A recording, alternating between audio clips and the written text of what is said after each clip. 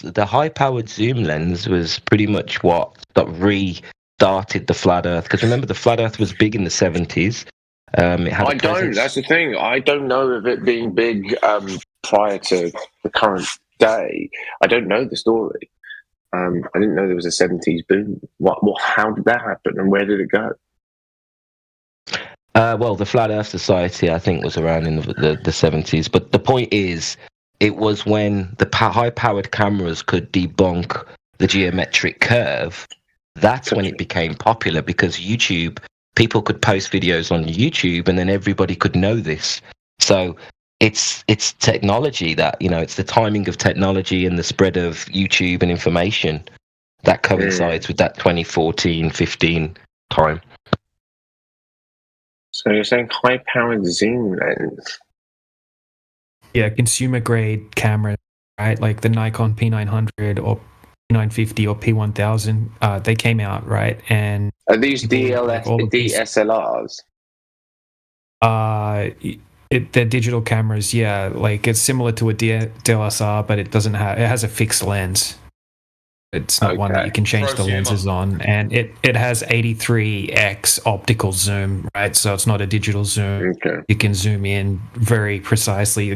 Like you can with optics. compare the P900 to like the high-end telescopes when you zoom in on the moon and things like that, and it's comparable to really expensive telescopes.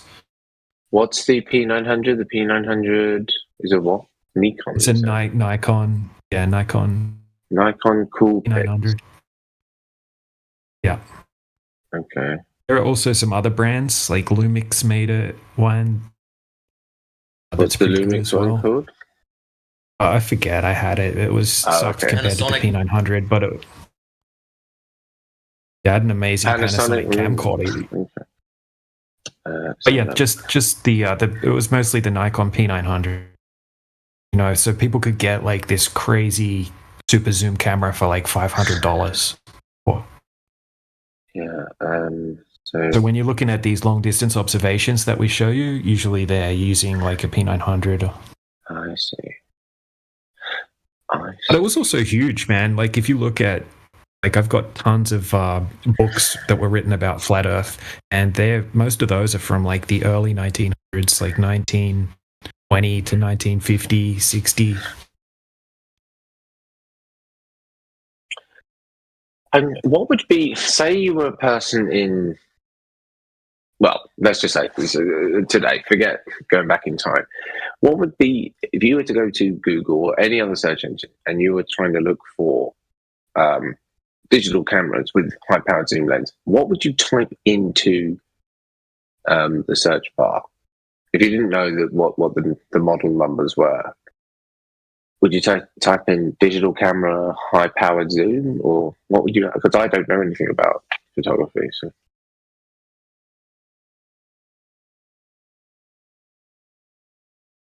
Still there? Say that again, Geeks.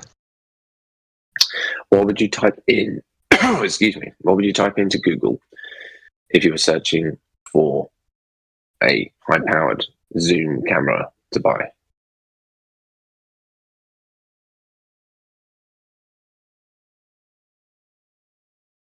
What is it, 10x zoom or 20x zoom? Yeah. Camera with... But if I put in like camera DSLR, no one searches for that, do they?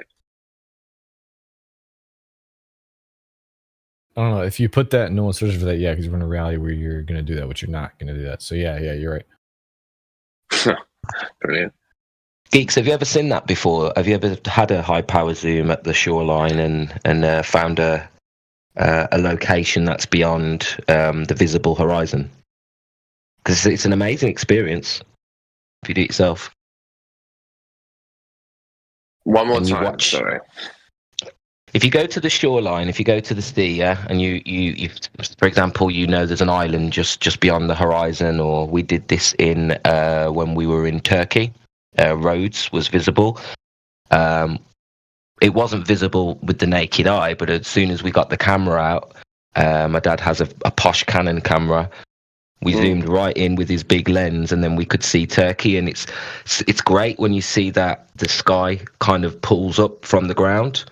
And it's like it opens up, and then all of a sudden, small images start growing in between, and it's like that angular size opening is quite enlightening. It makes you realize what we're looking at. We're looking at a flat plane, but it's a profound moment when you do it yourself. I'm just looking up what you're mentioning, which is this optical zoom. I am listening. Sorry, I did hear everything you said, but I don't want to respond without. I don't want to waste your time with a response that doesn't make sense. Yeah, it doesn't need a response. If you ever get the chance, make sure you do get your camera out on the, if there is somewhere just beyond sort of where the horizon is, it's worth doing it. It's a good experience. Puts it into perspective. No pun intended.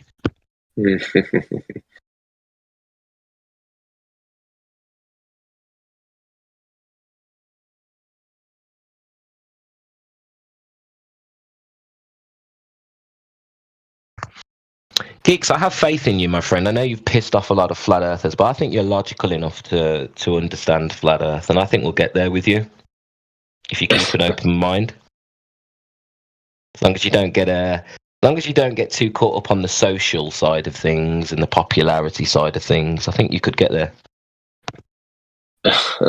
Thank you. I have had a very specific experience that means it's very unlikely for me to do what you just suggested, which is, welcome to flat Earth, shall we say? I used to believe that, Geeks, but when we had our conversation yesterday, I've had specific experiences that make it very unlikely that I haven't told you about. Before you mention that, though, yesterday we had a chat. You said this yesterday. Then we spoke about, what did we speak about? Motion of the Earth and Einstein's experiments, and you didn't know any of that stuff, and relativity, you didn't know any of that. And I'm not saying, you don't have to know all these arguments, but my point is, I'm convinced. Relativity. No, but yesterday there was quite a few arguments you'd never heard before. Yeah, I'm not knocking you. I'm just saying. Yeah, I'm just saying, I feel like you haven't been exposed to all of the logic and all of the arguments yet. So I feel like you're making a decision a little bit early when there's still more for you to go through before you should make your decision. But you don't know what the experiences I've had were that make all of that kind of redundant for me. Well, do you want to share? You willing to share? Would you believe me if I told you that I had gone on a mission to space and have been in a capsule in orbit around the Earth? If I told you that, you probably wouldn't believe me, because it's so unrealistic that someone would not only find space. You mean low Earth orbit? Yeah. Well, that doesn't prove anything, does it? No, but how does that disprove the fact that there's no curvature, no motion? All the optical experiments bring back, what you would describe as a flat Earth. You know what I mean? Like going up at high. I don't know what you mean. High altitude. Well, you will do if you hang around long enough. But what I'm saying is, going up to low Earth orbit isn't space. If I've seen the curve, I've seen the globe with my own two eyes as a result of being in space. That would be pretty good for me, my own experience, not expecting anyone else to buy my story. But even if I was to tell you that I was in space and I've seen the globe myself, it probably would be like, well, he's obviously making that up. I would imagine you probably wouldn't believe me if I said I've been to space, would you? If you said that, I'd say, roll another one, I'm on my way, mate. Exactly. I don't believe you, Geeks, but I think it doesn't matter whether you have been to low Earth orbit or not. It still doesn't prove if I've seen it, anything. If I've seen the curve, that proves it for me. It doesn't prove it for you. So how high did you go? Well, I didn't go to space. How high did you go? See, this is where your story falls down. This is where it all just sort of you show you're trolling because you didn't. No, if you did, you'd know the height you went to. And you don't want to say an arbitrary number because you know that we will calculate how much curve you're supposed to see and probably expose that you shouldn't have seen curve from that height anyway. Whoa, calm down, Rose. You're getting angry at an argument I haven't made. Because you're trolling, brother. Doesn't sound like he's getting angry, bro. He sounds pretty chill to me. Oh, he's not definitely trolling. not angry. You pressed him into giving the story, and he's already saying he doesn't want to give it. That's what's going on. Well, this isn't a BYOB party where you get to bring your own version of reality. There's been one provided for us all to believe. So you're stuck with that. Bro, I didn't press anybody. If I pressed him, I would actually be more aggressive with it. I literally asked him, do you want to share? I have had the luck in my life and the fortune to be able to fly on Concorde when it was operating when I was much younger. Not really it's only young. 70,000. That's only 70,000 feet, my friend. It's actually less than that. We can send, it's probably around 68. Yeah, we can send 60,000. We can send weather balloons up to 120,000 feet, right?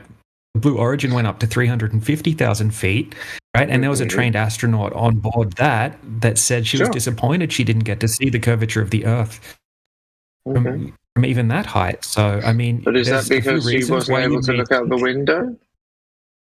Oh, absolutely not. You were able to, right? Because it's going up to a higher pressure, right? You've got thick, round. No, she said she wasn't able to see the curvature of the Earth because she didn't look out the window. Right. Not because she wasn't a Earth. You can't misrepresent it like that. You think she went up on the Blue Origin and didn't look out the window? Look, I'm trying to explain to you why you might have thought you saw the curvature of the Earth. Okay, so you're looking through thick, round glass windows that are 3 layers, right? And you're also able to see. How do you know? Because I've looked into this, dude. I've got plans of the Concorde, how the windows are made, and I'm just explaining. Why don't you let me tell the story about what was actually there? Or do you want to tell my story? Because you think 60,000 feet is space, bro. I'm actually not convinced you know the words you're using anymore. You did. You already told us you thought you saw the curvature of the Earth. Now I'm explaining to you why you didn't see the curvature of the Earth. Because you can't, even if the Earth was a globe, even if the Earth was a globe, you can't see the curvature of the Earth from that height. You were looking through thick, round glass windows, right? And you could see the same distance. How old are you, sir? Like in 42. Why does that matter? Stop changing the subject, geeks. That's you ridiculous. Remember Concorde, don't you? Yes, I remember Concorde. Look, dude, let me finish. Let me finish my sentence. I'm almost done. I'm almost. Okay, so when you go up high, right, you can see a long way left to right, okay, and you can see the same distance all the way around. So that forms a circle, right? If you make a little point at the distance you can see all the way, however many degrees you can see left to right, it's going to form a circle, right? Not a globe, right? It's going to form a circle because you can see the same distance in all directions. If you have a preconceived notion that you live on a ball in your head, you could probably think, right, mistakenly think that you were seeing Earth's curvature, right? But you take into consideration the window, right, that you're looking through, as well as that you can see the same distance in each direction. You might have tricked your brain into thinking that you were seeing the curvature of the Earth. You really fucking left, bro. Already. What an arsehole.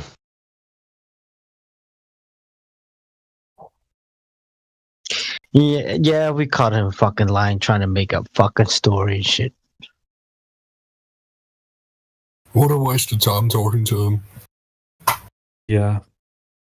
Oh, well, why won't we make that mistake again? Yep. Yeah, I saw a video on the Concorde windows, and they had to make them really small, and they had to make them concave and really thick. So, yeah, a lot of people who go on the Concorde say, oh, I can see curvature. But yeah, definitely the windows were concave and really thick. Small as fuck. Not like the ones today on the regular ones. Yeah. To deal with all the air resistance and air pressure and all that stuff to deal with.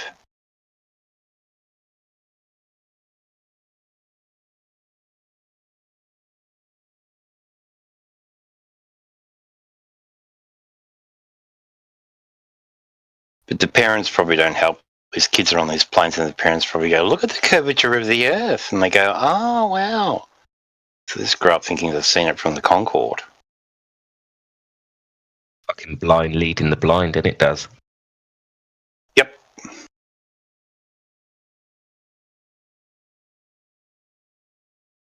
Did you see that video from Robot Polisher when they were showing the rocket launches and the rockets start to go off horizontally?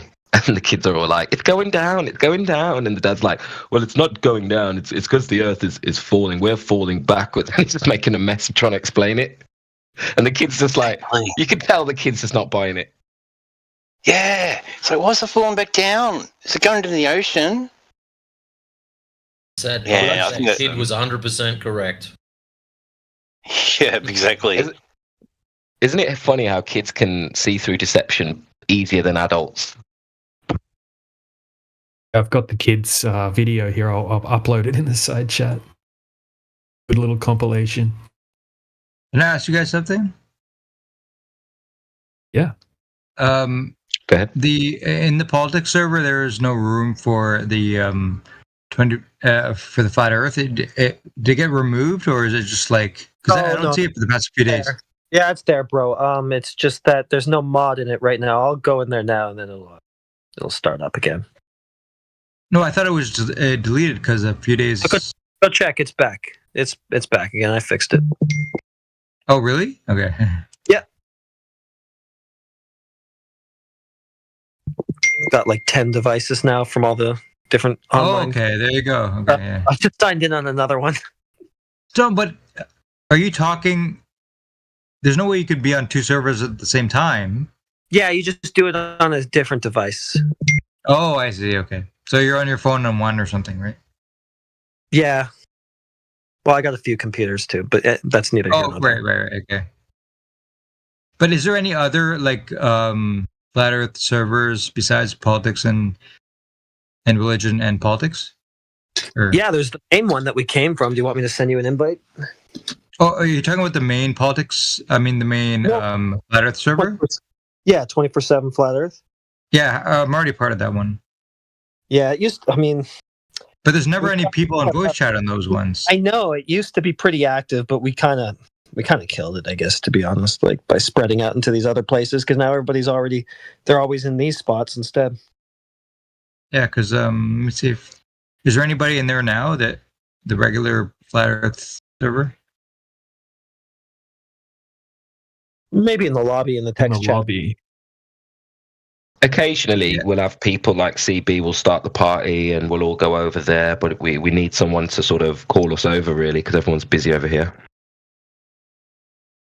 Well, apparently, the biggest flat Earth congregation is this server.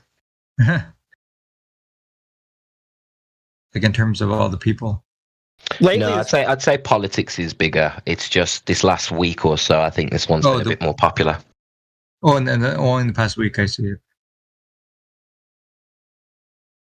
Is there any other places where it's like 24/7? I mean, flat Earth kind of people. Yeah, there's loads, bro, but I wouldn't recommend any others. Yeah. Oh, you could. Alpha Veritas has an X stream, which is pretty popular, but it's not 24/7. Yeah.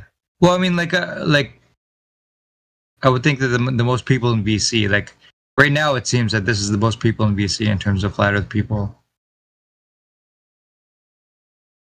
At least right now. It's the time of day, mate. It's in the mornings. This is more popular, and then in the afternoon, the politics gets a bit busier. Usually, but not always.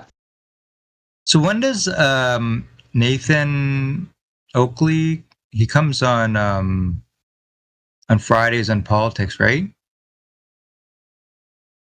Unless you guys don't know. Yeah. Yep. Does he come on this server as part of his routine? Just he doesn't. Okay. So, like, what do you guys? All you guys believe in the whole flat Earth thing? It's not a belief. The Earth is observed and measured flat. The Earth is treated as as being at a state of rest, and water will always find its level. So this isn't a belief. This is just properties of the natural world. We're living on a flat topographical plane from the observer's perspective. So, I mean, like, when it comes to the cameras that are attached to the Falcon kind of rocket, whatever, and like, and it is all the way up, right? And then when you see it at the top, when it reaches there, the whole curvature thing, you think that's like a video or something? Or is it like the camera is making it curve? Or like, how does that work? Has anyone seen the Falcon 9 footage that he's on about? Because in general, you would have to look.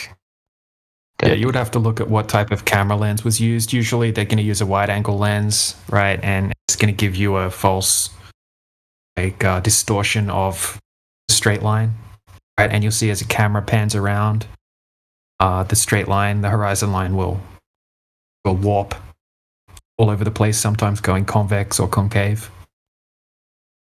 Right. Well, in terms of camera lenses, you could always make it concave or convex, or like very easily, obviously. But in terms of like the whole kind of universe, and like,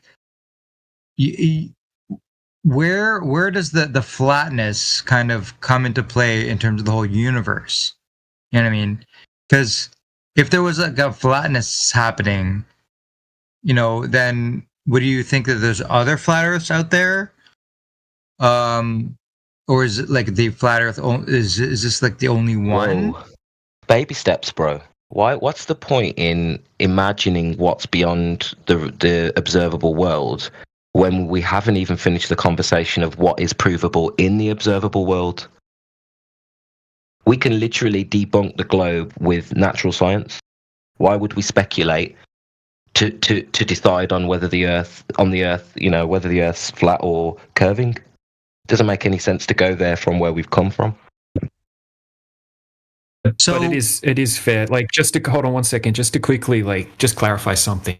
Like, if you search up flat Earth, a lot of people come in here and they think that flat Earthers are claiming a disk, right? In the a flat disk in the globe Earth version of outer space. That's not what any flat earthers are claiming. That's just propaganda or like trolling type images that are made by the media and that sort of thing. Like, we don't claim that the Earth is a disk floating around in space. But the disk, I would assume the flatness implies a disk. Absolutely not, right? So when we're talking about flat, we're talking about specifically the surface of water, right? And an overall topographical plane, right? That has obviously mountains and hills and valleys and whatnot, but we're not claiming to know the shape of the Earth. We're definitely not claiming a disk in the globe Earth version of outer space. You would have to remove, don't try to fit the flat Earth into the globe Earth model. It's not compatible. And we agree that the disk in space thing is silly and it could never work for countless reasons. Yeah, we're not claiming to know that. What we mean by flat is the description of a surface, right? So if you have a large body of water and it's not curving, then it is flat, right? If there's curvature over a body of water. So yeah, that's what we're talking about. So flatness could be like just a giant square or a giant rectangle or a giant, you know what I mean? Like nothing, it's just like, it's flatness. Yeah, you could speculate, or you're like, yeah, so we're not claiming to know the entirety of the Earth. We're not claiming to know a shape, right? But when we go to large bodies of water, if the Earth's a globe, it has to curve at a specific rate, right? There has to be a geometric horizon, which is like where they claim like boats go over the horizon, blah, blah, blah. Right? It has to curve at a specific rate. So when we go and test in various ways for the curvature, we can see ridiculous amounts of times further than you would be able to see on a globe Earth. And we can validate it with high-powered lasers and different types of demonstrations and tests. So these tests. Yeah. Go ahead, man. No, I just want to say, like, if there's an agenda, I mean, in terms of claiming that the Earth is, there's a globe thing happening. It's through the media, I would think, like through the TV, right, or internet. So, yeah, it was incorporated into the mainstream education system a very, very long time ago, right? And it's just taught as fact. Most people aren't lying, right? Your teachers aren't lying to you. Scientists in general aren't lying, right? They're just repeating the model that they were taught, right? Most people get taught, the Earth's so big you can't see the curvature, right? It's you can't detect any motion, right? Because you're so small, right? They'll just tell you things like this, and most people just never question it. Right. But in terms of like the very, very few people who've gone up, you know what I mean? For example, there's Marc Garneau. There's a high school named after him in my country, Canada. And if you speak to these people, they've actually been up there and been around the kind of thing. So you have to make it seem like they're lying, right? And then so you've got 25 people, right? Over 50 years ago, this happened. You've got 25 people that have ever claimed to have left low Earth orbit, right? You've got Polish astronaut came out, right, and said that the Earth isn't a globe, that it's flat. You've got another Soviet astronaut that said it looks extremely flat. You're up there, right? You're not going to see these interviews on the media, right, on CNN and whatnot. But yeah, there's a lot of whistleblowers and evidence that NASA faked footage many different ways. Right, but the people that are on, because I'm thinking, you have the International Space Station, or quote unquote International Space Station, or whatever, and then you have people who claim to be on there, and then it's like they go around the Earth like every 90 minutes or something. So those people who claim to be seeing the Earth and going around every 90 minutes, you have to say that those people are lying to say that they did not do that. They did not see this. Right? Again, it's a very small amount of people. Right, of course, definitely. Maybe 10 people or 20 people or whatever. But what's their incentive of... Because you could say, you could pay them off, obviously. And to say, not even to the point where they even went up there. Or even maybe they went up somewhere. And then... but to say that the whole 90 minutes going around the Earth thing, they would have to have been lying about that, right? So do you think that they were paid off or something? Well, it's been mentioned in interviews with people that work for NASA that they can't even tell the difference between a simulation and the real thing. So that's something interesting to factor in. But rather than speculate about whether someone's lying or not, right, it's not really something that we can prove whether they're lying or not. But what we can do is analyze the countless amounts of footage over the years. And there's huge compilations of them being caught using harnesses, using green screens, using hairspray to make it look like their hair is in 0G, which is absolutely ridiculous. All sorts of different bloopers and things, right? Glitches, things that make them lose credibility, right? There's big, long videos going over these problems. So if you can find out that they've been using special effects, there's proof that they use special effects like augmented reality, right? Things like that, harnesses, right? There's so much evidence that they do that. If they're faking footage, if they've been caught lying a bunch of times, it does make them less credible, right? Why would you believe them about one thing, but then they've been caught faking footage at the same time? So, in terms of going up to the International Space Station, do you believe that there is some sort of contraption out there called the International Space Station? Well, I don't know. They have a replica-size International Space Station in a pool, right? And for some reason, it has big, giant green screens, right, that slide down around the edges of the pool. And if you look at certain footage, when they're outside the International Space Station, you can see bubbles floating around that clearly looks like they're just using some kind of green screen footage from a pool, right? Because you can't have bubbles in space. Right? I can upload some videos now of the bubbles, right? Heaps of video, got heaps of clips here of it. But I mean, even if the Earth was a globe, right, you could only see 3% of the Earth's surface from that particular height that the ISS is.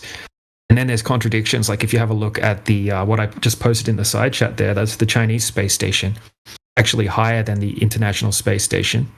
And the main cameras on board that, it shows a perfectly flat horizon, right, from all angles of the.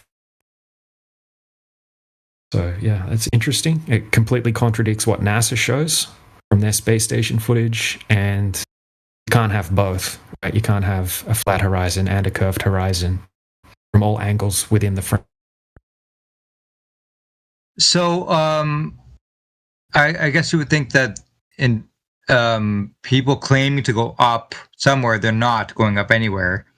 If there's any video, then it's faked video, right? And you can.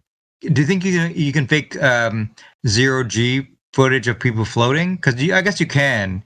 If you go in an aircraft, go up and down in aircraft. Yeah.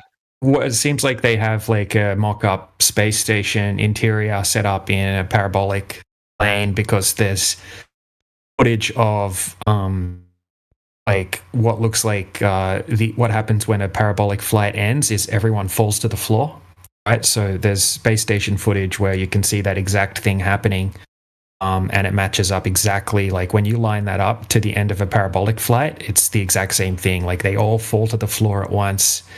It looks identical to a parabolic flight, like a 0G flight.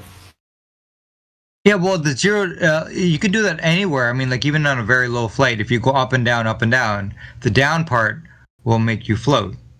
I mean, and so they even have simulations of this, right? So it seems like they fake it in different ways, right? So they don't just use one method of faking it. It seems like they use green screens, right, and harnesses.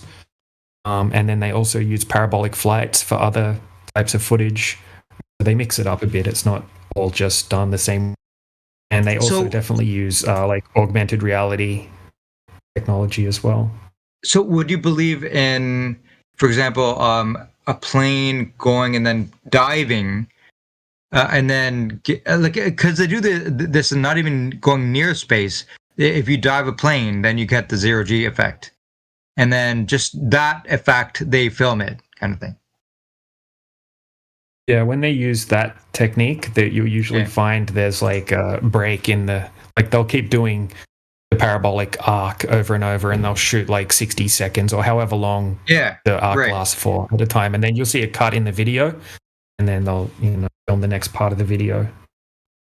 So when it comes to the floating effect when you dive, that whole weightlessness thing is something you believe in, where it's possible to be weightless when you're diving.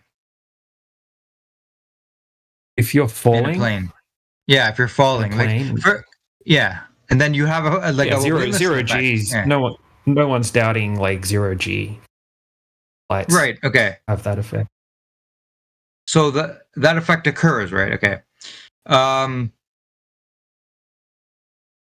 And so it's feasible to think that all these kind of floating things that they have in the media, because they always have footage of people floating and then water kind of droplets floating and all these different things.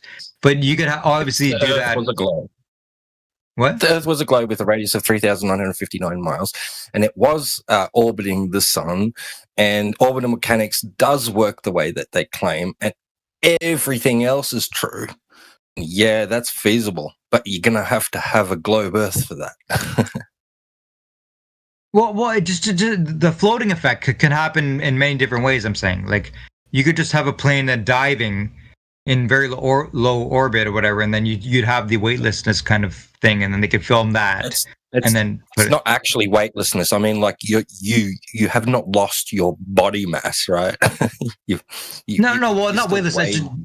Just the whole kind of things floating in the air, like water droplets and all that stuff. It's an illusion, really, because you're falling, and you're falling at the same rate as everything else around you. So it's like becomes a new reference frame, But yeah, you're still falling, right? It's not like like gravity. Well, exactly. Well, it's the same thing, right? It's the same thing as like falling in an aircraft would have the same zero-G effect as in space or whatever.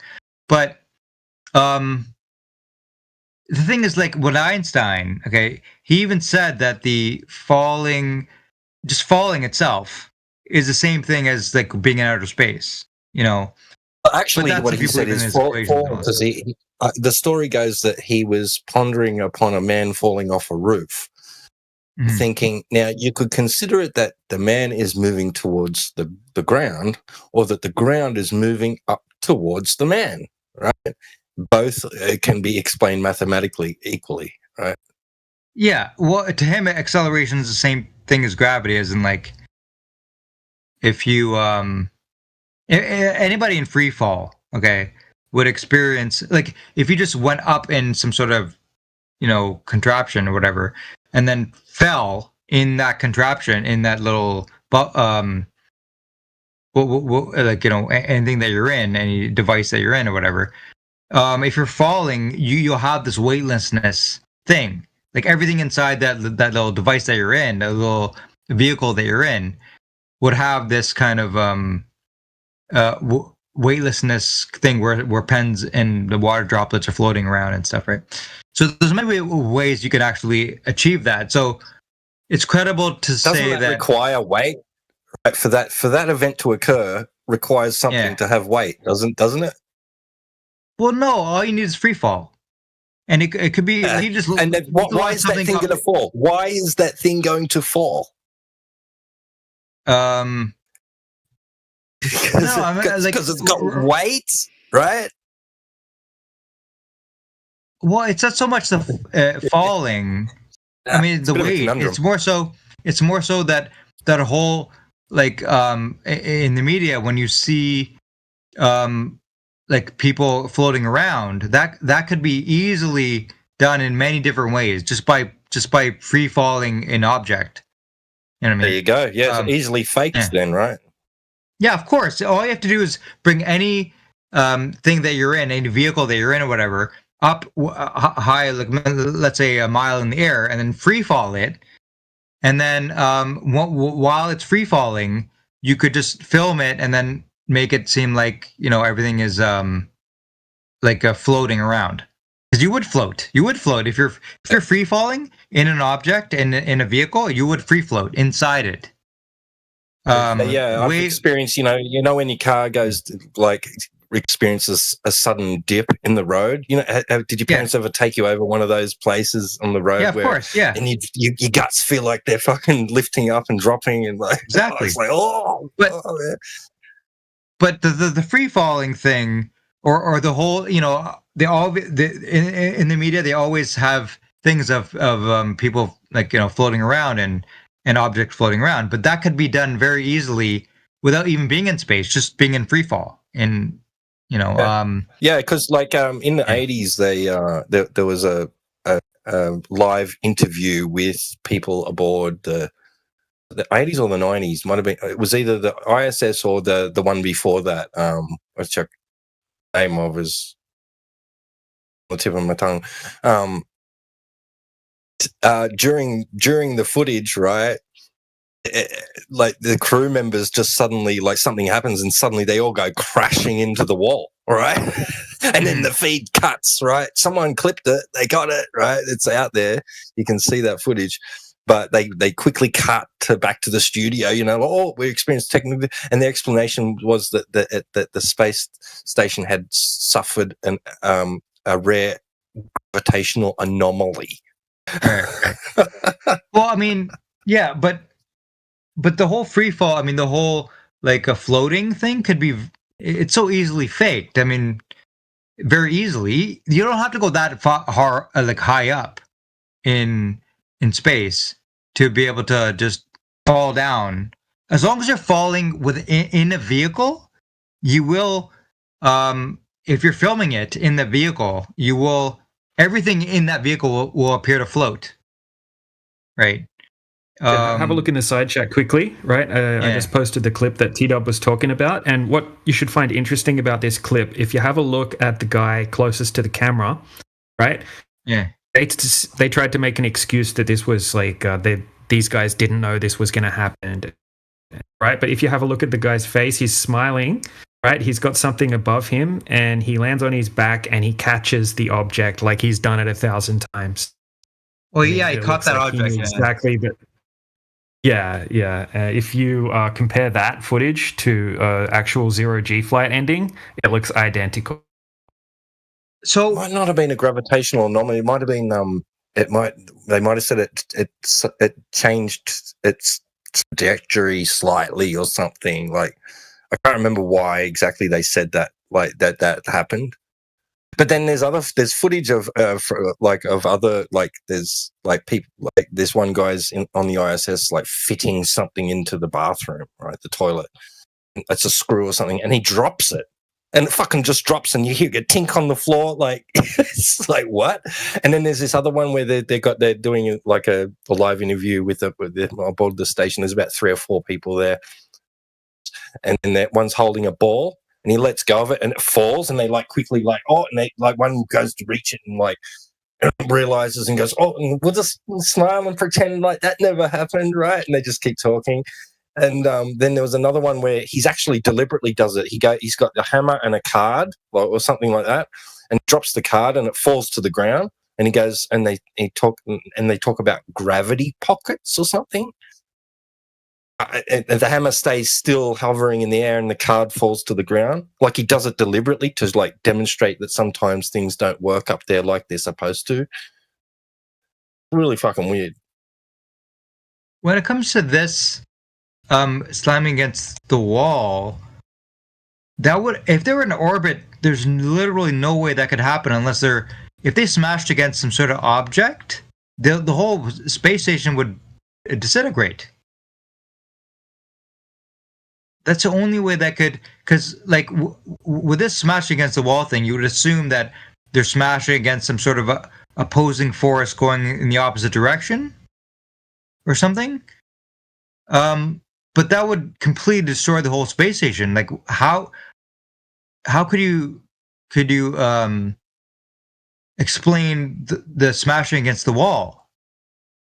It's impossible unless, for example, if this was filmed in like let's say some sort of vehicle going up and then down, the vomit comment, then I would assume that maybe it hit the ground, or maybe it there was some sort of propulsion thing that, because you'd have to propel something upwards and then let it free fall, but maybe there was something that prevented the free fall. This is exactly what you're seeing in the video is exactly what happens when a parabolic flight ends every single time. Everyone falls down like that. It's just when the plane arcs back up again, everyone just falls down. There's videos out where it shows this side by side a parabolic flight ending, and it's the exact same thing. Look, they've probably got their own aircraft all decked out with the interior decked out like that main section of the ISS claimed to be, right? They do all the filming and interviews and shit, right? They've probably got something like that that's fully decked out, just like a replica. They've got a replica underwater. I think they've got another replica that can be suspended in air by cables. They've got the biggest green screen, and the buoyancy pool is huge, man. And they show you them filming like with crew, like pretending, doing simulation spacewalks and stuff in their buoyancy pool, neutral buoyancy pool. The cameramen in scuba gear and everything. I mean, like they show you that they're fucking doing this, and that they can once more remark replicate these situations. You can float if you are in the buoyant part, but if you are inside the vehicle in the buoyancy pool, you still fall down. But I can't. Yes, I know that. I'm just saying. I'm just talking about the filming of spacewalks, like that they simulate spacewalks in the neutral buoyancy pool. Yeah, of course. If you got inside and it's all pressurized with air and Did you guys just experience? Yeah, they're not they're not filming inside the buoyancy pools like with any of the footage that's inside the space station. It's just for the spacewalk stuff, because a lot of the footage you can see bubbles, right, that look like exactly like the bubbles when you watch the footage of them doing the training videos inside the pool. Tour of the ISS video. Yeah, I've watched all that stuff. I love that. What's interesting is that there's some of the footage, right? You can actually people zoom into the reflection on the astronaut's helmet, and you can see the scuba diver, what looks exactly like the scuba divers they have in the black wetsuits, filming the footage that they do in the neutral buoyancy lab. Yeah, but how did they when they're wheeling the 1 hour long ISS video? It's like 1 hour of uncut footage. That's gotta be because in some of their footage, right, they're using cables, right? If you have a look at a lot of the footage, there's a lot of evidence that they're using cables. To do it with one go, and you cannot use that many cables. Like, it's not just the guys that's interacting weirdly. If you have a look into it, if you have a look at some of the debunking videos, they show you some of this cable technology that NASA actually admits they use for their training, right? And there's just tons and tons of evidence of them using cables, right? Getting tangled in the cables mid live stream, all sorts of things like that. I mean, you got to look into it. They move people with cables tugging on their shirt.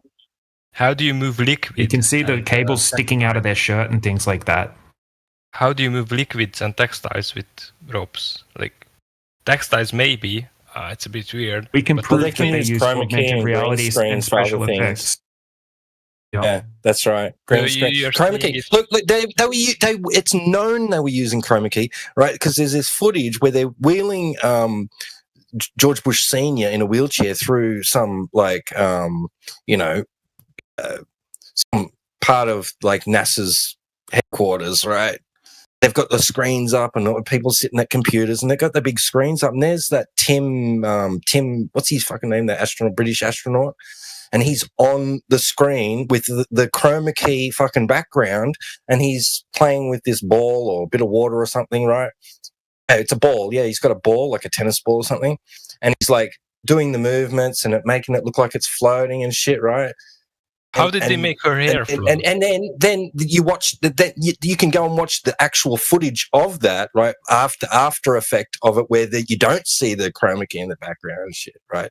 And he's supposed to be on the space station playing with this shit, like, you know, they fucking exposed themselves. Yeah, but they're still like, if you look at the video on this video and the hair and that kind of stuff, it still looks like, I don't know how they did it. Dude, Taylor, have a look. Look, here's proof. The video in the side chat there, that's proof that they use special effects, right? Most likely augmented reality. There's tons of evidence they use that. And the hairspray is one of the biggest giveaways. Like, they have, like, literally looks like hairsprayed troll doll hair, right? And if you compare what actual women's hair looks like in zero-G flights, it flows around very naturally. You can tell it's in a parabolic flight or a zero-G flight.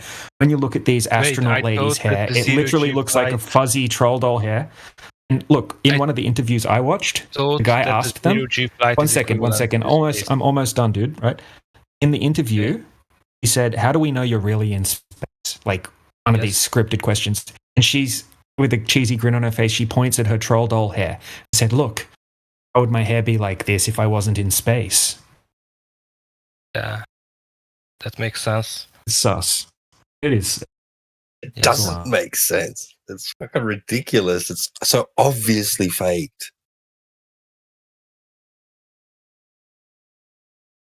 Yeah, but you earlier said that it would be different in space and the zero-G flight. Or did I get that wrong? You said something about the hair. You can see they are on a zero-G flight. Otherwise, it would act differently. It's not going to look like they're upside down. absolutely. It's going to be going all over the place. Like DJ said, it's going to be ebbing and flowing in this strange manner every time they move. Like they'll move their head, but their hair will just stay still. Like unless it's tugged, like your head drags it along with it, and then it's going to start moving along with you. But you could just literally just sit there and move your head around, and your hair would just continue to do what it was doing before. No. My question is, you get my question wrong. Sorry. So it's something that anti-globalists said that it would be different on a 0G flight than in space. And my question is, how would it be different? Or maybe I misunderstood what he was saying. Look at the example. No, yeah. 1 second. Yeah, what I was saying is it would look different in 0G. And right, so look, have a look at the video I just posted, right? So when someone goes on a 0G flight, right, it simulates zero gravity, right? And you can see their hair naturally flows around as if it's in zero gravity. But if you have a look at the footage from the quote-unquote International Space Station, it just looks like they've hairsprayed their hair up in position and it just stays fixed. And it doesn't look natural at all. It's very obviously just hairsprayed up. Oh, I get what you always mean. Look like they're hanging upside down. Their faces all red and eyes all squinty. It's like they're fucking so awkward. They're doing a shit. The most awkward footage. Yeah.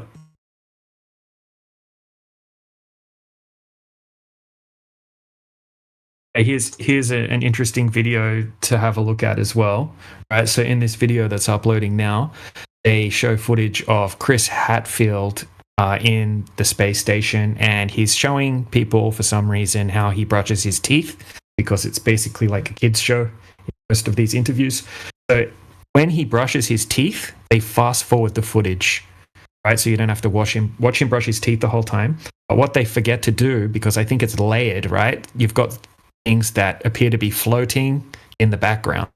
So when they fast forward the footage, he speeds up, but they didn't fast forward the background layer. So the things that are floating in the background just keep moving along at the same speed while he speeds up, slows down. Oh, wow. So every time, like, they speed him up every time he puts the toothbrush back in his mouth and starts brushing.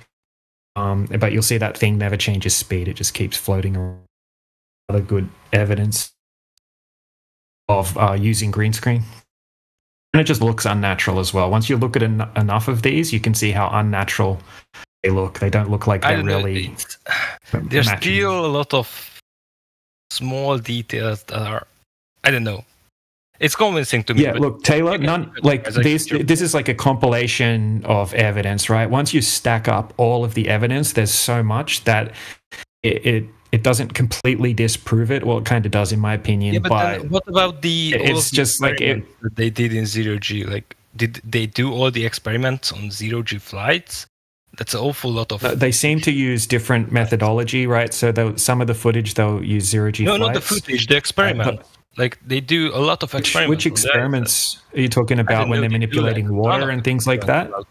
Plants, insects, all kind of stuff on the ISS. And there are like a lot of... just, how do you know? I mean, it's probably just inside a mock-up. It's all fake. ISS. Like all those scientists, all those universities, they all just fake it. What's the point? No, it's not universities. Not the universities. The universities think they're talking to people in space. They're like, have some scripted questions, and usually it's just little kids talking to them. They're like, what's it like when you have blah blah blah in space, and then they'll give them like you are talking about our public footage, but I'm talking about like actual university research going to the ISS and bringing up more research. It shows the lecture. Shows the university lectures conducted from the ISS. There are like 100 or some papers every year about. Papers. You studied them? You looked at them? No. It's like common knowledge, I guess. No. I haven't looked at them, but I assume there is. You name one? Yeah. Just give me a moment. I think I can look up like a lot for you. Can't be too common. We would have ripped it to shreds by now. Sorry, I cannot hear you. You are really silent. Wouldn't get footage of them clowning around, brushing their fucking teeth, wearing gorilla suits, playing guitar, being fucking idiots, right? We'd get hours long university lectures, scientific, right, stuff, academic style, serious, very stern. This is what we're doing up in space, people. This is how we're benefiting humanity. This is what we're learning and understanding about the nature of the universe, and blah, blah, blah, blah, blah, blah. And it'd be all fucking really, really technical jargon, and like, we don't get that.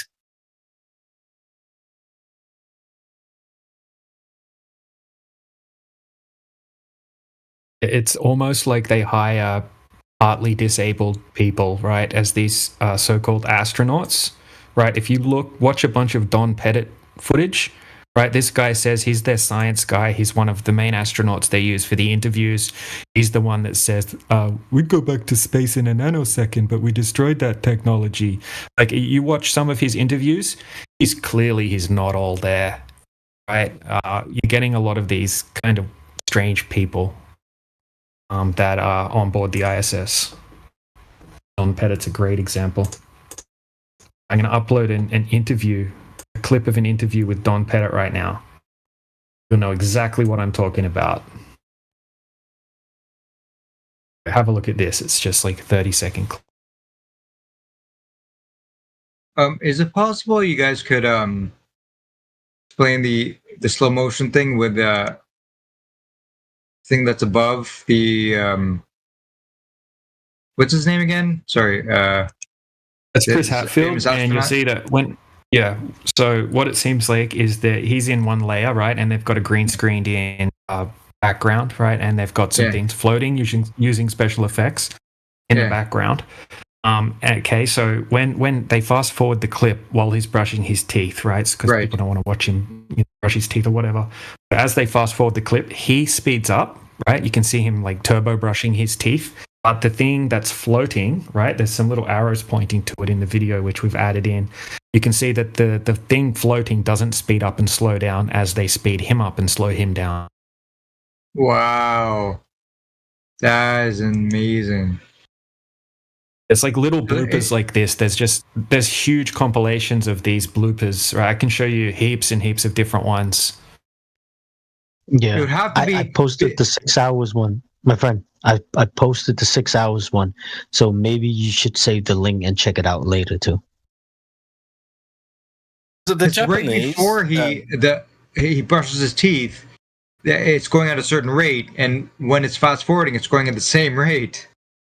The floating plastic. Yeah.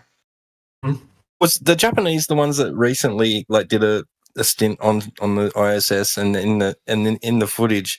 There's this glass of water on the bench, and it's just like a normal glass of water. It's not doing what water does in so-called space orbit. Like, it's just sitting there like it's a normal.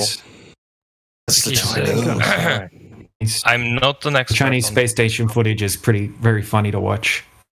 But I did like 5 minutes of Google searching. So take this with a grain of salt. And I found the page for the ISS National Laboratory. It's like not a great page, to be honest. And they have like a bunch of publications from different universities, like, I don't know, like 100, some of them. It gotta be at least 100. And they are all like research papers from different universities, different people. And I don't know, you can read some of them up. They seem like more or less legit to me. Yes? Taylor, I posted like 6 hours of that NASA fail compilation, right?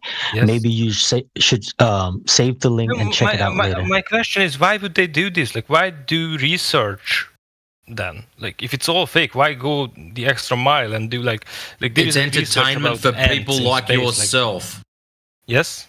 It is entertainment for people like yourself, nothing more. But it's what to keep do you they amused. Achieve with it? Like, what's the goal here? They grabbed your attention, didn't they? Yeah, to keep people's minds. I had no idea about this before. Yeah, all of this stuff is right to keep people's minds in the outer space. To keep pushing outer space, and look, it's also NASA's also getting like $70 million a day, taxpayer money. Where's that money really going? That's what people should be demanding to know. Where's the fucking receipts, dude? Oh, so you're saying they are just taking the money and throwing out this kind of stuff too? Well, I think the money's probably going into something else. I would probably fake space travel for like 70 million a day. I could do that. Yeah, I'll do it for. There you go. I mean, I could make a lot of this footage. I mean, some of the footage, like I've replicated some of the shots they show from space, just using Canva. Like just to see how much effort it takes to, I don't know, do something. Yeah, look, they showed like one globe earther was showing me he said this is a distant shot from some particular satellite in space, and it showed the Earth, and it showed it's a different planet as well. I took it into Canva and I made it in 15 seconds, and then I posted side by side, and I asked him which one is NASA and which one did I make, and picked the wrong one.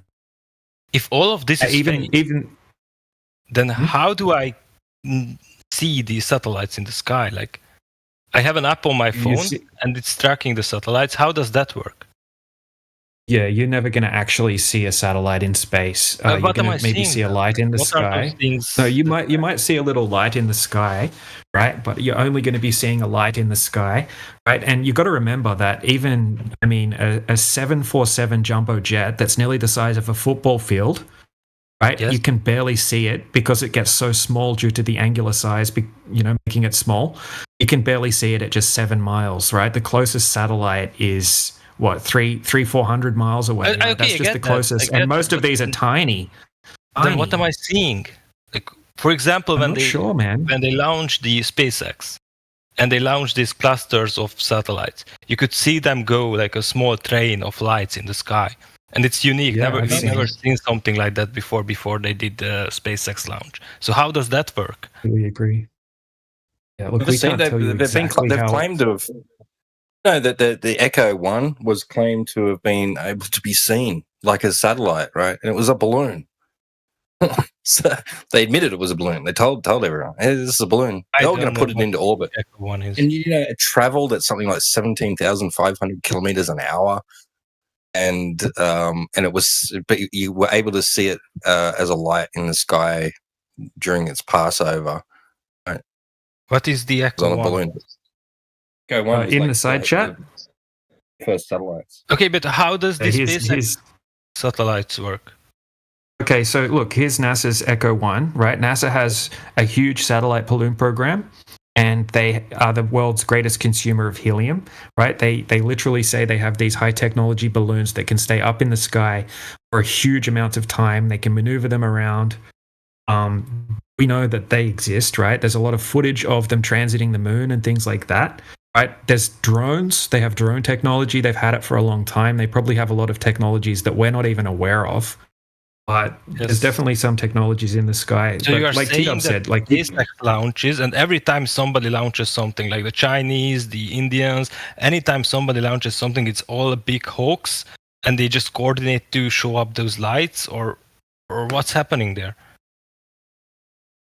China got caught with a spy balloon.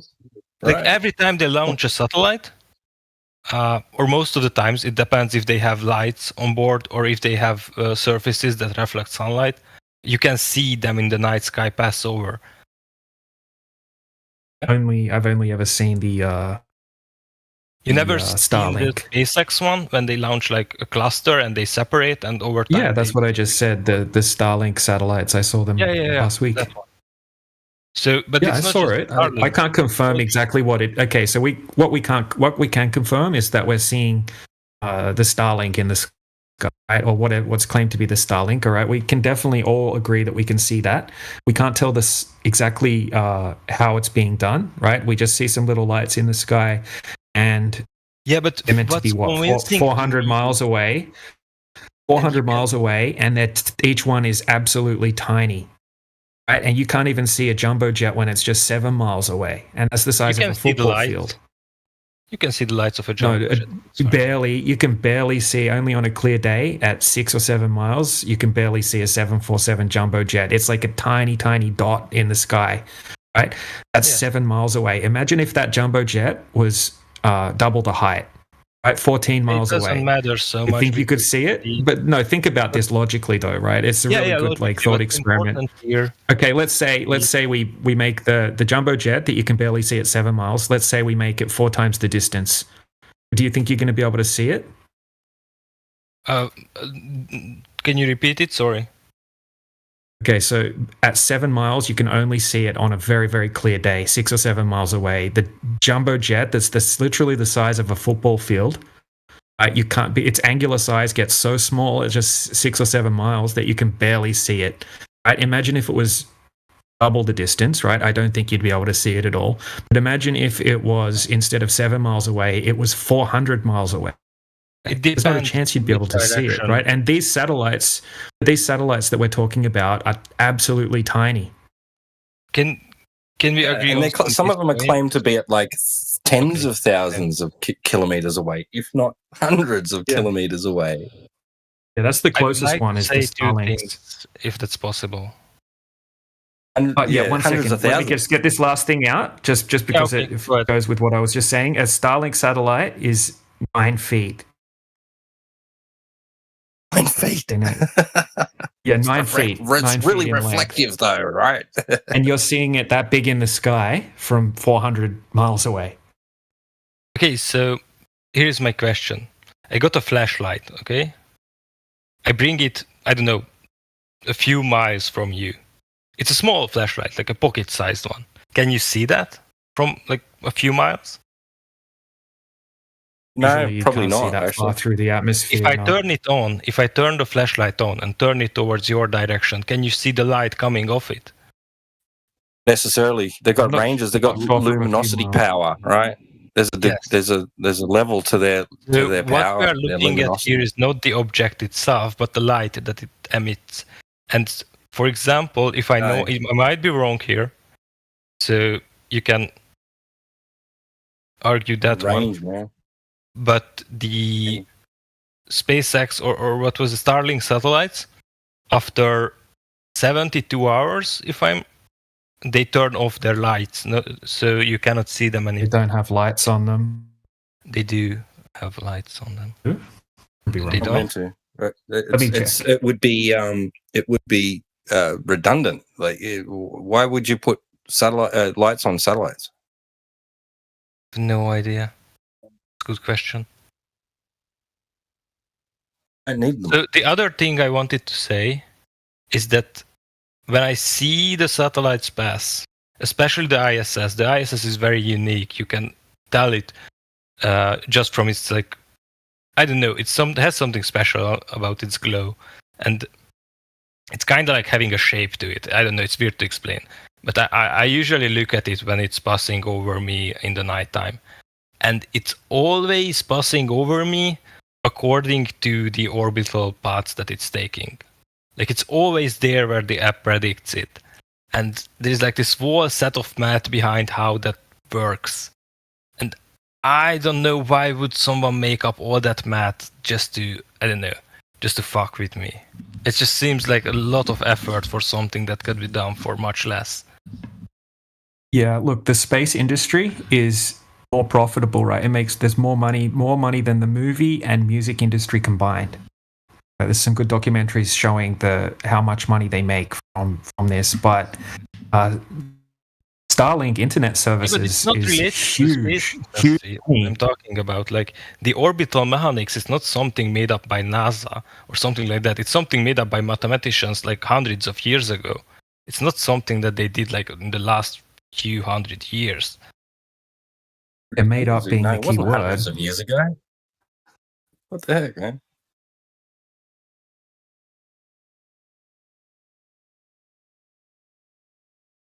Yes, you can explain these orbits with simple maths like newtons.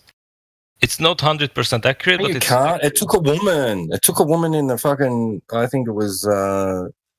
What? In the time of them putting satellites into space. Yeah, putting came up with it, solved all the equations and shit, and they went, "Oh, okay, this is how we do it." But to track objects and predict their paths, all you need is Newton. it's not 100% accurate, but it's accurate enough that you can predict a lot of like orbital movements. And anytime I look at the sky, the ISS is where the what about Mercury is predicting. And I'm not getting like, how does that happen? What about Mercury? Did it explain Mercury's orbit? Yes. Does? I thought that didn't, and that was a problem, and that's why Einstein stepped in. No, I meant orbital mechanics. Didn't meant newtons.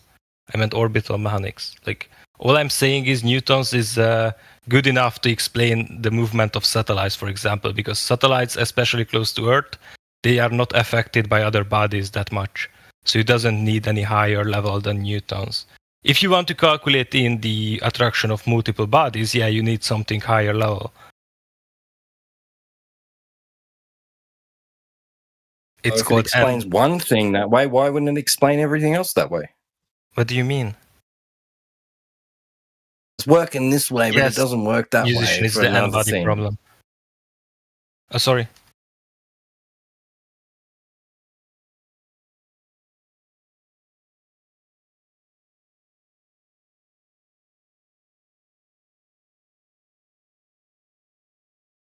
So I'm just not seeing that how is this whole thing evolved throughout like multiple hundreds of years just to arrive here.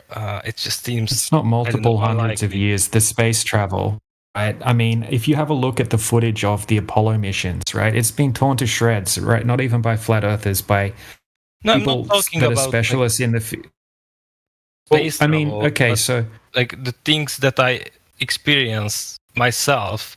Like looking at the sky and tracking these objects, why would they do that?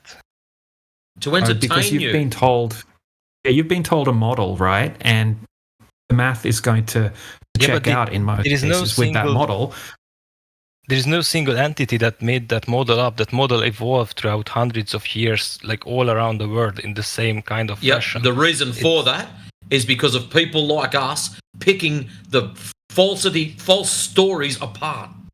That's why. So every time they come out with a new stupid story, people like us rip at the shreds. So over the last couple of 100 years, it has evolved. That's why. Yeah, but it's like... Yeah, look, I can show you some... T-Dub, go. Sorry? Just going to say, look, you've just got incredulity because if the Earth measured to be a globe, right, then yeah, all that stuff could, would be, have some credence about it. And, but it doesn't. The surface geometry doesn't match what they're claiming. So they've got to throw it out of the window. Sorry, dude. Oh, sorry. You gotta stop holding on eventually, man. Just let the ghost go. Give up on the ghost. That's the saying. Oh, sorry, I didn't get that. Never mind. You guys continue. Taylor, if you get time, I just put a playlist side chat, and it goes into the specific details behind the construction of the heliocentric model, right, and the model of the universe, Copernican principle, all sorts of different things, and he goes over the deception involved, right, in the results they got from the experiments and the math that was used. You might enjoy it, right? It's not specifically like about flat Earth. It's just literally going in and criticizing the way the globe model was constructed, right, and showing some of the problems. So, yeah, you might find that interesting. That is a good one. QE was here. He'd also say orbital mechanics. I have one last elevation question. Angles for that, right? You're going to need elevation angle measurements for your orbital mechanics. Well, that's going to require a flat Earth. I have one last question, and then I sadly have to go, but I will wait for the full answer for this question. I do some, like, I don't know what you call it exactly in English, looking at the sky with like a huge telescope. And there are these all sorts of things in the sky which are all lining up with the models. They're all lining up with the stories you've been given. Yes, Can I offer you some peaceful advice? Like, grab your telescope and point it to the horizon and see how far you can go. So, for Check example, your elevation. If you look at the moon, Taylor, Yeah, no, we don't care. This is flat Earth, not. Sorry, let's if you look don't at the care stars. what I want to say, Taylor, no place here. Taylor. Either you all care I want you to about do, what I want Taylor. to say, all or I want I'm you not to here do. To argue with you. Sorry. Yeah, I know you're not here to argue. All I want you to do is point your telescope to the horizon, and see you later. Go to Space Matrix. Just go. You'll see it for yourself, Oh, man. Just buy a telescope, bro. Just get a telescope, bro. Fly to space, bro. Just, bro, go to space. See space. Yeah, with your telescope. See space. What's this? I let you talk. I expect the same from you. I don't think there was a person he didn't talk over. And when he didn't like what they said, I'm sorry, can you say that again?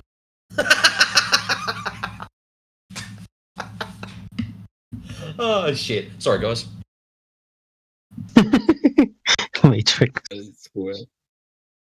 Stuck in. He really was fighting the cognitive dissonance.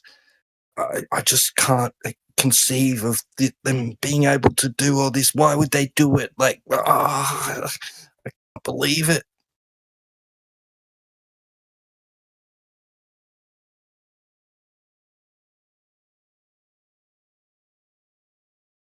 Numbers, the figures, volumes of data.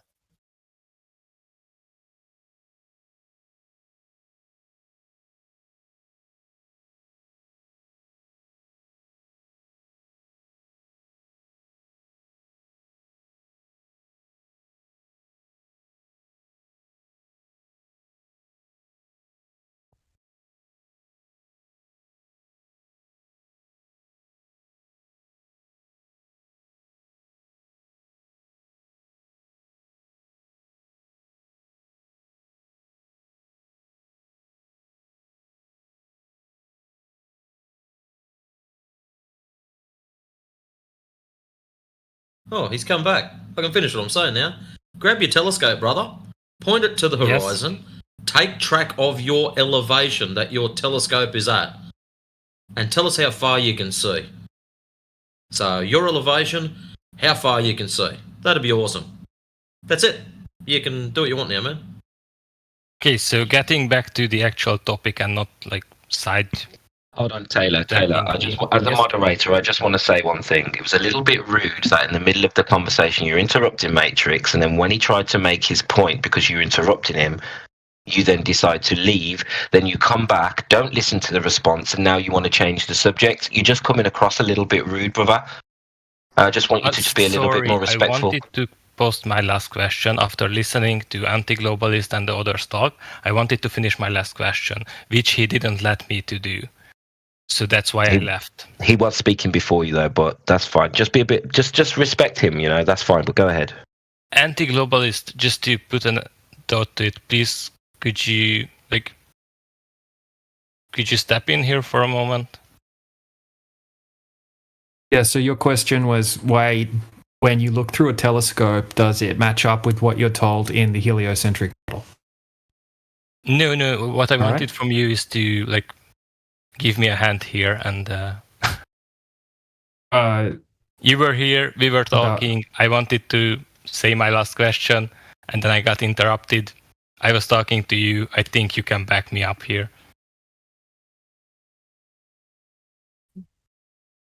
It's an open forum, my friend, so Matrix had wanted to address what you said. It's not an exclusive conversation between you and DJ.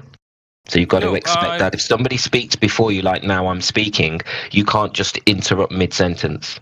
That's all. No, I started speaking about me looking at my telescope. I wanted to form my question, and then I got interrupted. How else could he talk about the telescope stuff if I didn't start talking first and I didn't finish my question? So I was the one interrupted there. Listen, before you cry and have a bucket of tears for us to prove level again, get on with it. Thank you. Okay, but then we agreed that you interrupted. Listen, I'm going to give you 10 seconds to ask your question, or you're not going to have the capabilities of doing so. Please ask your question. Last chance, Taylor. You don't leave a conversation and then come back in and then just pick up like you run the place, mate. No, I just wanted to agree on that I was interrupted. Dude, everybody heard you interrupted Matrix, bro. Like, how could? Yeah, that's what I heard. How could I interrupt him when he was talking about what I was started? So I started talking about the telescope. We don't care. Just ask your question. We're not here to listen to people cry about crying. Take a breath, count to 5, ask your question. All right, I'm going to unmute you and you can go for it. Okay, so here's my question then, I guess. So I'm looking at my telescope and there are these clear signs. For example, you can clearly see that the moon is spherical from the shadows. And no, I'm not talking about the crescent shadow. I'm talking about the craters projecting shadows according to a globe for the moon. So the moon is clearly a sphere. There's no debate about that, I guess. But other things too, like you can see Saturn's rings and you can see Jupiter's moons. Why would those things be there if it's all just fake and you cannot see anything above a certain distance? What are Saturn's rings and what are the moons of Jupiter? They are really good questions, and none of them prove the curvature of the Earth. But do they prove the curvature of the moon? We don't care, because they're not the Earth. They are lights in the sky, and that's about as much as some of us really care about. I got a question for Taylor. Yes. How do you know the moon is a sphere? Yeah, it's actually interesting. You look at the craters on the moon, and the shadows of the craters, you can see how they alter as you go through the surface. Assuming your conclusion that you're looking at a crater, looking at an indent on a rock. What am I looking at then? I don't fucking know. It's an image. They call it a face of the moon. You just gave us your interpretation, but I mean, you just see a light with an image on its face. I don't know. Yeah, when you say that those shadows mean that it could only possibly be a sphere, you sound pretty dumb, bro. You sound like you jump to conclusions a lot. If that's how you got to that conclusion. I mean, clearly, if you look at so here is my analogy. If you take a sphere and carve it out in the shape of the moon and put a light above it, you can have the same image as the moon. I'm not saying that the moon is spherical, but a spherical moon completely explains the shapes and so it looks spherical to you. Why don't you go do that then? Carve out an image on a rock here and just replicate what you think the moon is. But even then, still, all you'll have is this is my best guess. This looks like a pretty close facsimile. I think it must be that. I'm going with it, but you still can't really know. It's just a weird coincidence that these things line up, doesn't it? Well, do they? I mean, you're saying that. Can you demonstrate it? I mean, not right now. It's hard to demonstrate, but if you look at it, it's hella convincing, at least for me. Yeah, fair enough. You can think what you want. Yeah. If you look at what he can't show you, it's so convincing. Yeah, I'm convinced. The moon's supposed to be spinning. The moon's spinning, right? And we're spinning. So how do you explain that we all have the same exact face? It never moves, not at all. You only see, and it's spinning, right? That doesn't seem to. No, it's not spinning. It's not spinning. They got an excuse. I don't know, guys, how to explain that. I'm not that smart. Yeah, you would say tidal locking if you knew the cope for that. Stop helping him, heretic. I'm trying to help him get up to speed so we can argue. We can have more fun arguing.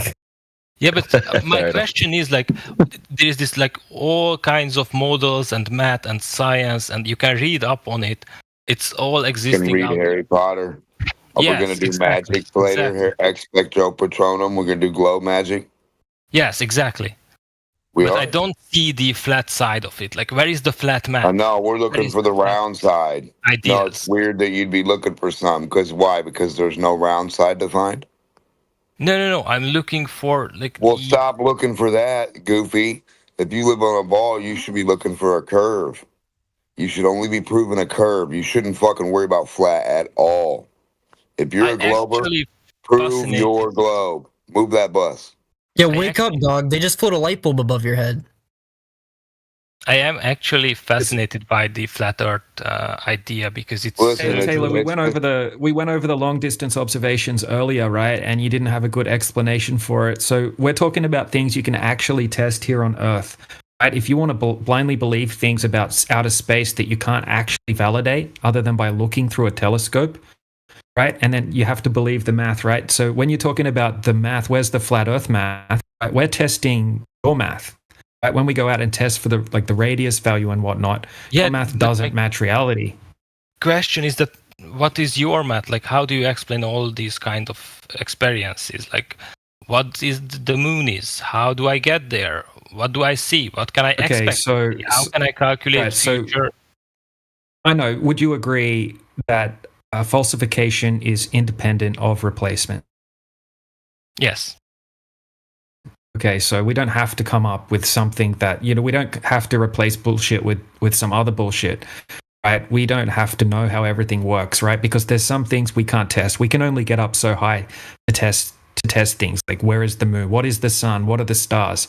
We don't know, right? We're not going to give you pseudoscience and make assumptions, right? And give you a bunch of math based on assumptions, right? To try to replace your quote unquote pseudoscience. I get that. Yeah, thank you very much. That was clear. So you're not interested about constructing models, all you are interested in is like understanding. We're absolutely interested in knowing all of that stuff, but at this moment, right, it's just not possible to know the entirety of how this realm but works, how this system how would works. one go about this? Like, if we wanted to do something like that, how could we?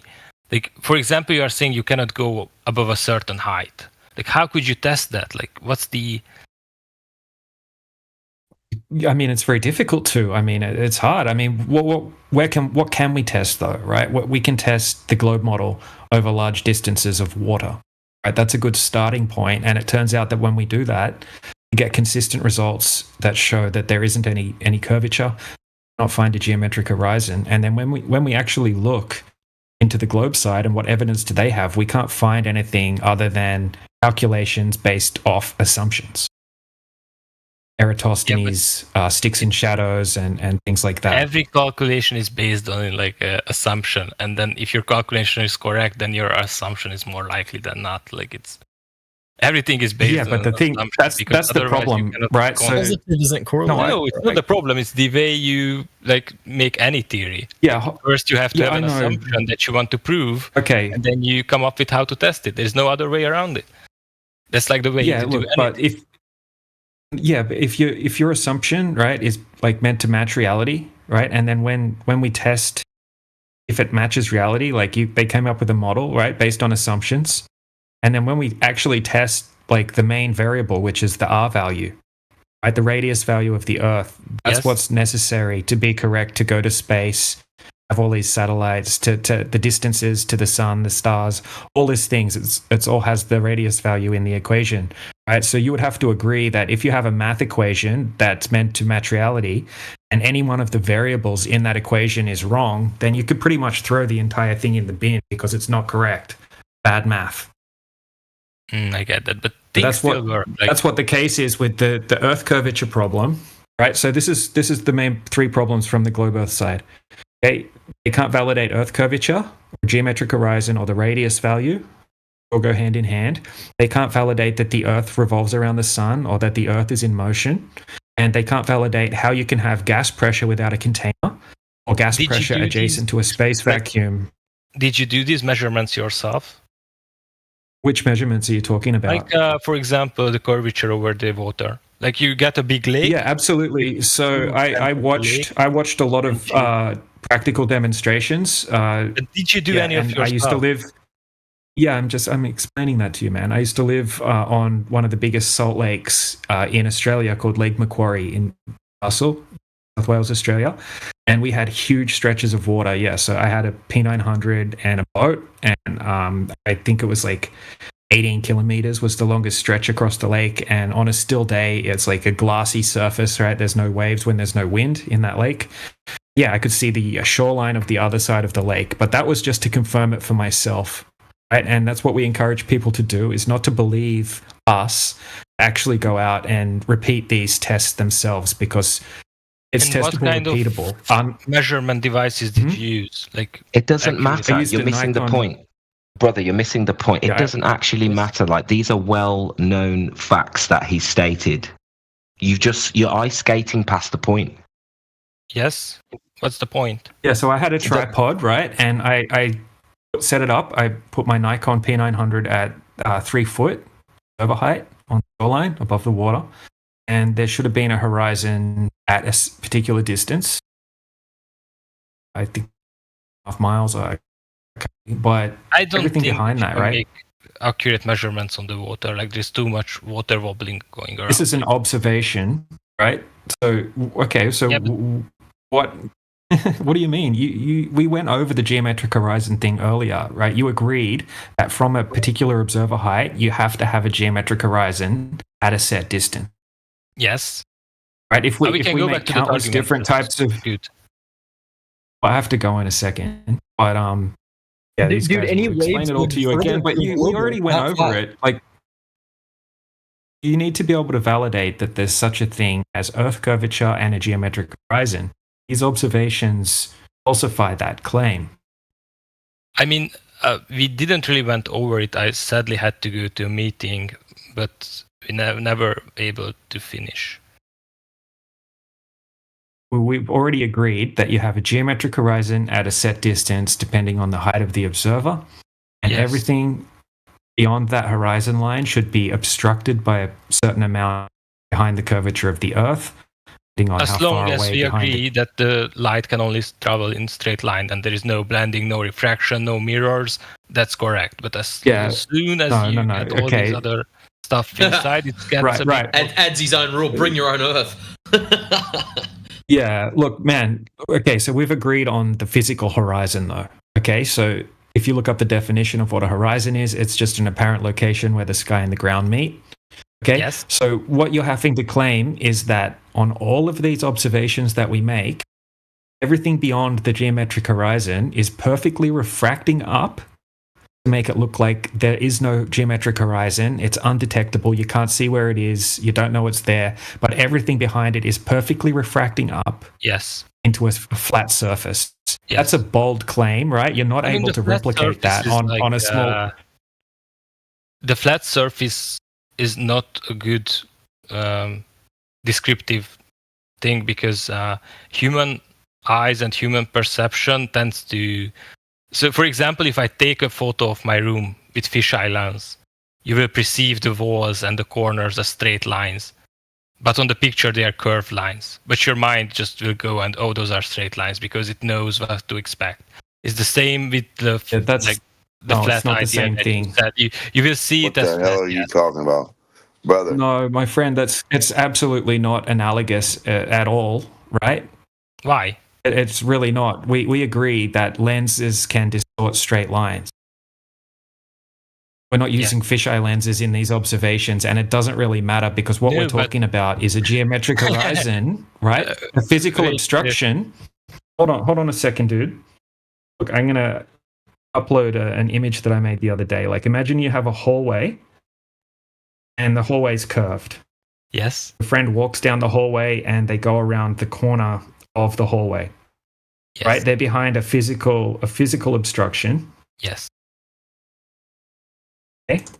Here's the image. Right, so turn it up, like turn it horizontally, and you've got that's a geometric horizon. Right? We can agree on that. Okay, so if that person standing in that geometric horizon goes behind the horizon, you cannot see a geometric horizon. So what you're claiming, you can only see an apparent horizon by definition. It's not because so how do you know, right? How are you able to validate a geometric horizon exists in the first place? I have no idea. That's the problem that you guys are going to have. What's the difference between a geometric and apparent horizon anyway? The apparent horizon apparent horizon? And the geometric horizon is the one that exists. I didn't hear what you said, sorry. What was that? Okay, an apparent horizon is what we see in reality, right? It appears in an apparent location, and it can fluctuate due to atmospheric conditions and ocean swells and all sorts of different effects, right?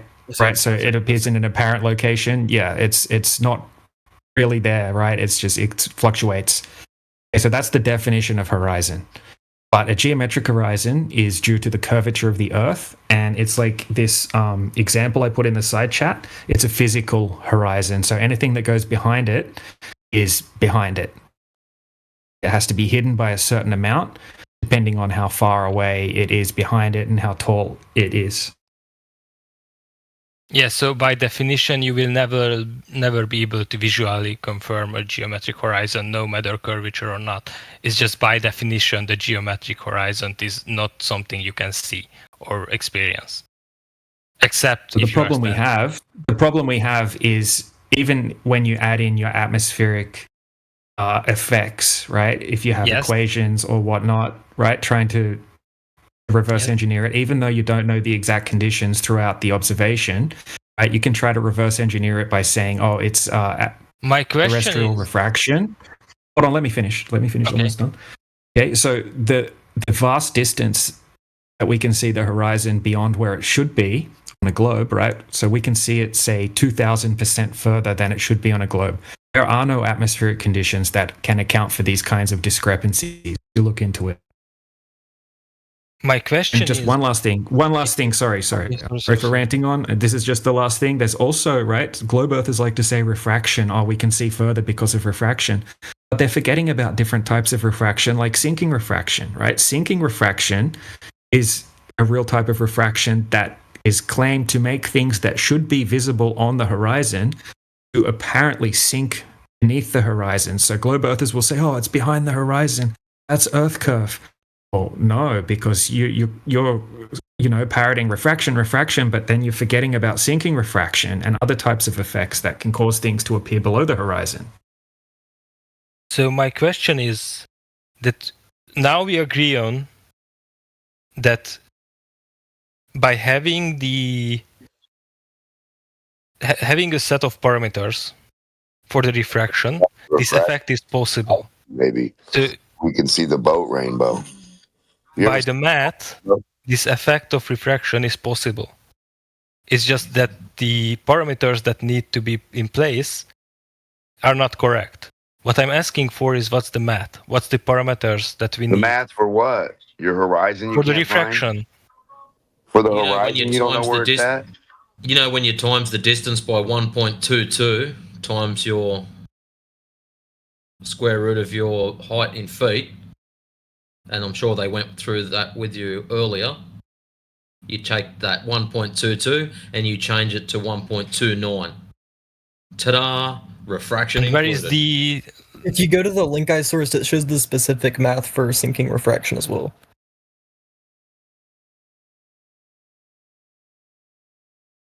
Yeah, so my question is, again, what kind of temperatures do we need to get that effect that you want? And are those temperatures possible? Or this is a you problem, my friend. Why? This is a you problem, not... Because sorry, there's I'm not no an curvature expert to for the refraction. It's you are the one with so right. Well, you're better off. Okay, so you're not allowed. I thought well, it's begging the question when they're adding in the radius value, right? Since we came along, all of a sudden this type of refraction called terrestrial refraction came along, made up by the anti-flat Earth debunkers to try to reverse engineer these long-distance observations. Right. So what they're doing is they're begging the question. And they have a slider saying, oh, there's this much, there's that much refraction, right? And they're including the radius value in their refraction formulas, right? Begging the question, assuming the Earth's already a globe in their refraction formulas to try to explain how the light can bend up and we can see these vast distances further. My question is invented refraction to that you know how refraction works. the math is there. My question is, what kind of parameters do we need to see that effect in place? And those parameters possible? Just look at the Lake Pontchartrain pictures. Shouldn't that tell you enough? Like, for example, the effect that you posted with the when I was here a few hours ago, you posted the offshore stuff. What kind of temperatures do we need to get that kind of vision? This vision, this is just, you're just seeing what's really there. I don't know what you're talking about. This is reality that you're looking at right here. So in the source I just cited, you only need the height to be 10 degrees less than the surface temperature, which is absolutely what happens in reality. What does? Where? Well, on Earth. Like, what happens? Temperature gets colder as you go up. What's that mean? Show me the math. I don't care about it until you show me the math. Mark Jameson's FE, by the way, just to let you know. Oh, okay, sorry. You'll go ahead.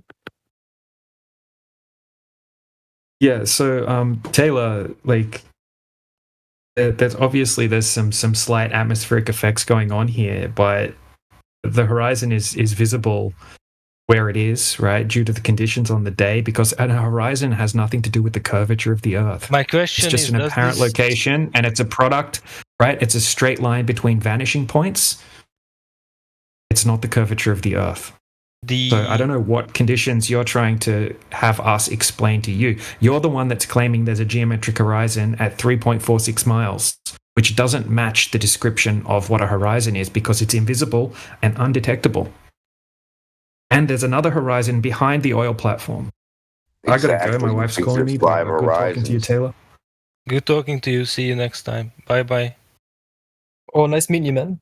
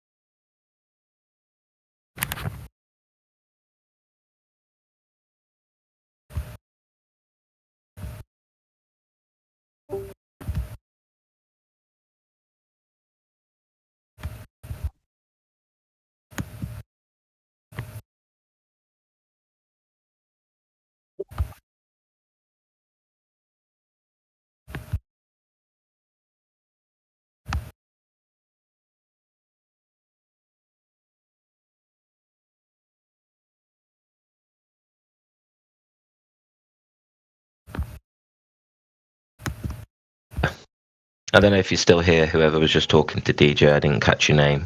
You still here? Me? Yeah. Do you understand DJ's point, though, about how nobody has actually measured the radius, and all of the math that assumes the radius is begging the question?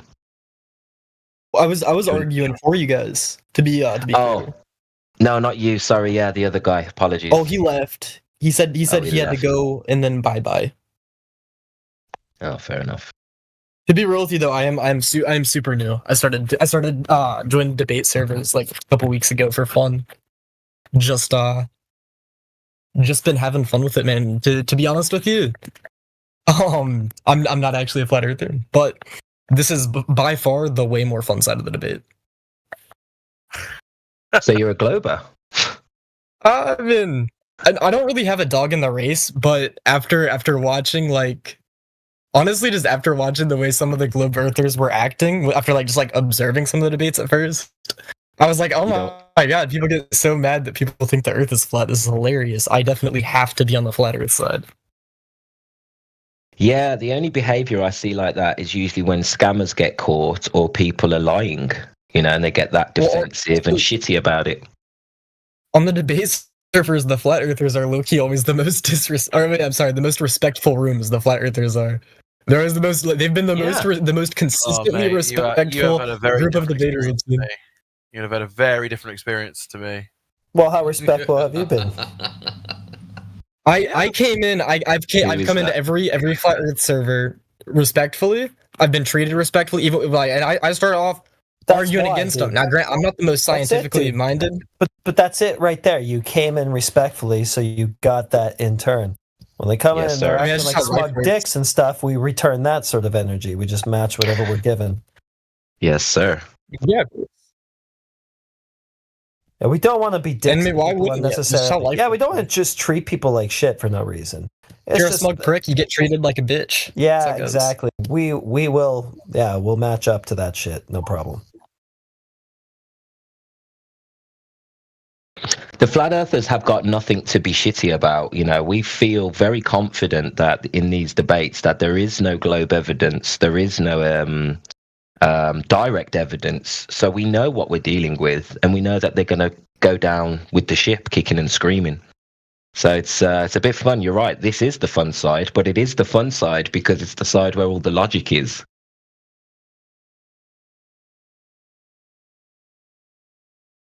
The globe is illogical. Yeah. It's fun being able to dismantle bullshit so easily and just win arguments about stuff that everybody believes so easily. Like, it's a rush. It's hard to put it down. It's fun. I've learned a lot about science as a result. My girlfriend's really enjoyed it because I'm a business guy, I'm a numbers guy. Science is definitely not my strong suit, but she's like she's a computer science engineer, and so I've learned a lot about science. I've actually been able to talk to her about her shit. Isn't that interesting though? That the thing that opens up all this scientific knowledge for you is the thing that they tell you is the dumbest fucking thing ever. Flat Earth. I think what he means is that he's learned about mainstream science through the arguments that flat earthers have had with people who accept the mainstream science.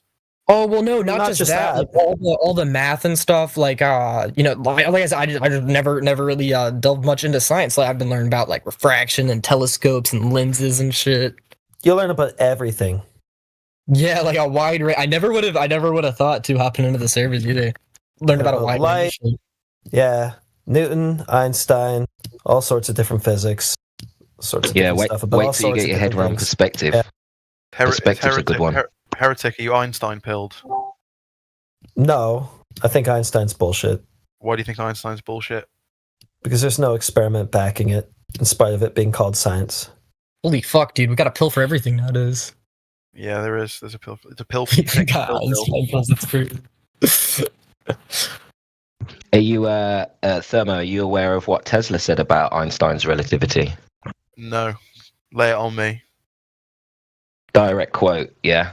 Tesla said that Einstein's relativity. Just before you say that, based on the fact that you had to put so much emphasis on saying it was a direct quote, am I about to hear some kind of argument from authority? From authority? No, you're going to hear what Tesla said about Einstein's relativity, like I said.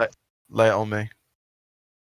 So when asked his opinion on his theory of relativity, Tesla said it was a mathematical garb which fascinates, dazzles, and makes people blind to the underlying errors. The theory is like a beggar clothed in purple, whom ignorant people take for a king. Yeah, a lot of scientists at the time had that response to special relativity. So good on them. It's not even fucking science. It is just mathematics, like the guy said. I mean, the scientists at the time were also engaged in some pretty mathematically kind of heavy physics. Like, it's not like they were. That's okay. Yeah, it's okay to bring math into it, but when there's no experiment backing it and you call it science, that's just straight pseudoscience. I'd rather be objective, 100%. Literally. So when all the people who work at, say, like CERN, you think those guys are all none of the experiments that they claim to take place there actually take place? There aren't viable experiments. the ones who know that it's bullshit, they get paid too much. But there aren't viable experiments for Einstein. At CERN, there are, all the time. Well, what's the hypothesis for one of them? And why weren't they in? And the point is too, is that you're like all these contemporaries he had were denouncing him. Yeah, big time. Yeah. Well, what's the hypothesis from his actual paper? The hypothesis from his actual paper, I guess it's the light postulate and the relativity postulate. What is the hypothesis? Those two things. Can you tell me what the hypothesis is? The light postulate and the relativity postulate are the two hypotheses he proposed. All right. What's the dependent independent variable of each? The dependent independent variable of each, then it isn't really one. There are lots of different experiments you could do. It's not a fucking hypothesis then. Yeah, that's an overly simplistic idea of what science is meant to be like. Yeah, no. Big time. No, a scientific hypothesis is a cause and effect prediction, a supposition. This is going to affect that. So let's imagine he doesn't have it. Well, look, let's consider a different case of Isaac Newton's. I mean, like, you guys believe in like the first law of motion, right? I know you guys are flat earthers and you deny a lot of science or whatever, but first law of motion, the idea that an object put in motion will stay in motion, except if it's acted on by some kind of other force like friction or something like that, right? Do you guys kind of accept that or not? Generally, yeah. So seems to hold true, yeah. Imagine a scientist. Yeah, okay, cool. Well, I agree with you on that. Imagine a scientist proposes that in some kind of physics paper or whatever. There is no dependent and dependent variable in that case. It's just a hypothesis. Like, you could do certain kinds of experiments to test it. Then you would be able to define independent and dependent variables for like a particular experiment you're going to do. But that on its own, it's not like it's a hypothesis, right? It's just quite a bit more general than any particular experimental setup that you could devise to test it. Okay. So Einstein's theories are quite similar to that. In fact, they're pretty similar to that. I mean, this is a lot more words than a hypothesis would entail. If there was a hypothesis supporting anything in general relativity, or especially the gravity aspect, then it would just be a brief statement, and it'd be like, here it is. If this, then that, done. Bada bing. You can look at Eddington's observations of light lens around the sun, which is a prediction of general relativity. Yeah, okay. So what's the hypothesis? The hypothesis is, now you have to forgive me because I forget what the exact numbers are, but they had a hypothesis for when, so there were a kind of body of stars, like a cluster of stars or something like that, which when they, at the right time of day, go behind the sun, or the sun goes in front of them, or however you want to say it. So what's the observed phenomenon? How about an angle of like a lensing angle, like in the same sense that like a glass lens will change the angle of like a beam refraction. Of light. Gravitational bodies, according to general relativity, is the prediction, will do the same thing to the light from objects behind those bodies. In a sense, gravity refracts light. Yeah, pretty much. It was literally called gravitational lensing, right? That's because it's like a lens. Wasn't it Eddington that falsified his numbers to match Einstein's mathematics? No, they had to do. Yes. No, they had to do the experiment a few times, but they did actually get the result. Yeah, I'm sure it was. It was Eddington that falsified his shit to match Einstein's. Well, yeah. I mean, this is why the debate is completely unresolvable, right? Because obviously, every time that I come up with an experiment, you guys are just going to say the guy that did it live. Well, if it's an experiment, there should be a viable. You even took the light bulb from somebody else. There should be a viable scientific hypothesis for it, which should just be a simple "if that, then this" statement. That's it. That's quite an overly simplistic view. No, dude, that's literally what a fucking scientific hypothesis is. If this, then that. According to the scientific method, man. It's an inquiry into a cause and effect. Is this method in the room with us right now? Do you know the scientific method? Yeah. There is no such thing as the scientific method. You're going a little bit weird, dude. Yeah, there is such a thing as a scientific method. Who's the science denier now? Yeah, no kidding. Just going to say that. Who's the science denier now, dude? Yeah, you got it. Well, how are we talking about science, but you don't know what the scientific method is? Do you know what? There is no scientific method. Yeah, there is no the scientific method. But yeah, now you're doing this. You're throwing out the scientific method, and many times you've piped up here. Okay, all right. You're supposed to be the science guy, and you keep throwing out what science even. It should be really fucking simple. I've just asked you over and over again, what's the hypothesis? And every time I ask you that, oh, it's not that simple. Oh, it's not that simple. Oh no, I told you. I told you. You think a proper scientist would respond that way? It would just be instant, off the top of his head. Just be, here's what it is. Yeah, here's the hypothesis that I'm running here. It just be that simple. I told you what it was. No, you didn't. Boil it down. The angle at which the light, if the object goes behind a sun, in this case the object is a star or something like that, then the light from that object will be lensed. No, that's not viable because it has to be a cause and effect supposition. So you saw an effect in nature. Effect? Says who? That's what the scientific method tests. It says who? Says who? That's how if-then statements work. You want me to start fucking citing 5th grade citations for the scientific method for you? Let me just ask you this. Yeah. What's the first step of the scientific method? Do you know that? So I need to respond to a couple things that were said. I'm not trying. This isn't a gotcha. I'm just asking you this. I'm just asking this just so that I can parse out the logic of what the scientific method does together with you. The person a minute ago said that's how if-then statements work. No, it isn't. If-then statements don't always denote causal relationships. 2, I know that you think.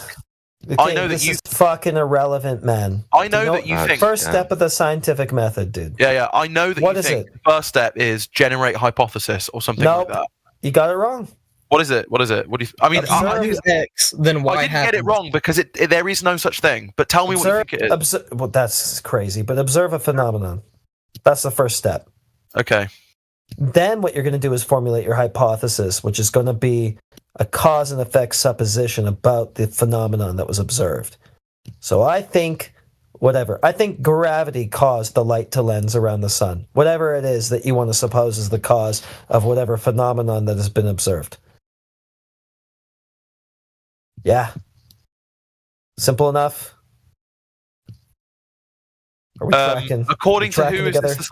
So according to who is this? How the oh my God, Mr. Science guy, educated academic dude is now calling into question 5th grade knowledge of what the scientific method is. Well, but this is the thing, right? Is that whenever I ask you guys for like sources about stuff, you always send me to like 5th grade textbooks that will lie to children. Because that's how fucked up you are. No. The 5th grade stuff figured out. No. But you must understand that the scientific educational resources made for children simplify things for children, right? So it won't be the complete truth. Dude, it's the same simple fucking thing. The method is just testing a cause and effect relationship. It always works this way. You observe a phenomenon, and then you vary and manipulate what you suppose to be the cause to understand whether or not it actually does affect the phenomenon. No. Okay. I deny it. You affirm it. Make an argument or move on. He denies science. How dare you? You are a science denier. In your own words. No. So the thing is, denying that there is such a thing as a single scientific method is not the same as denying that science. You're just an idiot, dude. Give me the scientific method that has something other than a dependent, independent, and control variable. I don't think there is a scientific method. Hey, give me the one. Give me any of them that doesn't include those variables I just outlined. Sometimes scientists. How many scientific method you have? In general, just give me a number. One. I don't think there is a number. Science is just. Yeah, give me the other one because I'm familiar with the one that tests out dependent and independent variables and so forth. Give me the other one. Any other one. Yeah, so sometimes scientists just do exploratory research. They are not trying to. The science. It's not the scientific method. That's not an experiment. You can't have an experiment. Do the science. Yeah, that's the whole point. You can't do an experiment. Without using this method. Of course you can. You're not doing an experiment then. A chemist can go, what happens if I mix these two things together, and then just do it. Yeah, okay, that's a viable scientific.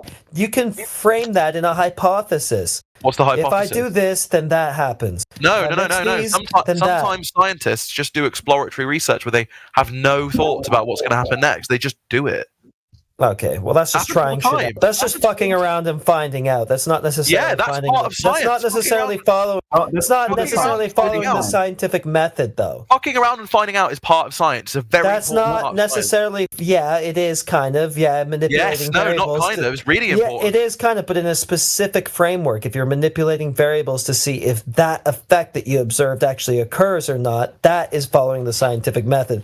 If you're just fucking around and just testing shit out to see what happens, okay, fair enough. It's not the scientific method per se, though. Yeah, I just want to say this. You're saying that informal... Listen. No, listen. You're saying that there are informal experiments. Great, that's fine. There are informal experiments, but they lack the control needed to be called a scientific experiment. And that's the key here. No. You could be a chemist, and you could go, well, I wonder what happens if I mix these two chemicals together, and you very, very specifically control the conditions of the experiment so that you know exactly how much of this chemical and how much of that chemical, what temperature you're going to keep the beakers at, shit like that. You can really very specifically control the conditions. So hold on. Yeah, you have no hypothesis. You just have no hypothesis about what's going to happen next. May I say if they start with a hypothesis and they're manipulating their variables, then that is an experiment, my friend. No, but there's no hypothesis. What you're describing is a fun, creative, explorative, generating ideas thing.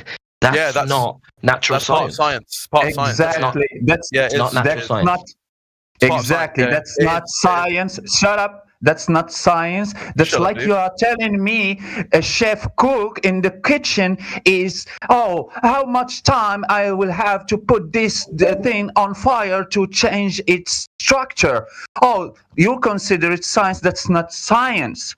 When you're telling me that someone is just doing some stupid stuff in a lab, if I mix this with that, will it be salty or something like that? No, that's not science. So, I mean, I agree with your temptation to say that it's not science on the basis that someone just cooking in a kitchen obviously doesn't have like that much control over the conditions of their... Correct. Yeah, correct. But actually... food scientists do exist, and they do actually just do exploratory research like what you described. They just have like more sophisticated equipment that will allow them to control the conditions of the experiment better. Research isn't an experiment, though, and that's what we're trying to tell you. If you don't have proper controls and you don't follow this method, then you are allowing biases and all sorts of inconsistencies to affect your results. Yes. The reason why there's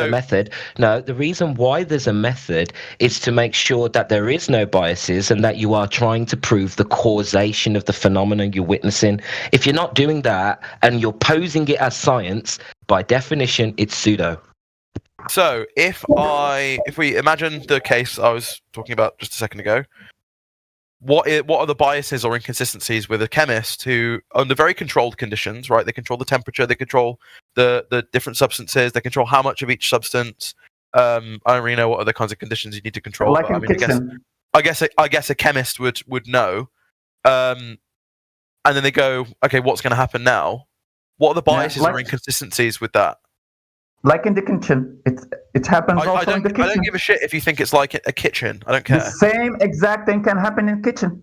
Yes, you control the temperature, you control the pressure in that marmite or that thing. Dude, sometimes people do science about food. I don't know what to tell you.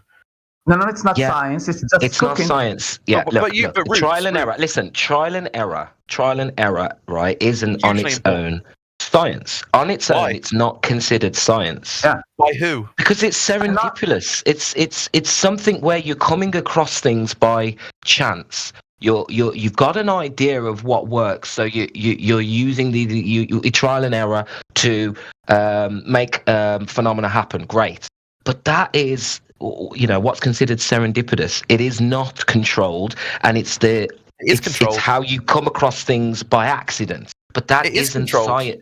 Listen, it's using scientific methods, we agree, but you're not doing a scientific experiment with trial and error unless you have controls and a hypothesis, and you are then going to try and find the cause of the phenomenon. Says you. That's the definition. It says all the fucking citations that were just posted that you just. Oh, let's have a little look.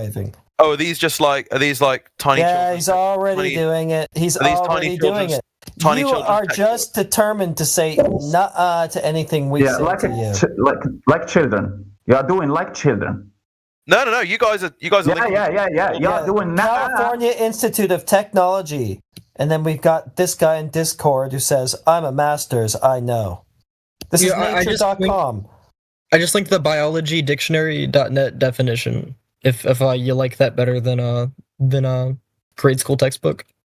But I just love how the Glober here is rejecting the citations of basic science. If this was the other way round, he would be all over these citations trying to prove his point. I wouldn't. I'm saying you're only holding this position because of your bias. This is crazy, dude. You called flat earthers science deniers. You guys, you guys have been chanting science denier for years, and then you come in here and act exactly that way. Science. It's the most fucked up thing I've ever witnessed. It's like projection. Yeah, it's just what is happening in this world? It's so stupid. You're literally denying. I mean, you've literally, like in your own words, denied it. Like, we give you a citation of what the fuck it is and what it does and what a hypothesis is for and what the variables are for, and then you just go, I deny that. You're literally a science denier. So you know in your own citation. So you know your own citation from Nature here. They're actually talking quite a lot about non-hypothesis driven, quote unquote, experimentation and science. So, for example, they say, quote. For example, the Human Genome Project was considered by many at the time to be a serious break with the notion that proper biological research must be hypothesis-driven. But the project proceeded because others successfully argued... hypothesis-driven.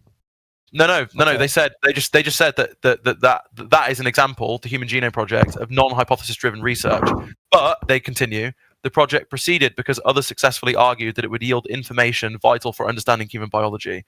And then at various other points, they refer to quote unquote. Who fucking cares? They refer to useful quote information unquote. Doesn't have to come through the scientific method. They refer to quote unquote classical hypothesis-driven experiments, which implies there are such things as non-classical, non-hypothesis-driven experiments.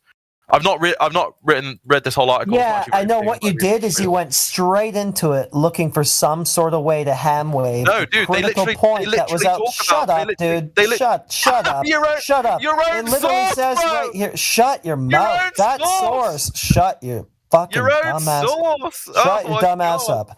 It's not by screaming all the time that you can get something.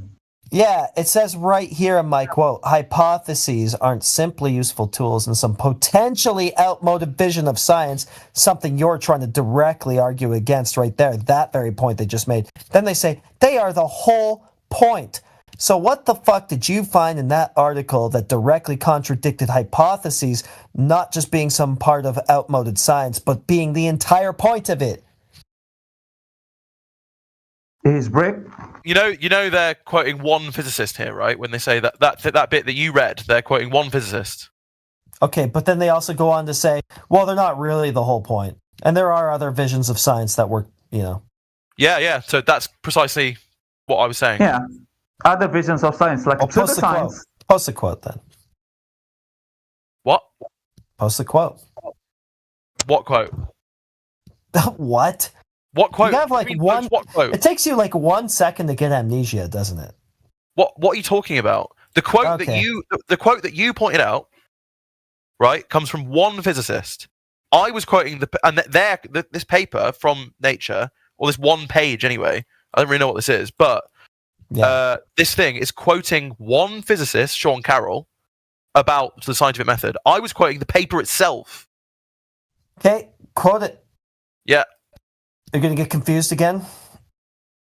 Just quote it. There's a few quotes in here, so let me. So here's one. That was the one I quoted a minute ago. Let me get the others.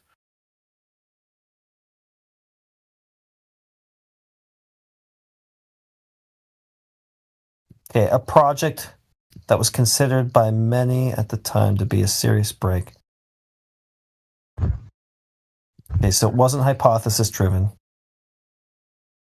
Okay, so they did a project that wasn't hypothesis driven, but it had some success. Therefore, it's science. Yeah. I think. Well, how justify that it's science? Justify that it's science. Yeah, okay. We're not saying that. We're not. No, that's a burden reversal, you dickwad. So we're not saying that. We're not saying because you made the claim that this would be science, even though it's not hypothesis-driven. You're the one claiming what the definition of science is. Yes, I am, and I back that with multiple citations of the scientific say the method. opposite. Don't fucking cut me off with your screeching, you piece of shit. So what you just said is a project was done that was not hypothesis-driven per se, but was potentially useful and yielded useful results. That's okay. We're not saying you can't do projects that aren't adherent to the scientific method, which don't have some use. That's okay. That can exist. But they're not necessarily science, and it's not the scientific method. Okay, so am I unmuted? Don't screech over me again. Well, dude, you're talking over me. I don't want to say, man. No, you fucking asshole. And now I am, yes. But I was right in the middle of my statement, and you started screeching over top of it. So don't put that on me either. So here's a question of a kind of philosophical nature that I think is relevant to what we're talking about now. If it's the case that scientists spend a tremendous amount of their time doing something other than what you say the definition of the scientific method is, then what use is the scientific method, the definition of the scientific method that you've made up? All right. Well, the use is to test a cause and effect relationship or supposition of one. Yeah, that's the use. That's its purpose. So a bunch of people calling themselves scientists saying we're doing science but not actually using the method. Who cares? Pseudoscience. So you think the Human Genome Project was pseudoscience? Yeah, they're saying it right here, basically, in other words. They've told you that it wasn't driven by a scientific hypothesis, yet it yielded useful results. Well, sorry, it didn't use the scientific method, so it's not science. Okay, so you realise, though, that the source that you shared with me did actually support my argument. At the very least. You haven't shown that yet. You haven't shown that yet. Oh, man, that is tragic. They just did stuff that wasn't science that was useful. That's all they said. Well, yeah, but they've been quite consistently referring to it as science. They've called it non-hypothesis-driven science. That's pseudoscience. That's pseudoscience. Yeah, so you say not according to nature. Not according to nature. It's an engineering project science. Why didn't you quote an engineering project probably could be called science, yeah. You didn't quote them calling it science. Wrong. Even. They just said it was a project that was useful, yielded useful results, but it wasn't hypothesis-driven. That means it's not the scientific method that they were using. But the thing is, they don't say it's not science. They say it's not hypothesis-driven. I don't care. If it's not hypothesis-driven, a hypothesis is the foundation of experiment, which is the scientific method. If it's not driven by that, then they're not using the scientific method. If you don't use a hypothesis, you could not have used the scientific method. Since someone else. Textbooks, I cited Stanford University for you. Yeah. I'm sure that if I just look a tiny bit closer at that, we've got this guy who claims to have his master's, and he's struggling with a 5th grade understanding of the fucking scientific method. That's how pathetic this forum is, and these people here who think that they're scientists who come in here and try to argue with us. Well, the technology of a ball. Science and pseudoscience. Well, there's so much technology from a falling ball in nothingness, right? And you get so smart because balls fall. Is that how it works? So much science. Technological falling balls, is it like real hard? You got to get a master's degree to mimic falling balls? Is that what I'm hearing? He's just struggling to make the difference between science and pseudoscience. Yeah, I played pool before. No, he's I've even seen struggling, a judge work. to see the difference between science and research.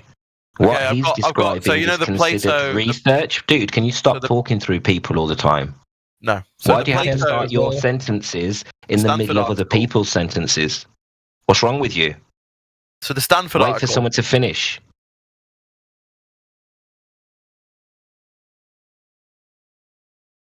The Stanford article does... Because when someone talks through you, it's pretty annoying, isn't it? I can't post in the chat. Why not? I'm trying to post a quote. It's pretty annoying, isn't it, when people talk through you? So why do you do it to others? So can I post a quote about the Stanford article, the source that was shared for me, or can I'm gonna have to read it out because I can't put it in the chat. Go ahead, read it out. Okay, so it says, and again, I would put it in there so that you guys could find it yourself, but there you go. It says, occasionally, scientists make sweeping statements about simple and distinct scientific method.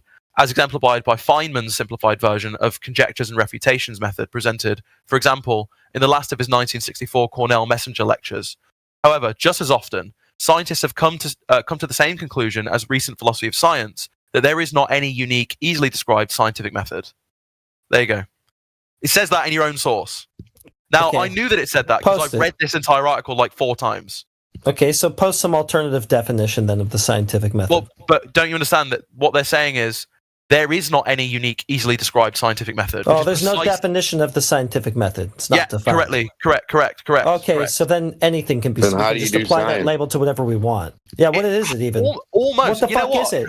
You know what? So to be clear, in a sense, right? So there is debate about.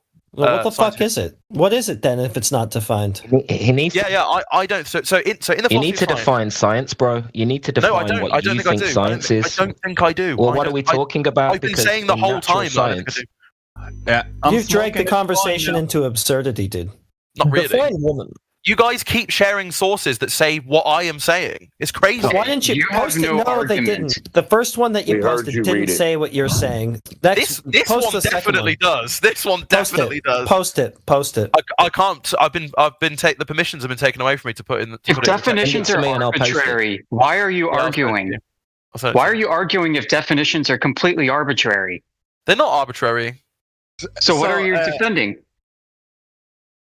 I'm defending the view that there is no one simple, unique, like easily describable scientific method. Post the other scientific methods. So you're saying you have no clue what you're talking about? There is not one. There isn't one other than the ones we posted. Then I guess there's only the one. No, those aren't it. Those are not correct. Okay, post one other than the ones we fucking posted. Okay. I do actually have permissions again. Do you have to post 10 more? Do you have to test a cause and effect relationship that happens in the observable world? No. I said before, you think an engineering project could be science, and you agreed when that's definitely not the case. Why not? Because you're not testing a cause and effect relationship happening in nature. Yeah, right. But you see how that's begging the question, right? So you're just assuming ahead of time. No, you are. You're assuming ahead of time. No, an engineering project may have nothing to do. If I lay pavement on the road, I'm not doing science. I'm not testing a cause and effect relationship in nature. But that's an engiering project. Right, you're following directions. You're following directions at work, like wash this tool. You pick it up, you put it underwater. It's not really sciencing the tool. You're not manipulating anything. You're not doing fuck all that makes any sense for you to even require it to be or consider it to be the idea of science. All right, well, look, whatever. I have to leave now. If you take a poop, that's science too. So science basically follows a philosophical method. You know, if P then Q, if independent variable then dependent variable.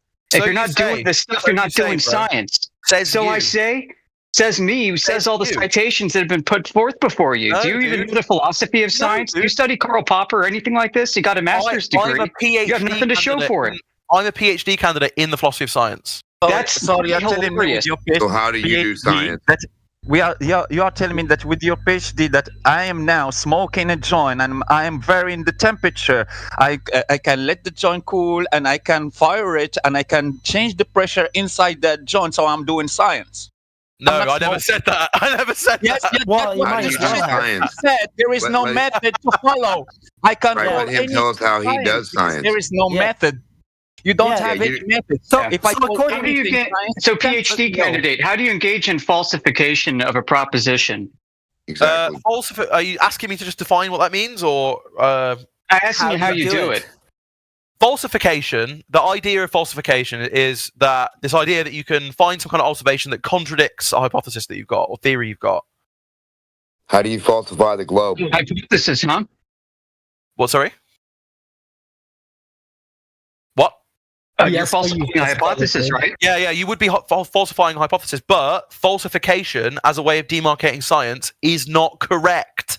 It's wrong. Not correct. Damn, you're according to who? So you changed all of science? Basically, I think basically almost all contemporary historians and philosophers of science. Except for Karl Popper, moron. Yeah, but no one accepts his views anymore. That's just no one accepts his views anymore, huh? Okay, who's that? Who doesn't accept his views anymore? Want to do real science. Probably that's exactly right. Want to make shit up like you. Hey, which comes first, theory or hypothesis? PhD candidate. Yeah, theory or hypothesis? Neither one comes first. Neither one comes first. Which one do you do first, induction or deduction? First. Neither comes first. Neither of them come first either. That's hilarious. Do theories describe or models describe? Both. Both describe. No, wrong. One describes, one explains. I'll leave it to you to figure out which one is which. You don't know anything about this subject, PhD candidate. Unless he's making it up. He doesn't know how to describe or do a scientific thing. I could be making it up. How do you perform science on balls? I've got 3 balls. How do we do science on them? I can't even begin to make sense of that question. Exactly. You're going to need to go back to school about 5 times. And then come back and talk to me after you can figure out how to science globe balls. Testicle science. I don't know.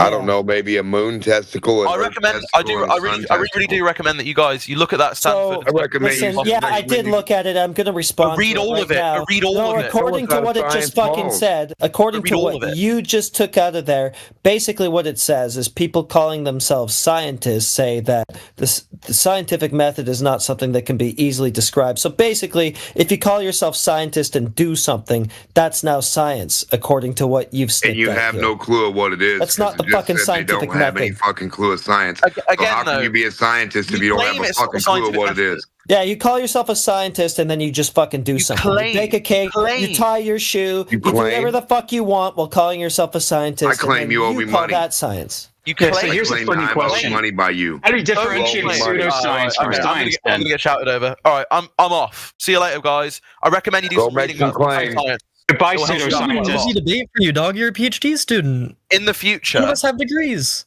Oh yeah. I've got work to do. That's why I'm leaving. In the future, I recommend sharing sources that don't support your opponent's argument. That's a good idea. Well, you see, if you read the whole source, you'd see that it was bait. It was bait. It was bait. Oh my god. He's gone. It was bait. It was a bait source. Typical seagull. Shit and fuck off. Because the source specific, while it says that the scientific method can be debated, it lists in every possible explanation of the scientific method a different way of having a hypothesis. So there's always at least a hypothesis. It doesn't really matter when their whole structure of like trying to prove something to you is proven that it's not that. So it's weird. They're like, science is something great. We're going to do great things with this. And then they read about it and they're like, look, I'm going to tell you flat out, science doesn't prove anything. And there's no way to do a scientific method that makes any sense for any rigorous like point. Like there's just no point in it now. Now grandma's doing science when she farts. Yeah, but bro, you know where I was going with that? Yep. You know where I was going with that? No. Bro, after he was gonna like refute that, right? I was gonna be like, all right, yeah, so you're agreeing that all you need to poke holes in my claim, right, is just one black swan from my source, right? Him to do science, and he one black swan, right? Right. Well, the thing is, you ask him, say, okay, you don't even have to argue with him. You don't even have to give it. Say, how do you do science? What's your step? Dude, that's crazy. That guy was a peach. That's insane. If he wasn't lying about that. No, brother, they're not lying. They're all dipshits. I used to know pilots, all kinds of. When I was 17, I used to sell people stuff, and like and I'd be talking to them and stuff, and I'd be like, "Holy fuck, you're telling me that dude's gonna be flying around with people and in control of people's lives, and that motherfucker's high as fuck right now? Like, this doesn't make any sense." So these smart pilots are higher than fuck when they get on the plane or when they're flying you because it's boring as fuck, they say. Super boring. Say about fall asleep every time, so they got to do something. So a lot of them, not all of them, a lot of them get high as fuck while they're flying to people. A lot of people don't know that. A lot of these motherfuckers that are electricians, mathematicians, plumbers, and this and that, they don't know shit about the other stuff unless they've hands-on come into contact with having to do certain things. They're going to be the same. Plus, people don't even think about shit. They're like, huh? You know, you tell somebody something, they think that's true until the morning when they wake up. Or somebody else says, well, hold on, what about this? And they're like, what the fuck? I'm telling you, man, this shit always happens. People will be like, oh, I got this brilliant idea. Yeah, this is and like, there's no other way around. Nope, this right here solves it. No, there's no other, nothing can mess it up. No.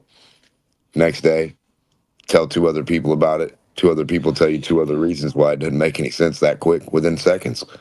So you just having that fucking feeling that you covered all the bases in your mind because you're overlooking, because you want this thing to happen so bad, or you want it to be a fix to something. And then the next morning you're like, hey, 5th grader, what do you think about this thing? And they're like, oh, what about this? And you're like, son of a bitch, I didn't even think about that. There's so many things you don't think about while you're thinking about other things. So, I mean, what do you even do with that? You try, you know. Just think about it, I guess. Like, endure it. Right. You try to figure out a problem, like answering a question on the board. You have a eureka moment, right? And then you figure out that was wrong because it was a trick thing anyway. Then your second eureka moment is usually actually the real answer when you found out you was wrong the first fucking time. You know what my most important contribution to science is, though I can't market it. I have the definitive best cure for ringworm. I developed it while I was a wrestler. Apple cider vinegar with lemon juice, right? And Mountain Dew mixed in because of the citric acid content. They do that. They also do hot shit too. Yeah, I'll say though it works better than any of the over-the-counter methods. Do we see a lot of like worms and peppers? Well, ringworm isn't actually a worm; it's a fungus. Right. Do you see it in hot peppers? Well, are you asking worms or ringworm? Either one. Do you think they can live inside a hot pepper? Well, I mean, I've seen funguses grow on. I don't know if ringworm could, but yeah, I'd imagine a worm could probably grow inside a pepper. Unless like it was too spicy for them, I guess. I don't know. Maybe that's what I'm wondering. Like, if just one dab of certain shit, you know, the blue chip or whatever touches your tongue, and for you it's too much. Think about a little mite. What do you think that wouldn't? I think that would burn the fuck out of that living thing. Yeah, but like if you have a pepper and you cut it open, you rub it on your skin, right? It's not gonna like burn your skin. No, I know that, brother, but if you're a little thing and you're breathing that liquid in and you live inside that liquid, I think you're going to get it in you. Yeah, that would suck. I hate to be inside a hot sauce bottle. Yeah, it's like putting a little mite in the pepper juice. But the worms have noses. Yeah, and they're going to sniff pepper. They got noses? I don't know. I'm not a worm. Do they got mouths? Do nose? Does well, I think their body? Can they absorb shit without eating? From a little kids movie, actually. Well, can they absorb without eating like a fish? You know how fish just goes with water. Yeah, but it's like a linear ass system. Like there's no intestine. It just like goes right through them. Right. I don't know, brother. What about them little pig things? Little pig thing? What you mean? Yeah, they got like 4, like 2 little arms, 2 little legs, and they got like a big mouth, and they're like shaped like a pig, and they look like they never die. And they're like Kirby. They go. Sounds horrifying, dog. What the fuck is that? Never die? They don't never die. Troglodyte, I don't know. They're little. No, not the troglodyte. That's the little cockroach-looking thing with the shell. It's a little pygmy thing. It's a little bitty microscopic fucking pig-looking thing, dude. They don't die. They got a little pig face and they float around. They call them little pigs. Supposedly, I mean, the little microscopic things. Looks like a butthole for a face, and it just pulls shit in, I guess. They got a lot of crazy shit. Have you seen the strawberry thing in Alaska? It looks like a fucking strawberry with like greenish, yellow, white dots coming out of it. And if you fall on it, it'll fuck you up. It'll explode on you. It showed a hole in a dude's leg where the shit was trying to grow. In his leg. Imagine that. You brush up against a weed or a plant. The next day you wake up with a hole in your leg and the shit's trying to grow out of your leg. It's trying to live. That'd be crazy. Oh, wow. There's a lot of things composting worms can't eat. Citrus, meats, oily or processed foods, dairy products, allium plants like onions or garlic, it's too pure, spicy foods, rotten food, animal feces. Yeah, peppers would be on there. Foods that are acidic. Peppers are really acidic as well, so that's a double win. Yes, sir. Yeah.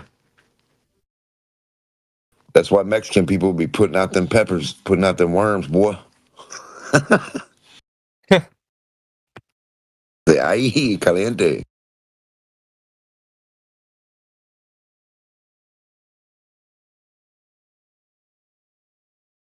But how do you know those worms are not good for you?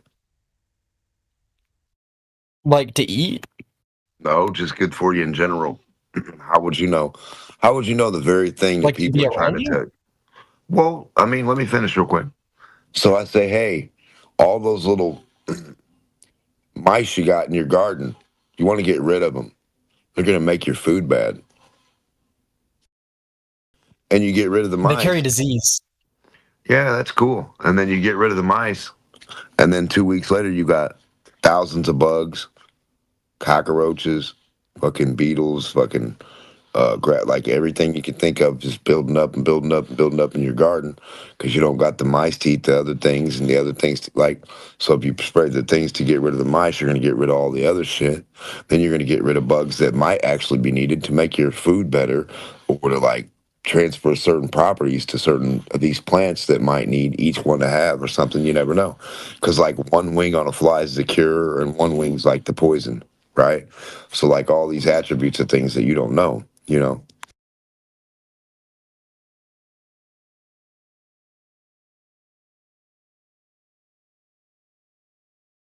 Yeah, I mean, I guess you could just kill the mice and then get some insecticide. I mean, they could all carry diseases. Like, I guess you're. No. Listen, back in the day when people had farms, you have the farm a certain distance away from your house. Then you have the outhouse over there. So like you have your outhouse. It's like filtered through its dirt and shit, and then whatever, like those nutrients go to your farm. And then if you get rid of all your mice wouldn't be in your house. They'd be away from your house, in the field eating all the shit. And then all your bugs wouldn't be at your house because back in the day, your house wouldn't be ridden with fucking shit like it is today. You wouldn't take all that shit in your house. You wouldn't have waste like that. You take what you need in that motherfucker, do what you needed, and be done. So you wouldn't have buildup of trash. All that shit would be outside. And then your mice stay outside. Your bugs stay outside. You got a cement fucking house that's cool. Because they're not coming for rotten wood. They're not coming for rotten materials and particles and paper and trash and shit because you don't have any. They're going straight to that garden to get food, just like you and I. So everything's going to head towards that garden. Now, if your house looks like the garden, that's why your house is going to have cockroaches or mice or whatever. Don't mistake it for the garden. If the garden's Sorry to interrupt, Mark. Quick question. Manufact Totem's asking to be unmuted. Anyone know why he's muted? I think he joins muted. Yeah, he keeps asking if I could take it off, but I don't want to do it if there's a reason for it. You know what? Sorry, I'll just take this to the back channels. My bad. Go for it.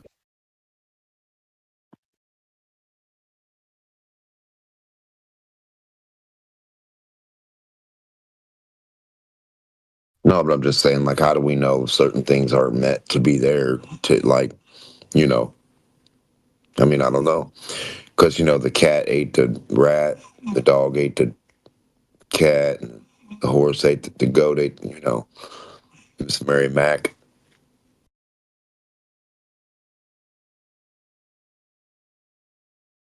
Well, I guess. I mean, I just find them more annoying than anything, so I just get them out. Fuck them. I don't have a garden either, I guess. So not really. I know, but your body is a garden. So, like, if you kill the shit in your body, aren't you killing yourself too? Like to do all these things. So, yeah. Yeah, if you kill the parasite, are you not killing the host too? Sometimes, depending on where that parasite is. So, if the parasite's in your brain, how do you get rid of it without putting something to your brain? Parasites. Well, I don't really know how they go about getting parasites out of brains. I'm just saying, like, if it's settled in, what if a parasite is your brain? Well, maybe you should ask RFK. He had the brain worm, right? Did you ever get that out? I mean, what if your brain is a parasite? How would you know? Well, doesn't it look like a little curled up worm that shits and eats and shits? I mean, how would you know? Well, by that, like your intestines would be parasites too, right? Well, your brain looks like the design of a little curled up parasite inside your head, just eating, processing, eating, shitting. So, I mean, then you got your spinal cord and your bones that are like metal, like metallic liquid, right? You're just a badass battery antenna. But, like, how do you know what a brain is? It keeps going from thing to thing to thing to thing to thing, passing through the liquid. How do you know it's not a parasitic fucking brain? They say reptile, they say fight or flight, and they say mammal. Well, what's a fucking what's a parasite? Is it a mammal or is it a reptile? The fuck? Neither? How can a little bitty dot get inside your brain, a little bitty cockroach get in there and control you? Why are they so scared of parasites if the parasite can't control you 100%? And if a parasite can control your brain, that means I could take a little dot off the floor that's alive wiggling around and put it in your drink. You take a drink of that and somehow that fucking thing can control you tomorrow or the next day. You smoke a lot of weed, don't you, Doug? No. This ain't got shit to do with weed, brother. We're talking about parasites. Yeah, I got you, man. I got you. I mean, I'm just saying, like, what do you mean? You don't think a parasite's number one job is to go where it's gonna live? Oh, well, yeah, it has to find a host. Okay. So if I want to be a host in you, am I gonna go to your shit track? Well, I guess the big difference. Probably so. Am I gonna go to your brain? Probably so. I'm gonna go anywhere I can. The difference maker would be that you can't live without your brain. So, like the brain. Yeah, but what is it? Where does it come from? What 3D prints it? From what purpose? Like, is it the thing it's supposed to be? Now, when studies are done and you're not the one doing it and you don't know what the fuck the brain is, and they're like, oh, we got to get rid of this parasite. We got to get rid of this thing. How do you know they're not just getting rid of you in an aspect? Just another term of speaking. Like, if I got to get rid of listen, if the whale has 8 million things on it and I want to eat the whale, I got to get rid of those things. And in return, getting rid of those, they're all going to pull away like, oh my God, I'm getting sick. So they're going to leave the host. Now, whatever they actually filtered or did for the host, now it's going to fill up on that. So now when I go to eat my whale, I'm going to eat all the shit that the host didn't take out, that the parasites didn't take out like they were supposed to. Now I'm gonna eat a whatever that is whale versus a whale that probably had the parasites on it that you just didn't eat the parasites, cut them open, discarded them, ate the part of the whale that was good, and they filtered the bad shit. But you didn't know that. I mean, how would you know? Like the mite they say gets in a mouse or a cat or a rat or a dog, a little germ, and it makes them, gets in humans. In your brain, and then you love cats forever because a cat parasite gets in your brain. There's pig parasites, there's cat ones. Like, I just find it weird that a little dot parasite can get in a fucking mouse or a snail or a bird and make them kill themselves. So the snail will crawl up a tree and then die. And the mite lives, keeps growing in the dead shit. So whether you're alive or dead, the thing's fucking going. And then the bird will come eat the thing, and then they'll get in the bird. And the bird will be doing weird shit.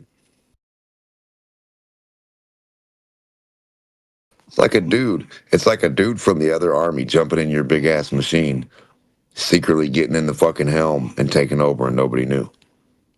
Who's the captain? What do you mean the captain's overboard? Who's in the captain hole? What do you mean the door's locked and we can't get in? Who's controlling the ship? It's fucking Parasite.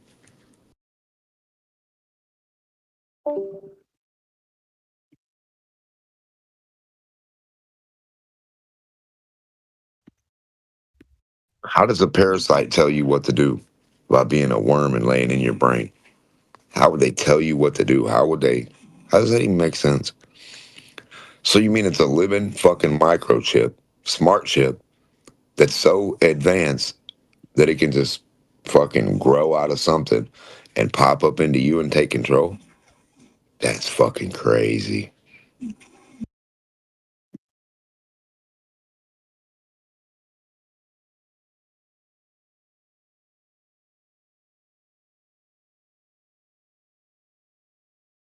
They're like microscopic walking USB ports that can jump in and plug into everything and either fuck you up or help you. Isn't that crazy?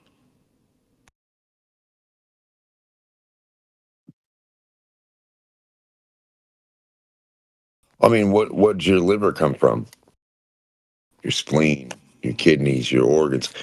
What are your organs? Is a little parasite considered an organism? Huh. What's your brain, an organ? Huh.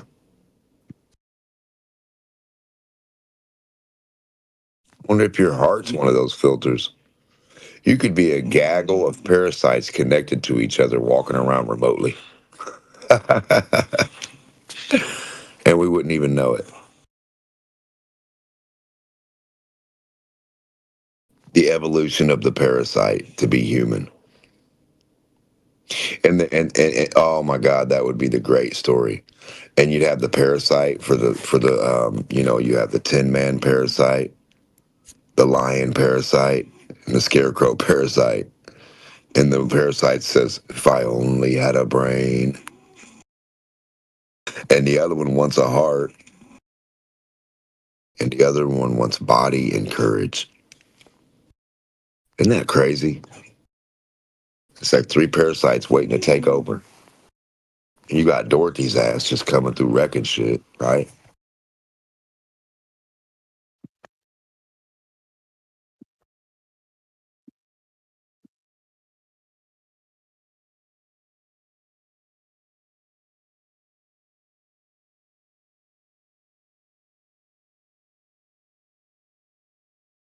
Hey, there's a lot more than I thought in here. Why am I the only one talking?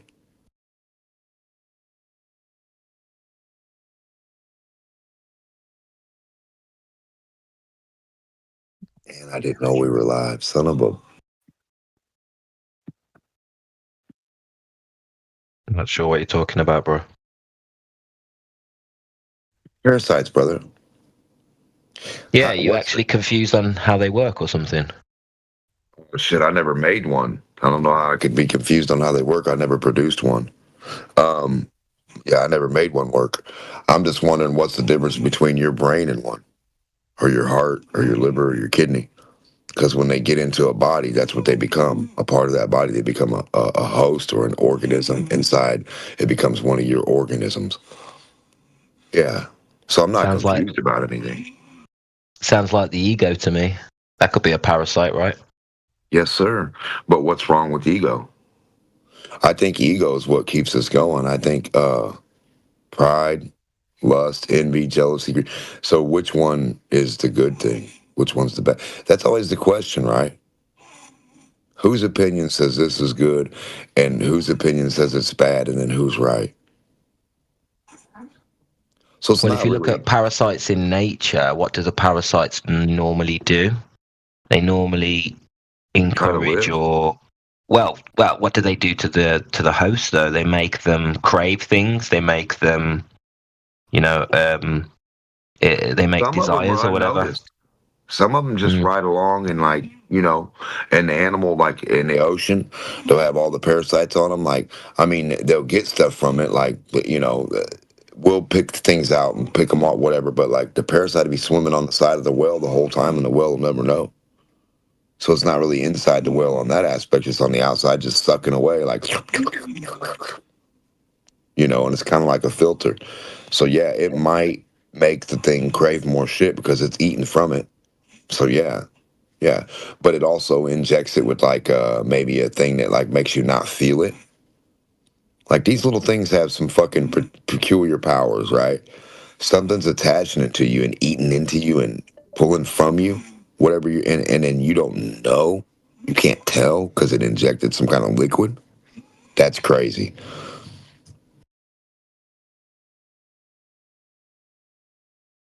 Yeah, it is a bit bizarre, isn't it? But it also makes me think maybe this is kind of built into nature. You know, I find it interesting. What's the difference between a symbiotic relationship and a parasitic relationship? Correct. Which one's good or simple. bad? I mean, it's so subtle. Yeah. And I'm thinking maybe this is part of the way that, you know, nature is. Maybe everything has, you know, we compartmentalize. Like maybe we, you know, are not realizing that we have parasites. And I'm sure I've heard a lot of people say parasites, there are good parasites for you. So I think we do need to look at this parasite word and figure out what the benefit and negativity is. Right, because like with my USB or like a computer thing, I mean, what is the ability for my remote thing or my thing to be connected to the outside of yours to control it? It has to install what, malware, all this other shit. So this parasite, in order to control you or to make you do other things, it has to send some kind of signal that you're not aware of. That's freaky to me, man. Because like you were like, yeah, what if it wants you to eat something? So like, man, all of a sudden I've never liked butter, and today I just want to keep eating butter. That would be pretty weird, you know? Like what the fuck would give it the ability to make me want butter? You know? A little bitty thing. It's just weird, right? Well, they say that like what, 90, I don't know if it's 90%, but like a really high number of most people have parasites. So most of your cravings, they reckon, come down to like parasites. Whether that's true, I don't know. Well, yeah, they say you have them in your gut, you have them and you do all this shit. Then they say, well, kill these parasites. And I'm like, whoa, how do you know you're not killing your brain? How do you know you're not killing your kidneys, your liver, your organs? Those are organs. Those are parasites working off each other inside. That's an organism, and you're living through that shit. It's like the I tell you why I don't. Yeah. I was just going to say, I'll tell you why I don't buy into it, and this is probably the only stumbling block I have, because I've heard some really good arguments about parasites being symbiotic and not parasitical. But anyway, my biggest issue is that when you take certain alkaline herbs, like I don't know if you've seen the video of parasites dying to cayenne pepper. When a person ingests cayenne pepper, it kills off the parasites. And I think anything... Yeah, that's been making its rounds this week, but there's also other alkaline herbs that will kill the parasites, and my argument is if something is good for you and belongs in you, then it should be able to survive in an alkaline environment, which is the body should be slightly alkaline. So anything that's killed by that environment shouldn't be there, in my opinion. You know, if it needs an acidic environment to thrive, and it's getting you to eat unhealthy, then it doesn't belong. I don't think it should be in you. Exactly, like whatever you're working on. So it's kind of like a helper in a way, letting you know.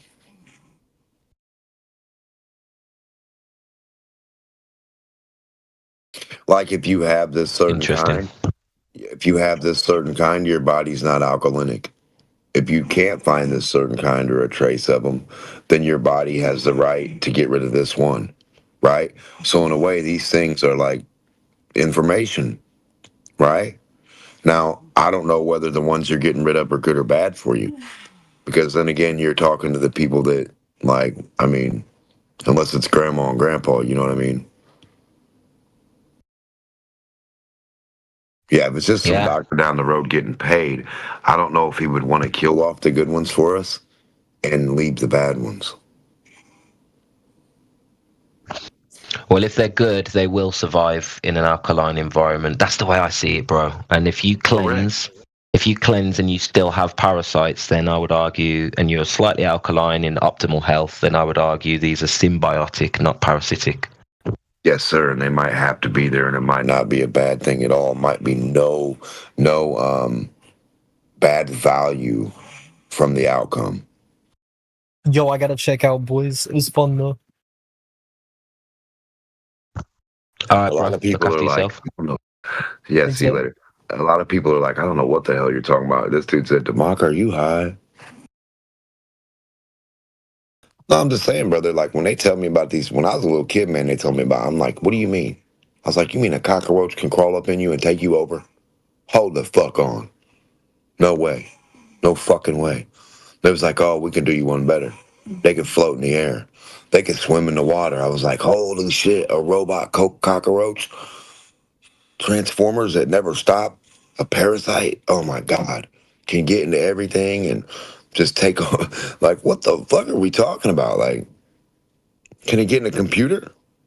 You know, like, can a parasite be hooked to a fucking chip and take over the intelligence of the computer? Like it can do to a fucking living thing like a snail or a bird or a cat or a human? That's my question. And if so, parasites, viruses, humans, computers, shit. They already use mold, right? If you can use mold for intelligence, why not hook up to a fucking parasite? Give me a fucking break. The mold and the parasite have the same attribute, right? Symbiotic or...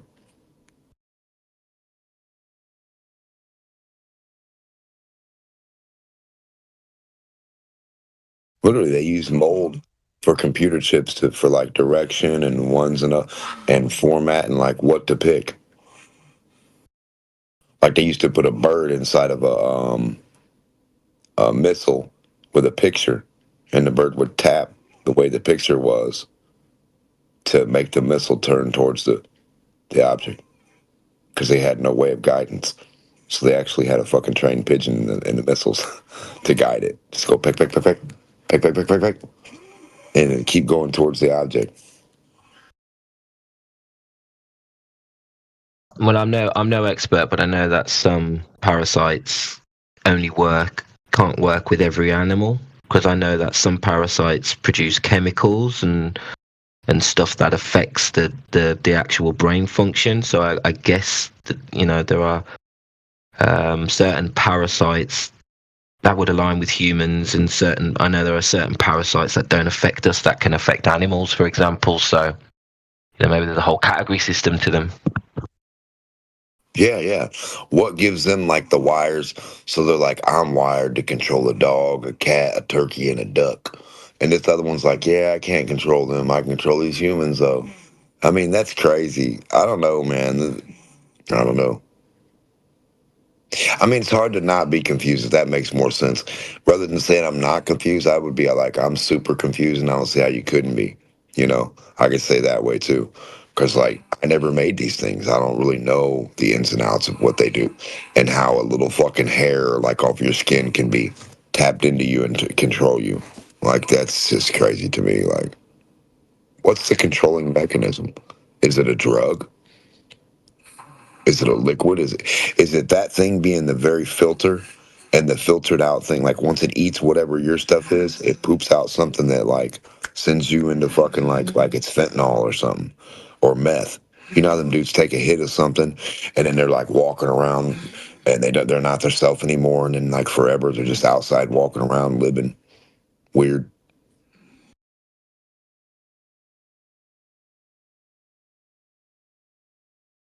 Well, if they're inside you releasing chemicals, there are, you know, there's certain things you would expect, like you'd probably get an immune response. So you're going to get your fever, you're going to get your mood change, you know what I mean, depression. And then if you look at like them wasps, they've got like these parasitic wasps. They turn and cordyceps, they turn the host into like a zombie, where they can literally like, it's almost like the animal's dead and now the host has taken over, but it's got limited functionality.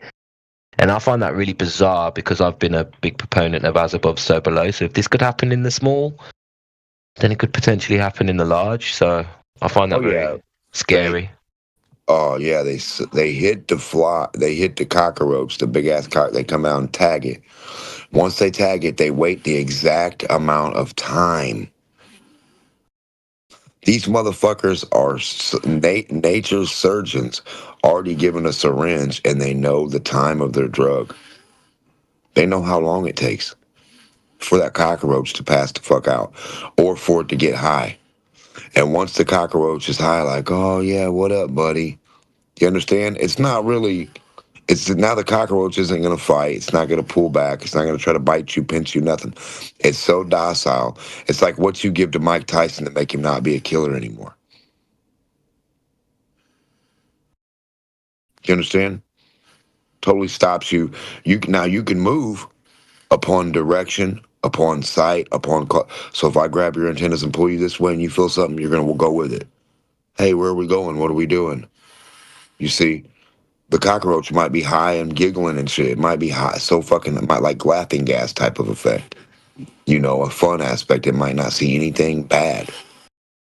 And then the thing takes it back to a little hole, rapes it, sticks its thing in it again, and has its baby in there. You have a beautiful way with words, Demark. Yeah. I get your point, though. You're going deep here. It's weird, isn't it? Yeah. And what about the ones that don't have to do that? You know, there's ones that, like the spider, there's a desert spider that has to roll. It like curls up and rolls down the sand hill because it can't really get any traction trying to run. So it rolls real fast away from this fly or this wasp. And this wasp will chase it. And as soon as it sees it, it'll go toot. It just taps it and keeps going. Now that fucking spider has a fucking fly growing out of it. Or whatever that fly touches, it just taps it with its butt, sticks it in you, and keeps going. Now you got a fly coming out of your ass or a wasp, whatever that is. Did you ever see that Rick and Morty episode where Summer gets a guado and it's Morty in her stomach, and he's like a little parasite inside her? No. You need to watch it. They touch on the idea of that symbiotic relationship, and they learn to work together, and it actually works out really well for them. It's just funny. Oh yeah, I mean that's what I'm saying. From when I was younger to now, they don't show the same information for health. They used to show you these little balls that produce blood in you, like 8 of them. I've never heard anything about them since. Have you? No, not heard about that at all. That's fucking crazy. So there's little things in you, like little hearts. There's a lot of them, and they pump. They're like little balls, supposedly, man. And they show something on TV. I don't know, man. It's just like the NASA shit. How do you know? I don't know. I was a kid. But I remember this vividly. And they had little balls, and they produce blood. They're like, and they're in you. And they're like a little heart. I don't know what the fuck they produce blood. They filter. They do something. It's like a little ball. Bizarre. Never heard of it. Yeah. Right, and you never heard of it. And every time I ask anybody, they're like, no. I'm like, come on, man. I ain't that fucking old. Get real. So I have a question for you, Frisbee disbelievers. Can you guys answer it, or? Nobody believes in a Frisbee disc here, bro. Frisbee disc? Well, isn't there a spot like a Frisbee? You said a Frisbee disbeliever. I was like, yeah, I hate Frisbees. Disbeliever. Yeah, the Earth is observed. The Earth is observed and measured as level. Yeah, but nobody's talking about a Frisbee disc, especially not in space. What do you mean by level? Can you elaborate on level, please? I really want to understand you guys' logic. Yeah, like every experiment observation you do to try and determine whether there's curvature, you'll come back and learn that the Earth is observed flat. But it's also measured flat. You always need to take a measurement from a flat Earth. So this is just the understanding of the natural world. Water always lays flat and seeks its level, and we have a mean seen level across the Earth. So then what about things like it's flat? What about things like airplane flight paths? So many things: the eclipse, the horizon. Like there's so many things. Can you explain all those? Well, any one thing at a time. But like, can we start with airplane paths? Airplane, the flight paths. Can we start there? Yeah, well, flight paths don't really make sense on a globe, and actually, you can find that there's when it comes to emergency landings, you'll find that a lot of these emergency landings don't make sense on a globe. Like they're going way off path to land in an airport that isn't on their route. But actually, you'll find that if you was to map the Earth in a different sort of flat Earth sort of depiction, you will see that these emergency landings are all perfectly en route. Also, you don't see any. You don't see many southern. Sorry, I just have to stop you there. You know nothing about aviation. You're very uneducated, so I don't even understand why you're making those claims right now. Hey, bro. Who the fuck are you? Who the fuck are you? I'm your father. The one who gives your mom back shots every night. That's who I am. Okay. Goodbye, sir. You're done here. Good way. Yeah, he's done. We're not having that. He's done. I'm sorry. I'm not having that. When the Globers just have to spice out. Yeah, so when you're getting schooled for those type of tactics to get your own stocks inserted in your mouth. Dumb shit. Yeah, that was the quickest flat slapping ever. I'm sorry, but that was him panicking.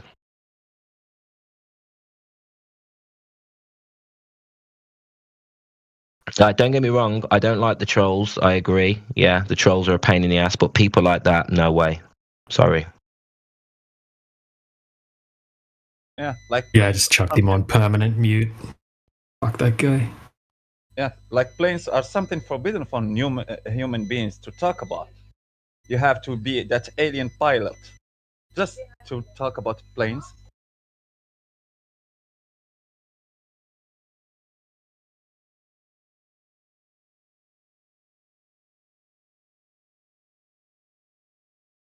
I didn't even get to scratch the surface. You know, we've got so much to talk about with planes.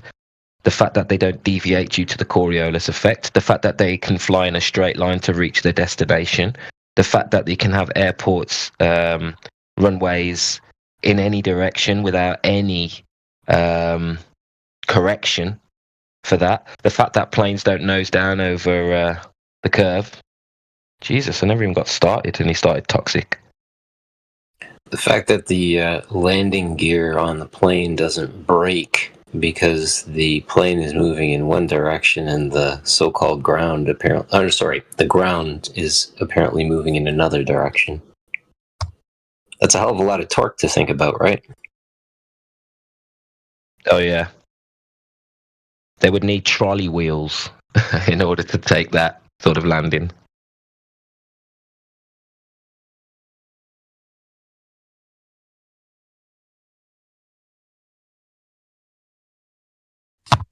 It's really unfortunate that when he started asking all these different questions like, okay, well, if it's flat, what about this? What about that? And you're like, well, hold on, one question at a time, right? So you're trying to steer the conversation in a positive direction, yet he then attacked you and stated that you're uneducated and then went to talk about your mom, etc., etc.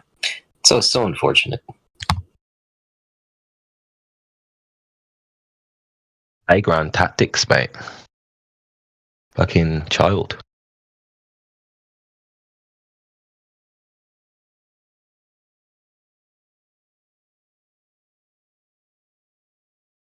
Yeah, there was no way I could keep that guy around after that.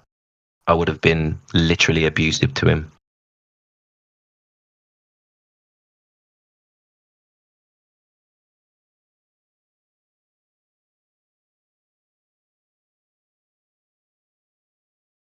Boys are crazy.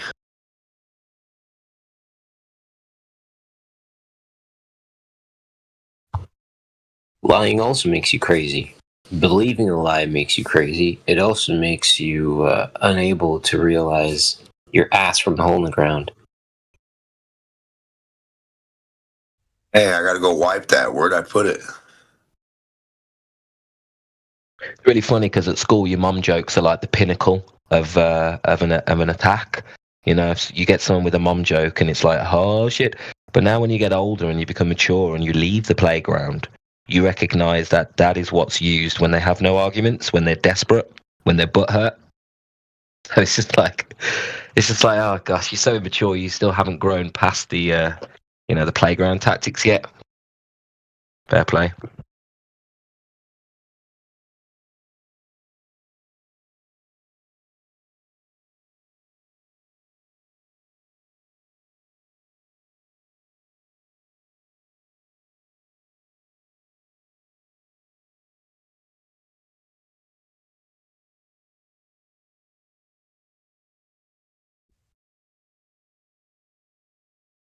I'm surprised postmodern rhetoric has actually survived this long in the cultural milieu and through academia. This idea that truth is relative and my truth might be different from your truth, and as long as we can both express our truths, then that's true, man. Nothing can lead to more knowledge destruction, actual knowledge destruction, than your own propensity to deny your ability to acquire true knowledge.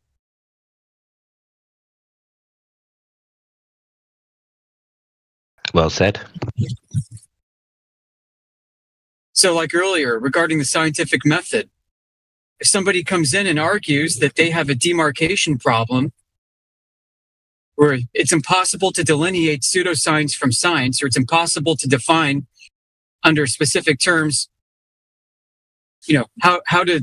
how you would logically determine a cause and effect relationship happening, then you can't argue against somebody who does, because you have no position to hold in the first place. Or if you think that there are multiple positions, multiple ways to do it, then you can't hold an argument. You have no reason to be defending yourself, just as the postmodernists can't come in and say, what I'm saying is true and what you're saying is false.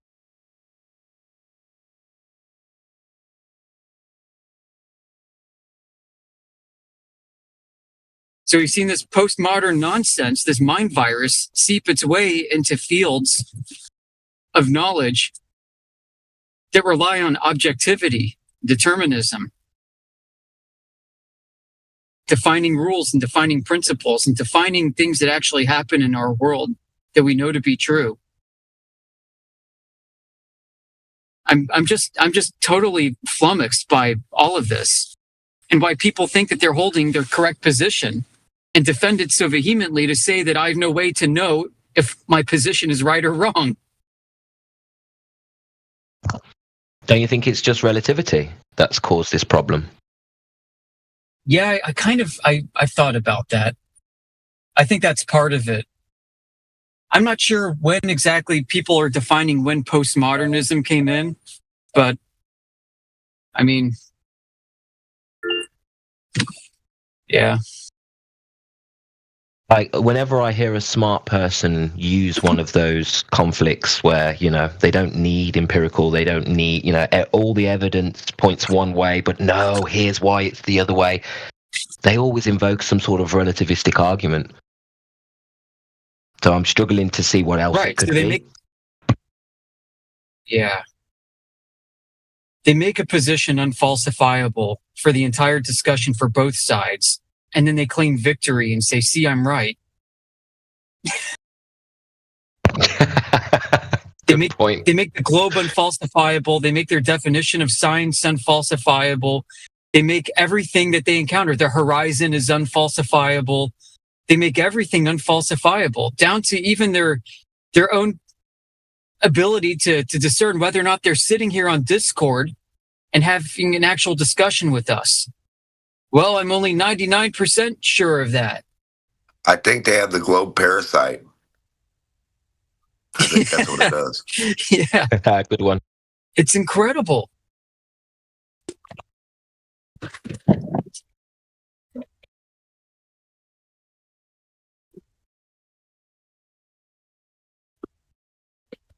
Tesla called it, man.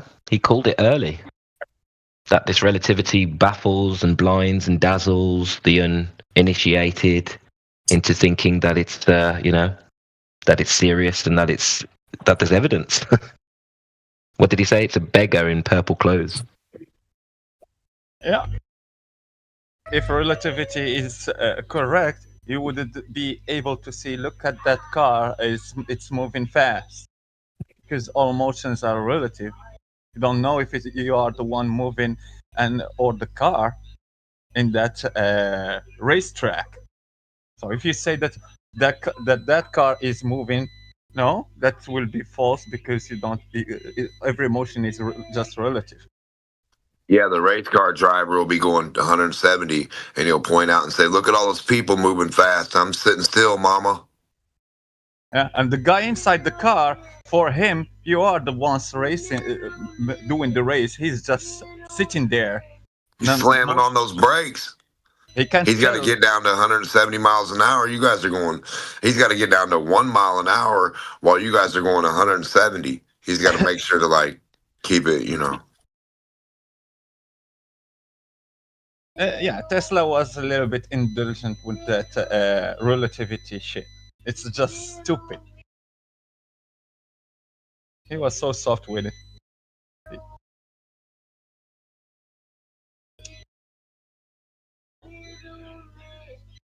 If your gas was your brake and your brake was the gas, where would you be going? Nowhere fast.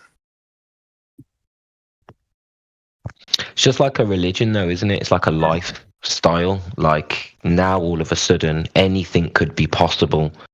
Narnia in the sky, you know what I mean? Like everything is unlocked. It changes everything. It's like a religion. You need faith in it. Well, yeah, that's what all science is. What you can't do, what you can't prove, and what you can't show. That's how we've got so technologically advanced. Can't show you, can't prove it, can't tell you. But now we're so technologically advanced. It's great. Yeah, we've advanced so far now. We don't need science. We don't need truth anymore. We just need TV and a screen. Well, they always tell me that, and DoorDash. How do you think we got? Yeah, how do you think we got these phones and all this technology? I was like, space. Say the word space. Say ball. Fall ball. Ball, space, air. Technology. Man, it's crazy. I mean, where do you even go with that? Technology, what's that got to do with you saying the Earth's a ball? How does that make technology, huh?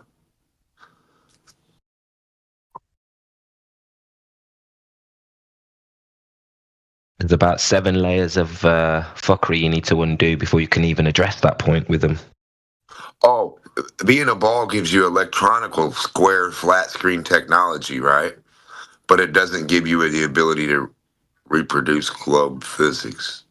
So there's no globe physics technology that we've learned or we can reproduce, but we've made cars and stuff because the word down. It's just crazy. Gives them protection from the truth.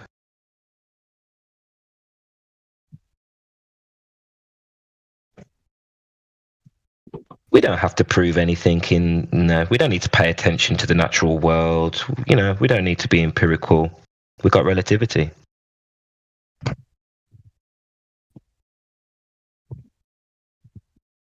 We don't need to know how big the Earth is. We just say it's really, really big.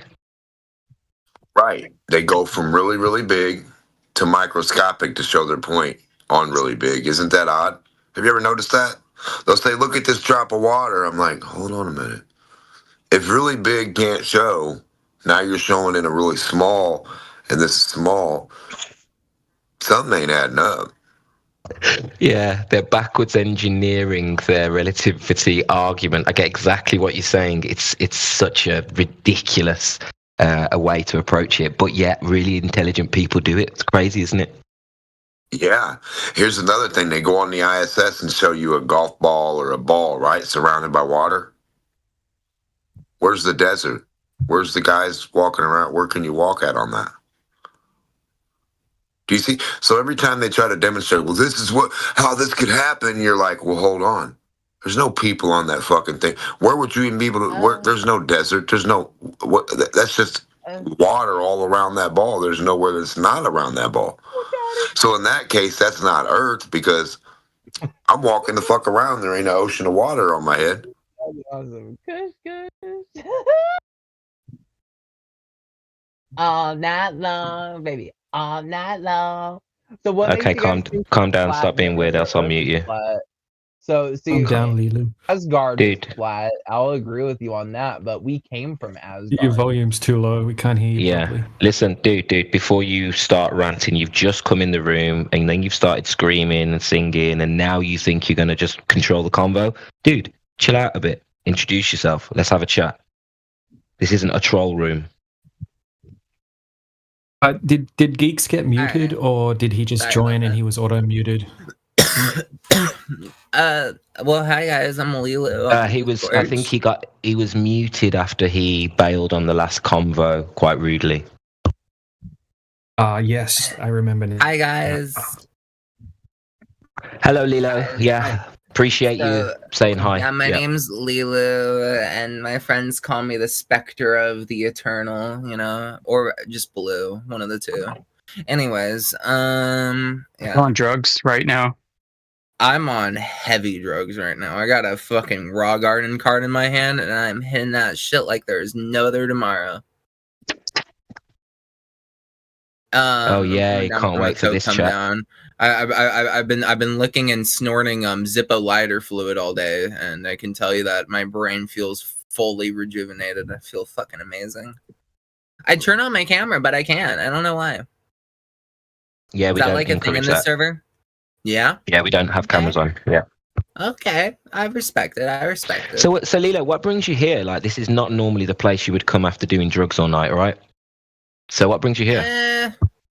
What brings me here is to spread my power, because I've had a great spiritual awakening because I OD'd on cocaine a few nights ago.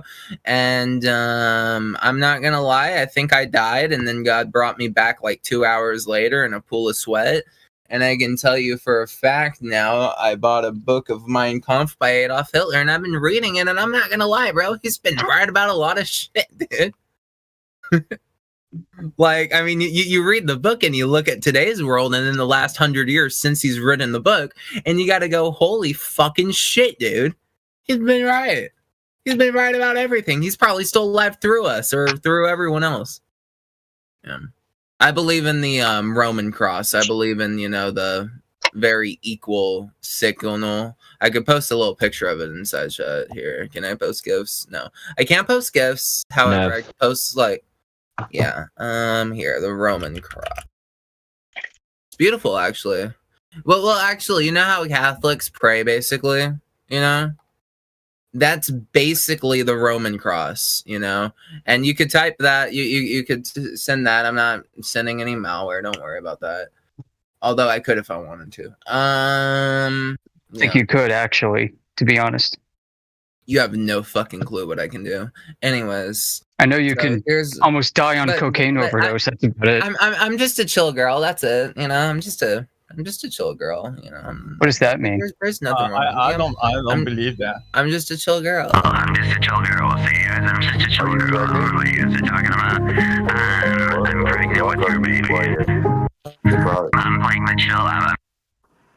Okay. No, All right, that's enough of the clown show, I think. Jesus Christ.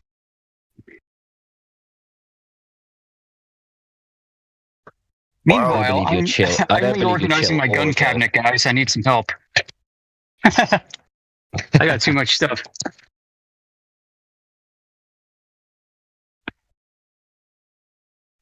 You got too many cabinets in your gun closet. It's hard to move them around, yeah. Shit, you got to put more guns. How many you got, bro? I'm an American, so I got enough. Well, it's never really enough, but I got enough for what I need for now. More than 3? He laughed. Holy shit. I live in a state. I live in a state in America where we have 3 times the gun ownership per capita as Texas. You can believe that. There's only one.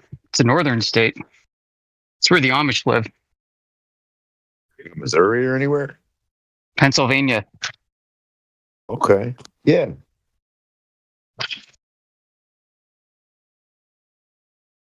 I mean, it's completely normal. I know motherfuckers here, they got a 12 gauge, they got a revolver, and then they got an automatic.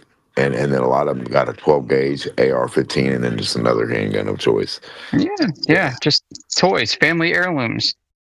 You know, everybody here's got concealed carry permits. People sometimes carry out in the open. So yeah, I mean, it's kind of fun to strap like a 1911 on you, just bang, like holding it out.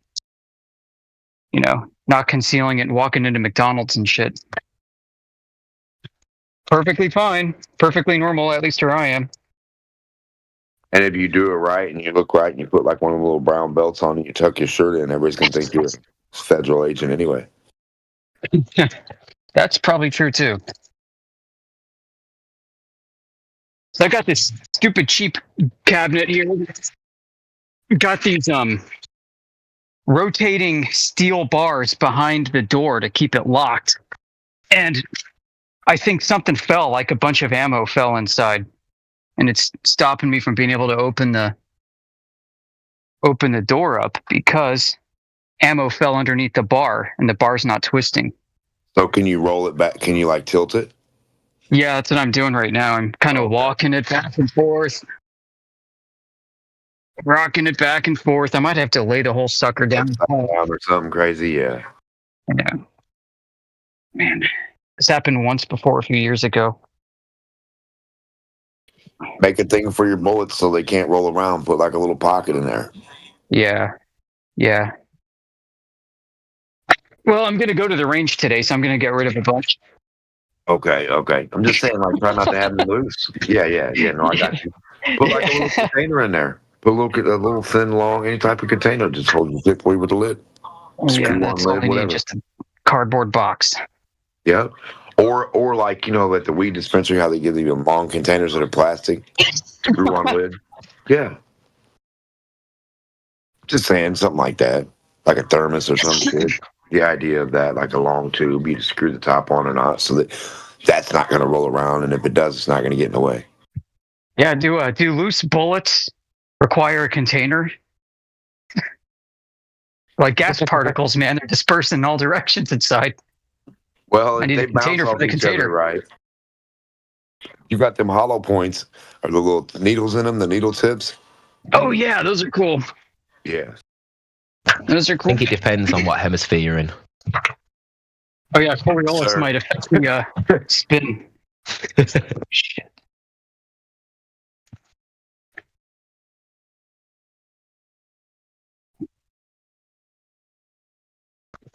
He said, boy, you can't have the bullets here. You're in the wrong hemoglobin. Oh, man. Why does the blood rush to your head when you stand on your head, but not to your feet when you stand upright? Dun, dun, dun. Gravity hasn't happened to me, and my blood hasn't rushed all the way to my feet, yeah. Ooh. But it does to my head when I'm upside down.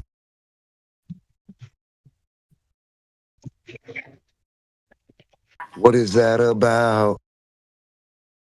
Physics wear me out. And think about your blood and your shit, how they tell you it's a circulatory system, but everything's like a lightning bolt and a rod and a roots.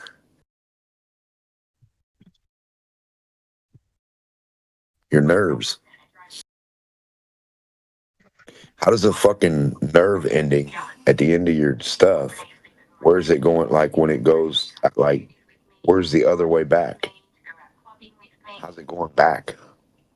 I want to go back, do it all over, but I can't go back, I know.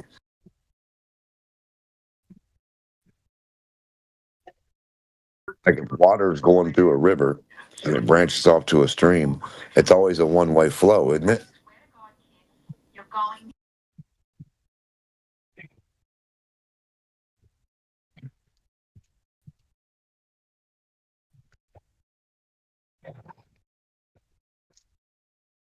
So if you got little tubes all in you, and it goes from like down your whatever from your, and it like branches out like a phone wire, right? Communication wire, roads, nerves, whatever. And how does this shit go out to that end tip point? What's bringing it back?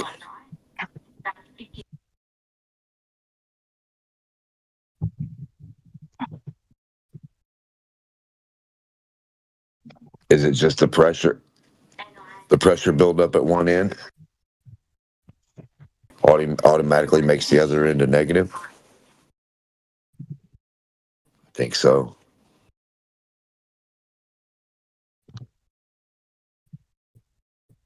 If you force one way in the tube and you can't like bust the vessel and you can't push out, I think something has to come back this way too.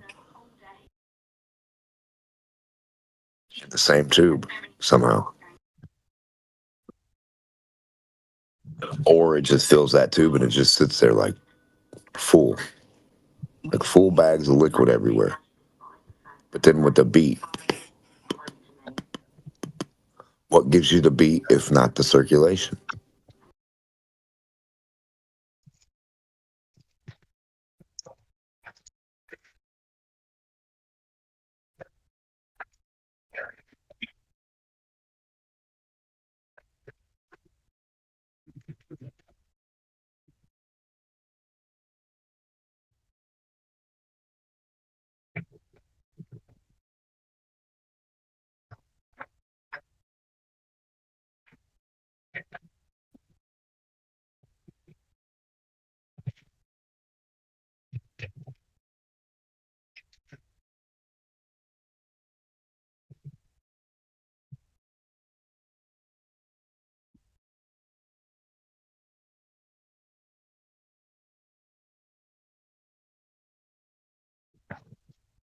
And then when you pee, you bleed, or you sweat, they're different colors.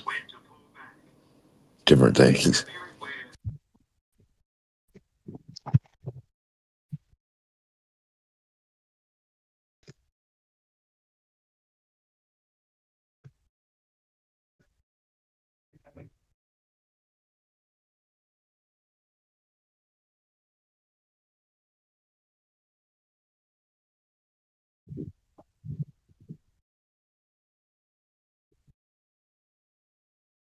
And why would you not? If you get a cut on your skin and liquid leaks out, and then it seals up, and lava leaks out of the earth and then it seals up, isn't that lava every material anyway too, just like the blood? It's 3D printing the material and the drying effect and like, so like that just reminds me of people when the earth does that shit and pushes up lava or any other thing else, they just mimic that basically.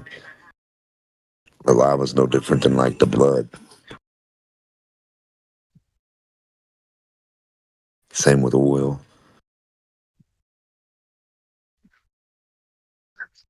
The electrical property in oil, the electrical property in water, once you try to force water and compress it, you force it to react. You get a backdraft from water, and then it can become either electricity or start to fuse to make lava.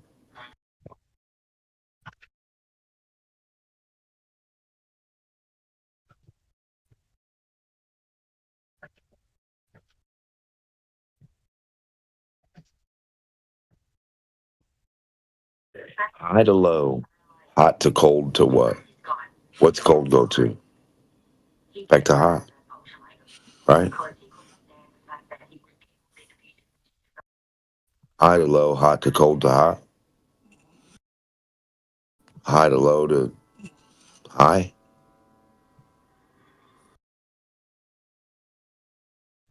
Correct? I mean, that's the way it seems like it has to. What's cold do after it's cold? It doesn't, it's just cold and that's done. All heat's just a new source. Good morning, gents. Morning.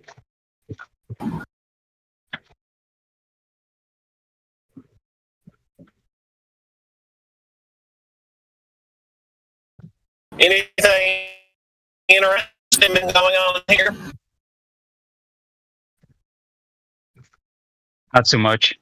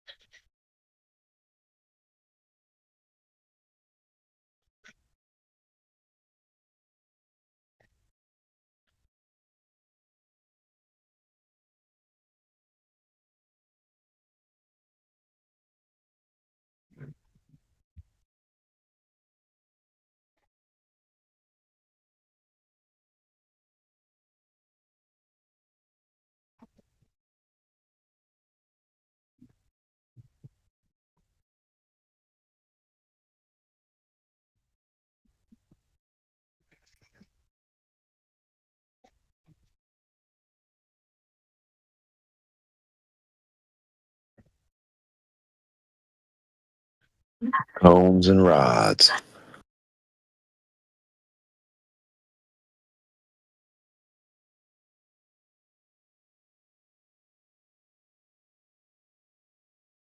One slit, two slit, three slit, four.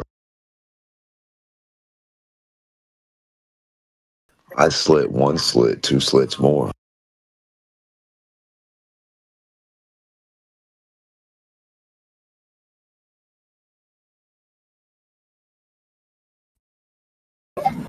The Globetars can't hack it when Damaka's in the room.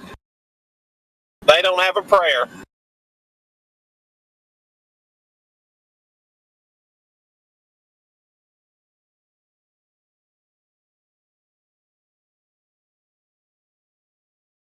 I wish they could, shit. I wish that when we get done talking to them about something that, like, either we concede to their point or they concede to ours somehow, because, like, there can't be two realities in this shit. There can't be both of these things happening. And that's what they act like. They're like so flat, everything flat, flat, flat, flat, flat, but round. Everything still but moving. Everything it is, it's not. Everything it's not, it is. How the fuck does that make sense to these dudes?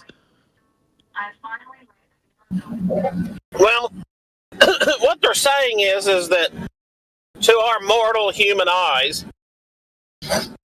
everything looks flat and everything acts flat, but we need their scientissimist priests like Neil deGrasse Tyson and others who are able, through their holiness, look beyond our sin and look beyond our mere mortal eyes and tell us what the world really is. So we have to realize that the more important thing than the knowledge and wisdom of us living on a big testicle is that we have the priests like Neil deGrasse Tyson and others who worked very hard to enlighten us and bring us to that enlightenment that they themselves can only know. And we can never know it, but if we just hold on to their coattails, maybe we can just get a little glimpse of that enlightenment. And we're very fortunate if we do. Yeah. I think it's fun when Globers stare up to the future. You know what I mean? No doubt. They look past all the space and the time out into the twinkly lights, and they look up into the future. And then by looking into the future up and away, they also see 93 million miles ago into the past. So they look up into the future and the past. So they've got a time machine It's just a telescope. Isn't that weird? Absolutely. It's a globe-tardian logic to the max. See, now a small telescope is a microscope. Then they have a big telescope, a macroscope. Micro, macro. So the macroscope and the microscope are the tools they use to tell you everything about your reality. They can look back into the past into dirt. They can look into the future of dirt with the microscope. With the macroscope, they look out at dirt or lights or twinkly, whatever the fuck gas. I don't even know what they think they're looking at. And they see future. It's just awesome. Past, present, and future out of two tubes. But they're the same tube, just a big one and a little one. It's just crazy, right?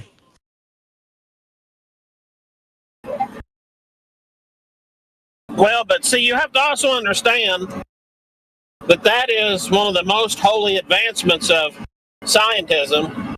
But what's even more impressive and most holy is the white lab coat. Because the person who dons the vestment of scientism is beyond reproach. As long as they submit to the consensus of peer review. I like the label too. I like the label they get. Science, all knower that you can't know, all doer of magic ball moving you can't touch. Did you already wake up to the concave Earth, people? Oh, you're still waiting for reality. Did you go to sleep measuring it and proving it for us? How do you do elevation on a concave Earth? Concave, everything was measured, dude. Everything makes sense. It's written in all. No, I didn't say. In the book, brother. No, yeah, that's a cool story, brother. We don't care about books. How do you draw globe, concave, elevation on a wall? How did you measure the flat? Why are you worried about all that? Didn't you just know about concave only? Are you okay? Why would you believe in something why are you have pushing not flat measured? Earth? Why, as a concaver, would you push flat Earth to me? I'm not pushing. You're pushing flat Earth. No, right? I'm looking for your concave elevation, and you're trying to prove flat Earth to me. That's not what you're supposed to do. I can post you some documentaries No, I want about you to draw concave it if you for want. me. No, I want you to draw concave elevation, how it works on the wall, brother. I don't want magic fucking stories. I don't want Goldilocks books. It's your argument that I cannot draw a circle. My argument's physical, tangible. You on the wall. If you let me finish my sentence, I'll be done. You put the dots out on the wall just the same way I ask a flat earther, a glober, or anybody else how your elevation works. Flat earth, it works horizontal. Globe, it works dropping below that. Concave, it should drop up above and still stay the same height. So how do you rise in elevation on a concave ball without staying the same height? That's my question to you, buddy. I don't get it, bro. It's huge, dude. Yeah, that's a cool story.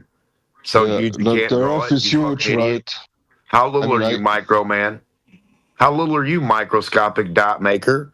So get your fucking micro dots on the wall and show us how the elevation works on your huge fucking canvas.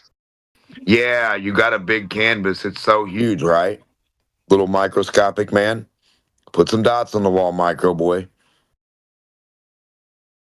Why are you Little insulting guy, me? little nothing guy. Get your fucking dots on the wall. Come on, buddy. Why are you insulting me, dude? I'm looking for your dots on the wall. You're insulting yourself without any dots. I mean, dots will help you in this situation. Anything else is going to be uncivilized. Can I finish a sentence once, or do you want Can you put some dots on the wall? Or you just want to talk our ear off? I can draw a circle if you want me to do. I mean, are you reading books to us? Is this the reading channel? Don't you think I can draw a circle? I don't know what you can't do. I know you haven't done shit yet, though. Okay, just for you, brother. In the side shit in a second. And then I want your altimeter to follow it. After you stop harassing me, okay? Shut the fuck up now. I draw you a circle. Yeah, cool story. It's a harassment to ask you to prove your elevation. What a fucking idiot. Maybe you shouldn't come in here spewing you're on a fucking inside of a ball if you can't prove it, stupid. It's in the side chat just for you, okay? I draw you a circle as you expected me to do so. I So shut the didn't fuck tell up. you to do any of that, dumb cunt. You said, can you said draw a the fucking dots on the elevation? wall. I did. You said, can you draw elevation? I draw you. So shut the fuck up now, okay? Now how you? I did what you wanted me to do, okay? Shut the fuck up now. No, you didn't. No, you didn't. Yeah, exactly. I did. I draw you something. You asked me to draw something. I draw you I something. think you're Okay, shut the fuck retarded. up now. No, come the fuck next to me, and then I'll show you what you need to do. And you're not gonna be making shit up. Not in my classroom, son. Yeah, shut the fuck up. Shut the fuck up, dude. Listen, cornball. How do you prove elevation? Where's your altimeter at? You're gonna run it across that fucking circle. You don't prove flat Earth. I don't prove that one. Don't worry about what you can't prove. So why you worry about my proof? Why you worry about my proof, Nothing dude? else can be it, stupid fuck. We wouldn't have to worry about anything else.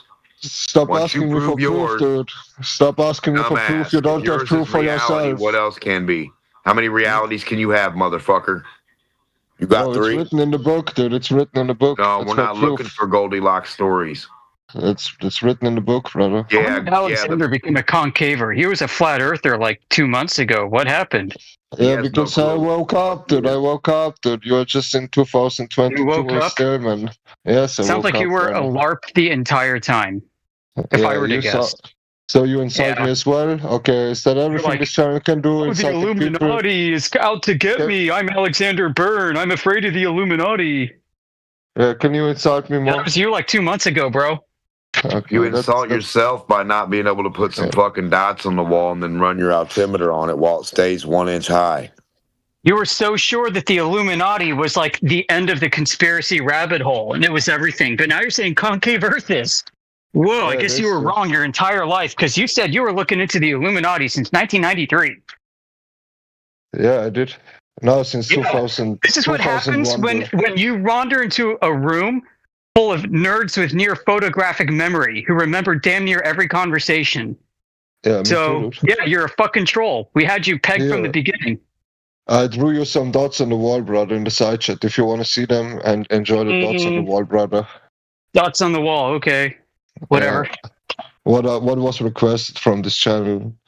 A drawing of a circle and a drawing of dots on the wall. You got both of me. So what do you present me now? What am I supposed to present present? you your dots on the wall. Now put a horizontal line against them. Which one wins for elevation? Horizontal line every time. Next. Fucking buggy as fuck, dude. I get disconnected all the time. What the fuck is this? It's the fucking Illuminati, man. Yeah, it could be, man. Could be that horizontal line. That is You all want you can prove. You want me to draw a horizontal line as well? Can we stop drawing after? Or I'm not confident. No, I would like you to be able to comprehend anything, Chat GPT. Are you a broke I ass think phone he- sitting on a shelf? I mean, D-Mock, I think this thing is he spent a little too much time with the rectal lineator. I mean, you always censoring Iris, dude. Why you always censoring Ja, the rectilineator, eine Spiegelung. Ja. He's been invagilineated. Die Spiegelung. Hat mir gut The gefallen. invagilineator and your rectilineation, right? And your assumptions, right? What did you know about your rectilineator? I don't know anything about the Did rectilineator, it bro. wreck your rectilineator? I don't know anything about that word, dude. What about astrology? Yeah, I don't know nothing about astrology as well. Do you believe or do you know? That's the question, brother. Oh shit! All you do is believe. Do you have this? Do you have the stars in your belief system? Okay, I see. That's all you do is believe. What's a star? Yeah, I don't know, dude. You explain You're a me. You are star. talking about astrology You're a and shining whatever. star. You are You're a talking about superstar. astrology, not me, dude. I never brought the astrology up, so it was you. So tell me about the stars, dude. They're cool. Okay, I get it. They're so cool. I get it, dude. You have They good move arguments and you for your don't. belief, dude. They have good move and you don't. arguments. They move and you Oh. don't. So stars exist, is what you're saying. I don't believe that one. I don't know what you're trolling about. They're cool. That's all I can say. Yeah, okay, you believe in cool and stars. they I groove. get it. They're groovers. They move around.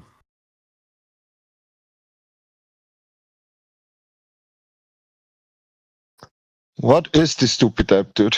Oh my god. Yeah, I don't know. What's a stupid concave? Yeah, we haven't figured that out yet. Yeah, okay. Have you figured out the flat Earth? Maybe you convince me back into the flat Earth then. Dude, hell no, I can't figure out anything that you can't demonstrate, stupid. Can you demonstrate it to me, the flat Earth, then? I'm gonna look through your eyes and your hands. We're gonna demonstrate together. Wait, do you want a picture of...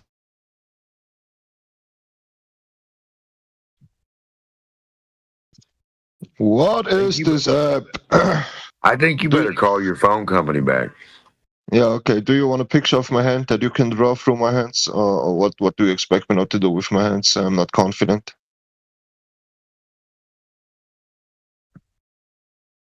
So do you want to prove me the flat Earth so I can traverse back to the flat Earth? Or do you want to accept that the Earth is concave and you're just in a belief system?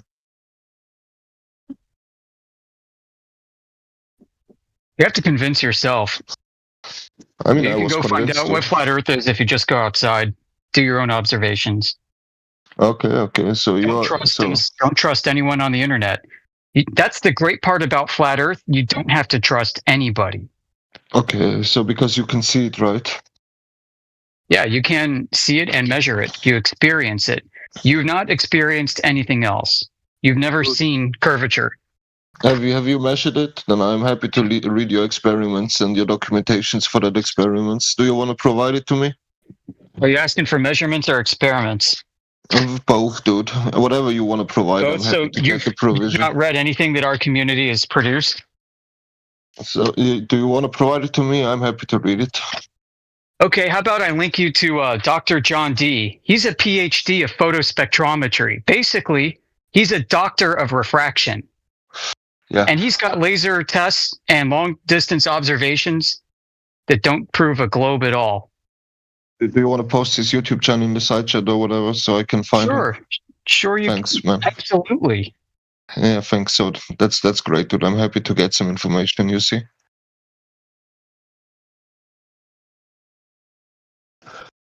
Let's see. You can also email him. He puts his email address out there. He's got a lot of great content.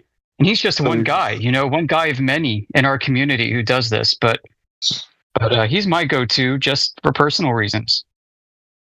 Yeah, okay, I love it, dude. I'm waiting in the side chat. I have opened it. All right, you're open and ready? Yeah, I'm waiting for the flat Earth scientist. All right, open wide. Here it comes. Okay, there it is. Thank you so much. Let's click on him. Does he say in any video that he believes in a flat Earth, or should I just watch all of them? Yeah, so he started off thinking flat earthers were retarded.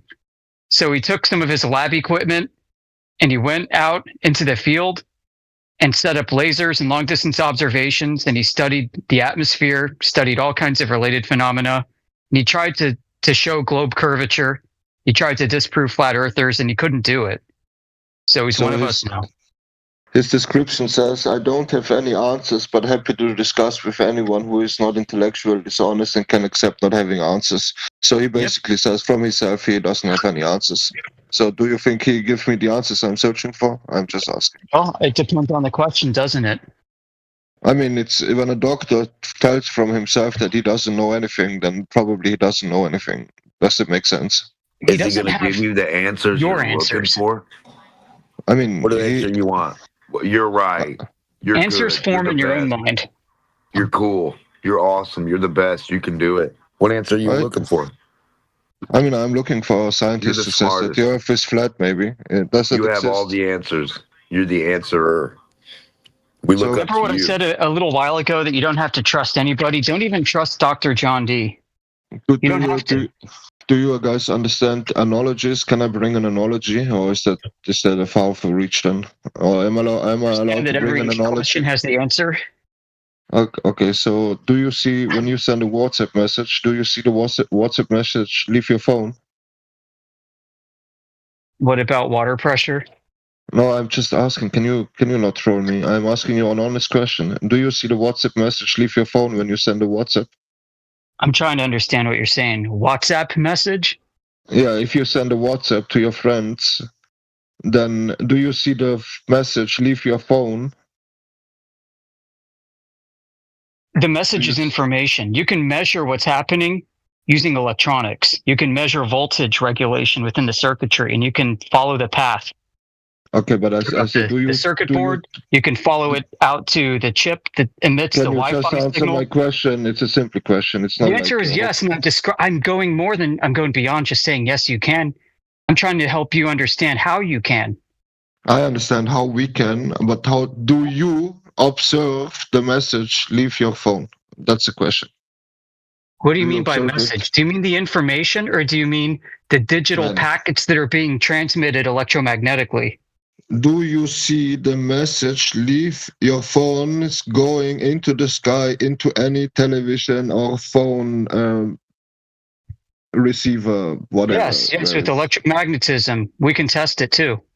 Yeah, we can test it, but do you see it with your eyes? That's the question. You see it with equipment to assist your eyes. Oh, okay. So you can build equipment to enhance your senses so that you can experience the natural world in a new way. And it's why we've taken to infrared observations to cut through refraction, long-distance laser transits, radio beams like microwave links that have been set up. All of these things are in favor of flat Earth. So would you give me the equipment you have?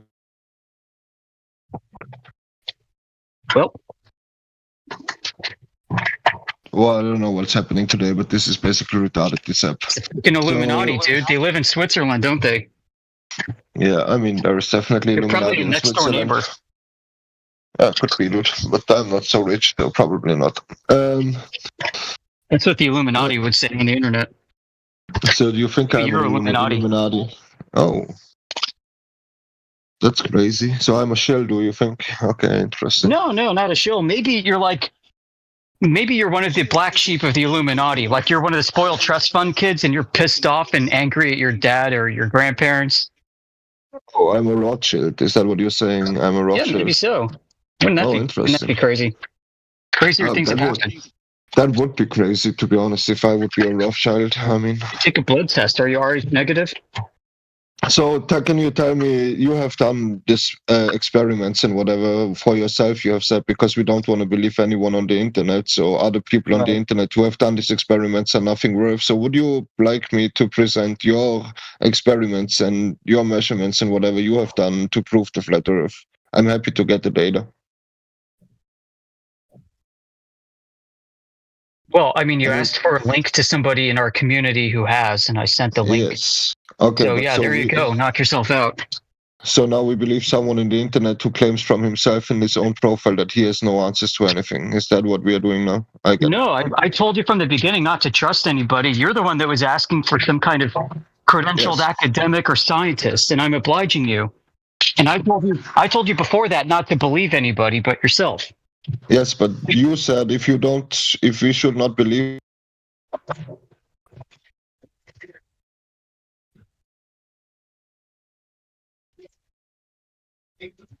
Oh my God, I don't understand what's happening now. So after Don, you need to get the hint that the Illuminati is telling you to stop before they come arrest you.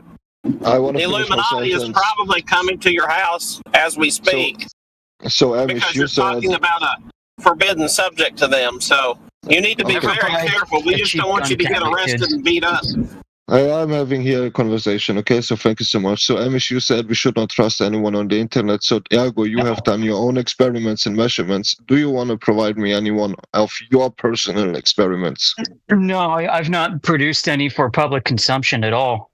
Okay, so you believe someone on the internet. I get it. No, I've done them. I haven't produced anything for public consumption. I've done my own long-distance measurements. I live near a significant body of water. Okay. And I'm also a ham radio operator, and I've built my own high-gain directional antennas, and I've done experiments. You can call them experiments in a colloquial sense, in various conditions over different distances. In a colloquial sense. It's a friend of mine. Okay. Yep, these are experiments in quotation marks. So you thought that if you can prove the flat Earth, it's so not necessary to provide any evidence after for that proof that you just didn't record any of them experiments. Is that what you're saying? Yeah, because I did it for myself. I'm not out here trying to convince you with my own observations of flat Earth. I'm telling you that you can go do the same thing I did, and you can discover it for yourself. So yet you are on a Discord channel trying to convince people of the flat Earth. Yeah, get out there and do it, homeboy. Go out there, have some fun, get some fresh air, touch some grass, sniff some air, and thank God for the container that you're living in.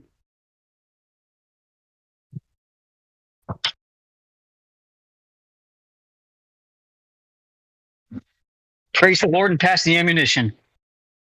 I feel a little bit that someone in this channel is intercepting my phone, not gonna lie. So, dude, it's the Illuminati. We know for fact. Yeah, okay, but I never have disconnects anyone. But anyway, because you're talking to me now. Yeah, okay. So you said you are interested to participate in a Discord server, which is basically talking about the flat Earth, and you have done proof for the flat Earth, but you have not recorded any of the. No, it wasn't my argument at all. My argument from the beginning was you need to go do it yourself.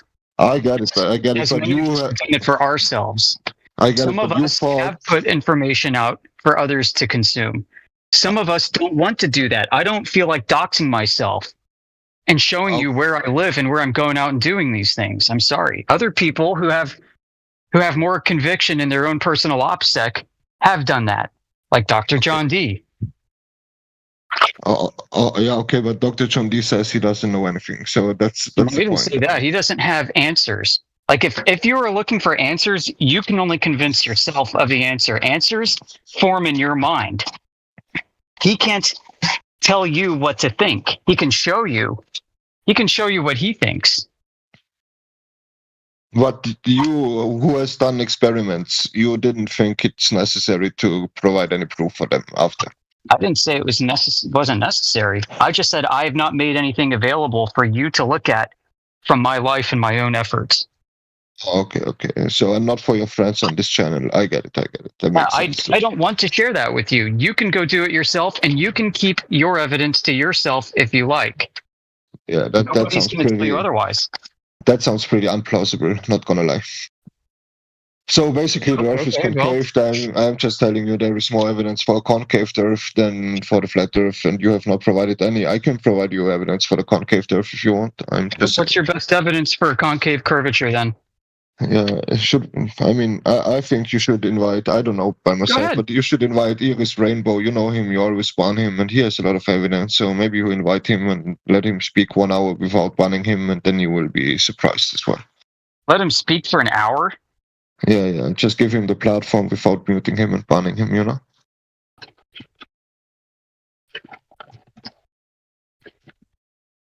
What's his best evidence? Do you know? Yeah, the Orelindi book, I think. It's written, you know. Wait, what? Where? The book? Yeah, it's the Orelindi book, my friend. You should read it. Which book? Yeah, the new religion is coming for you. Oh, so concave Earth is a religion? No, dude. It's already written in the religion. You know what I mean? It's true, dude, because it's written in a religion. Do you believe in the Bible? I believe in the church that gave us the Bible. Okay, that makes sense. So the Bible has written the firmament, right? Yeah, they've written the word firmament in there. Is that your biggest claim for the firmament? No, I don't know what the firmament is, and I don't make any claims about it.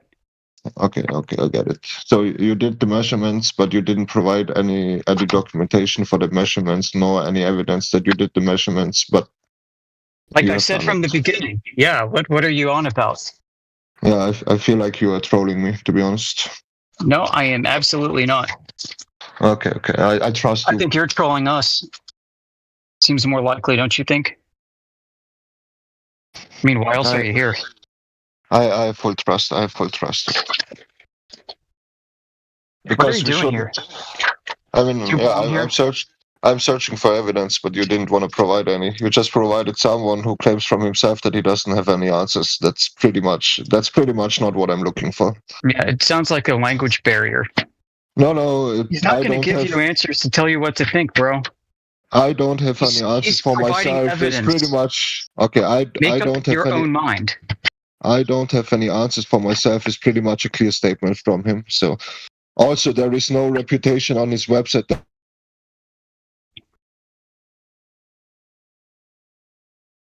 It's not like that he has provided any LinkedIn or whatever his website where he proves that he is basically a doctor. Basically, he's a guy on the internet who says he has no answers. So email him and ask him go email him and ask him for his alma mater and ask him about his postgraduate work. He will tell you all about it.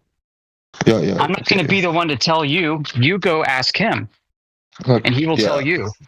Okay, so you in this channel are not participating in providing any evidence to the Flat Earth community. I got it.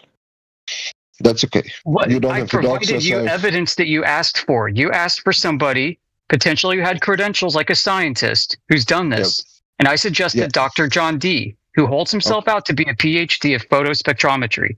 He's got a YouTube channel, and he's provided evidence that you are seeking and you're denying that is being put forth. Okay, regardless of Flat Earth, just would we agree that if I look up for doctor in YouTube, that 99% of the people who are claiming to be a doctor are probably not a doctor, and 100% of the people who claim that they don't know anything, they probably don't know anything. Can we agree on that? Yeah, I mean, I personally do not know this man. Okay, so he's probably not valuable as a knowledge. That is your assessment. Okay, yeah, he says from himself that he doesn't know anything. What do you want me more? He didn't say he doesn't know anything. He says he doesn't have answers specifically for you. Yeah, you must give your own answers to yourself. Okay, I sound like a broken record because you keep coming around in circles again, like a flat Earth circumnavigation. Okay, I'm a globe-tard. I get it, dude. I'm a concave-tard nowadays, dude. I'm just telling you. Concave Earth is a globe. Yeah, I get it. That's why it makes sense. Yeah, it's a globe, right? Concave Earth is a globe. I mean, an inside-out globe, world I guess. in hell. I mean, it's an inside-out globe, I guess, so whatever. Yeah, I mean, you may as well be in hell, right? I mean, maybe, I don't know, dude. Satan was cast out from heaven through because he wanted to be more powerful than God, right? And the kingdom of Satan is earth, right? So basically, there's a religious theory behind that we're all in hell at the moment. So I don't know. The ancient church teaches that heaven and hell is here, and it begins in your life. Bro, what is with my internet going on? That's crazy. Okay, anyway, so does anyone else want to provide any maybe...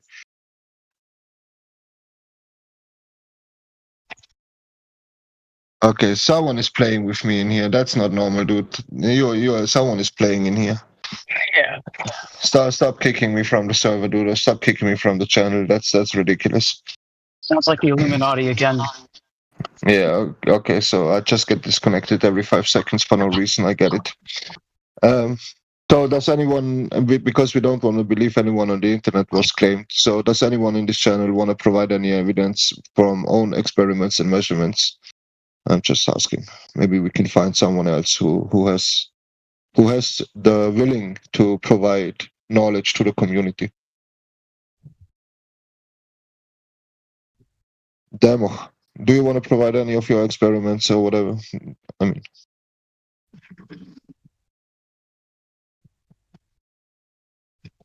anti-globalist, how's about you?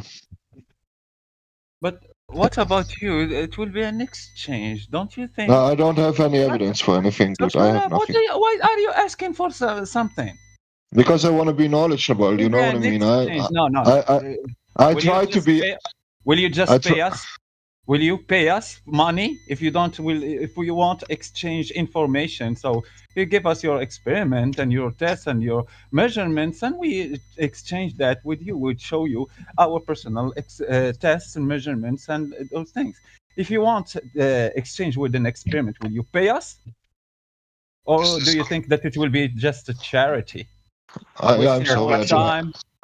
I didn't know that this community is based on money and monetary gain. Time and those things. You can just, for example, I can give you playlists, many videos, many tests, laser tests, observations. You can do your own research. But if you just come to me and ask me, so go, please do your personal research. You have to just pay your research by yourself and show it to me. No, I won't do that only if you will exchange some information with me, your own research, your own measurements, and I can show you mine. If you will pay me, I can. I didn't say we cannot do that with exchanging videos, but Amish told us that we should not believe anyone on the internet, and you people have your own knowledge gained. So that's why I'm asking for your personal knowledge. Yeah, but you are trying now to just have some belief. Okay, so basically everyone in this channel... You said you can't believe anyone. How can you believe me if you present a research that was done by me? And you won't see my face. Is it fair to make a sweeping generalization about everyone in this channel? What if Dr. John D walked into this channel? You wouldn't know. And here you are making sweeping generalizations. So why don't you be a bit more honest? It would be very easy for physicists to prove that he is a physicist in real life, and probably 99% of all physicists have proof, maybe on LinkedIn or whatever. I mean, would you have to trust another physicist who says he's a physicist without checking to see if he's a physicist to prove if John D himself is a physicist? I mean, if there would be, let's say, a couple of physicists who would claim openly that the Earth is flat, that would be some kind of evidence, I guess. But you don't have any of them, so that's not the topic. So, Nekros, do you want to say you didn't do any experiments by yourself, or do you believe some playlists on the internet? So, do you want to provide them? What's your standard of evidence? How much do I have to pay you that you provide me your personal?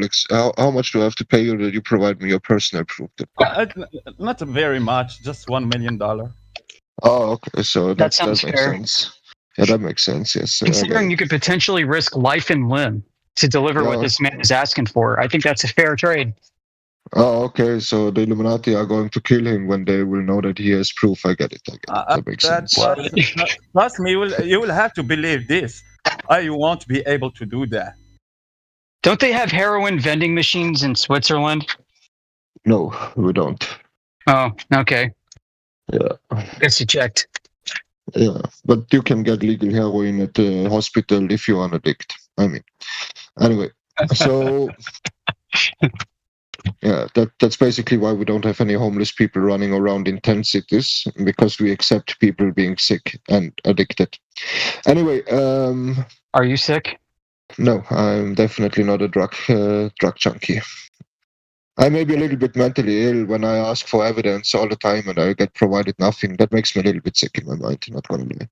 So Nekros, you are also not willing to provide your data. I get it. So is anyone in here willing to provide me his own data he has collected, or are you all just providing some YouTube links?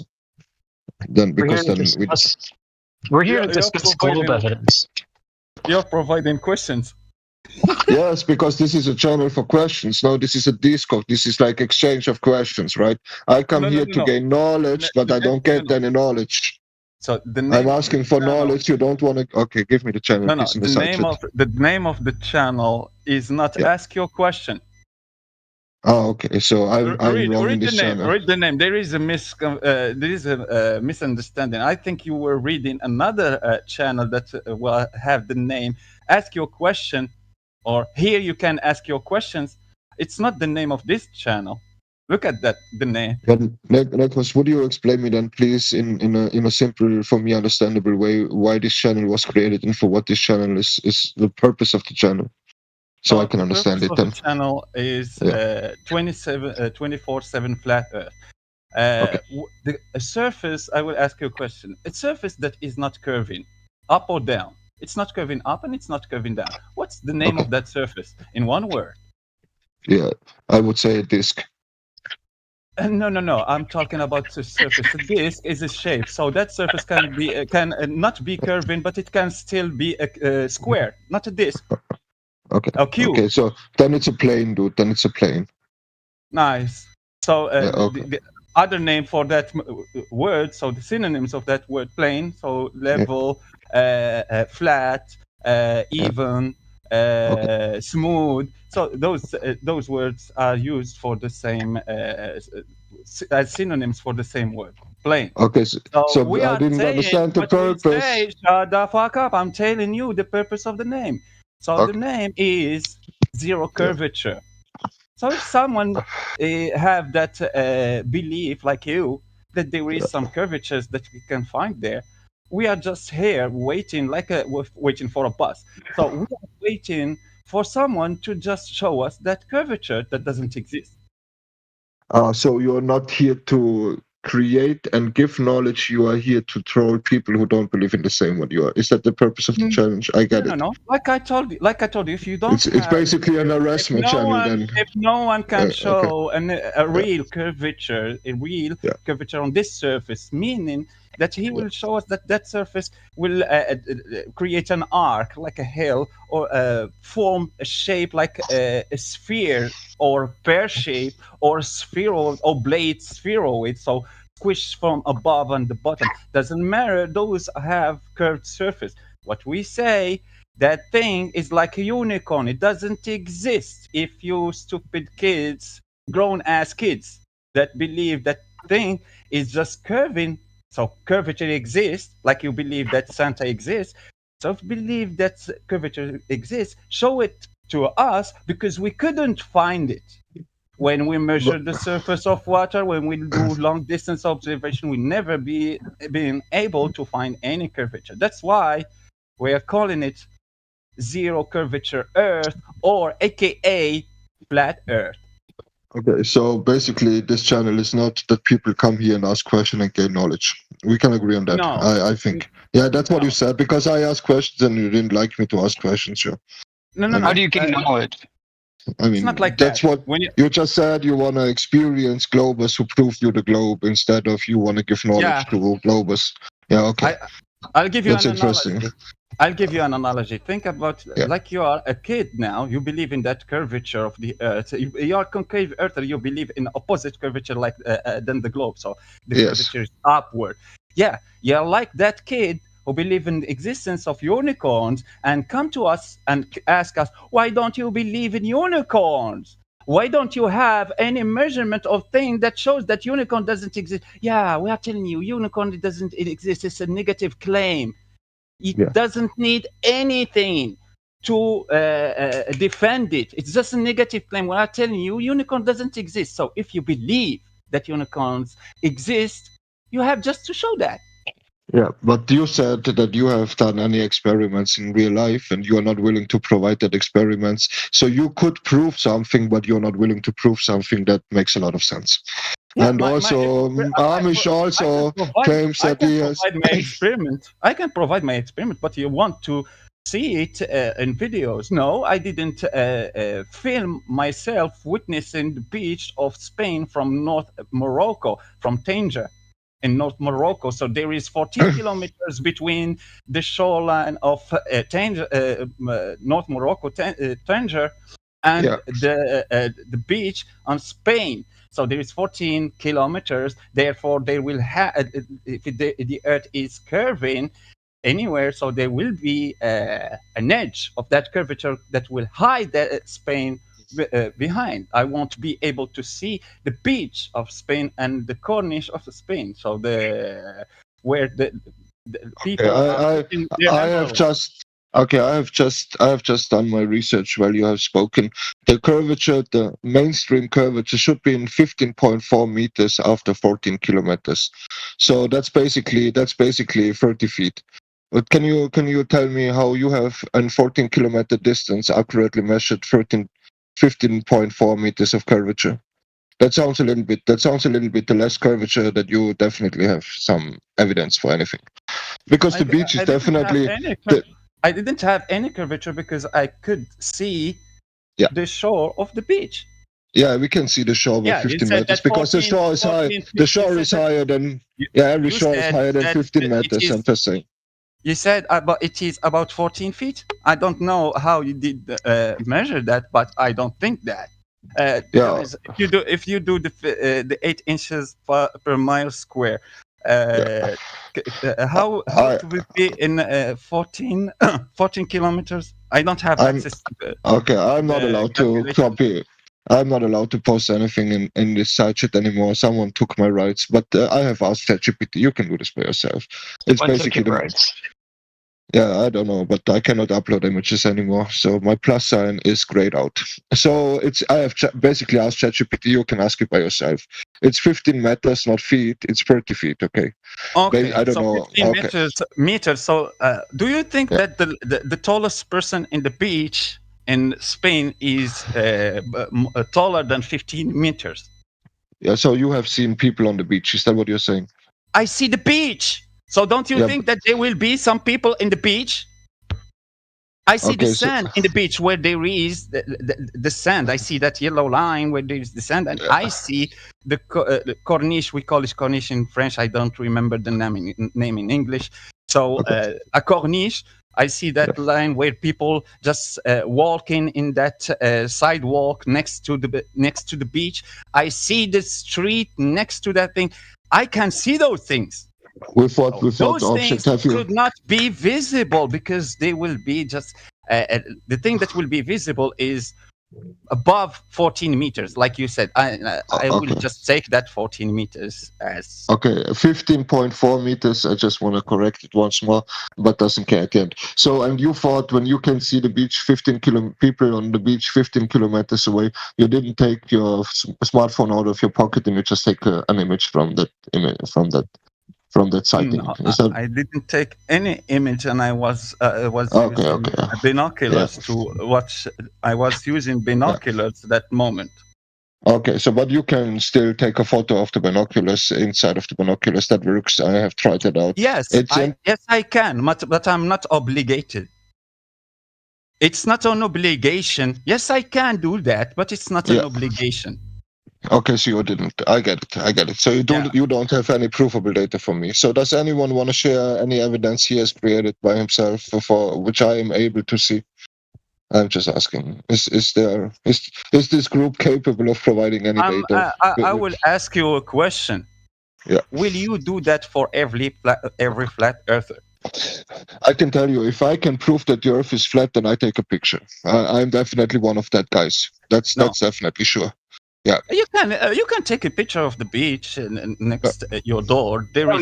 Meanwhile, his evidence of concave Earth is a religious book, and he has to refer to somebody else to come in for an hour to talk about it. And he's holding. He thinks he's holding himself to the same standards as he's holding us. No, I know nothing. But before those questions, that series of questions, you already told us that you are a concave earther. Yeah. Do you have anything to defend that? Yeah, I have YouTube videos, because but you don't believe in YouTube videos. Because if your standard of evidence is like this, you go and you ask the population, the community, are you flat earther? Okay. Do you have a personal measurement? No, I won't show it to you. Go look to the many measurements that were done and published by the majority of the flat earthers. No, I won't do that. I don't accept that. My standard of evidence is higher than that. So how the fuck you are a concave earther? What were the measurements that were given to you by the concave earthers to believe that a concave earth is a concave earth? No, I haven't even seen any measurement, any experimentation, any image, any video of a concave earth, but still I'm a stupid concave earther because I just thrown away my standard of evidence from the window to be concave earther, and I will use that standard of evidence just against other people. See, I can now make a story up like you did, and I can say I have done the measurements for myself, but I have not given any proof, and I have not recorded anything of that. So where are we going now? We are basically two people now in this channel debating something, and no one of us is capable of giving proof. I am not capable because... Fuck up, you dickhead. Thanks, DJ. He's got no standard of evidence.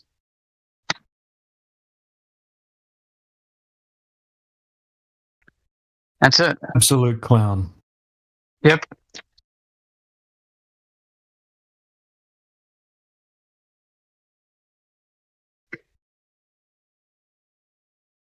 He wore off his welcome the second he came in.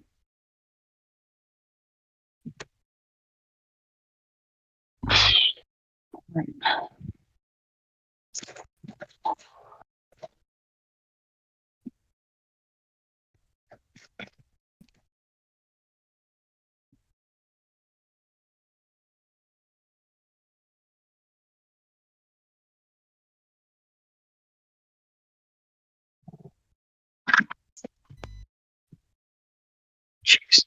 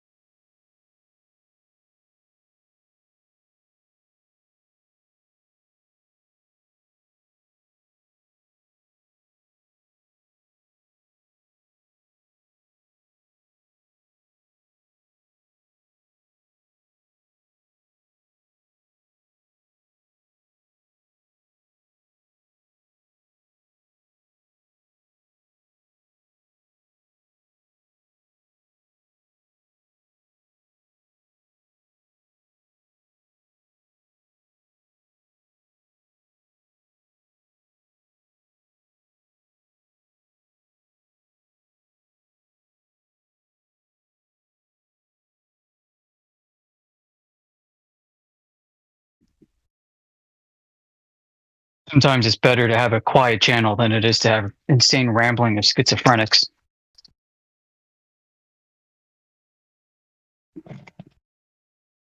Couldn't agree more.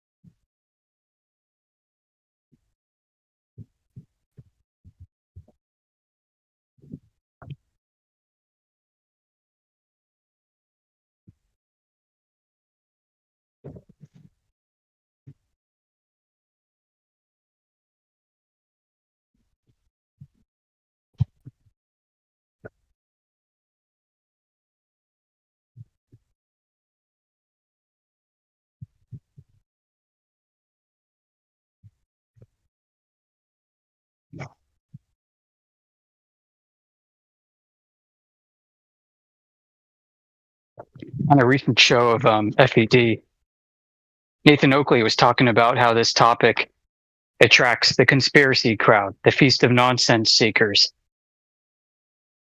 So part of what we're doing is educating them as much as the Globers.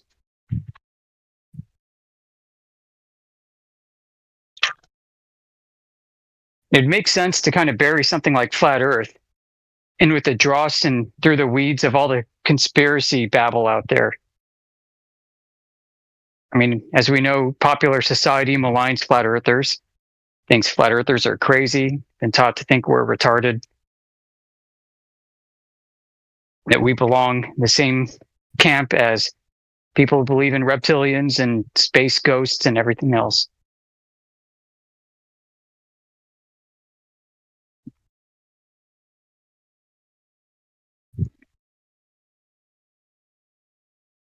And it sucks. I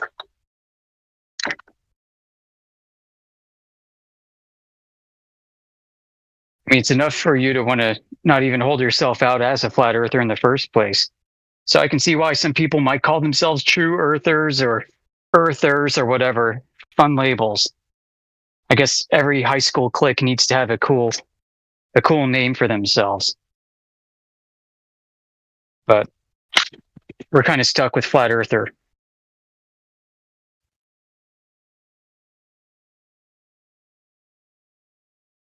It would seem that this community began weaponizing the term itself. You know, if you're going to call us flat earthers, fine. We'll call ourselves flat earthers and we'll own it.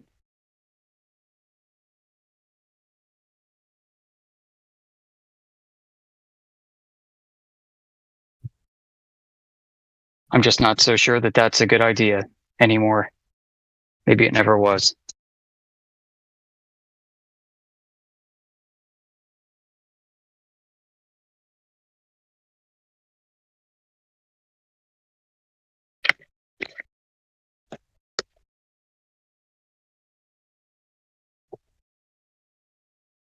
I'm sure most of you guys feel the same way as I do, that you don't want to be around most flat earthers. I mean, most flat earthers are annoying as hell.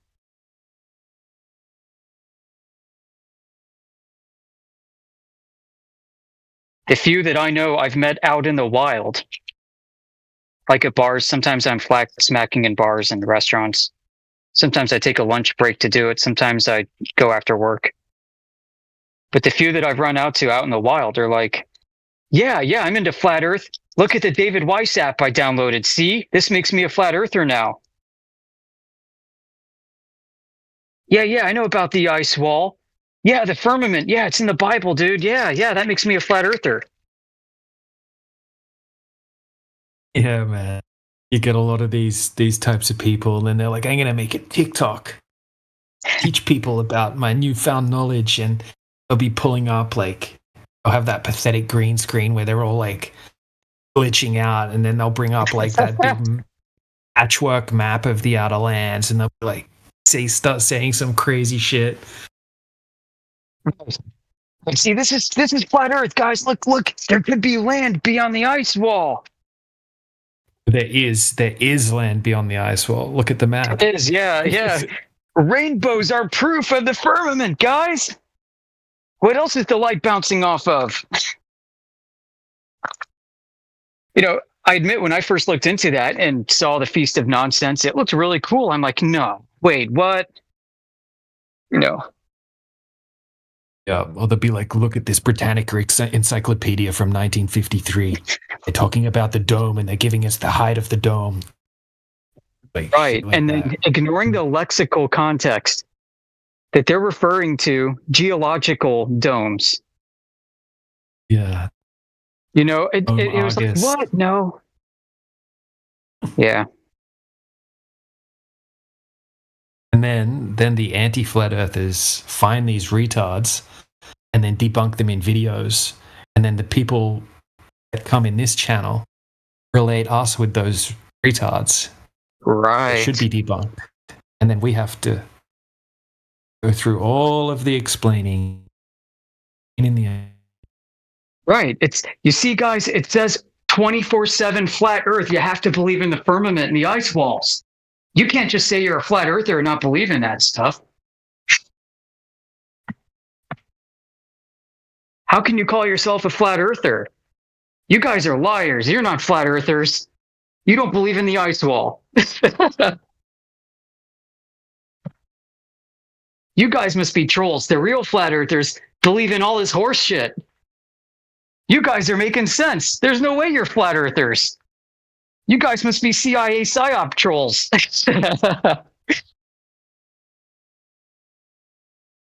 Oh, gosh, dude.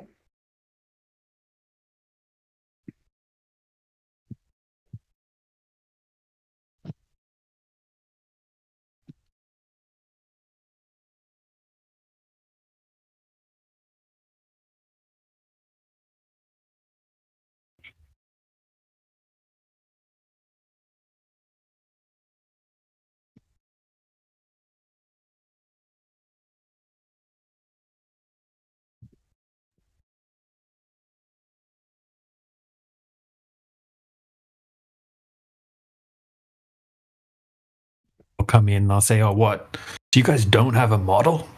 Don't have a model. And then you ask them to provide a model, and they'll provide like a photo of like a kid's, like a desktop globe or something like that. And then their next argument will be like, in the flat earth model, the 24-hour sun doesn't work. You're like, what? You just said we don't have a model. Now you're saying we do have a model and it doesn't work because you saw it on Professor Day. It's just all over the place. Almost not worth it sometimes. No, it's not. No, and so, or like yesterday, they'll point to the globe, like Google Earth, there's the model.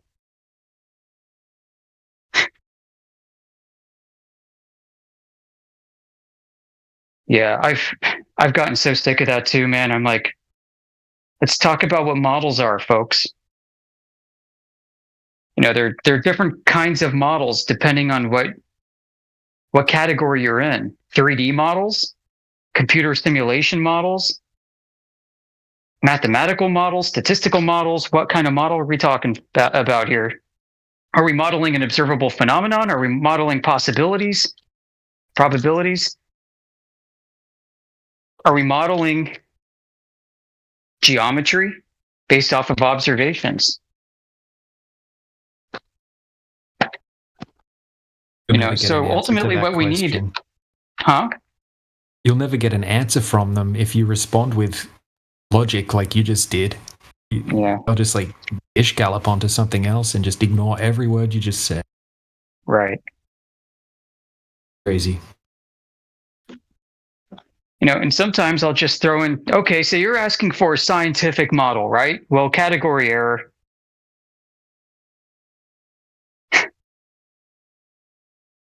And 9 times out of 10, they have no idea what a scientific model is. They couldn't tell you the difference between a scientific model and a probability model, statistical model.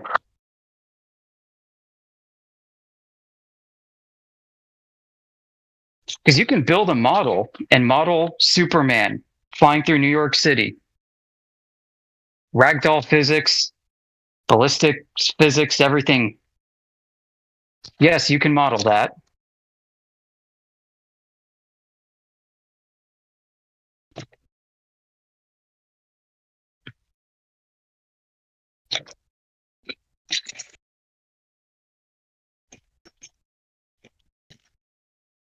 People build video games. Video games are built with models.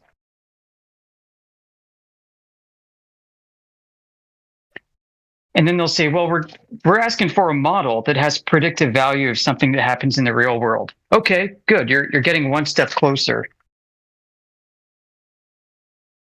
If I have a dream about what a black hole is, and then I build a model based off of that dream, and it's got some quasi reasonable predictive power, is that a scientific model? No.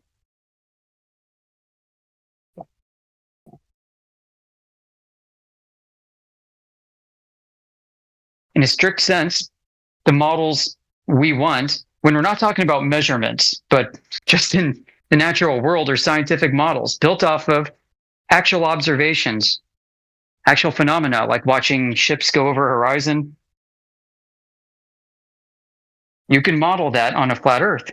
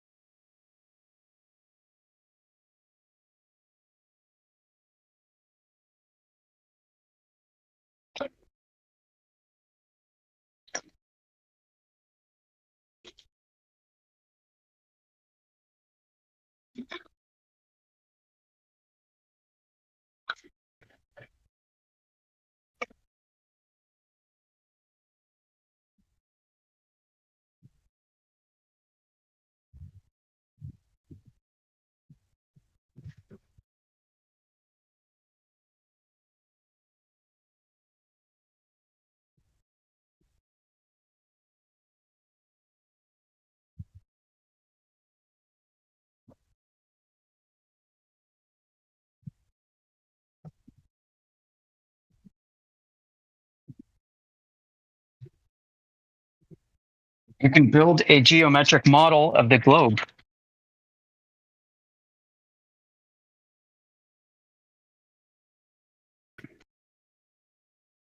So you ask them, okay, what gives it truth value? Like, how do you know in the first place that this isn't some fantasy? I mean, first off, you ask for the actual observation that it's based on. But for many people, what's enough is the explanatory power of the model. The predictive power of the model itself is what determines its truth. Well, then you're just affirming the consequent with it. Then you're just taking something and, like when you've got a new hammer, everything looks like a nail.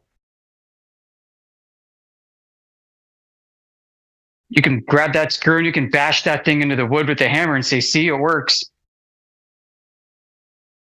The hammer was built for this screw.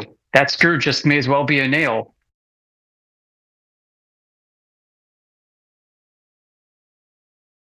The force of an explanation doesn't determine truth value at all.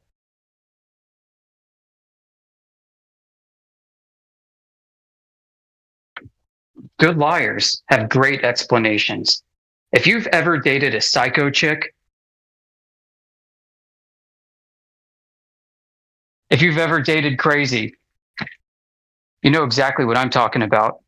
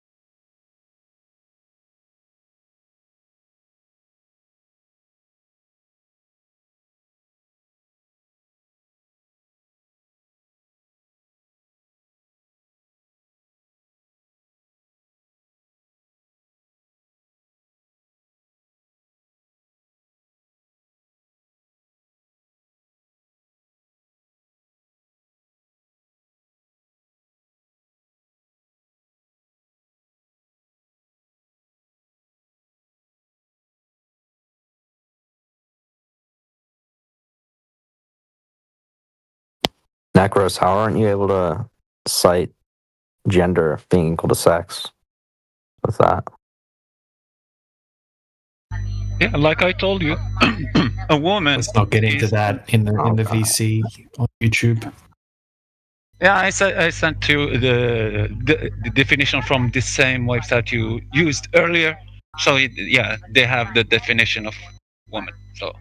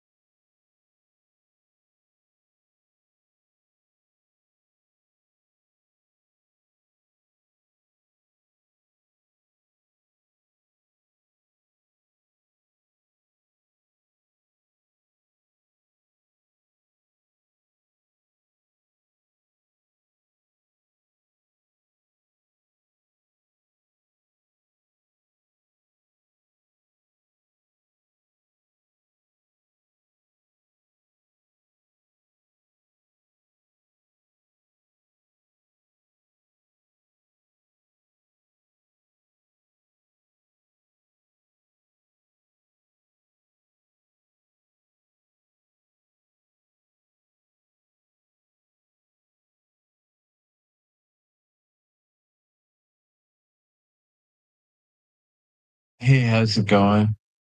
I'm just checking in. Wonder what bullshit you're on today.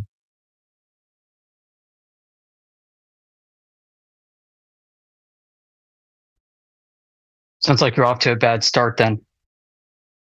All right, that's great. I love getting off to a bad start.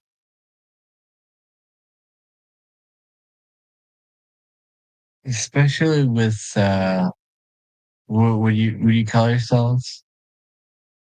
Truthers? Are you on drugs too?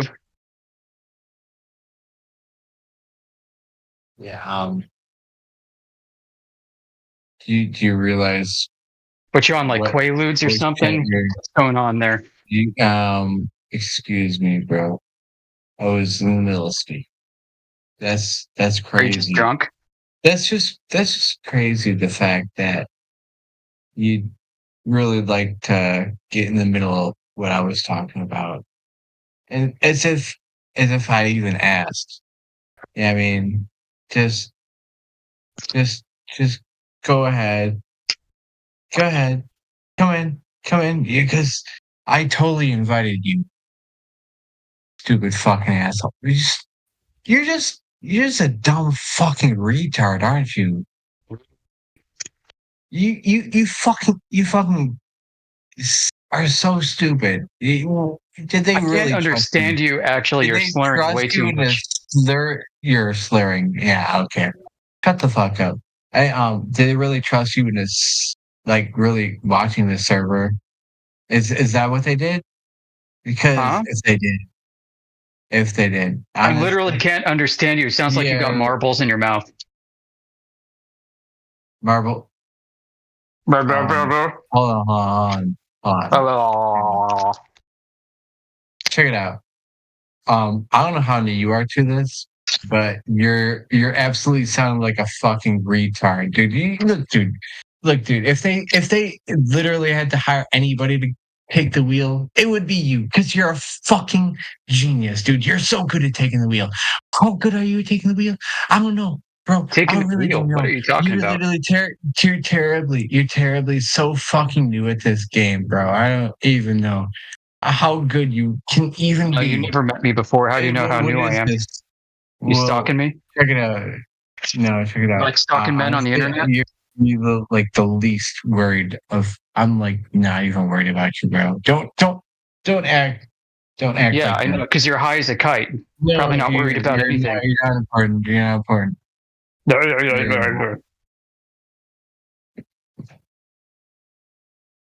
So what are you, bro? Some kind of lobby? Just going in, just wrecking it all. You want to fuck up the server like that because you're a goddamn. The server? What are you talking about? It was nice and quiet until you came in here and started babbling. Damn, dude. Who's fucking up the server now? I don't even know who I'm talking to. No shit. It really would be nice to even be included in who the fuck I'm talking to. Maybe you're talking to your inner conscience. That's stupid. You think so? Why don't you just? Well, you know, give it up. Just whatever you're doing, you're just not good at it. You're just not. I'm sorry.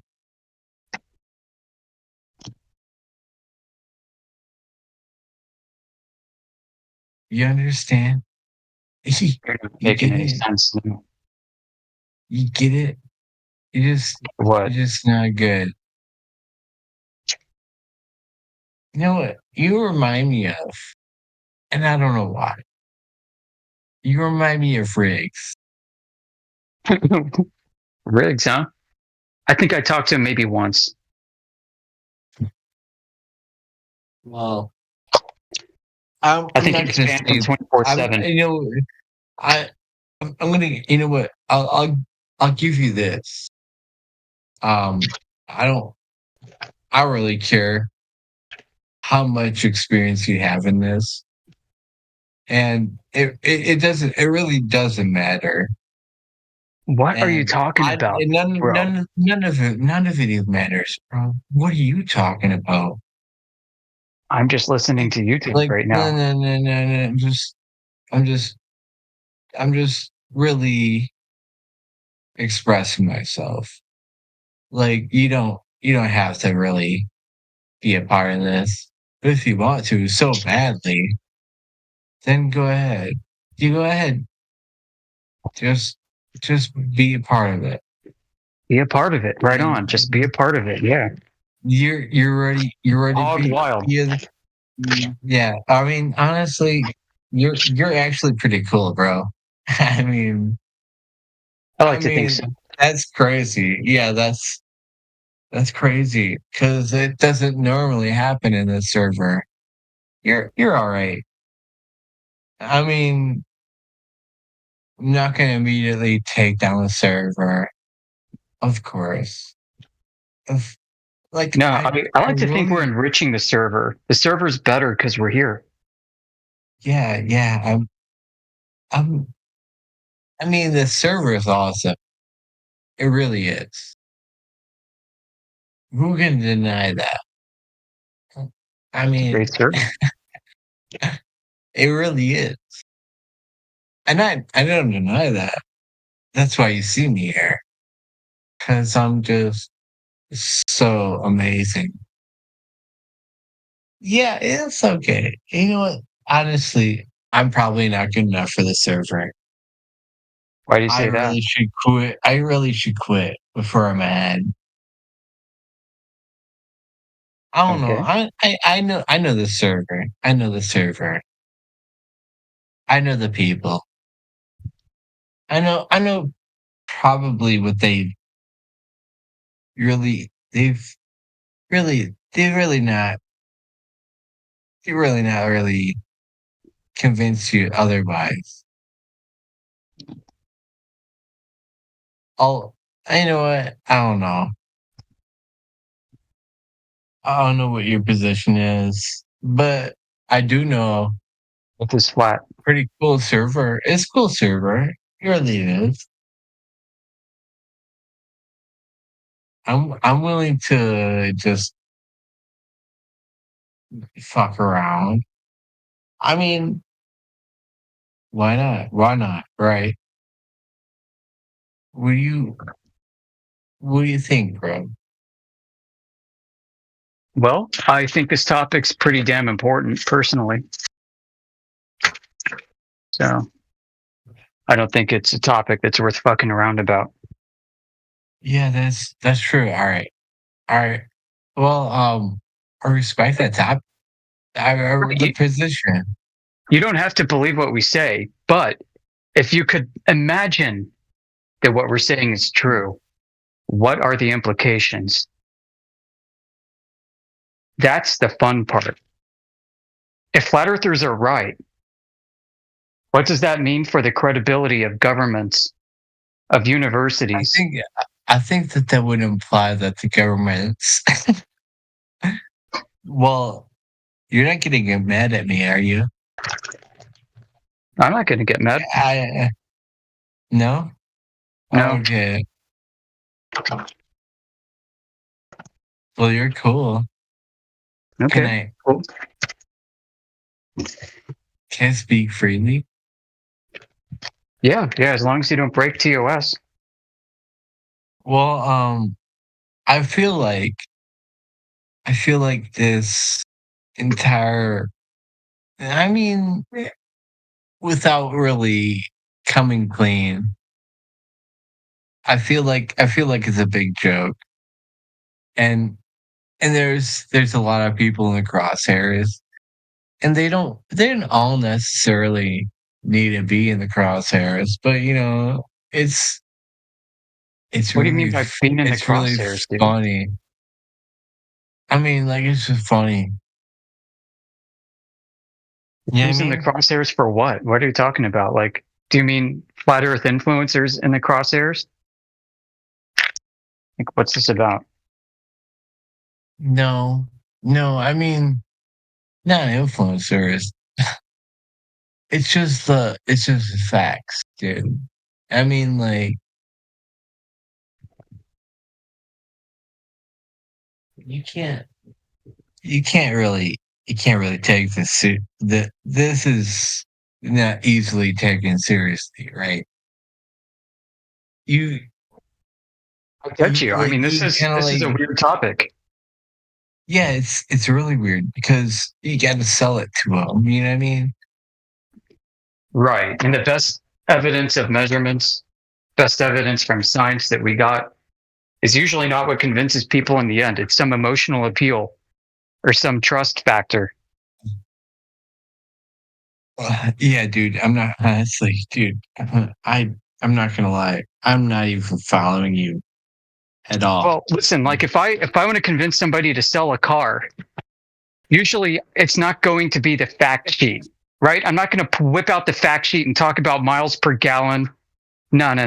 I'm going to sell a lifestyle and how somebody's going to feel about themselves when they take that car home. Mm-hmm. Same kind of thing. I mean, we've got to do that in flat Earth. You know, we can whip out all of our laser tests, right? All of our high altitude infrared observations. Hey, at the end of the day, what's going to matter is if somebody feels like they can trust you. Well, what if I didn't trust you and I said, your infrared laser tests are just bullshit? What do you say to that? Well, I mean, I can't convince you. You have to convince yourself. You know, I could try to come at you like a car salesman because I know that's what works. I know that's what gets people believing things. But I also think that's a dishonest approach. I think I understand you. You're a cool person though. I do appreciate what you've said to me. And I think you're like really highly valuable to this community. If I were to vouch for you. Okay. But I do have a major issue, and it's just religion. Well, good thing this isn't 24/7 religion. This is 24/7 flat Earth, so you're in the right place. Well, no, that's not true. It's not true. For a fact, I know that this community has a big issue with getting their shit straight on religion, and that's a major problem. I mean, like, I don't mean to just take the piss out of the community. I don't mean to come back and be like, this is just really the whole problem. I mean, like, that's just. Let me tell you what I don't want to do that. This room is valuable to the server because you can come here and you don't have to talk about religion or politics at all. Think of it as a break from the madness, a break from the sophistry, and a break from the mental gymnastics. We can talk about reality, man. We can talk about things that you see and experience and understand. Well, I'd love to go there with you, but check it out, bro. There's something going on with this server. And sure there is. And it might be really nice, honestly. But it doesn't include me. And that's just. What, are you some kind of server admin or something? Nah.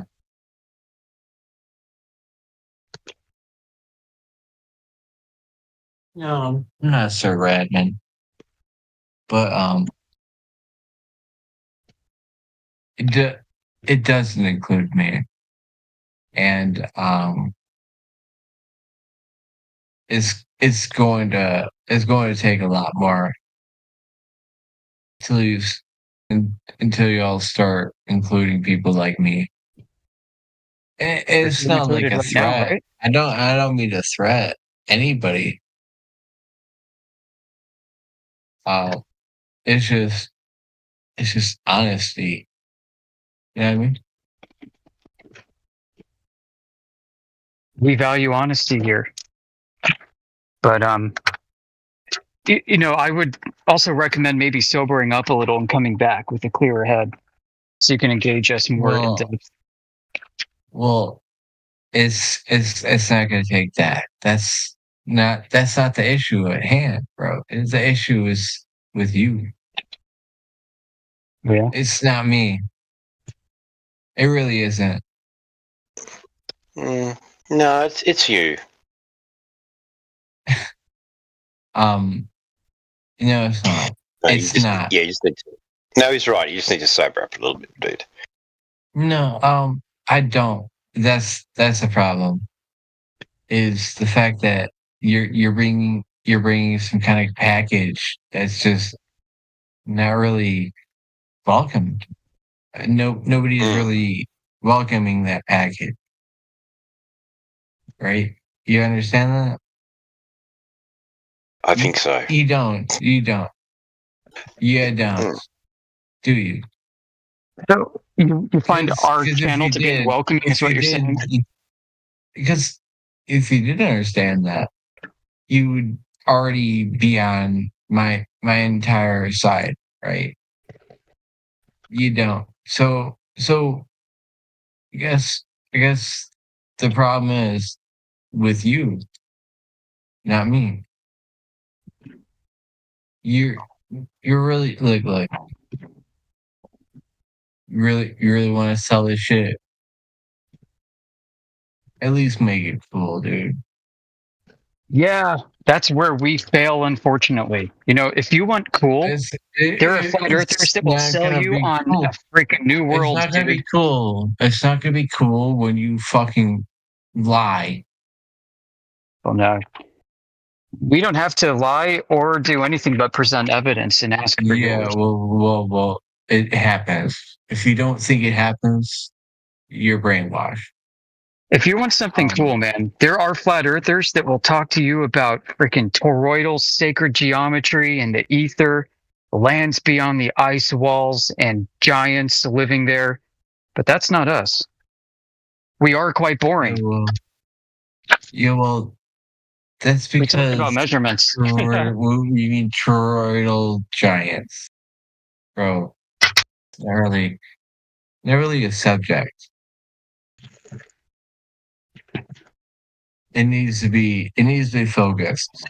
I'm gonna really sign off at some point. But let me just tell you. You said, brother? Yeah, it sounds like you should take a nap or something, man. You sound really tired. Oh well, I'm tired. Yeah, it's extremely tiring to see people just waste their time. I really don't want to. I mean, how do we really get this shit together?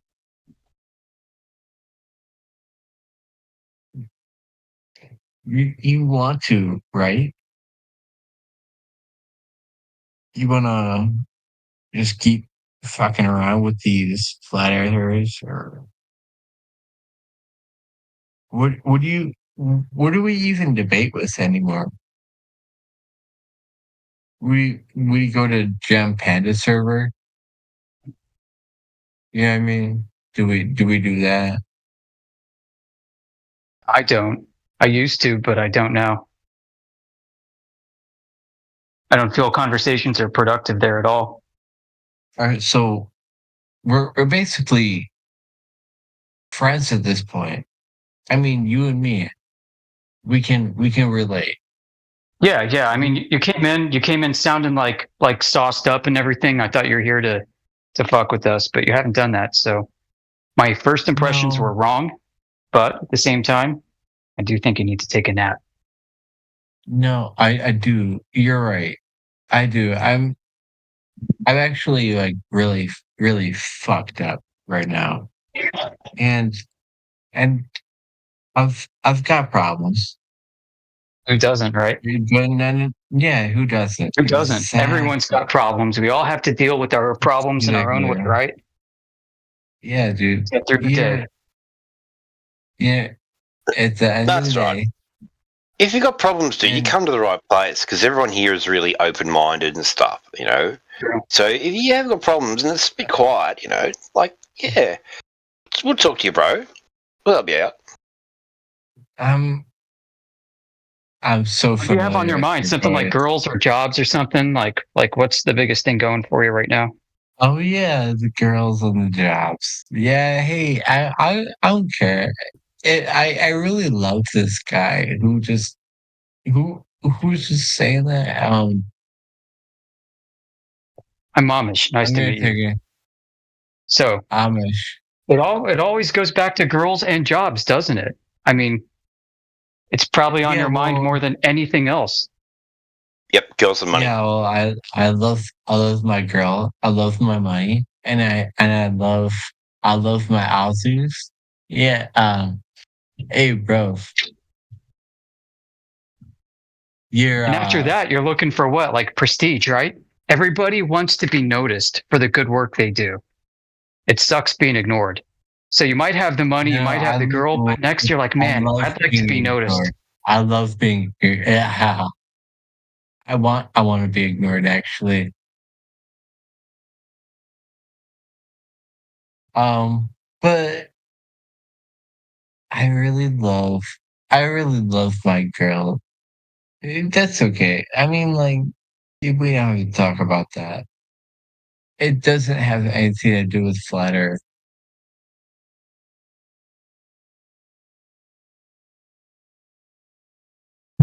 You ever date a Flat Earth chick before? No. What if you met one and she was like totally sweet and nice and super hot? Would you still date her?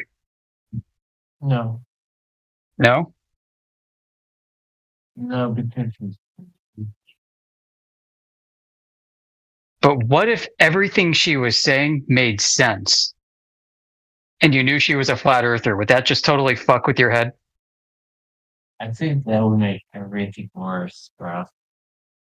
Even if I knew she was right, to be honest, I think that would make everything worse. Make it worse, huh? Yeah, because you'd be conflicted. Yeah, You'd be conflicted. I don't know why. Shit, what should I do with her? Yeah, I don't know why. I think that would probably make things worse. But what if she liked baking you pies and stuff, and her parents are really cool? No, of course. I already get over the flat earth part. I can get over. I already got over it. She's already mine. Like, I mean, yeah, I mean, like, that's not like the flat earth is not getting my way.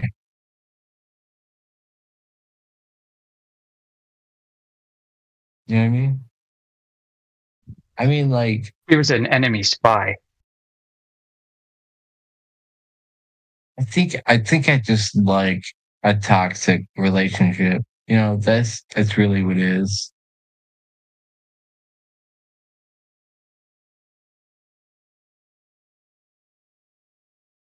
I like Quetzalcoatl.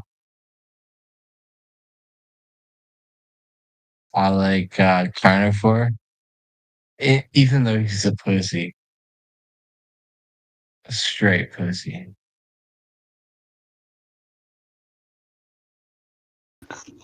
I like one good method for meeting very attractive women or talking to attractive women is to ignore them, is to be quite rude and insulting the first time you see them, and be very nonchalant and stuff. Oh well, yeah. And they're going Yeah, I to. knocked that. I Especially knocked that one out of the park. Yeah, that's for sure. I mean, I she's like you, attractive. She's very attractive. Then she's going to be. She's going to be like, who is this fucking guy who's rude to me? Every guy is like, oh, my princess. You know, may I buy a drink? Who's this guy? He's like, whatever. I don't like his shoes. And she's like, what's your problem? And yeah, you'll get their attention. And I'll be like, what is this with the fucking dude?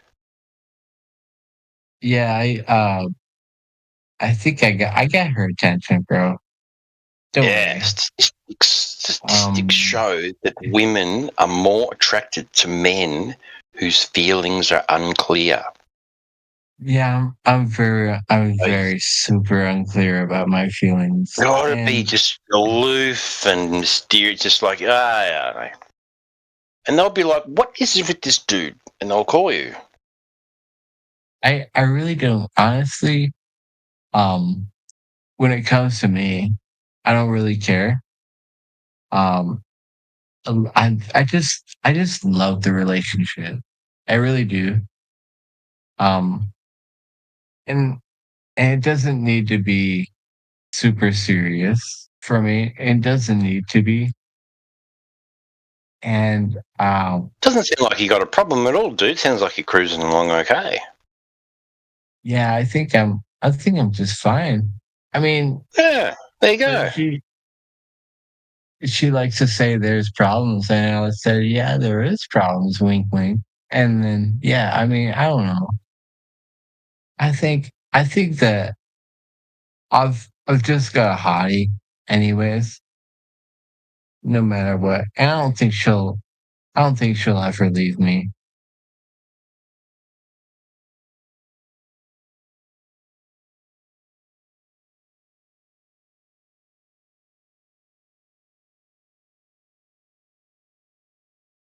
And she doesn't not need to be a flat earther. I don't require that.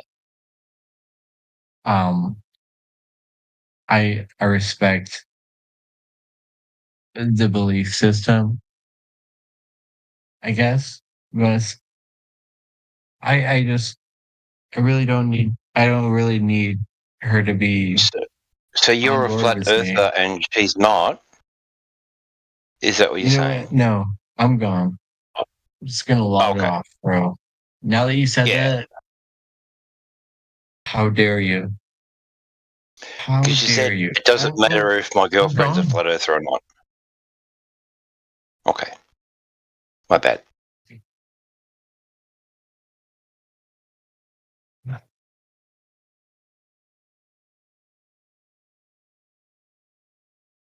Is he still here or did he leave?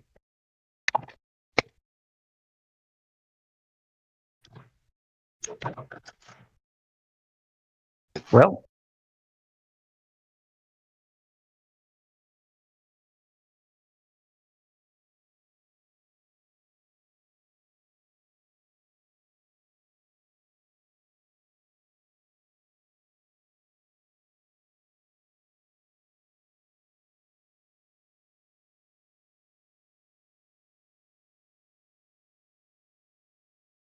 Yes, we're talking about gender here.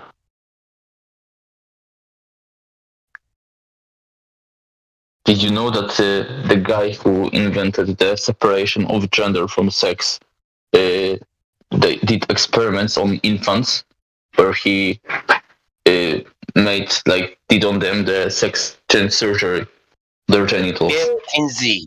Yeah, sicko. Like, fuck. That's weird. I'd rather not talk about that. Yeah, let's not go there in VC. I shut them down when they tried to bring it into the VC before. Well, yeah, I think you should just know that Necros is a liar and has to create fake citations. It's very crazy that what he has to do. That should be useful for other things. In that case, that sounds like something I could make up. That guy was called John Money. You can Google that and read about that yourself. I'm back. How you guys doing? Great, you got a nap? Hey, welcome back. Yeah, I got a nap, right? Still flat earthers over here, right? Oh yeah, 24/7, man. It pays well to staff it 24/7. It's part of the contract. That was super fucking smooth. Hey, I hope they're paying you very well.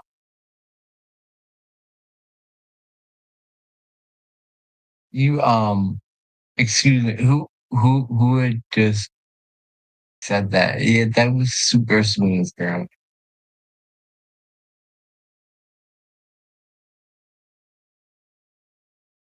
Who's with your smooth wit? You were just talking to me.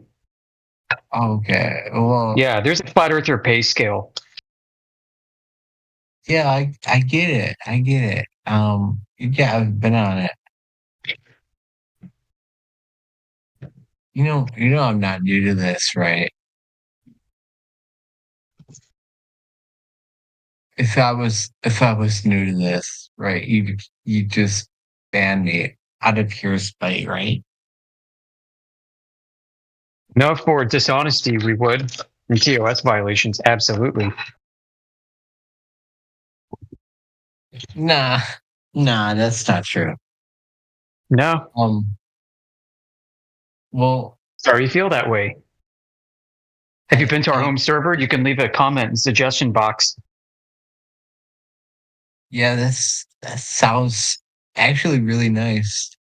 Yeah, there's a channel in 24/7 called Complaint Department. Yeah, I know If you about click it. on there, you can lodge a complaint. Yeah, I was banned for 2 days, like a month ago, and then it turned into a permanent ban after like the day and a half. I don't know if it was an accident or something because it was supposed to be a 2-day ban. You know what? Oh God, I got banned. I got banned out for 24/7 flat earth server. 24/7. What did I even ask them? Well, what did I get banned for again? Oh yeah, because I asked what the difference is between a Sunni, a Shia, and Muslim. Yeah, why would you go to a flat earth server to ask about that? Yeah, I don't know. Come on, dude. They have hold on. You really don't understand? They have a Muslim server inside of that server. They have a separate Muslim flat earth server. There's a religion channel within the 24/7. I don't know which one you're in. Yeah, well, guess what? If you don't believe I got banned, bro, that's fine. That's totally all up to you. You make your own determinations, bro. I'm not here to judge you. But if you don't believe it, I'm here to tell you otherwise. Dude, are you going to go to Antarctica? Literally banned me. They literally banned me. Just for asking a simple question. And did you say that you can't go to Antarctica? 10 days before the final experiment? Hey, are you bound for Antarctica? You going to go do that thing? Going to go watch the sun do a loop-de-loop? I'm down. And there's nothing. I don't think I should be banned for it.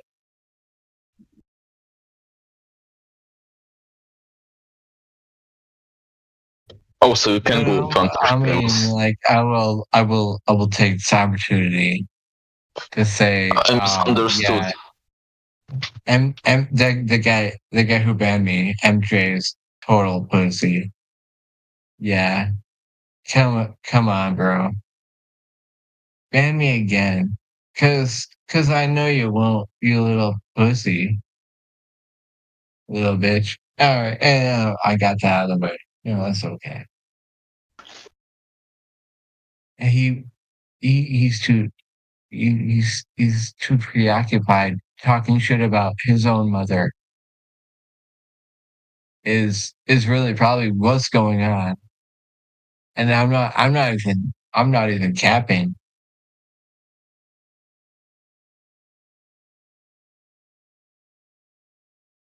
I bet if he came in here, he'd be talking shit about his mother actively.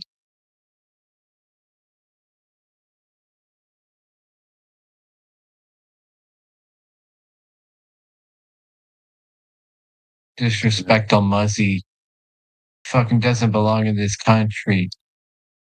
Yeah. I said it. You don't belong here. Because you don't disrespect women like that. Your own mother does not deserve that. What are you even talking about?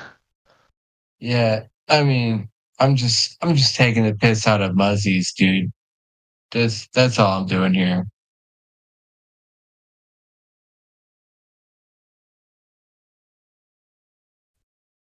Oh, you shouldn't do that, yeah. But Sunni and Shia is just Arabic for Sonny and Cher, so go figure. Yeah, well, they're just gonna go crazy over it, and we can be cool. It's just crazy. It's crazy that they have to be crazy over it.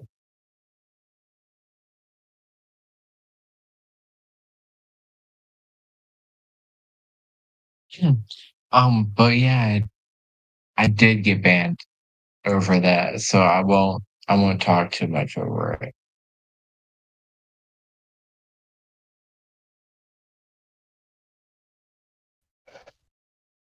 I'm just trying to find out who was the philosopher who settled the problem of demarcation. Because if it was like even multiple philosophers in the past that settled it, it would have to be very easy to mention even one. You're right. Yeah. So why wouldn't it? What? I mean, dude, is it going to be a big problem? Like, it won't be. We'll figure it out, right? No, I don't think. We'll know we'll figure it out then. Okay. So I don't really think philosophical problems can be figured out objectively because they, from definition, are a matter of opinion. Well, dude, we're gonna figure. Dude, you trust me, right? Just people will always be debating how should science be done the same way people will always be debating what morality should be, for example, or what is pretty and what is ugly. Yeah, but you trust me, right? I didn't ask if you were right or wrong. You just trust me, right? So when I come to the conclusion, you, my friend, all right, you're gonna agree with it, correct?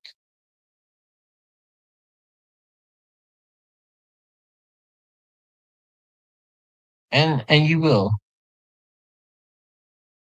Because the Globers always come in and say, "Oh, you guys deny science, and we've got scientific evidence." No, they don't. They don't. They do. And then when we drill down on it, it turns out that they don't have any scientific evidence for that. What's your scientific evidence that the Earth is flat? Dude, it's not a scientific. Until the hypothetical asshole comes in here, really thinking that, bro. Come on, just don't tease me. Dude, so can you say physicists 3 times in a row quickly? Can you do that? That's your sobriety test. Sorry, Amber, what were you saying? I was just trying to say that assuming your standard for what science is for the sake of the argument, you only have one causal claim in your set of claims, which is that gas pressure is caused by a container. And this only one causal claim that you have no scientific evidence for, because you've never manipulated the container to cause the gas pressure or a lack of gas pressure.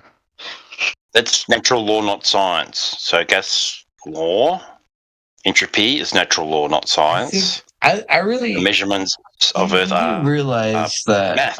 Navigation is not science.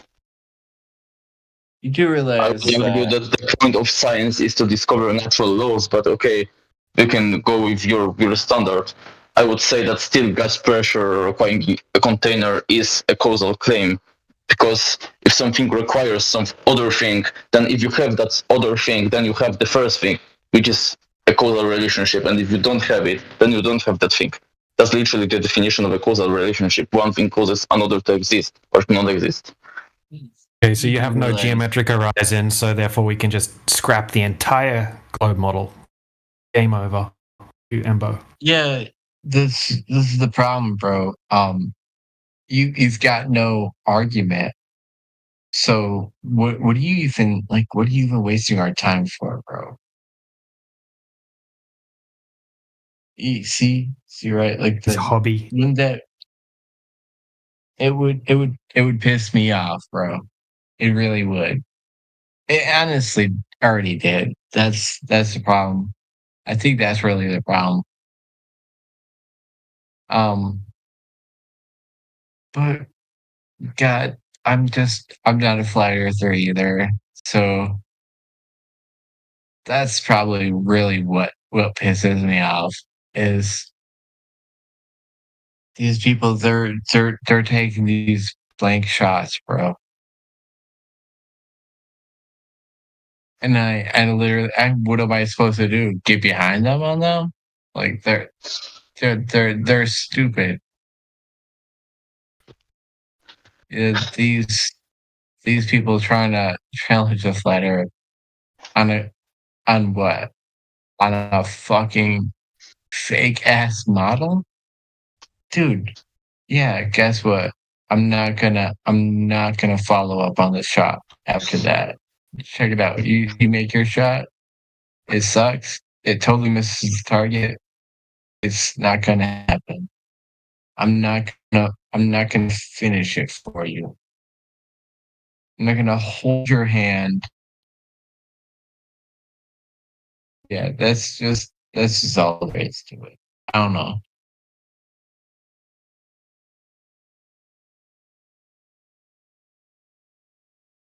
Yeah, that's right. Yeah, I mean, like, yeah, anybody who thinks that the Earth is curved,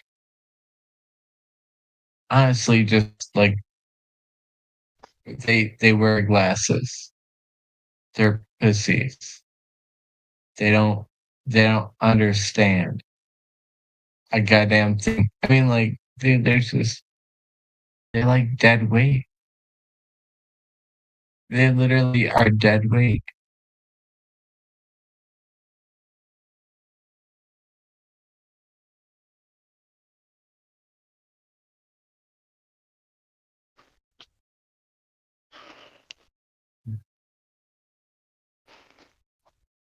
I like how in front of ourselves we're just so confident, and at the same time, billions of light years away. Yeah, we're just so knowledgeable about this planet. 14 seconds into discovery, we already know so much. Just come the fuck on, bro. Gotta realize, bro, because they're really not that smart. They're just such glorified. They're so glorified. It doesn't even make sense, bro. I can glorify myself way better than they can. I mean, I'm pretty awesome. The fact that I can dress myself and then they do that, and it's super awesome. No, it's really just not that much more awesome than dressing myself. I can undress myself, and it's probably more awesome and more fabulous than what the fuck they're talking about. What, do you live in some kind of assisted living facility or something like that? Yeah, it's pretty much where we met. How you doing? Like, I mean, You good?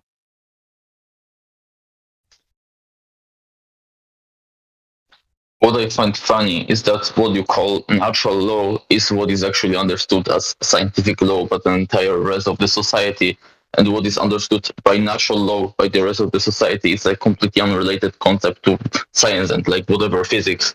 It's like a concept in philosophy that people just naturally know what is morally correct or not correct. Yeah, and he's not wrong. That's what I'm trying to say. Is the fact that he's not wrong. You're totally correct. Right?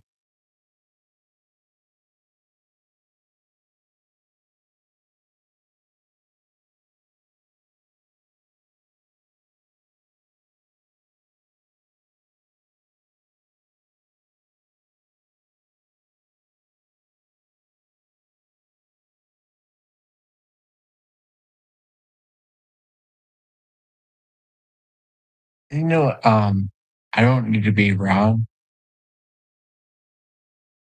to be right. You know what I mean?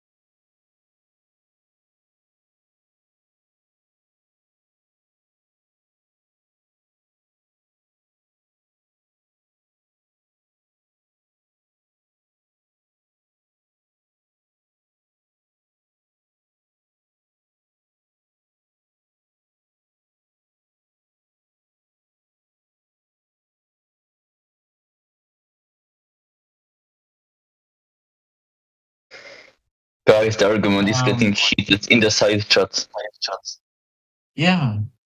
I don't care if you do you disagree with me. I mean, I'm on one side. It's not the flat earth or the globe earth, right?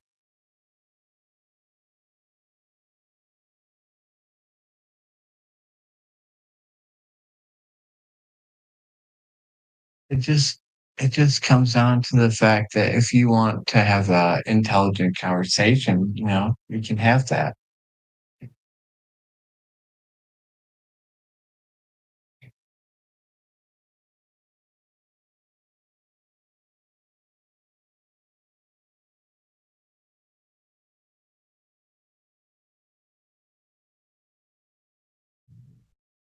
Girlfriend, is she on the hospital bed next to you?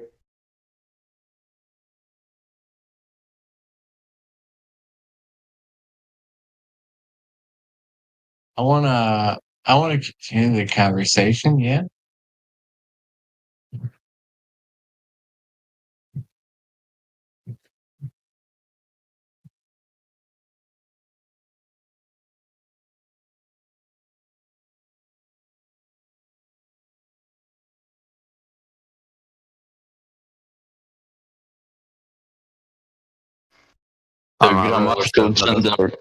Yeah, there's not much going on here. I wish they'd let me talk to Necros in here. That'd be great. Get a little something going, you know.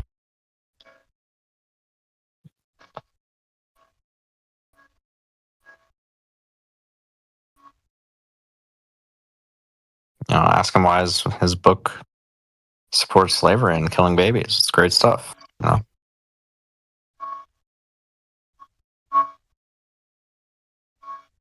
The church bells are ringing here. Can you hear it? It's a sign, yeah. It's a sign that Necros needs to learn how to read or something. I don't know. That's a strawman, mister. Can you just spare me the torture from your strawmans? I don't consider the Bible as my book. I'm not even a Christian. Yeah. Oh, you're not the people. You're not. When you go to that website, Oxford, you just go and you have this religious standing point in the 2A. So they give you the grammar, they give you the religious standpoint, and they give you that standpoint from psychology and sociology. So you just pick and choose whatever you want. So why is the current definition defined as what I sent? Why? Like I asked you the question from the beginning, and it's been an hour now. You couldn't give me an answer. You said Necros, and it wasn't a troll. I don't think it was an answer. You didn't give me what we call an adult human, an adult male human, or an adult female human, using one word. You said Necros, that was a troll because you couldn't have the answer correct. Well, the thing is that gender is different than sex, and you aren't able to cite something else. You have to cite the word woman, which is not the word gender. I don't think you understand that words have different meanings. You're like, well... For me, it's just the only thing I'm discussing. I'm not talking about gender at all. You bring gender. What? So then, yes, you try and straw man me. It's very interesting. I tried to talk about women and men to the guy before you, because he have that dysphoria because they considered men that men can be a woman, and a woman can be a man. You can treat a woman as a man, and you can treat a man as a woman. So that's the thing that we are talking about. I don't know what you call it in English, gender, something like that. But I'm talking about a man. They attribute a man to a female, and they attribute a woman to a male. That's the thing that I'm discussing. If you couldn't understand that, that's your problem, not mine. Yeah, I don't. You can't change sex, Necros. No one disagrees with that. If we are on the same level of understanding, yeah, that will be good. A female can't be a man, and a male can't be a woman. But somebody who is Necros, somebody who is biologically female can be decide to call themselves he and him because that's gender, so it doesn't matter. But they can never be biologically illness. No. It's mental illness. Yeah, switch the topic back, guys. Come on. Yeah, switch the topic from this mental bullshit. Keep coping, man. It's so weird. It's just the definition, dude. This continues on. We're going to start muting, and then we'll start banning, okay? You know better. Listen, you couldn't stop yourself. I was talking to you in the side chat by text. You couldn't stop yourself because you are triggered. You have to just expel that. I think Amish. That much energy. I think you need to be muted, Necros. We were told to move on. Yeah. I'm not talking about that thing. Just I moved on. I'm talking about you now. You aren't seem to be moving on. Yeah, I'm talking about you. I'm not talking about the topic of the discussion that we had earlier in the text chat. Understand that? I think that you don't understand. You don't have any brain to process information that were given to you. You don't understand that. That's why they are not telling me to change the topic, because I am not talking about the other topic. I'm talking about you. Being triggered, couldn't handle yourself, and just continue talking in the side chat. You have to yell. Well, yeah, your fake citation, which you weren't able to source, was pretty amusing. You had to make a fake one. I'm not. I didn't fake anything. Yeah, you did. You weren't able to cite it, remember? I asked you to cite it from Oxford, and you weren't able to do it? Yeah, because there is no link. Because you made a fake one. I know. You put that there. Why can't I find it then? Oh, I will give you the link to that exact screenshot that I gave you. Well, yeah, it's just a screenshot. You weren't able to source it from the website, so it's just fake. I will give you the link to that screenshot. You will see that thing that I screenshotted for you. So we'll see that. So why does Oxford not have the same definition as your fake citation? No, that's another topic to cry about. What, that you weren't able to provide a citation for your source? Very weird. About that thing that I faked that screenshot. You did. You weren't able to cite it, remember? Yeah, you claim that I faked that screenshot. You did. You weren't able to cite it. You didn't send a link from Oxford for that definition. It's not a thing. There is no link in that page. I know there's no link because you faked it, dude. No, I didn't fake it. So why is there no link? Why does Oxford not say that definition? Because you're stupid fuck. When you do research, sometime Google will give you the resume of the answer in the first part of the page. then it will give you the links to the other websites. But it will just take the most choose the most verified one or most seen one, and it will plug it to the top. Or sometimes Google will put the information that was paid for. So the website, the owners of the website will pay Google to put that information in the top of the page, like I sent you. So that's not something that is bizarre. I think it's for you because you never researched in your life. So it's just something that you've seen the first time in your life. And you think it's just a trick. Someone just changed that and I took out the link. No. Because you never So you have no source for it, is what you're telling me. It's just some random thing that was on there, and you decided that was good enough for... Sorry? You decided it was good enough for you, even though there's no link from Oxford for that definition. It doesn't exist. Okay. Here the link from Google that will show you the same exact thing that you claimed I modified or I just changed. The first thing that you see in the page. And no link. So why doesn't it have a link to Oxford? Or it shows it? Doesn't matter for me, it's not me. You can call Google, ask them. Call Google service. So there's no source to this, it's just Call text. the customer service provider for Google. Necro, stop yelling at me. Necro, lower it down.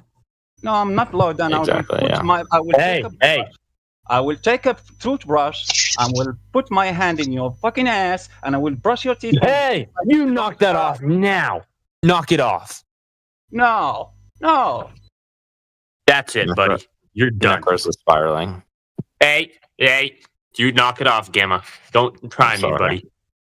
Oh, I'm trying you. If you can do something, do it. Go ahead, show me.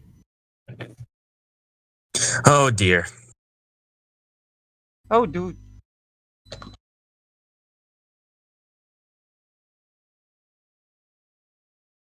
I have a call phone.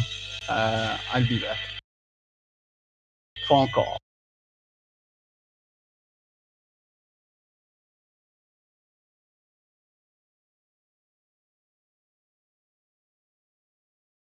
Is this a new place after 24/7 Flat Earth died in politics?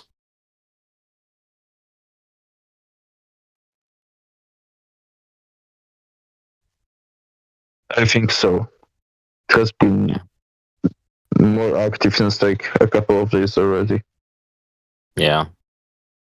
It's kind of sad, really. There's only really like 2 people in there right now. There's 1 person in there. Yeah.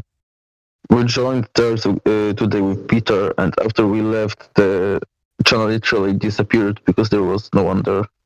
Yeah. Guess it happens when you ban everyone. No.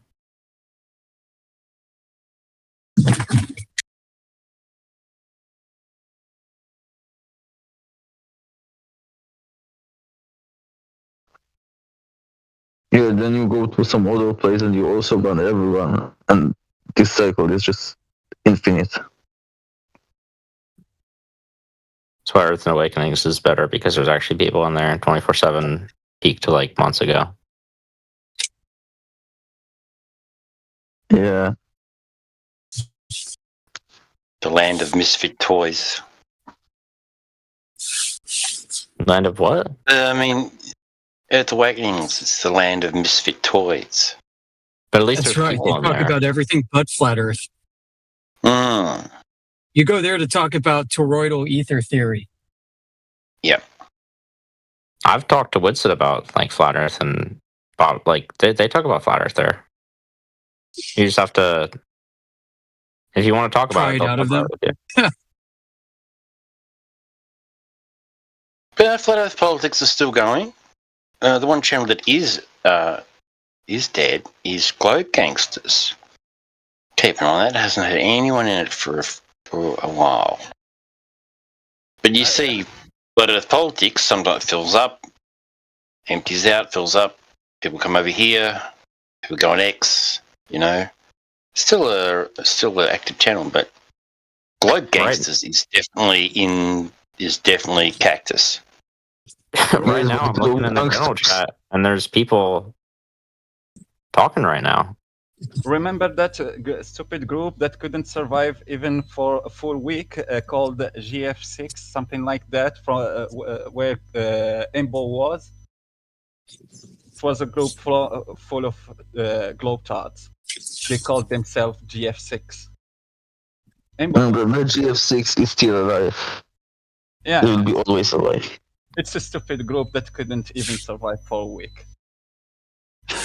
No, it's still alive. It still exists.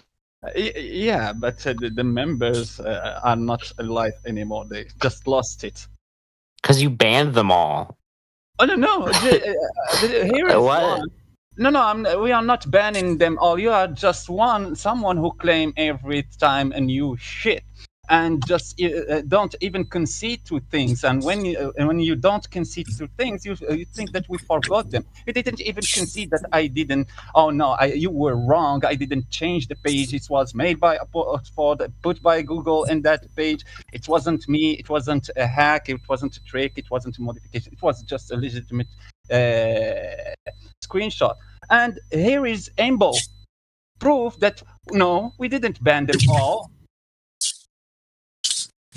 Imbo was one of them. So Necros, because I know it would get you to spiral, which it did. It did get you to spiral.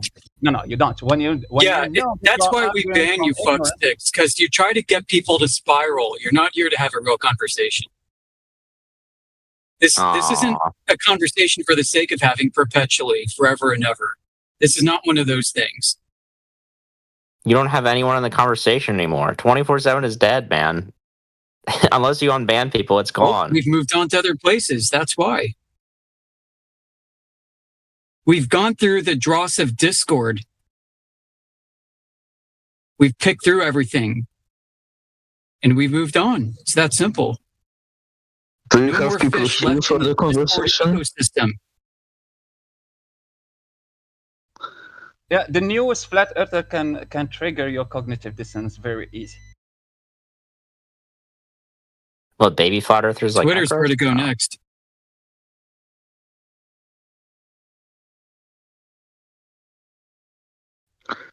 But on Twitter, they also speak about quantum field theories. It's like second Earth awakenings.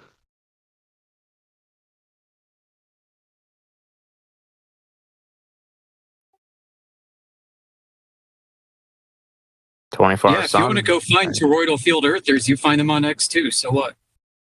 They're talking about, 24-hour sun, and Witsit's in there right now, and Earth Awakenings. They're talking about 24-hour sun. Yeah, who cares? Not I you, literally don't care about a 24-hour sun. Cogdis or something. No. Are you talking about the 24-hour sun and the non-24-hour sun? Because I know that those people are not sure if there is a 24-hour sun. So you are telling me that you are talking about 24-hour sun and no 24-hour sun, because they will go and do that observation for the first time in their life. The 24-hour sun's already been observed, man. It's not like something new. No. That's in your dream. There's videos of it all over the place. No. Are you saying that they're going to fake the live stream this time? You think they're going to fake it? Maybe. Yeah, I can show you Shaun the Sheep live on YouTube. Just tap Shaun the Sheep live and you can watch Shaun the Sheep. Yeah, there's been shady shit in the past. It's true. Doesn't mean it's not true.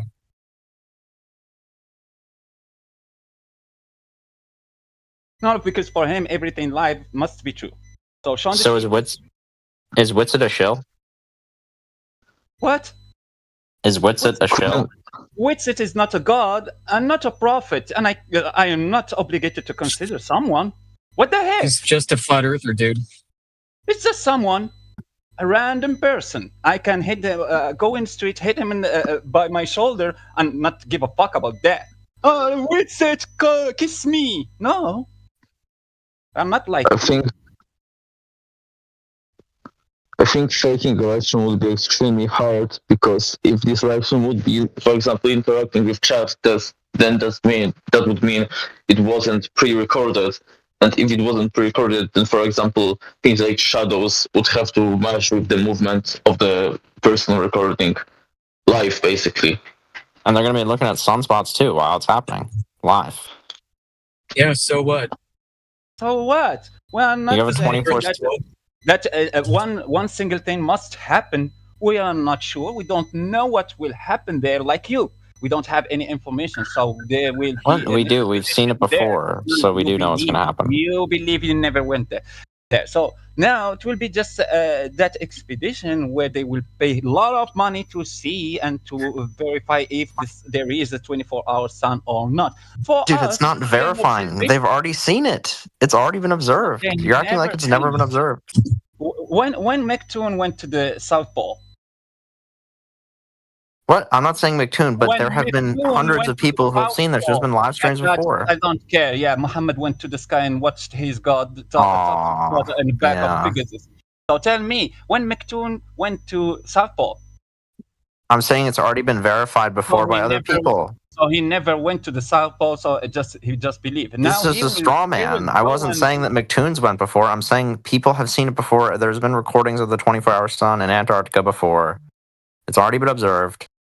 No, it doesn't. No, it wasn't observed. So everything is fake that you've seen online? Our son. Yeah, I say that you are lying. Are you a prophet that you just say the truth? Everything's been faked about all the 24-hour sun stuff? Do you have something to verify those things and tell me, 100% there is a verification? This one is completely good. And you show me the verification that we're done. Hey, Netcross, why couldn't you see a 24-hour sun on flat Earth? Why?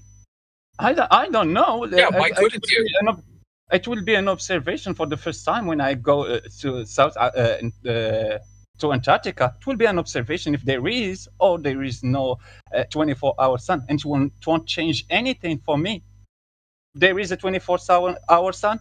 That will be an observation that needs a hypothesis, and then to just say what is the cause of that 24-hour sun on a flat Earth. And I didn't go to there to see if there is one or no. Did you go to see the Black Swan in person? Do you know that's real too? Because that's what you're trying to do. You're like, well, you haven't been there, so you don't know. No. I have my own Black Swan. No. I observed my own Black Swan. Just wait. All right, let's see it. My own, no. Let's see it. Why? I'm not obligated to make something that to show to people. If someone want to share their observation, they will share it in YouTube or something. And I never did a YouTube video or uploaded any YouTube video. And my observation is just normal observation. Every time I go to North Morocco, where I live, in Tanger, I can see the beach of Spain from 14 kilometers away. So yeah, it's just normal. It's not something stupefying. I saw it when I was a globetrot, and I understood it when I understood that the Earth is not a globe, that you can't see the beach from 14 kilometers. And I'm sure you didn't take into account observer height and everything, and you're just like, well, you can't see it. There you go. I took account for the observer height, which what was the observer height? Because I was always standing on the beach, and my feet were on water. So what? How tall are you? Where are you taking? I'm 6 foot tall person. Okay, so 6'4" over 13 kilometers. Wait. It's not 6 foot because I don't know which is the translation of my length compared to feet. But if you can change it by yourself, I'm 1 meter and 87 centimeter. And the beach was 14 kilometers. You like walks on the beach? 14 kilometers, yeah. Yeah. Like walks on the beach, dogs, red wine. Sorry, Amish?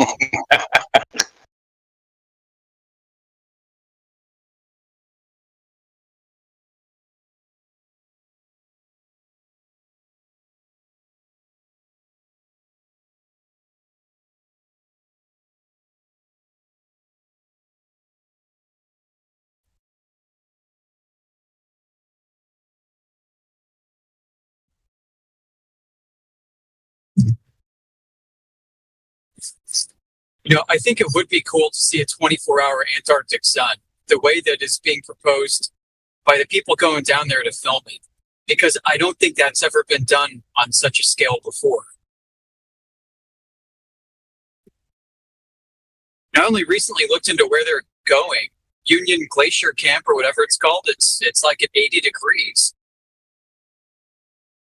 Yeah. It's pretty deep. It's deeper into the interior than I thought. I think it would be cool if they did that on the South Pole, because on the South Pole the sun doesn't even change the height in the sky. It just kind of goes in a circle at the same height everywhere. Doesn't get lower or higher. Right. That would be pretty cool.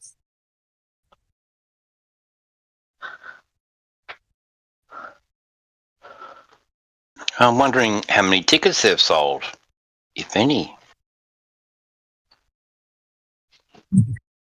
It probably many, because this isn't the first time they are doing that. It's already one in the cycle of the same trip, so it has to be profitable for them.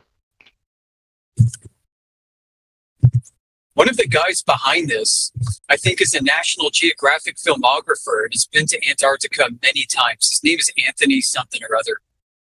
He's part of the team. And I imagine there's probably going to be a movie, some kind of special to come out of this, and it's going to have really high production value.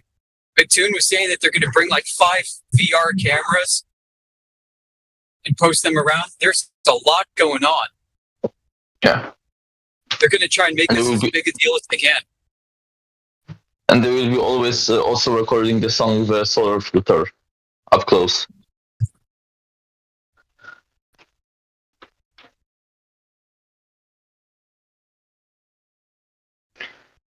Jaron is pretty good at filming footages. So I think it's pretty good that he's going to participate.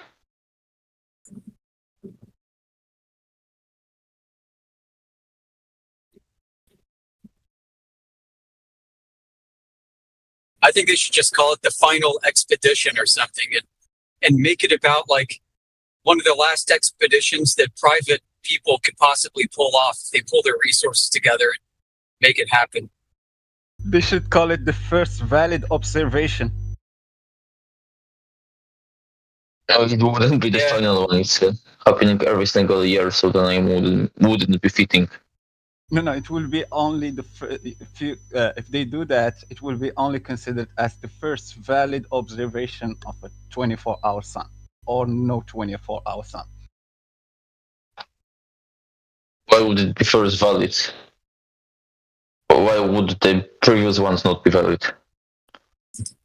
For those people who are just debating that, those flat earthers and globetrotters who are going there, they will just do it for the first time in their life, that observation, and then they can just write their hypotheses, what the cause of that shit in the sky. For the globers, for example, if they have no 24-hour sun and they don't want to just give up the globe. Supposedly, for example, maybe they are like the flat earthers. They have some measurements for the curvature. Flat earthers don't have absence of curvature, so that it won't change anything for them. And those who have the proof that the curve is there, so it was validated, measured, they can just put a hypothesis why we can't see the 24-hour sun in Antarctica.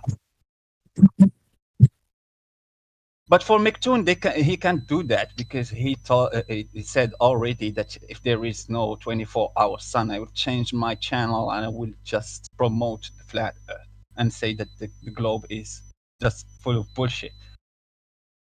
Showing that, that those observations that you just told me that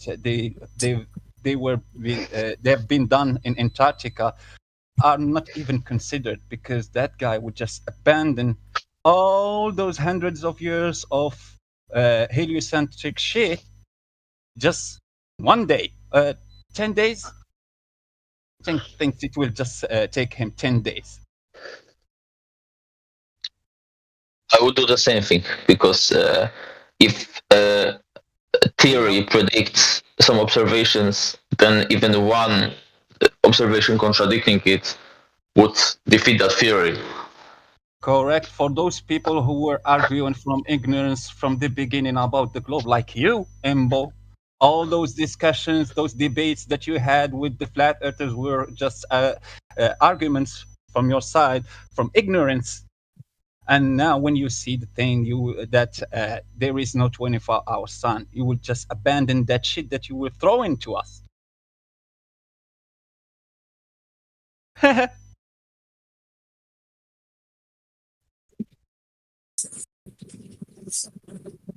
When did I make an argument from ignorance? Do you even know what it means?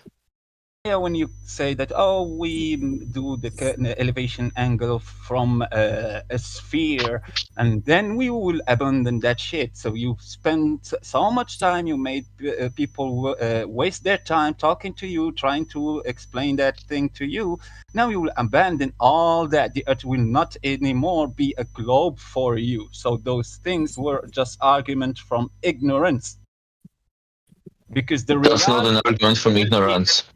The reality will be the one that you will adopt, because you said that when you see that there is no 24-hour sun, you will abandon the globe entirely. So those things were just stupid shit that you were saying that will have no validity when you turn a flat earther.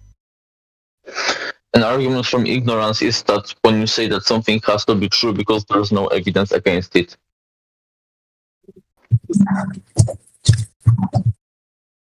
Sorry? Argument from ignorance, I guess it's just an argument that you don't have any knowledge about it, that you just made up. Oh no, it's a name of a logical fallacy. Yeah. So when you throw some bunch of excuses and sentences trying to formulate an argument, but it's not an argument, because everything that you related that argument to is just false. So you were ignorant about the surface of the Earth. You didn't know if it is a sphere or a flat plane, but still you were arguing. Now you will have that observation that will determine for you if the Earth is a sphere or flat. So if it happens that there is no 24-hour sun, all your arguments were just from ignorance. You ignored all those variables that you were introducing in your arguments and your proofs. That the sphere, refraction, Birk action, flat action, all that shit was just something that you made up from ignorance. Nothing valid.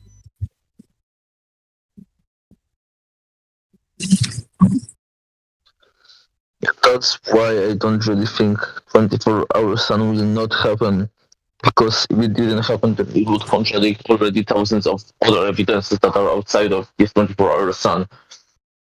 But yes, if it actually didn't happen, then either the interpretation of how the sun works would be wrong, or the interpretation of all of these other evidences would have to be wrong. Exactly. When it won't happen, you will have to come to us and present your excuses and say, oh, I'm sorry, I was stupid, I was wrong. Every shit that I just threw at you was just stupid arguments that had no validity, because now I assume that it's not a globe. Yes, hypothetically, if they wouldn't observe this sun, then I would have to admit that, but I don't think that will happen in reality, because I think the universe is logical and it doesn't have contradictions. You will have to add this shit into your excuse. You will tell me, oh, I'm sorry, I know that I was stupid that day, that I tried to predict something that I don't know anything about. I never witnessed that thing, but I tried, but now I witnessed that I failed. There is no 24-hour sun. My prediction is thrown from the window. I'm stupid. Yeah, add that. You know what the police is tell to the person that they catch and they want to put in jail. Every shit that you will say will be used against you. I know that. I'm ready for that. Nice. So don't add stupidity. Just let it go till that after that observation, and at that moment you can just dance. Oh, I'm not going to stop talking about the Earth because I just don't think that will happen. I think that 24 hours sun will happen. But in the case it will not, then I'm ready to to say that I was stupid. I'm ready to do that and embarrass myself precisely because I don't think it will happen. You know, when you think that something is improbable, then you don't really worry about its consequences if it happened to be true. Like, for example, there's a very small chance that there will be a car accident when you drive a car and you will basically die. But you don't think about that every time you enter a car and start driving, because you think that that's pretty improbable. So don't worry about that. I feel the same way about the sun setting. I don't care about your feeling, brother. Then why did you ask about it?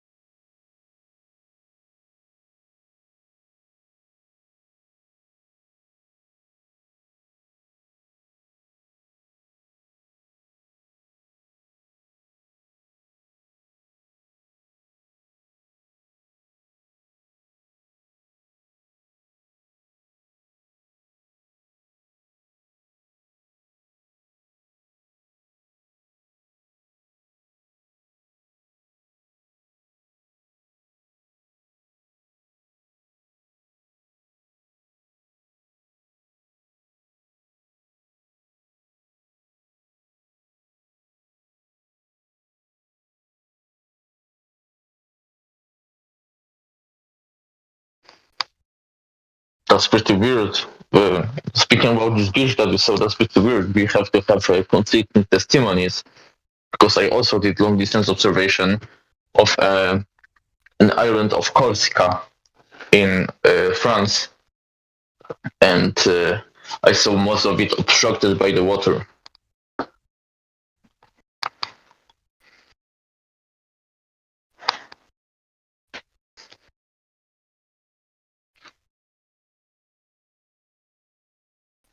Do you think it is possible for the surface of the Earth to be relative to different people at the same time, or do you think one of us may have not accounted for some important variable?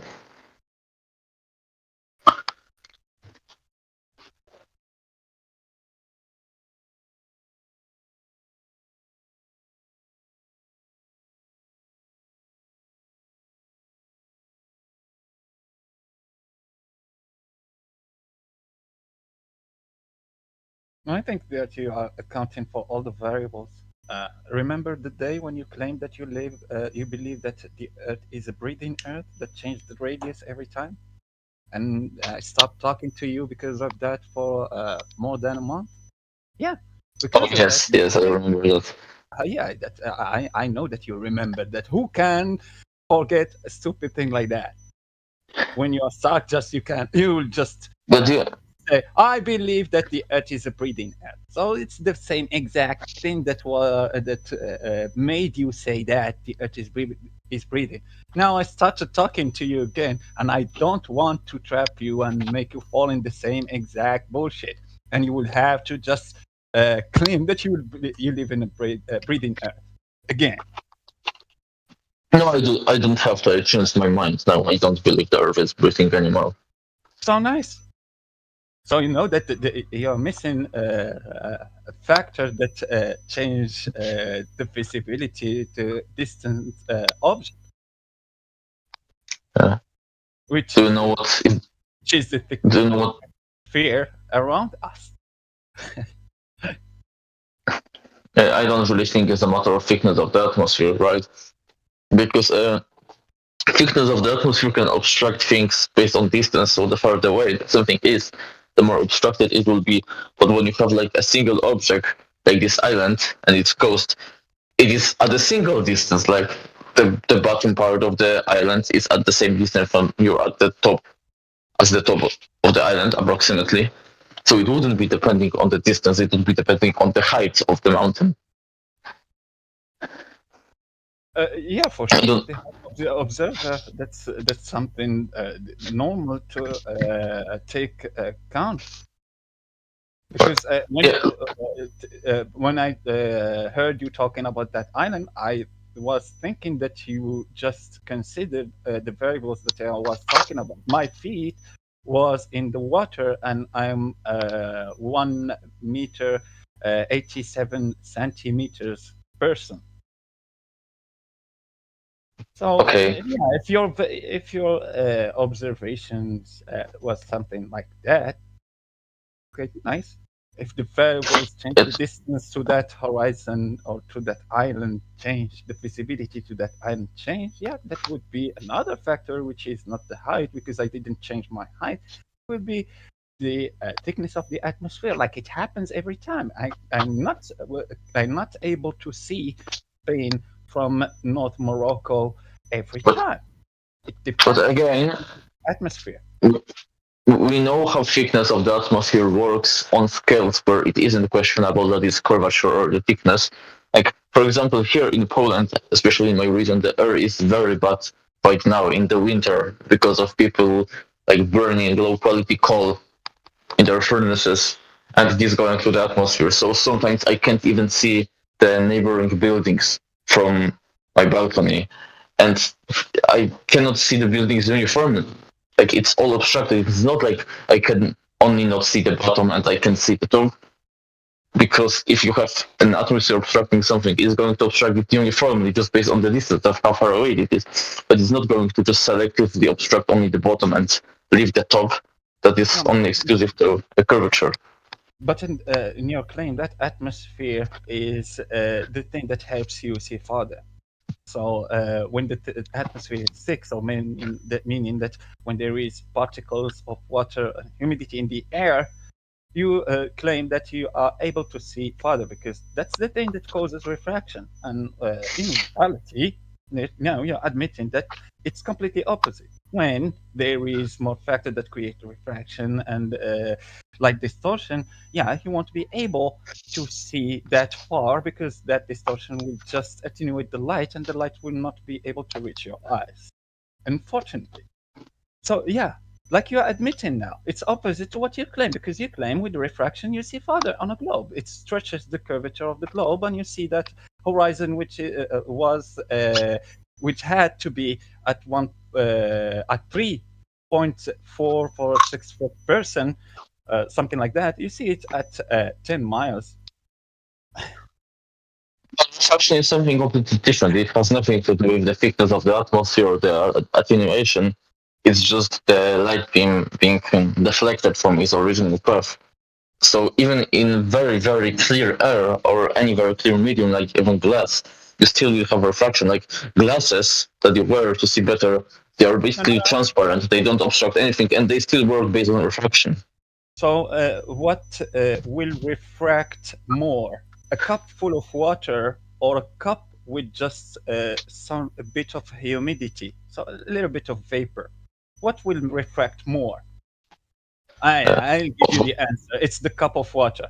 So the more you have of the medium, you will have more refraction. So adding more particles of water in the air, supposedly you will have more refraction. So that thing will help you see farther.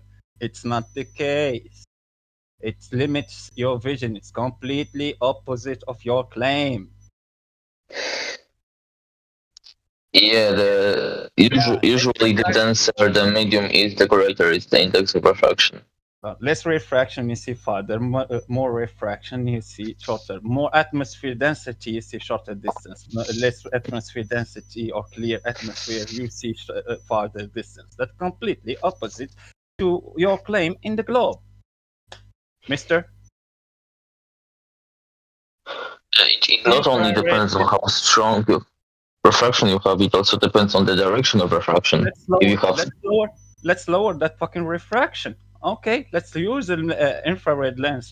It will help you see farther. Less refraction. See farther. Like we claim. Yes. It's not really a matter of refraction, it's a matter of the atmosphere. It is what you said. It's refraction. You said the amount of refraction. And if I use an infrared camera in your paradigm, I will have to see shorter distance, because there is that refraction is just being lowered by that lens. Mm-hmm. Yeah. So what is happening in reality? You have two effects at the same time. You have refraction and you have obstruction by the atmosphere, and these two are completely independent of each other. And infrared, it's not independent. It absolutely is independent. When you have no, it's not independent. I will give you an explanation. If you have an orb of glass, like for example a particle of water in the air is spherical, you take just an orb of glass, and you shoot a beam on that orb. That beam will split first time on the exterior of that orb, so it will hit the exterior wall of that ball, and it will reflect half of the beam. You will have the rest of the beam entering that medium, and before exiting the medium, it will again reflect and a part of that light, and the light will just go again. Add another one, and the third one, it will you will no more see that light, because it will just refract a part of that beam, and the rest will enter. Refract another part of the beam, the rest of that beam, and the rest will just exit the ball and put many particles of water, so they will just create that scattering. That light will not be able to reach you. No more energy. But that's a matter of reflection and not refraction. It's refraction. It is refraction. No, it is reflection. It is refraction. That light, when it enters the orb, it refracts. It will refract. It will bend. The light will touch the surface of the ball, bend at a certain angle. A part of that light will just bend on the surface and bend away. So it will reflect and bend away, and the rest of the light will refract and bend down in that orb. Yeah, so you would have both reflection and refraction at the same time. Yeah, there will be that effect at the same time. Normally, because that light is entering a different medium, which is a watery medium, and water has a surface tension that is acting as a reflector. So a part of the light will just go away, it will be reflected. The rest of the light, it will go inside that medium. Again, it will reflect the inner part of that sphere. It will reflect the light a second time. One single drop of water, 2 times the light will diminish in one single drop. So imagine if you have hundreds and hundreds and thousands of droplets of water, and every time that light beam would just enter that surface, it will diminish, exit the surface, diminish again. In that case, you would see a rainbow, right? This is basically how rainbows form. Yeah, you will be able to see a rainbow if the particles of water are big enough. Like when you spray the water, Well, like when it's raining. So the particle of water is so big to be able to catch beam, complete large beam. Sometimes when those particles of water, you can't just make a beam go through it because the beam is bigger.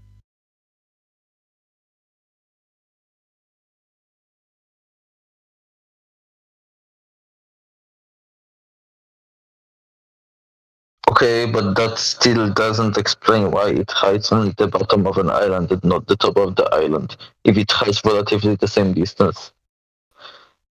Sorry? That hypothesis still doesn't explain why it hides only the bottom of the island and not the top of the island, if the entire island is approximately at the same distance. So when doesn't you are always drawing, do that though. Yeah, when you are drawing in a paper and you use perspective and you draw a horizontal line, so those objects that are going in distance, if they are tall enough, they will be merging equally in that line. So that line, which is the bottom where that thing is standing, which is the surface, that island is standing on the surface. So that thing will be obscured first because that surface is opaque. The top part is on the other surface, which is a clear one, which is something that we can see through, which is the air that we are living in. So when you see that thing going into that horizon created by the limit of your vision, yeah, sure, the lower part of that thing will be obstructed and merged with that opaque line of that flat plane.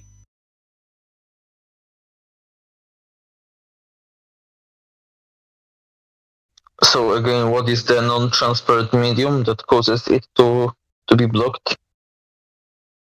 Not just the medium, it's your eyes, how your eyes are working, it's the perspective, and then you have the medium, which have many effects in to your vision: magnification, distortion, looming, sinking.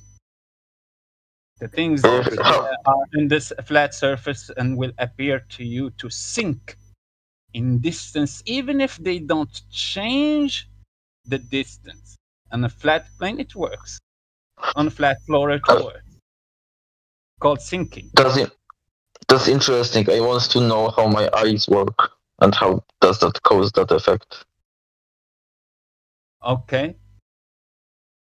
So the sinking happens. It's due to like temperature gradients, right? I think I've been doing a bit of research on it, and it happens in specific atmospheric conditions, and it can cause like the bottom of, say, an island, for example, like you were just talking about, to appear to be obstructed by the curve. Like a pair. Yeah, it's like binoculars. Yes, that's true. Yeah, it's like binoculars. You can turn them, and it looks like everything's real far away, and like some of the stuff's like not all the way there. And then you turn them the other way, and it's huge, and you read the stuff. It's the same aspect. The medium does the same thing with you. Exactly, like that test with the candle on the table. You just add the lens, which will mimic the particles of water, the amount of particles of water between you and that object in so far distance. You will use just a lens to mimic that in smaller distance, and you will be able to see things going on the surface of the table without changing their elevation, but they will appear to you to go and sink from the bottom to the top. On the table? Yeah, on the table. Wow.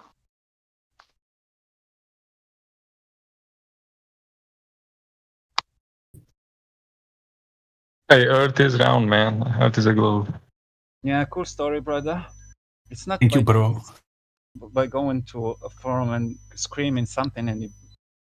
Open your eyes, bro. I am opening it. I see a horizontal horizon. No, bro. You haven't opened your eyes. I'm opening my eyes now. Okay. No, you didn't. I'm telling you. I still see the horizontal horizon. Do you see? You see nothing because you haven't opened your eyes yet.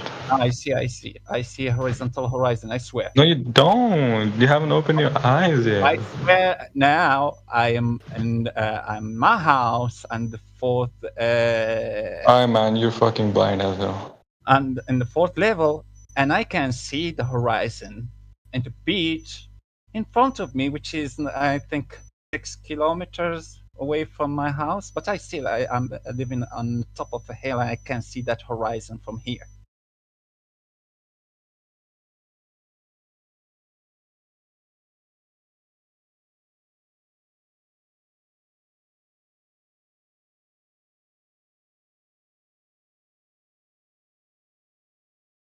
Oh, what was that? He ran away? Okay.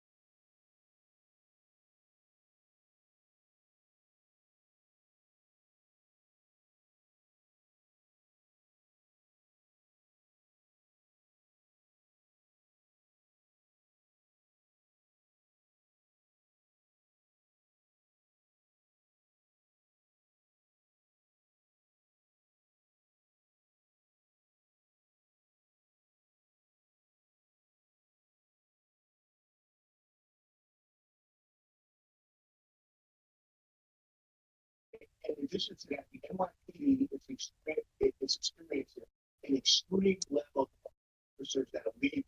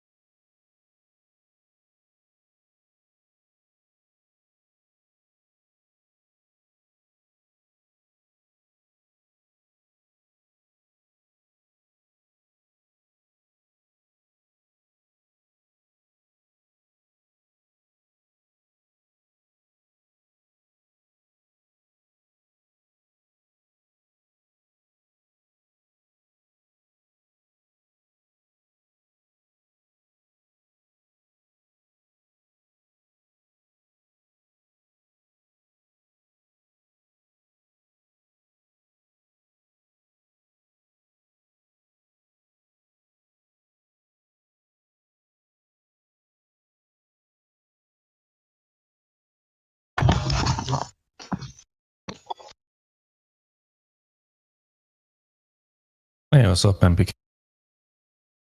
Yo, man, what's up? What's happening? Oh, nothing much. Just chilling here, I guess. Pretty quiet at the moment. So you guys all flat earthers? Yeah, most of us here. You got some anti-flat earthers here as well, hanging around. Okay. So, don't mind me asking, man. Like, do you have like a scientific background, like that to like? Just wondering. Like, I've seen many black earthers VCs in many servers. You know what I mean? So I'm just wondering. I mean, I see this movement becoming bigger and bigger. So I'm just wondering, like, do you have any scientific background or something? No, not me. No. Why is that required for this topic or what? No, man. I'm just wondering, like, you went to college and stuff, like just normal. University, yeah. So what? Of course. What made you go? What made you think about that specifically, like this whole flat Earth thing? What made you like really be interested? I used to be always questioning things way back, as a child. Started there, I guess. And coming across certain stuff, I just couldn't just take it on face value, as a belief, just purely based on that, believing people's words, the mainstream and media, whatever. And going through some stuff, researching, and then I came across Flat Earth eventually, and I thought at first it sounded kind of weird, I guess. So I was just checking out what is it about really, came across the home server of 24/7 Flat Earth, and here I am. I'm just wondering, are there like physicians like who stand behind that flat Earth theory? Like, I'm sure we don't see them on TV and shit. The scientific community. The problem is there will be no consensus in the scientific community in the mainstream. There will never be. There might be people who are aware of it, but they won't get any funding pursuing Flat Earth within the scientific community, so it's pointless for them, and they will be laughed at as well at the same time. So I got you, man. Yeah. I'm not saying I believe in Flat Earth, but I think these communities are fucking corrupt too, man. I think they would exclude everybody who is like fanatically against what they believe. That's what I've seen.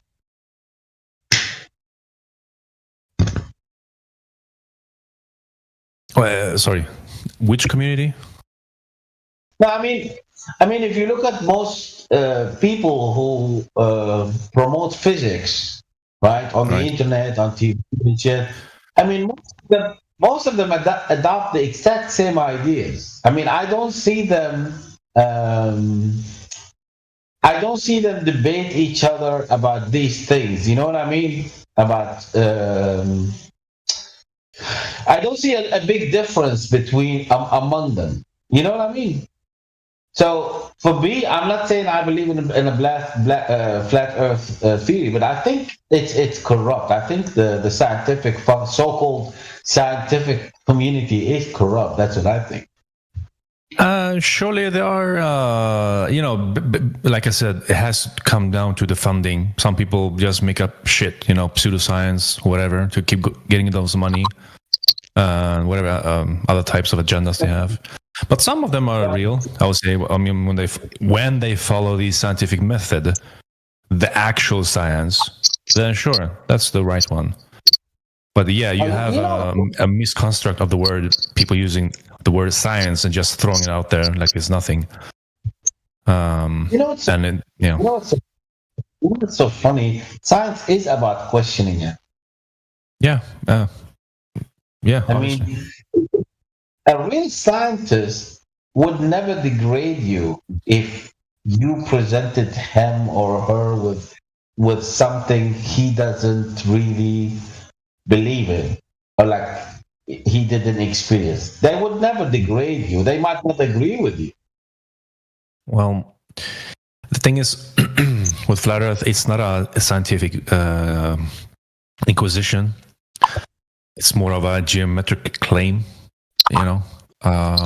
when you talk about the glow model, there's a claim of a particular size, and when it comes to flat Earth, is basically when they have debunked the globe model, testing that globe model out in reality, going out looking for that curvature, supposedly, and it's not to be found anywhere, to be honest, according to the globe model when you use the curvature rate formula. A changes per mass squared. So.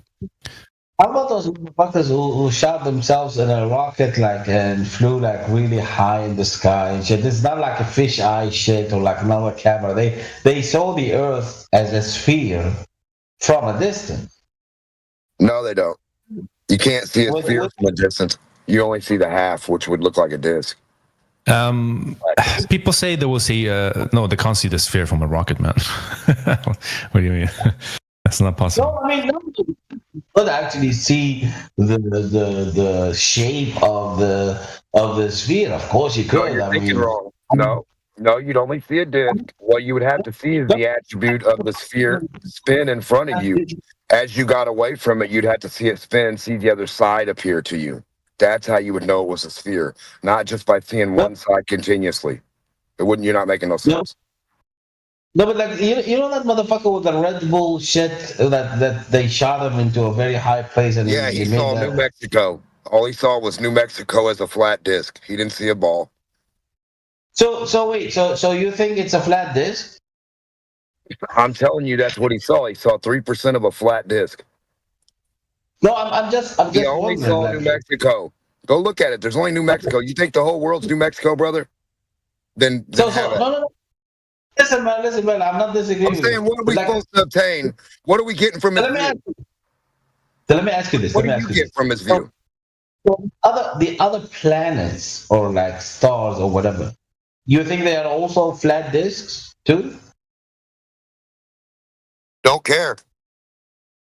Can't touch them. Can't prove it. Can't touch them or prove it. Don't matter. Yeah, nobody's claiming Earth is a flat disk on the flat Earth side, right? That's not what Demok means. He's talking about a flat disk, right? Yeah, he's talking about a flat disk. I think it's interesting. I think it was a misuse of the word there from him. But yeah, flat disk. The word flat doesn't mean a shape. It's just a surface description. And Earth is Earth, so we don't claim a shape since we don't know the entirety of the Earth in that way. So we don't have the God's eye view from here. And the space you're talking about is not possible. It's a violation of natural gas laws. So it's not only the claim of the Earth's shape that's in contention, it's the whole cosmological view, the idea that Earth is an object embedded in outer space with all the other bodies of the universe known to be what they claim to be they are, like as in the sun being a big giant nuclear fusion reactor, and all the other stars are other suns, the planets being solid bodies or gaseous bodies with ice and dirt and liquid and all that up there. The whole entire heliocentric model, the whole entire idea of the universe is justifiably disregarded because it has no evidence to back it up. Just wanted to mention one thing really quickly, in the flat disk thing, right? So if you're up really high, like Felix Baumgartner was, you can see the same the same distance in all directions, right? And if you point that out 360 degrees around, right, you're going to see in a circle. So if you had a preconceived notion that the Earth was a globe, you may be thinking that you can see the curvature of the Earth, but in reality, you're seeing what you could describe as a flat disk in relation to perspective purely, not actually that we're on a flat disk, if that makes sense. That brings me to the other question. Why do you think they were able to hijack the subsidies and the money and everything, and they were able to push what you say the wrong idea about, Earth and the universe? Why do you think? Why do you think they want to push that narrative?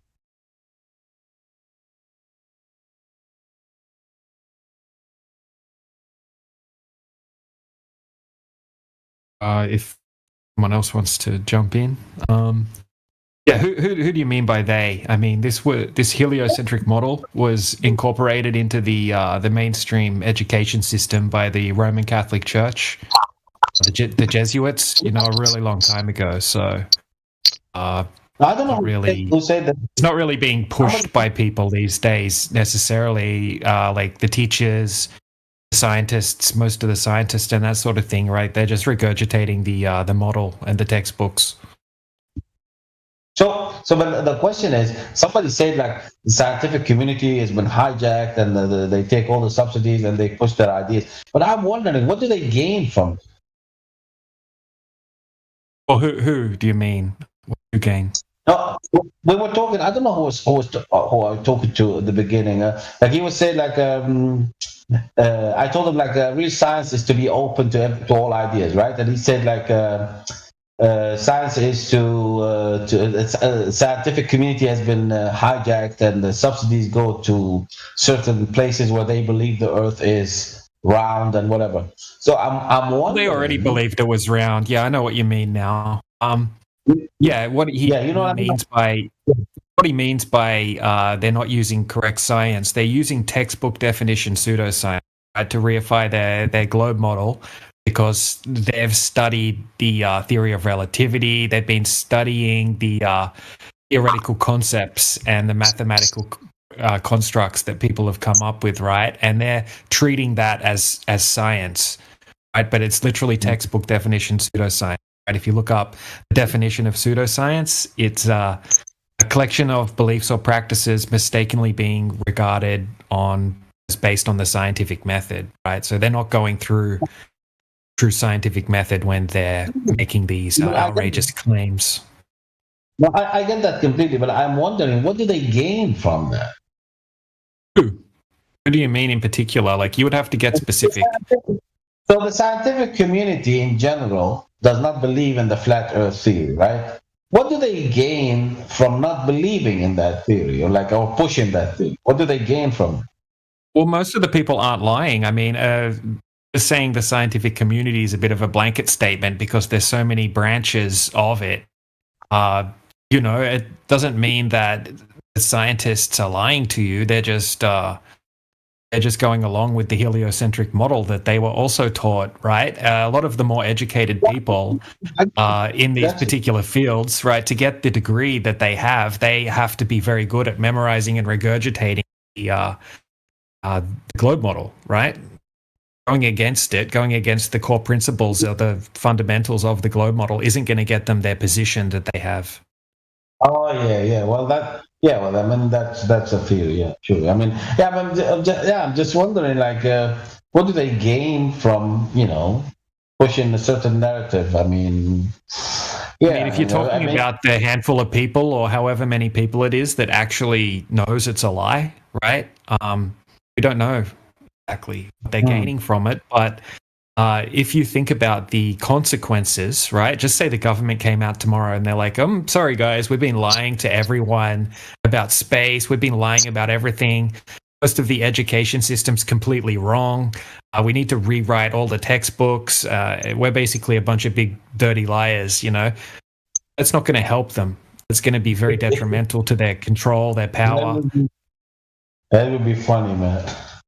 It would be funny, but yeah, like people already don't trust the government, man. You ask like 90% of people, like, do you trust the government? They'll be like, hell no. Hell no, man. That'd be more. But funny. If they come out with such a big thing like that, people would be like, well, what the fuck, you guys are dead to us. Yeah, it's funny. And you think the implications would be huge, man. Like, it would just be much more in their interest to keep pushing the heliocentric model. But I think most people aren't lying, even in the government, military, things like that. They're just kind of never tested the Earth, right? The heliocentric model suits them just fine. I mean, look. Although I don't believe in the whole black, like I'm no scientist, but I'm not. I'm not saying I'm a flat earther, but like I think you should stay open. You know what I mean? Like to other people's ideas, and I find it a little bit not so scientific when people shut each other that they shut each other down when they have like a different idea. You know what I mean? Like yeah, absolutely, man. Like what we try to be based on what things that we can actually validate. So like when we're talking about flat Earth, like we're just talking about things that we can actually back up with practical demonstrations that anyone can go and repeat themselves. Right? There's nothing faith-based. You don't have to trust us. We're just saying, look, here's some interesting information that goes against the globe model. Have a look at it, make up your own mind, go repeat the tests if you want to. That's it. What do you think of the moon landing, man? I think it's a joke. To be honest, it's an absolute joke. I mean, outer space in general is an absolute joke once you get into the technical side of gas pressure, right, and the vacuum of space and the claims behind the heliocentric model.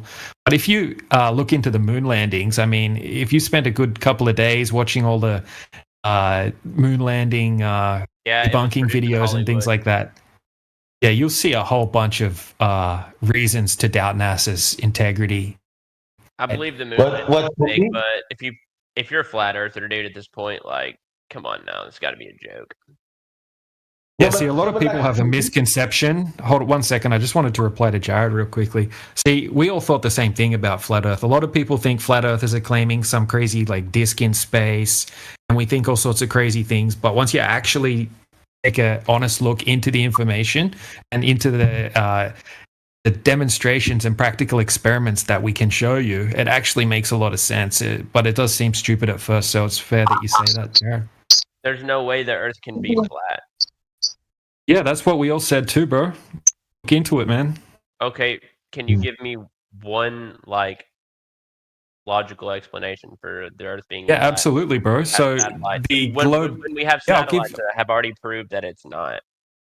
Yeah, man. Go try to look up a photo of satellite in space, right? You're just going to get a bunch of cartoons, right? No one's denying technology in the sky. But you asked me to give you a logical reason why the Earth isn't a globe, right?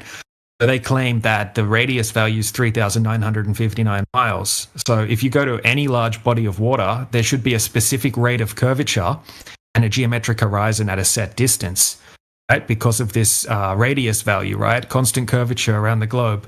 When we go out and test these large bodies of water in reality, you can see 10, 20, 30 times further than you would be able to see on a globe. And we've repeated these tests numerous different ways. And yeah, there's a lot of evidence out there. Once you look into it, it's rock solid and anyone can go and repeat it themselves. I'll give you a quick example if you want to see one, just quickly. Sure.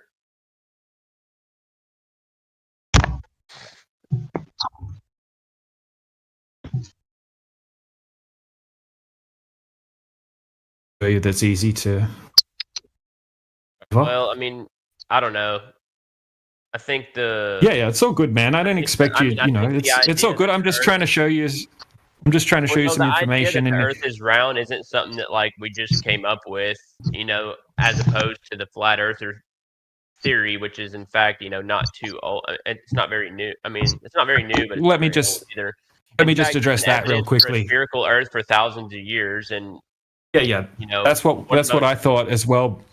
And that's what I thought as well. Okay, so if you look into history, you'll find that every single culture throughout all of history all knew that the Earth was a flat, contained system. Right? It wasn't until about 600 years ago when the Roman Catholic Church and the Jesuits made up the heliocentric. Right? There were people before that suggested it, but it did not catch on. Right? Okay, it wasn't in your until flat Earth theory. Can you explain to me why distant objects vanish bottom first? Yeah, there's multiple reasons. It's a lot more than just a few sentences to answer you. But back in the day, I can see why they would have used that. I think perhaps the Earth could be a globe. But now we have high-powered zoom cameras. and we have a lot more knowledge of atmospheric effects and illusions, right? So we can watch a ship go out and do that, appear to disappear bottom up, and then we can take out a super zoom camera and we can zoom that entire ship back into view again. If Right, the so Earth were if it was flat, actu- the horizon wouldn't curve the way it does. So the horizon doesn't curve, right? So we all experience a flat horizon. Horizontal means flat and level, right? So even from a plane, When you right, watch a you can't. plane, yeah, Even if flying hold long on, just let me distances, finish, man, because I'm navigates getting. in ways that Hold on a only second. make sense on a spherical. Hold on one second, planet. Jared. Oh, hold on. Kids running into the office.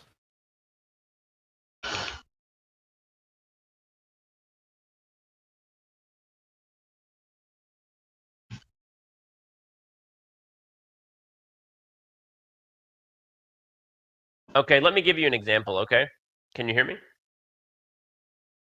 Just let me give you one example before you ramble on again for a second about something that really has nothing to back it. He was about to explain. He's not rambling, Jared. Don't be fucking douche, okay? Well, if you want to test this for yourself, there's an experiment you can do. It's pretty easy. All you You're the gotta one do cutting is me off every time he's trying to explain. measure the. Yeah, so Jared, of the sun. hold on a second, man. Hold on a second, Jared.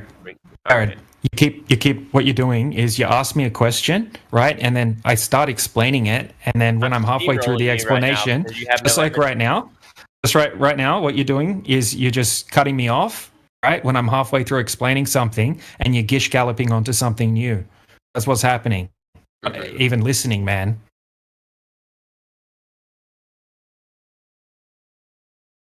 Okay, so do I talk now? Yeah, just don't talk while I'm talking. Like, if you ask me a question, just let me answer the question, right? All right, and then address what I said, and then move on, right? Whatever you have to say, and then I'll listen to you, and so on. Okay, fair enough. So if you want to test my theory for yourself, all you have to do is measure the angle of the sun at different locations at the same time of the day, and you'll see that people in different places get different angles of sunlight. And that only works if the Earth is round. Because on a flat surface, the sun would appear at the same angle everywhere. People in the northern and southern hemispheres get different constellations in the sky too. So something that only makes sense if the Earth is a sphere, not flat. Yeah. Try to stick to one argument, So one let's stick talking to point that. at a time, Stick and to that. not jump. Yeah, Wrong. which one do you want me to address? Yeah, I mean all of Asking it. a question? I mean, the fact Can I that ask you you go an out and important do what I question? said, that it's going to prove that Who the did Earth it? is a sphere. Can you post an example Yeah, sure. of when that was done? Yeah.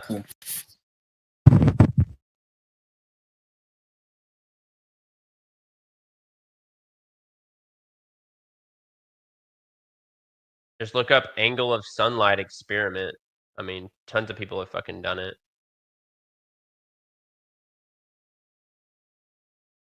Here, I'll post a YouTube video for you in the chat that shows the experiment.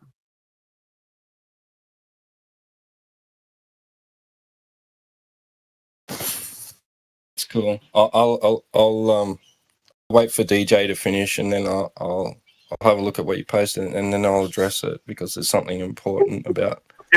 Real quick. Yeah, no, I'm having I think a better question would be, why do you say it would be the same angle everywhere? If the Earth was flat,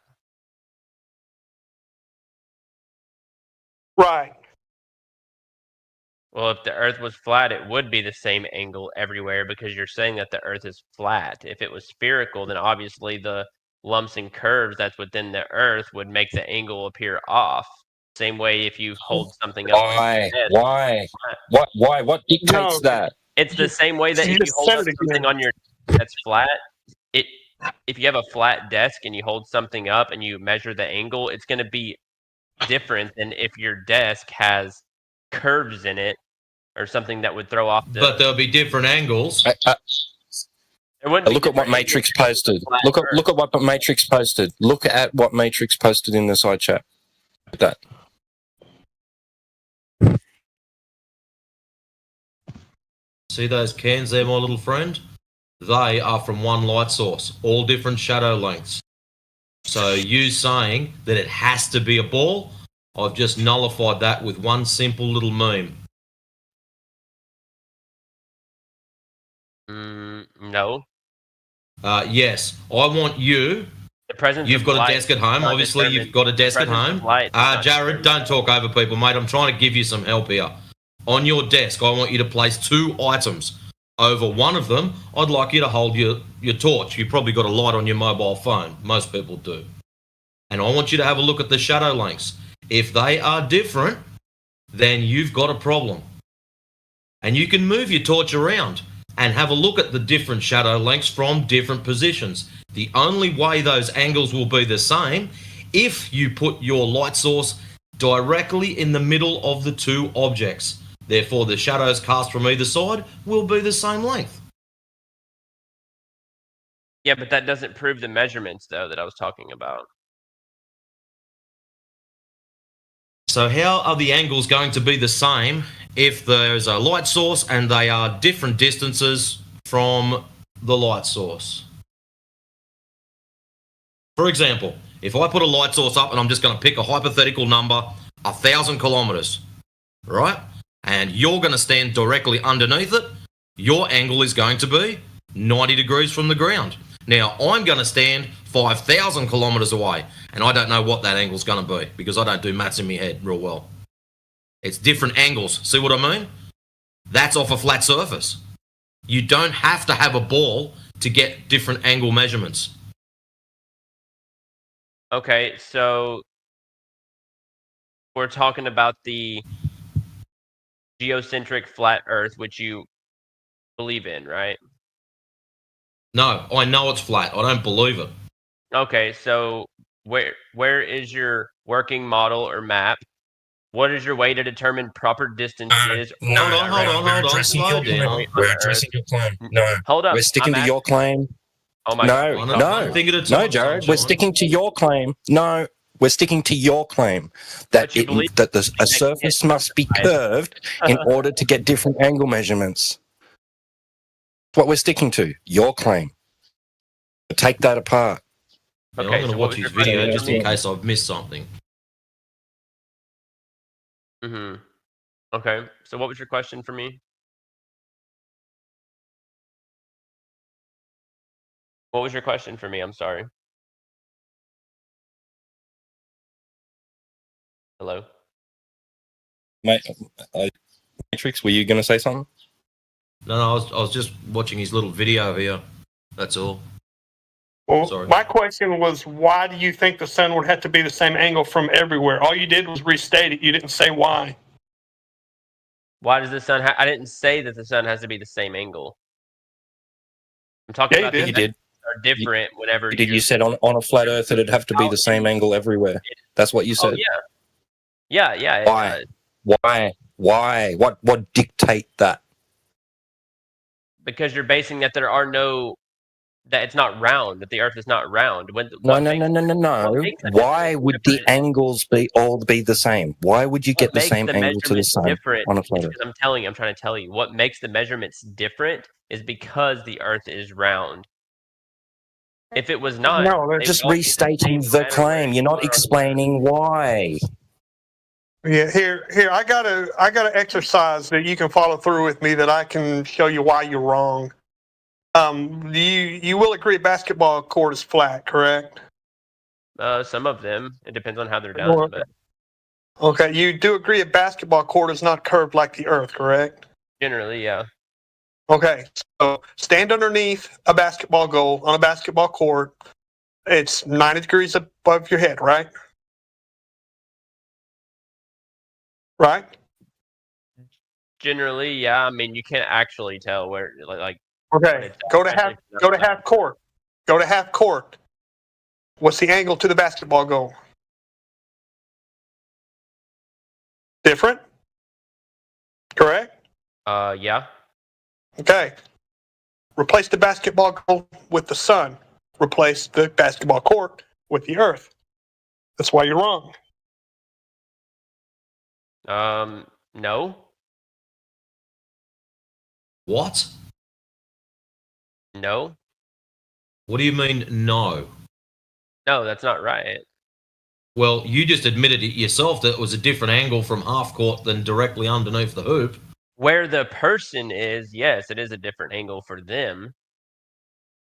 The same way that it's a different angle from the sun that you're measuring when you're at different places on the earth because you're at a different location.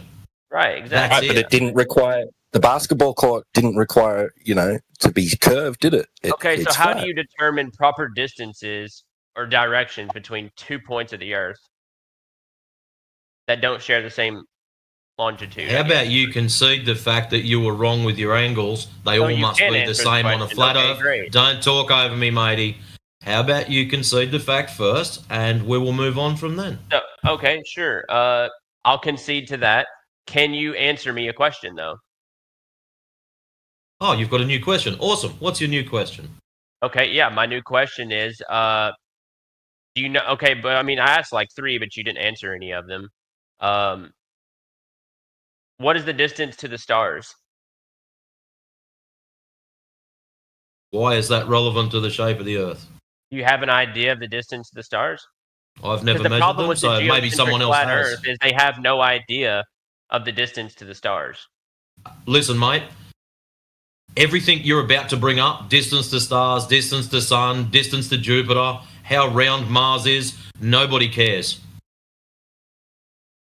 Nobody knows, and you don't know either. Oh, I do know. No, you Yeah. were told and you believe. That's the difference between you and us. We know the Earth's flat. Why You do believe binary cool stories. stars obey Newton's law of gravitation? Can you explain that? Dude, look, you're expecting us to accept the premise that what we're told stars are to be true in the first instance. So you don't even Your believe so-called that gravity to even they're there, apply, so you can walk right? out and see them. Dude, you just cannot let someone finish a sentence, can you? Oh goodness. Why Just do you have whatever. night and day? How does night and day work? Gish Well- galloping, scattergunning. Night and day is quite easy. When the sun's over my head, it's daytime. When it's not over my head, it's nighttime. Okay, how does the sun get there? I don't know. Let's ask her. Hey, son, how did you get over here today? Nah, he's not very talkative. Yeah, because it's we're rotating, clearly. So you believe that we're flat Earth, and you believe that we just stay in the same spot the whole time? You got to stop using the word believe. So do you know that we stay at the same spot the whole time? Experience. You mean like did what you? you experience? Yeah. So do you have any explanation as to So why do you feel the ground aircraft moving? carry-ring laser Do you feel the gyros ground onboard moving now capable beneath your of feet? detecting the rotation of the Earth? Do you feel the ground moving beneath your feet? No. So here you are, assuming you're spinning, Gravity rotating, against gyrating, traveling through the fucking universe. By gravity. Yeah, that's probably why you don't talk over people, because some of the mods get upset.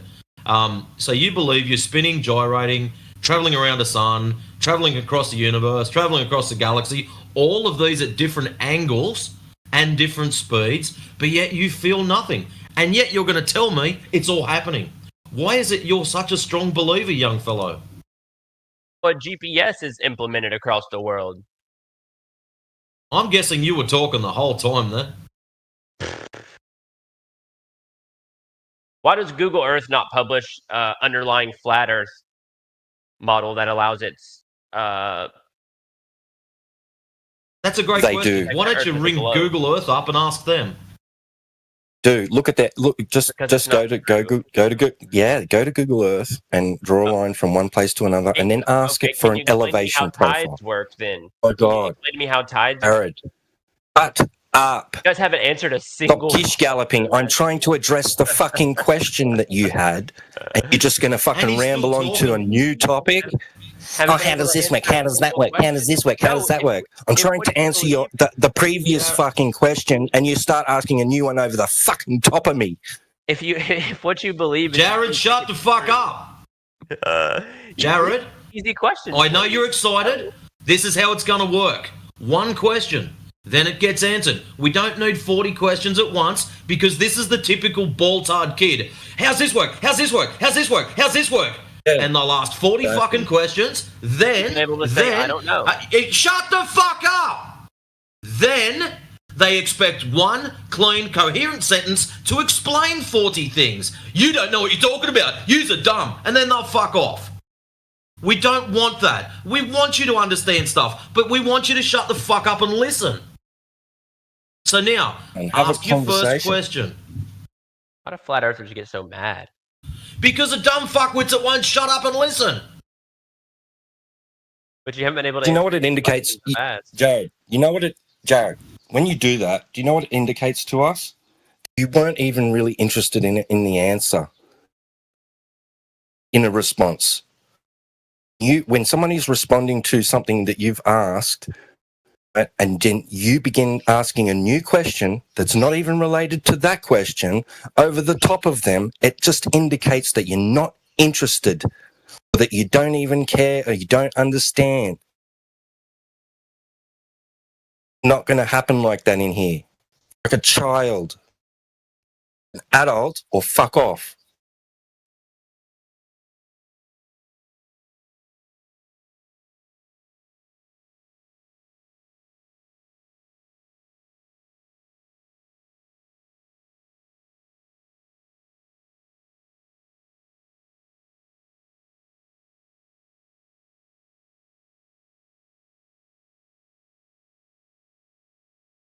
Are we still here?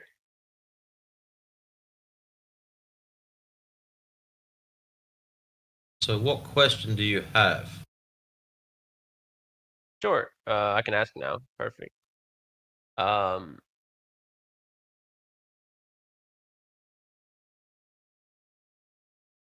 Okay, so can you explain to me how a commercial aircraft could fly from Perth to Sydney in only 4 hours and 10 minutes across the flat Earth? As to achieve this, it would have to fly faster than an F-18 on Afterburner all the way. How can that work? You ever flown across there? Say again? Have you ever flown there? Yeah, I've flown all over the world, including that. Yes. So how? So what was it? Perth to where? Sydney. I've been on that flight multiple times. Okay. Well, the question I'm going to ask you, if you live on a ball that's rotating, why is there only a 15-minute flight difference between that going from A to B, then B to A? If the Earth's rotating, one of them will only be a 2-hour flight, the other one will be a 4-hour flight. Because you're pivoting now. I want you to. So why is it that the flight time should be faster than an F-18? What you're doing is you're pivoting. Jared, why do you believe the flight times would be different? Why do you believe that? You're asking me a question right now. I'm trying to get more information out of you. You've just hit me with the flight time should be faster than an F-18. Why is that? That's what I'm trying to get out of you. Because if the Earth is flat... What's the shape of the Earth got to do with the speed of a device traveling across it? Because you wouldn't have anything, right? You obviously have things pushing against you. Like what? Obviously, gravity into place. Obviously, So you're just throwing random shit out at the wall, mate. Like what? What's pushing against you? You're in a plane flying from point A to point B. What's pushing against you? Do you not believe in gravity? See, now you're just scattergunning again, straight to another subject. You can't hold a straight line, mate. Stick to your planes. We're talking about times. Now, here's a problem. An aeroplane is not a measuring device. So, whilst you've got north, south, east, and westerly winds, do you believe that would affect your flight time? Yes or no? Sure. Excellent. So you coming in saying flight times are different whilst there's wind just means nothing to me. See, straight away, you've come along and gone, ball, therefore X. Well, how about we throw some wind on your ball? Go on, see, done. You're saying ball has to be this way, flat Earth has to be that way. Well, it's flat, here's a bit of wind, therefore your flight times are out. Okay. Yeah, there's no logic. I don't know why, Jared. I don't know why you came up with that argument. Hold on a second, Maybe I can ask you a better question here. You're going to go on mute until you listen. So what you just claimed was that it takes 4 hours, right, to fly from Perth to Western Australia. Okay, and if the Earth was flat, you would have to go in an F-18, right, which flies at like Mach 1.6. Okay, that's like 2,000 miles per hour. Okay, it's only around 2,500 miles at the entire trip. So why would it be 8,000 miles to get across Australia if the Earth was flat?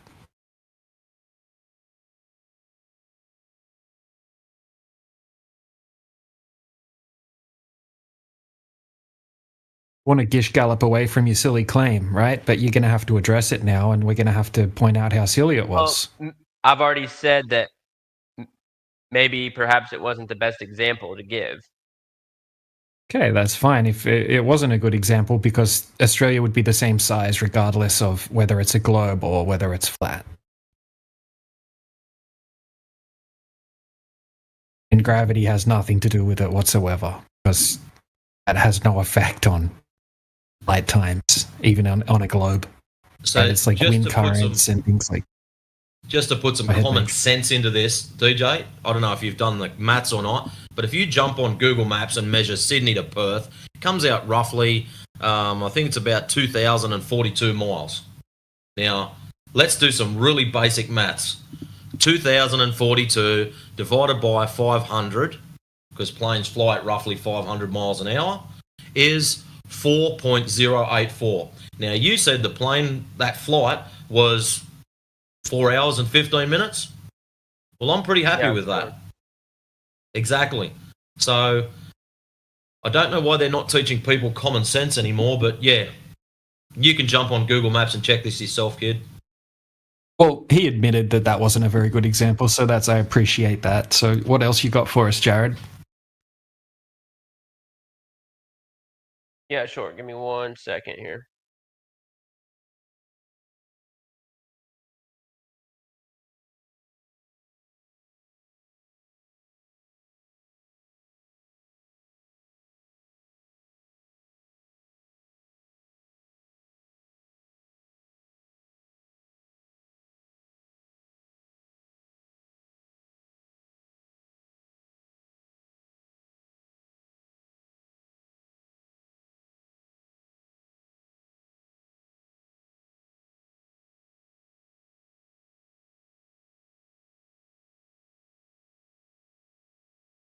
Welcome, Jedi, to the chat. Good to see you, mate. We've got Jared here in the chat, who's just made a couple of claims, and he's looking for his next evidence of the globe to tell us about. What's up, man? Good to see you, man. Yeah, good to see you too. Thanks for filling me in. That was nice and polite of you, man. I feel fully updated now. Yeah, Jared's been gish galloping a little bit and interrupting a bit, but I think we're on track now. Thanks to Matrix and Twad.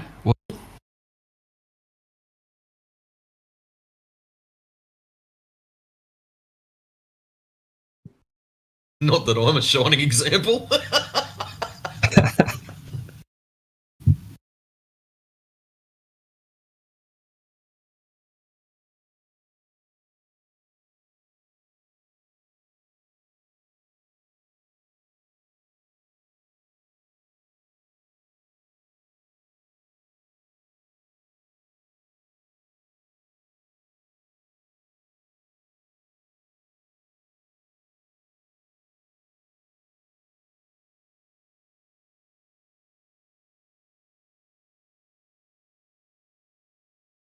I'm just responding to some messages.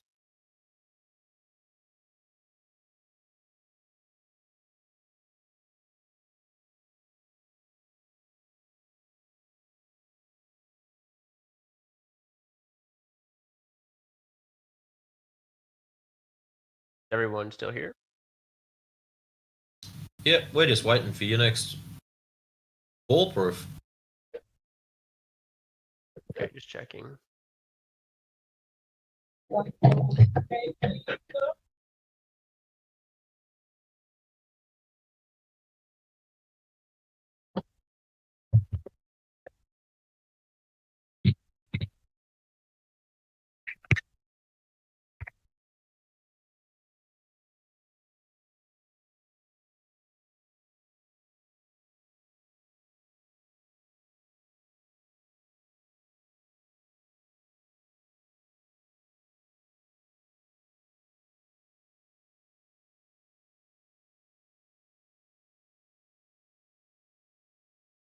Can you explain to me how tides work?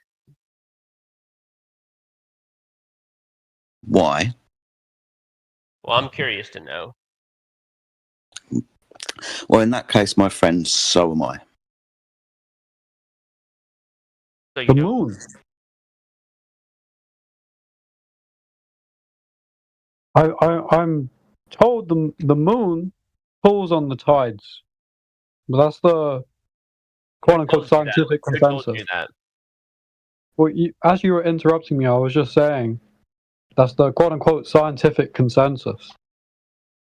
Cool. Would there be a quote unquote scientific experiment? I don't know. I don't know. Oh, I'm sorry. Then let me fill you in as well. No. There's no scientific experiment to demonstrate this supposed cause and effect claim. So the science might have a consensus, but it's not based on science. Yeah, no, I'm not that well versed in other understandings of things really.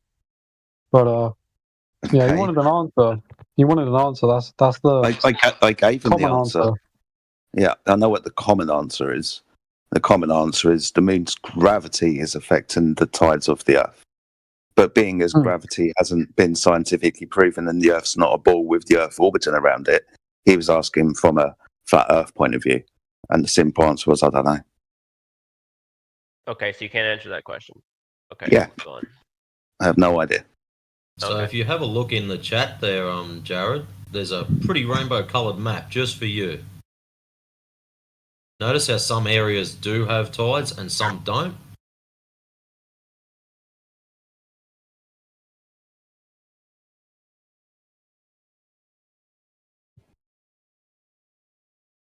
Oh, Africa got cut in half. Okay, so only those particular places have gravity, basically, is what you're telling me? Are you off your fucking head? No, it's because that, let me respond before you So let me get this straight. Before you start, just hold a second. Okay, Keep that so you thought. can interrupt me. Okay. Yeah, great. Just shut up for a second. You've interrupted everyone else all morning. You're telling me that there's different amounts of gravity depending on where we are, and this is what affects the tides. That's what you're saying. That's by what saying you that just there got. are I just some got from there you. and there's some. No. That's what I just got from you, Jared. So choose your words wisely instead of cutting people off. No, so the National Ocean Service tells us that they are caused by the gravitational forces exerted on the Earth by the moon, and to a lesser extent, the sun. When the highest point in the wave or the crest reaches a coast, the coast experiences a high tide. When the lowest point or the trough reaches a coast, the coast experiences a low tide. Excellent. So you're just reading this straight off of some wiki article or some shit No, like that. that's a source. That's an Jared? argument. Yeah. Jared, That's Jared, government. That was a study that was done. Jared, that's great. Did you listen to what Jedi said previous me speaking? Yeah, I can cite a source whenever I'm telling you how something happens. That wasn't a direct answer to the question. Clearly, there wasn't enough. Oh, Jedi, sorry. Have you met Jared? Think the Earth is flat. So, I'm sorry. Sorry, no, that wasn't a direct question. Sorry, a direct Sorry, answer. the education system failed you. Sorry, my arrogant friend. That wasn't a direct answer to the question Matrix asked you. He asked you if you would listen to what I said. You've given us the claim. I'm just going to ask you now. You've got a scientific... Excuse me. It is at the moment... Jared. No, it's not. Me and you Jared, me and you are going to get off on the wrong foot if you interrupt. I don't want that to happen. So this would be your claim unless you've got a demonstrate to back up the claim. Would you have a scientific experiment to back up the claim that science has made, please?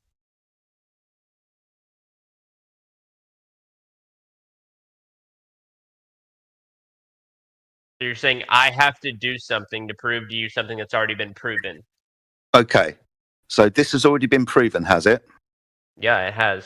Awesome. Can you provide the experiment that was done to prove that gravity influences the tides? Okay. Thank you.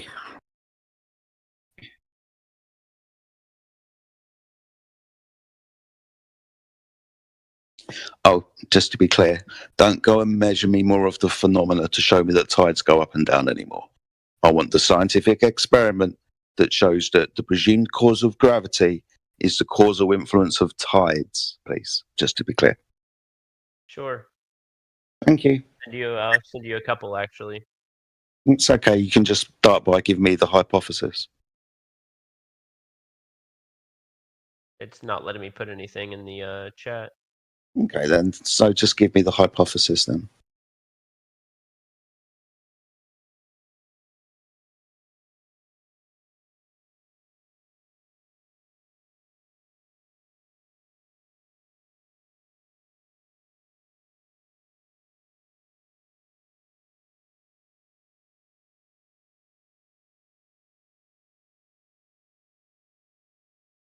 I was just watching the experiment, so I have to find the what they wrote down as the hypothesis. Give me 1 second. That's okay.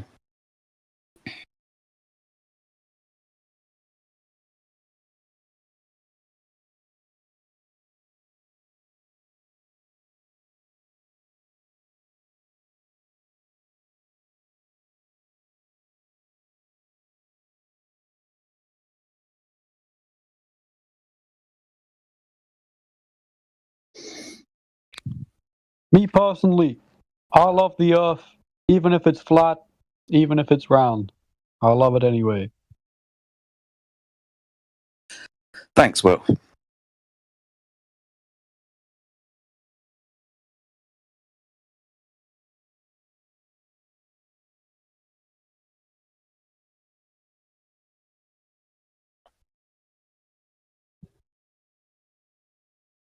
Okay, do you want an experiment? Yeah, please. Can I have the hypothesis? Okay, so you get a small water balloon and you fill it with water, tie a string to it to represent the pull of gravity. Note that the string, like gravity, pulls on one side more than the other. Now apply a constant tension on the string, either by hanging it or by whirling it around. Does the shape of the water balloon distort? Does it appear higher on the side opposite of the string? Sorry, are you using some kind of analogy in place of an experiment where you've replaced gravity with string? Why? Well, I mean, that's the experiment. No, that's not that's not an experiment. You replacing your presumed cause with something else. That wouldn't be an experiment. You've got to very manipulate your presumed cause. You've clicked your fingers and turned your presumed cause, gravity, and turned it into string. That's not science. Yeah, you're a fool. No, it isn't. So you're a fool. Okay. Science. How can you tell me it's not science? What's science? I'm going to. So natural science would start off with the observation of your dependent variable. That's going to be the phenomena that you witness in the natural world, the thing happening. You're then going to make a prediction about the thing happening. That prediction is going to be the cause. This is where you get your independent variable from. So your hypothesis will be if this independent variable, then that dependent variable. You then test this in an experiment where you correctly situate the dependent and independent variable along with control variables where you keep everything else the same, and you, the researcher, just vary and manipulate your presumed cause to see if it causes the phenomena or not. You then repeat and verify. Okay, so now, to the new guy who's talking. Just to be clear, in your experiment, what's the independent variable, the presumed cause? I guess there wouldn't be one in this one. What is it? I guess it would just be the water. Okay. So did you like tug on the string? Yeah. Yeah. So the string was your cause, wasn't it? That's what would be representing part of the experiment. Yeah. That would be representing what now? Gravity. Right. So in an experiment, you need to very manipulate your presumed cause, not something that you substitute while you're talking. So you won't accept that. Okay. So can I ask you something Sorry, 2 seconds, Jared. That hasn't been answered yet. Before you run away and try to avoid your humiliation by dropping this fucking hot potato and then disavowing anything that you had ever to do with it, Explain to me what. Hold on, that disk Jared. moves flat Earth. You won't let me say it. Jared, please don't. Yeah, I would. Okay, just shush. So I know that you haven't just dropped this hot potato and run away from it. Can you explain to me, please, clearly, why this isn't scientific evidence? Why it's not scientific evidence? Obviously, because there is manipulation for a favorable outcome. No, because you've replaced gravity, your presumed cause, with spring. You fucking idiot. Well, that's what I just said. Yeah. So but anyway, let me ask you a question that'll disprove your argument. So, to be clear, it wouldn't come under the category of scientific evidence, now would it? Okay, let me ask you a question, Jedi. No, sorry, I need an answer to that question. Able to answer. Right, Your Jared, friends weren't able to answer this question. Are you? Jared, Jared, you're not going to skip away from this. You understand the point I'm raising here. I've asked you for scientific evidence, and you've not provided it. You understand what's happened, right?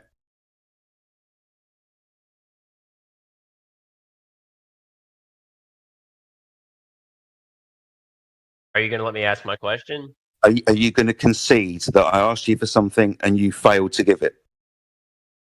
Dude, I'll concede to whatever you want if you let me answer my question. Okay, so can you do that then? Can you be an honest gentleman and concede that when I asked you to give me something, you tried but failed? Sure, and now I'm going to give you something that will not fail. Okay, cool. Is this an experiment that proves... Nope. No? Nope, it's not an experiment. It's not an experiment. What is it then, being as you've moved away from your gravity Okay, course? sure. So you can't see the North Star from Australia, which makes no sense if the Earth is a disk with a dome with stars on top. The North Star should be visible from every place on the planet, right? So when you say I go below 0 degrees at the equator, go south, and I can't see Polaris anymore, is that your claim? Yeah. Okay. So when you change latitudes below 0 degrees, you can't see Polaris. Yeah, you're skipping over it without actually answering the question. Why can you not see the North Star from Australia? Because I've kind of tried to answer it for you by giving you the 0 degrees of the equator. That's the minimum elevation angle that you're going to measure to Polaris to get the latitude that you got for all 90 degrees north of the equator. It's gone beyond 0 degrees, so you can't measure it, see it anymore. That's why. It's not because you're thinking it's magic. No. Have you noticed that? How do I explain this to you? We view the world in perspective. You understand that, right? Yeah, but it's a hand wave for you to say that Australia's just really far away. I'm going to answer. I just want you to understand the answer so you don't complain that nobody's giving you a full and accurate answer. That's what I'm going to do. Is that all right? There's a question there. Is that okay? I'm not going to talk to myself, mate. Say it again? I couldn't hear you. You know how perspective works, right? Sure. You know that we measure things in angles that are above our eye line. Elevation above. Don't bring up angles. I already crushed your friends on angles. Really? Sorry. You've just brought up. Go on. Kid couldn't crush a banana, like seriously. Yeah, I couldn't crush a fucking grape with this one. But you've just brought up seeing Polaris, which we use to measure latitude with. You've argued, well, why can't I see Polaris when it's gone beyond the measurable 0 degrees of measurement that I was doing in the northern hemisphere? You're asking me, why can you no longer measure it, being as it's already gone beyond 0 degrees? You're asking me that question. How the fuck did you manage to talk about angles and think you won? Yeah, I asked if it's a flat Earth, then how can the measurements of angles be different now? But if it was a flat Earth, they would all be the same, depending on where you are. What do you mean they would all be the same? It wouldn't matter where you are. The angles. Okay, go ahead. His reference was to the sun, Jedi. If the Earth was flat, then all the angles to the sun would be the same. That's not true. Okay, okay. Then can you prove it wrong? Yeah, I'll prove it with citation and demonstration if you want to. Hopefully, the diagram within the citation. Prove it to me with facts. I'm going to. It's a citation. It's going to be with regards to navigation and measuring the sun above the horizon. So you see the picture I posted at 43 minutes past the hour from Sustainable Diet Design with regards to measuring the solar elevation angle of the sun. You notice that? What do you think the angle of the sun is going to be measured by the observer when it's close to the horizon? What do you think the angle is going to be? Say it again. What do you think the angle measured by the observer in the picture of the sun is going to be when the sun's close to the horizon? I'm trying to pull it up. I can't see it. Okay, well, in your own good time.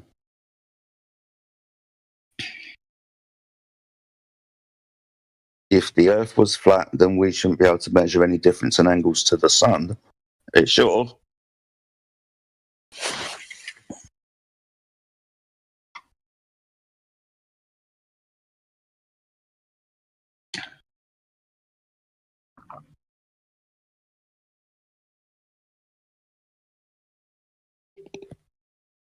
Yeah, that's not true. All you provided me was a picture from susdesign.com.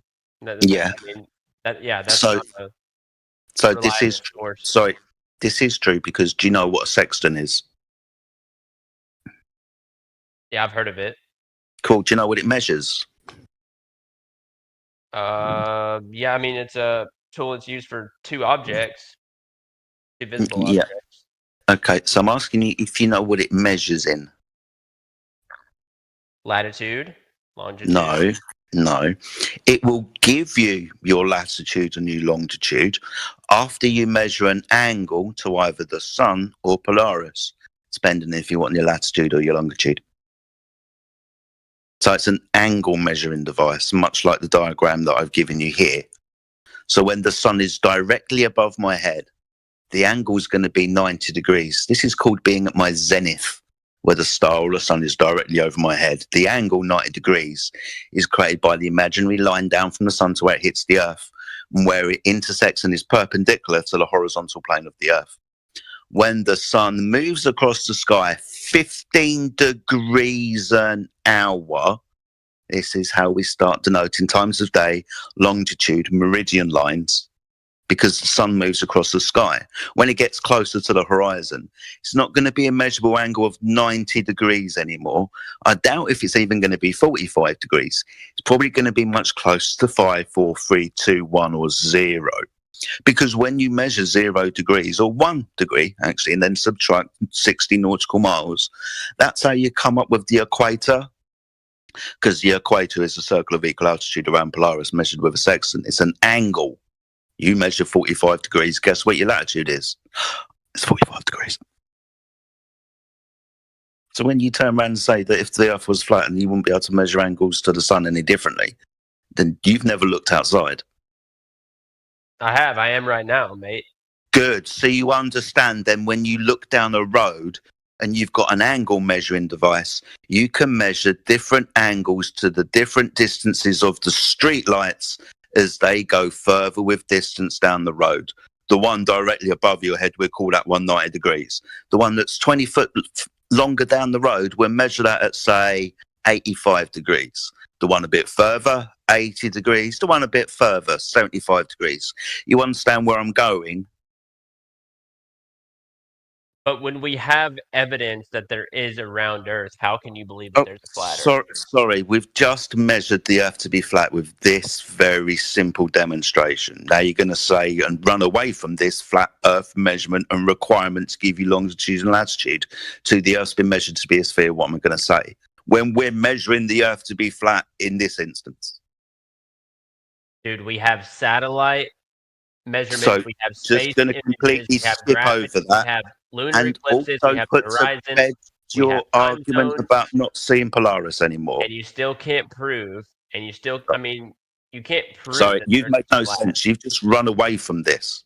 You've now gone on to things in space, The sun whilst sets not at not different times directly. for different locations. Sorry, How can Jared. flat? Jared. We have all Jared. the same bedtime. Jared. Was flat. Jared, you're becoming intolerable. Okay, you won't answer it. Why don't we all I'm have the same trying. bedtime if Sorry, the Earth is- Jared. Jared, trying to, but you keep talking. And what I'm not so you good. think the Earth Jared, goes around, then bounces? Jared, hello. Shut the fuck up. From an outside perspective, whilst it he's just talking- seems you have no answer to anything he's saying from an outside perspective. I mean, I'm not. Hey, even Will, would you one like way. to join in with a red flag? So No. please be quiet for a second. Now, Jared, the reason Jedi hasn't heard anything you've just said is because you were talking through him. We told you earlier on, don't talk through people. Again, the reason for this is we can't fucking hear you. Now, I can't spell it out any more clearer than that. Now, apologies for those out there that don't like my language, but I'm starting to get a bit wound up with you. So, slow down and start listening. I think you have to be a troll at this point, honestly. I think we have to follow the conversation and point out that you started. Jared, you're interrupting. Why do Jared, we have separate Jared, bedtime Jared, if there's a you're flat interrupt- Earth? Jared, you're interrupting. You need to address what I said before you bring up another subject, because what I said. Sorry, dude. If you keep interrupting me, then I'm just going to disengage. You're intolerable. It's a question of mine. What question, dumb fuck? What country are you from? My God, when was that relevant to talking about angle measurements?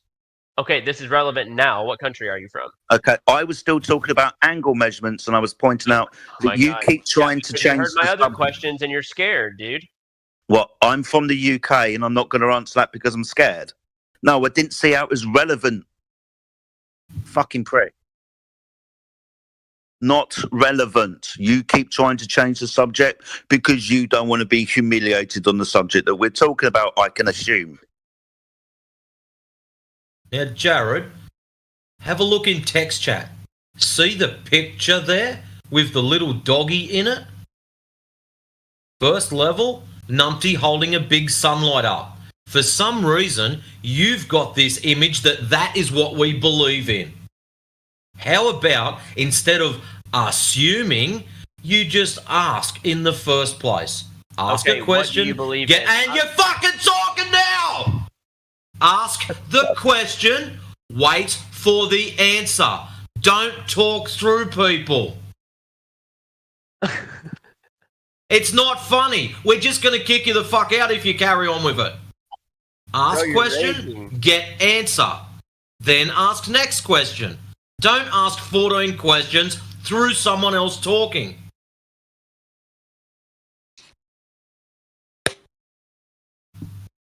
Can you at least understand that? I know you're excited. I know you want to know how everything operates all at once. But just one question at a time.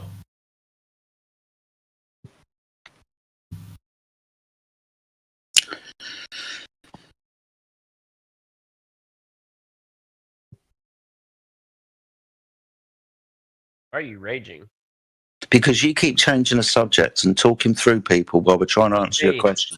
Forget It's the rude. angles, how It's the rude. sun Sorry. set at different times in different places. You want to forget the angles. You want to forget that. I want you to answer the question I just asked because that sorry, guy I want to was right. You confirm. guys haven't answered a Jared, single question this whole Jared, time. I've been trying to, but you keep talking. I tried to address your claim about can't see Polaris in Australia, and that went straight to a flat Earth measurement, noticing that that's what you run away from. You run away from the flat Earth proof. You want to ask us how sunsets work. Well, it's not because of Been a here physical. for like 30 minutes and you've been pivoting for all 30 minutes. Literally just about to answer. Okay, go So- ahead.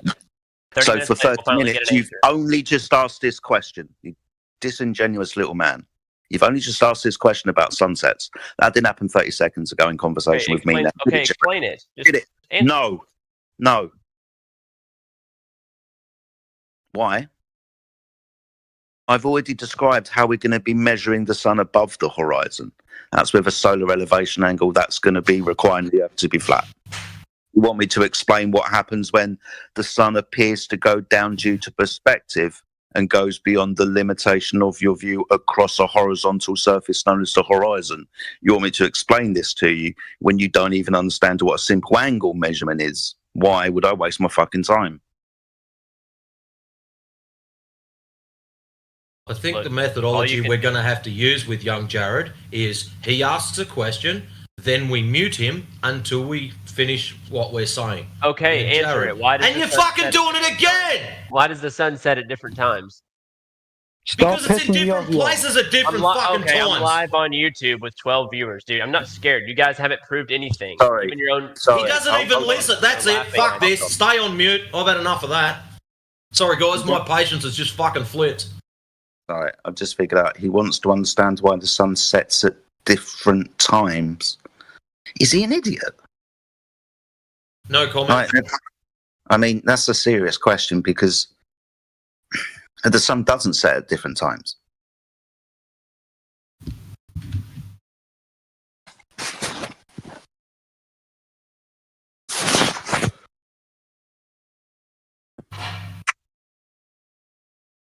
I don't know, Matrix.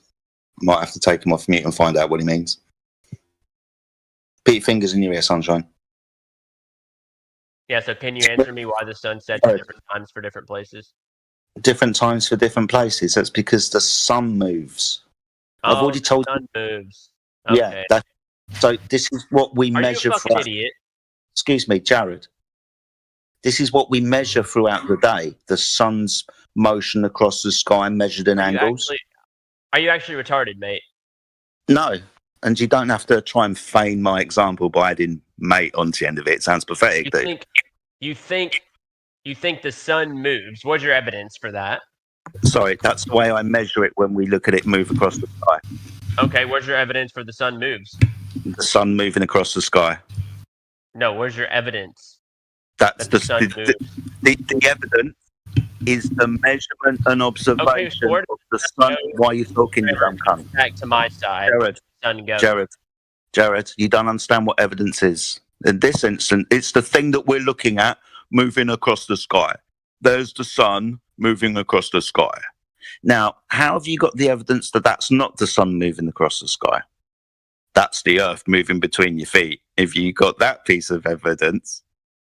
Okay, so by your logic, the sun would start right In the with east. me and then go down. Yeah, in the east, set in the west, right? Sorry, where Okay. does the sun turn up every day? So by your logic, where would the sun go when it's at its westmost point to come back to the east? Sorry, do you understand magically what? come back? So- Does it- Jared, do you understand what east and west are? Yes, I do. Awesome. What are they? Their directions. Okay, with relevance to what and what type of direction? The globe. No, north and a circle.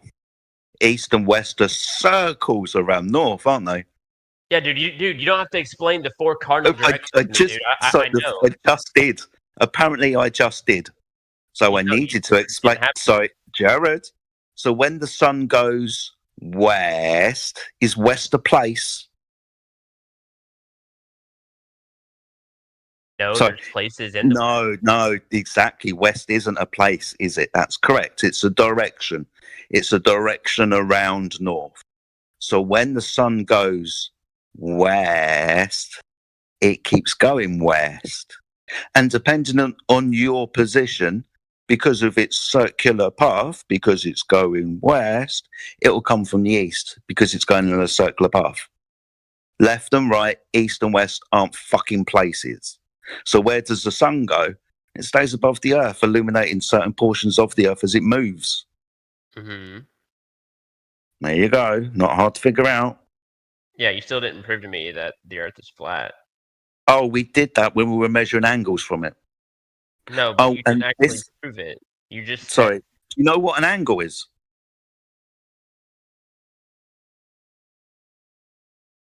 Do you know what same an thing, angle it's is? a measurement. Do you know? Do you know what an angle is? An angle, yes, it's a measurement. No. What's an angle? It's a very specific type of thing. You can't just say it's a measurement because it's a measurement between two very specific things. What's an angle? It's what it's used to measure in degrees. Degrees. Okay. Yeah. Would it be? Between, Would it? like, two Would it? lines. Like there we go. Finally, we got there. So the measurement of separation in degrees of two lines. These lines. I know, it sounds fucking redundant, doesn't it? But we've got to go through this apparently for you. So you understand that these lines, they need to be straight, right? I would imagine.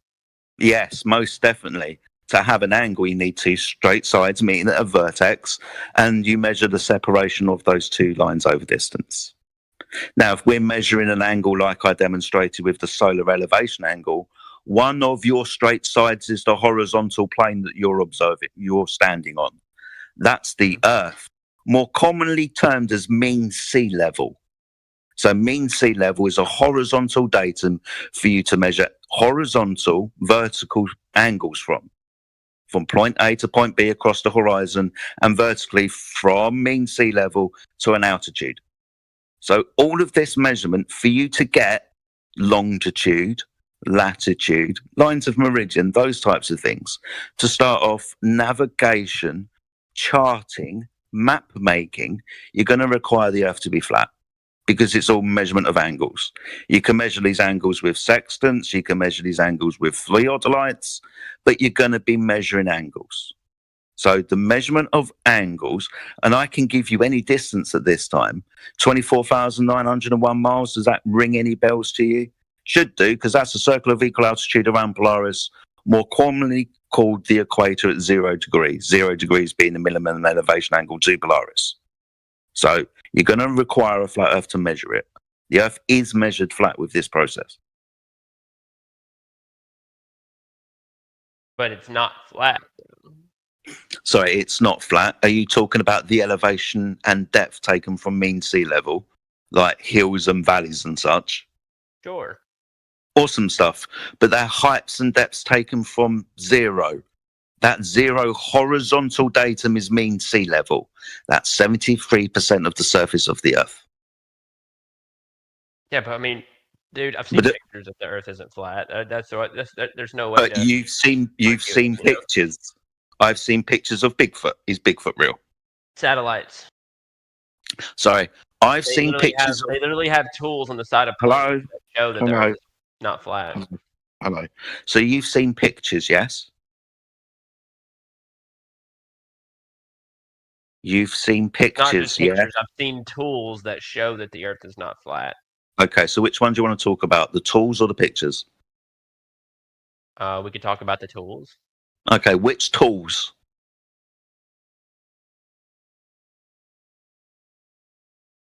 Say it again. Which tools? Oh, there's tons of tools that show that the Earth Which ones? We could talk about. We could talk about the aircraft carry ring laser drones that are on board of an aircraft that are capable of detecting the Earth, the rotation of the Earth. Really? Yeah, we can. We can talk about really. That. Mm-hmm. So you want to move away from a surface description to an action. So you can't. Why can't you? So you can't talk about those. Okay, nice. So because you keep changing subject. You keep changing subject, dude. He doesn't.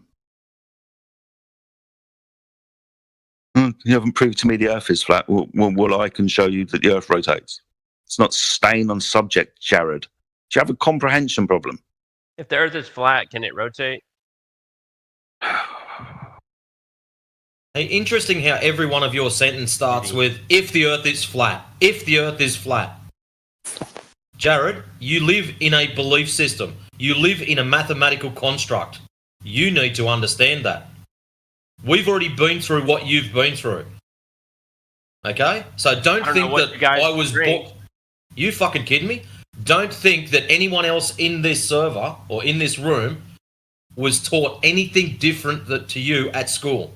Okay? We're all taught the same bullshit. Okay, so you're not going to engage with the aircraft carry ring laser. Okay, nice. So, what do you got? Aircraft what? Jared, aircraft what? Carry ring laser. Well, you've got a problem. If the Earth is spinning underneath a ring laser gyroscope, Earth would also be spinning underneath pendulums. It would also be spinning under hot air balloons. It would also be spinning under helicopters and aeroplanes. Nope, you're wrong. No, you're wrong. Nuh-uh, doesn't cut it in here. Okay, well, cite your source to how it'll do that for everything. Well, obviously, dumb shit. If it spins under one thing, it'd spin under everything. You Right. can't be that Why is stupid, Earth surely. spinning? You Why cannot is the be tool that showing us Earth stupid. spinning? Why does the You tool can't show us be Earth stupid spinning? enough Not to spinning. believe that it spins only under one specific device. Surely So you why does can't the be that tool brain show dead. that why does the tool show that the Earth is spinning if the Earth's not spinning? It's Is it probably just a been mind constructed to do that for dumb fuckwits like you, so you've got something to believe in. You're laughing Damn because you've got conspiracy. nothing. Such a conspiracy, dude. It's a conspiracy. Walk outside, fuckknuckle. It's that simple. You don't see curvature. You don't feel spin. So why do you believe these things are happening? You're laughing because you know it's true. You're yet to show proof of curvature. You're yet to show proof of spin. And you're sitting in text chat claiming how you've had this massive win over these flat earthers. So you think that planes, that every plane has this tool installed on it just to keep us believing that the Earth Okay, is hold on. round? You want to talk about aeroplanes? We can do this the professional way. Fuck this. Let's have some fun. Where is plane? Plane. That's I'll go what on I'm after. Microsoft Hold Flight on, right Simulator there. right now. Shut up. The Earth isn't flat. Where's the pitch data? Okay. Check this out, Jared. In text chat, I've just posted up some telemetry data, you wouldn't believe it, from a plane. Now, from 5 minutes past 8 through to about 6 or That 7 stuff's minutes been past 10. manipulated. I'm not trusting it. Well, it's actual airplane data. It's telemetry data from a proper flight, not one of your flight sims, mate.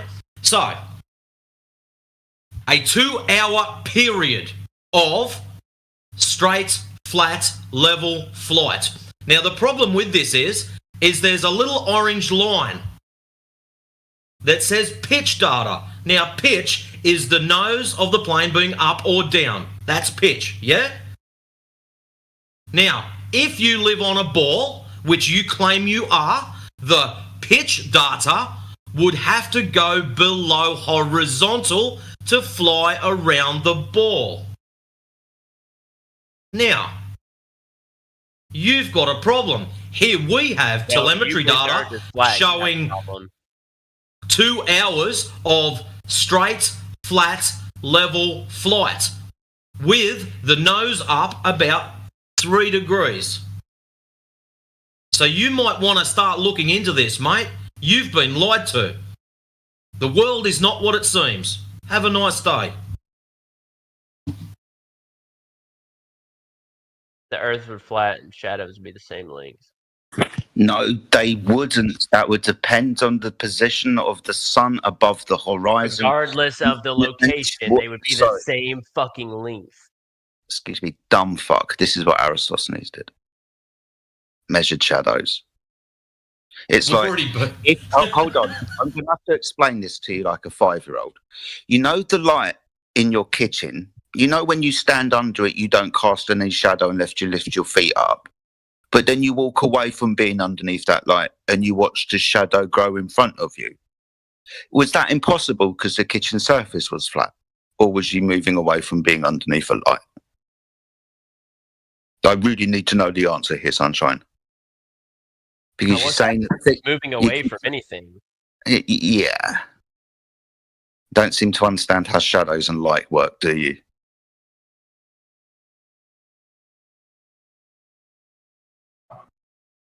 If the Earth was flat, all shadow lengths would be the same? We've already casted satellites out that show the Earth is round. I don't really know how you're still arguing it. Sorry, how do you have gas pressure without a container? Say again? How do you have gas pressure without a physical boundary for the gas to press against? What are you talking about? How do you have gas pressure in an open system? I don't know. Okay. Well, if you were to claim that you could, that would be a violation of the second law of thermodynamics because gas expands, right? Yeah. Good. So if the Earth has got atmosphere on it, that's gas, oxygen and nitrogen, and it's not expanding into the vacuum of space as per the second law of thermodynamics, that would be a violation of the law of nature demonstrating that the place called the vacuum of space where you took your pictures from cannot be real. But they are real. No, they've just come from a place like Narnia. It cannot I've exist. been up there. I've seen it. Sorry. My own eyes. Sorry. He's trolling. Hold on. Is this going to happen now where you declare that you've been to the vacuum of space? Yeah. Okay, then we're not going to have a conversation with you then. Yeah, you're done. You're obviously lying now. Not lying. Interesting. Yeah. No one's been to the vacuum of space, especially not you. Okay, well, how about the guy who skydived from outer space? That wasn't outer space. That was 120,000 feet. Wasn't the outer space. He did jump from space. It was a supersonic free fall. Space. Sorry, what space? The vacuum of space, the place where you said that you'd gone no less than a minute ago. Yeah. Yeah, you're lying though. But from his But you're lying though, aren't you? Just admit that you're lying. You could literally see that. Just admit that you're lying. Bro. Jared, just admit that you're lying. You're having to lie to flat earthers now to make your story sound good. Does that feel good, does it? You have to lie about going to a place. He already proved the earth is round. Okay, No. Jared, I want you to be a big boy now. Shut up for 30 seconds and listen carefully. In the text chat, now we know you know how to use that. There's a couple of pictures. The last 3 pictures that I've posted are to do with the Red Bull jump. So, the very first one, let's have a look at the camera angle compared to the full size of the Earth. Oh my God, Jared must be the biggest motherfucker ever. Just watch the video. You can literally see the earth is round. Yeah, literally. I love how you kids come in and say everything's literal. Here I've posted images above your So now you're saying video. Shut up! Here I've posted. Why is it with you and Ethic? Shut up. Right. Why the fuck do you and stay out? About time it happened. You were so rude. That's so Thank you. rude. He kept interrupting. Oh my God, he must have been on here for more than an hour because I've been here for about, I don't know, half an hour, 40 minutes. He just ticked you off right away, Matrix. You should always be polite. Fuck off. Oh man. And this is the worst part. He's going to go and stroke his dick in front of all his friends and go, you have no idea how much I tailed up them flat earthers. They didn't answer any of my questions. Yeah, but he's not going to show him the live stream that was recorded, is he? He's going to hide that. Oh, man. What depth have you reached when you have to turn around and lie about going to space? At what point is that a valid piece of argumentation? Does watching Star Wars count as being in space? Yeah, right. Does looking up at the night start being I'm in space?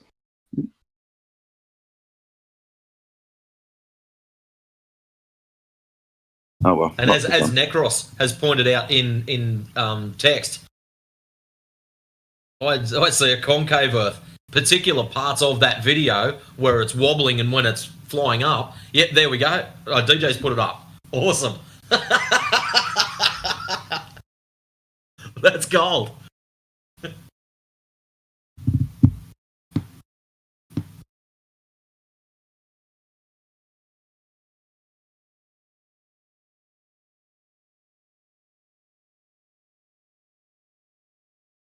I want Jared to come back and see his picture. He won't, though. It's a shame. What was interesting was he came in when I was talking about NASA fakery with another guy, and he agreed. He's like, yeah, I completely agree. NASA faked the moon landing. That's completely fake. And then he started asking questions and started gish galloping from there. Oh, wow. That was strange that he did say that. Yeah, he said, oh, NASA, I agree that NASA faked the moon.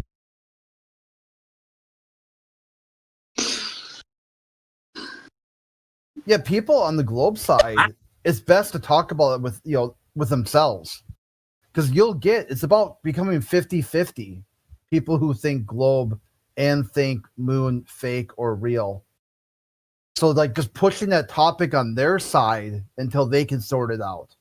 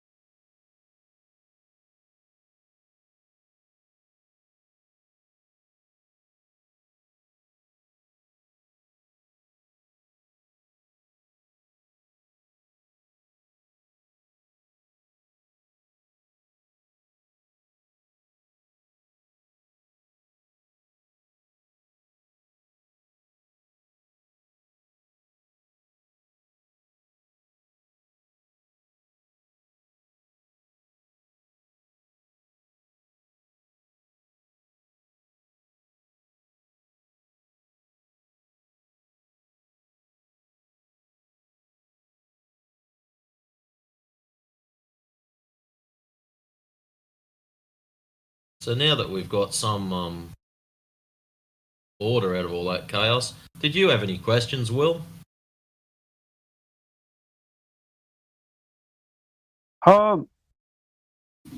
What's beyond the ionosphere?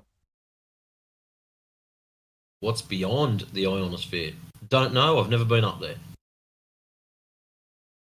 Pretty honest answer. I don't know either. No, I mean, I've been discerning between the two, so I would like to see just more evidence of flat Earth, more evidence of a deception as well. You know, negative and positive evidence for your point. I can show you an observation that's pretty decent. I was trying to explain it to Jared, but he gish galloped. But I'm not sure if you've seen some of these long distance observations before. Well, I just sort of, I've done my own experiments. I've used my camera and like lenses to like just look, see if there's a curvature on planes and stuff like this. I've never seen a curvature.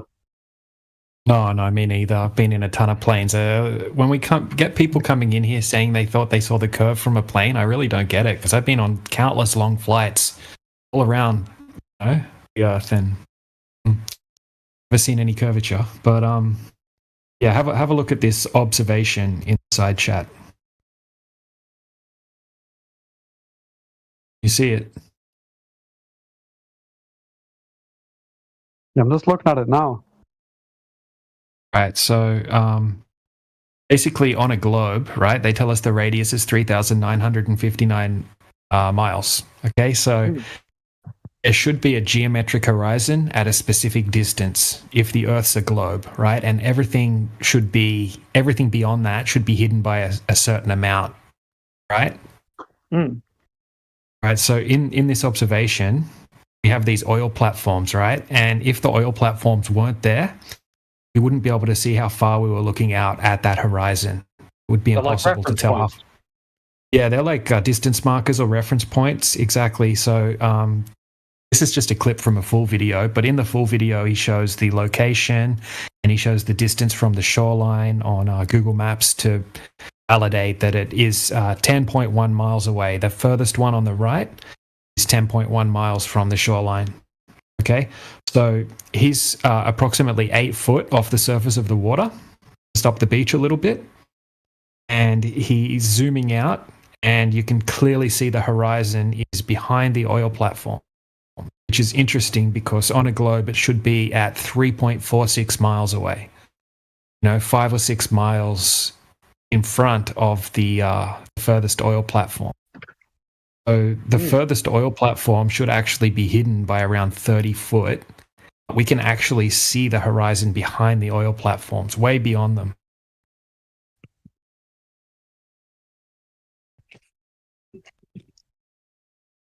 What's your thoughts on that? Yeah, no, I think that, one, I'm not smart enough fully, at least not yet. I'm only 18, I'm too young.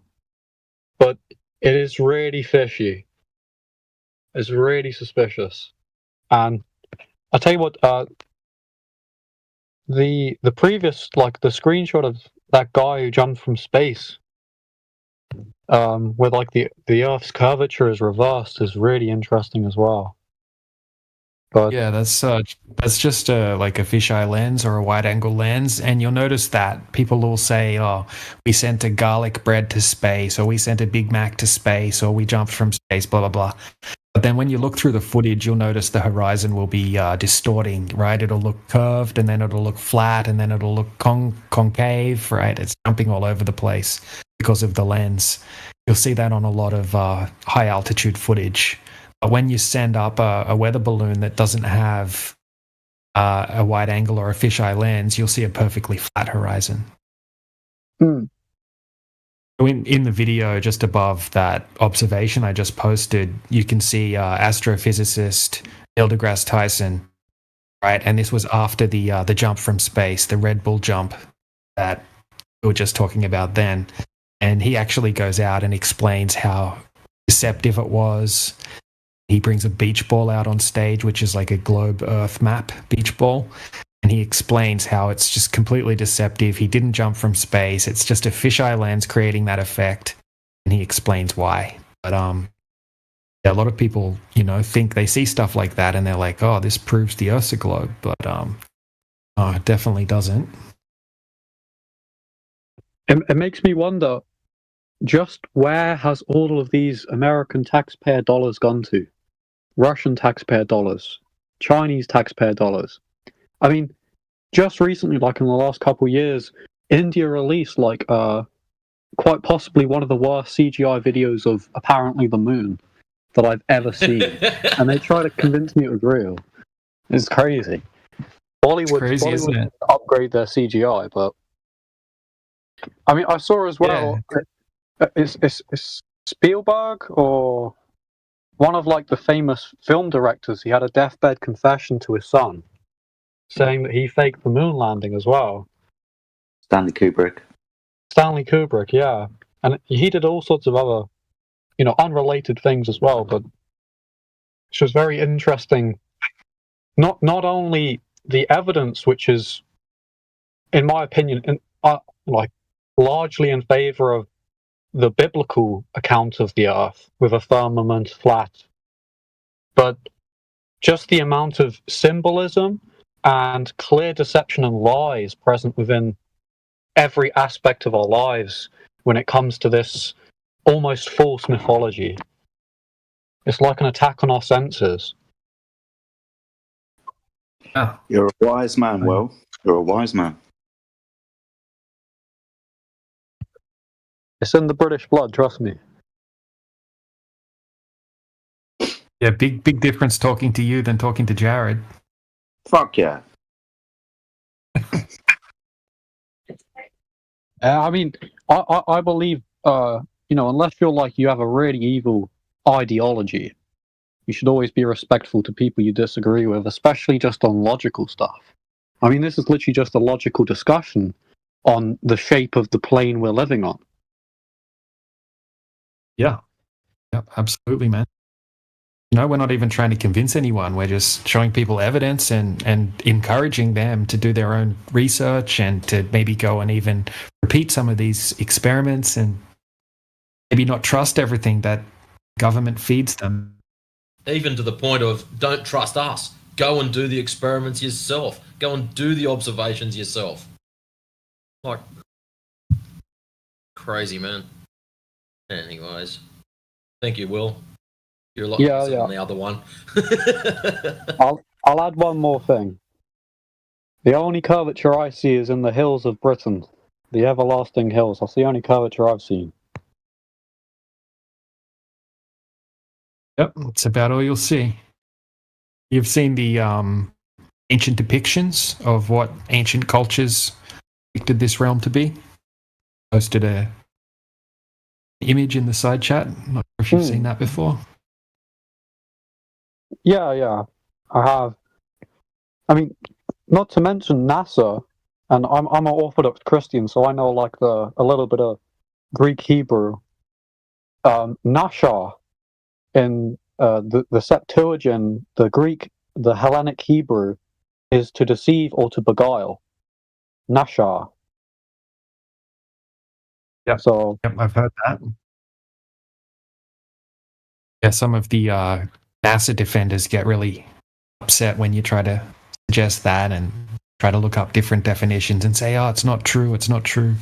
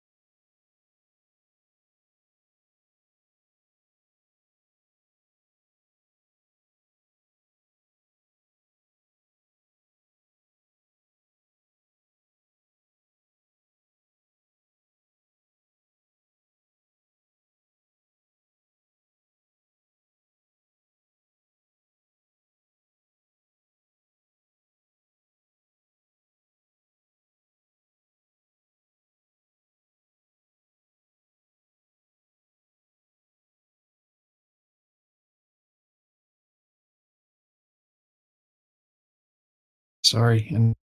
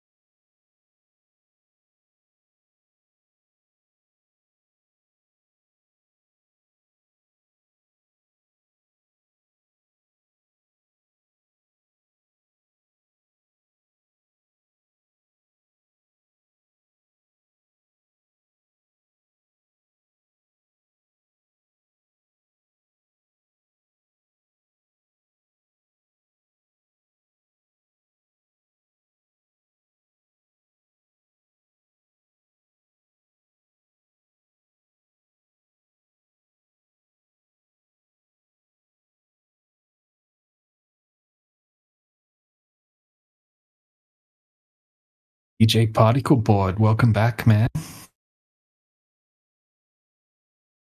What's up, Mr. Furry? Hello. Oh. I saw on your profile you had like a YouTube video of how throwing hot dogs proves pie. Yeah, it's how to measure pie by throwing hot dogs.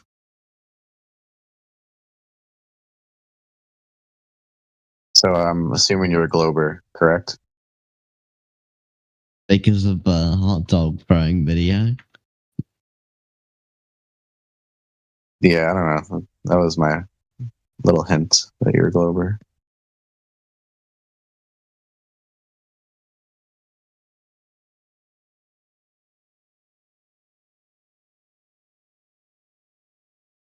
So what's up, brother? What are you here? You here to learn? You here to ask questions?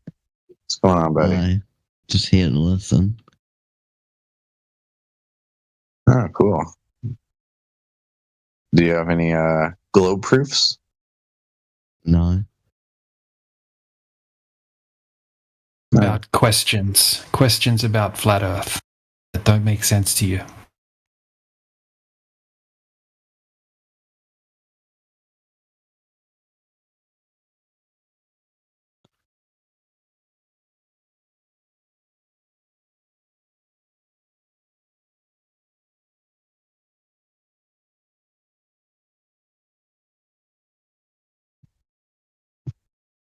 What do you think of the flat Earth? I don't know.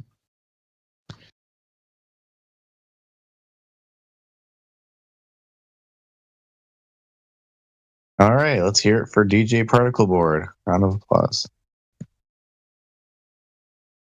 Thank you.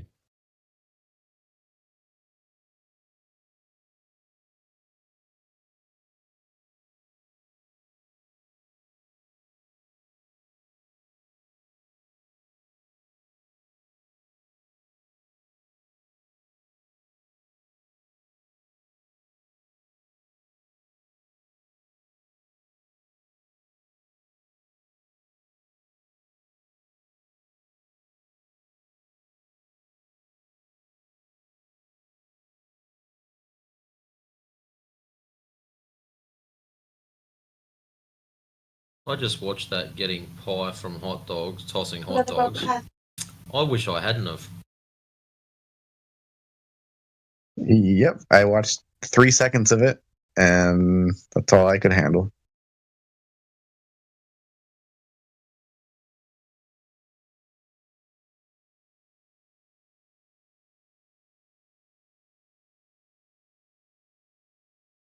You know it's going to be a good video when it's made by Wiki.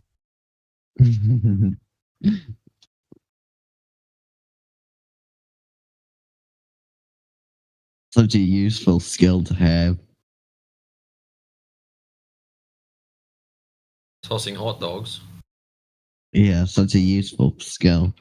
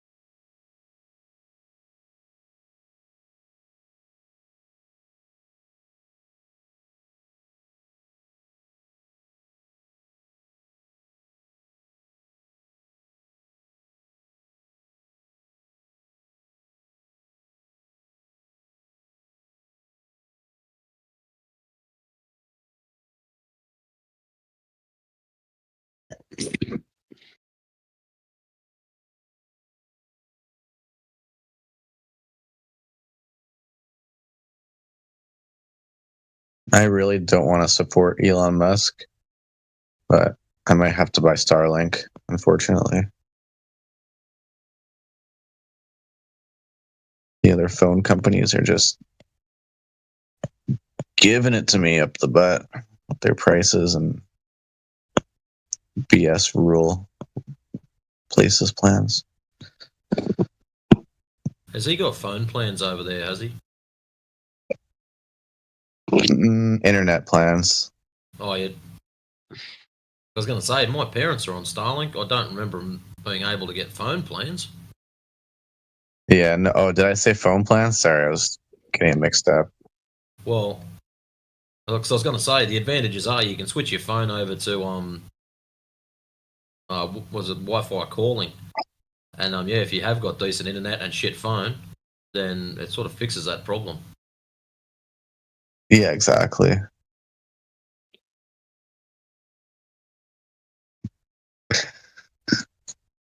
Yeah, the one provider here, they'll give me.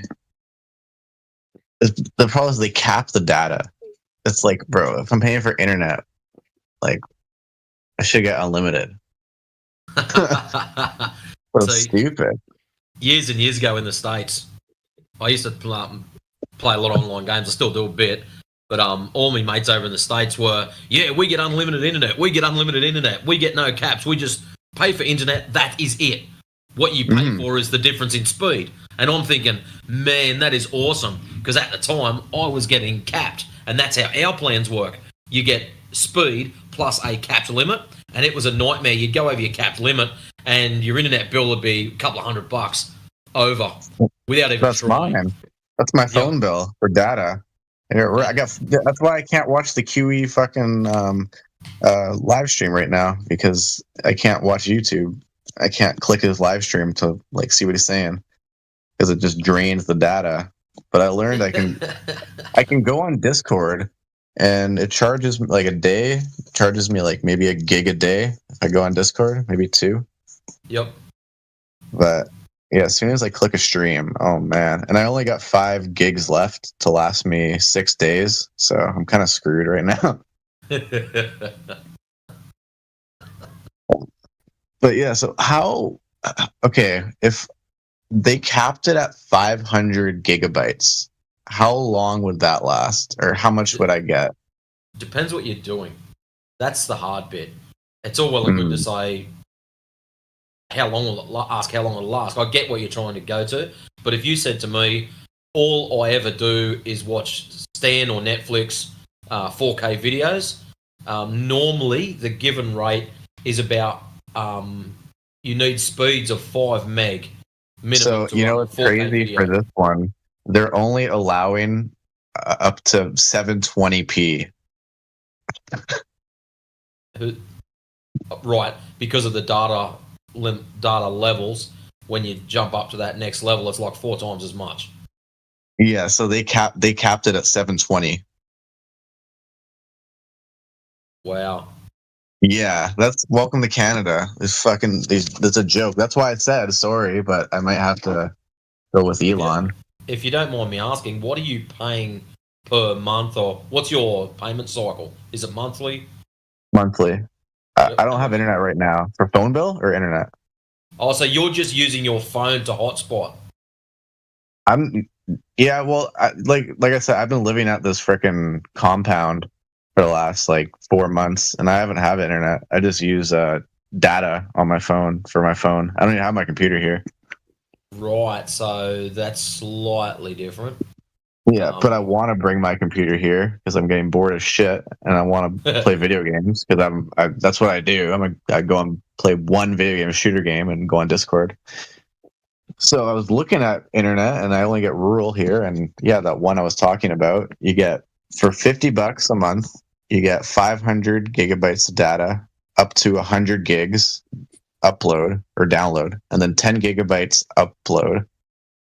And you only get 720p maximum resolution. Well, they can't cap that. Data's data. It doesn't matter what you do with it.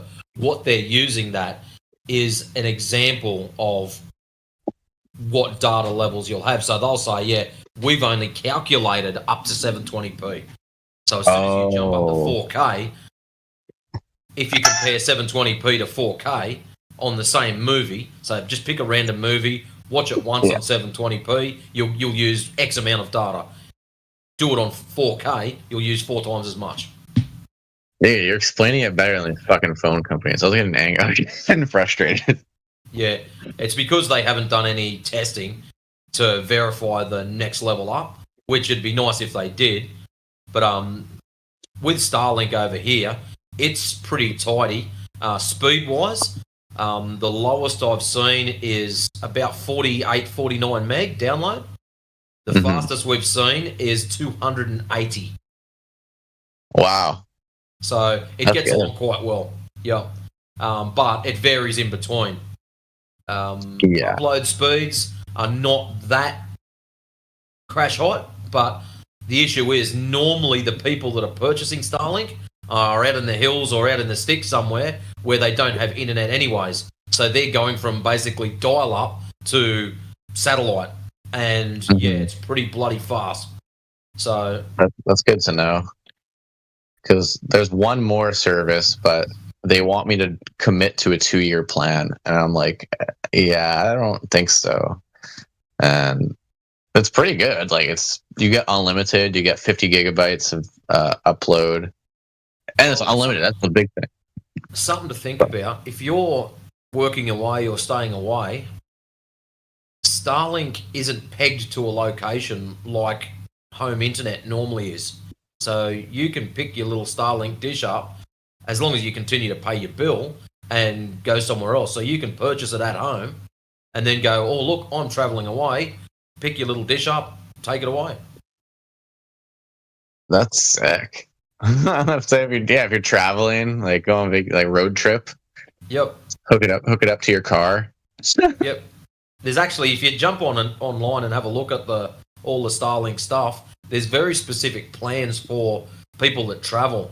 So if you're like a caravanner that only goes away every summertime, then you can say, I'd like to use it between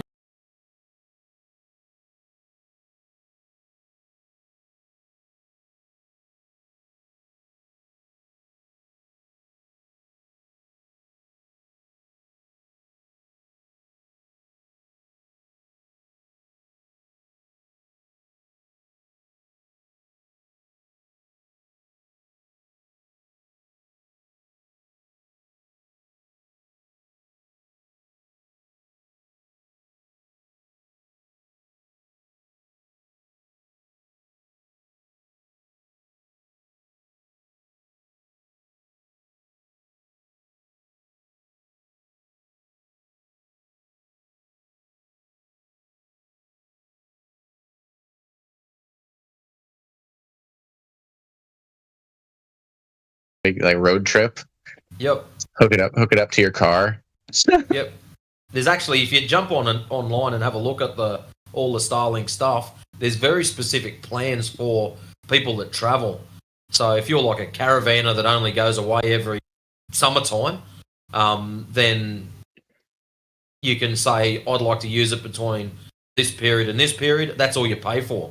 So you pay for that period. The only downside of Starlink, from what I've seen, pretty pricey. So in Australia, I think it's $140 a month. That's what it is here, $150, and then you got to pay $500 for the thing. Yes, correct. Yep. So you pay for the device, then you pay for your monthly plan, but it's uncapped. I know. Unless you go through Telstra. They had it on sale like for $200 last month, and I didn't jump on it like an idiot. Yeah, those sales come and go, so just keep an eye out. Yeah. We'll see. I might try this little $50 a month thing for 1 month just to see how it works and see how much I use, etc., etc. Yep. Go from there.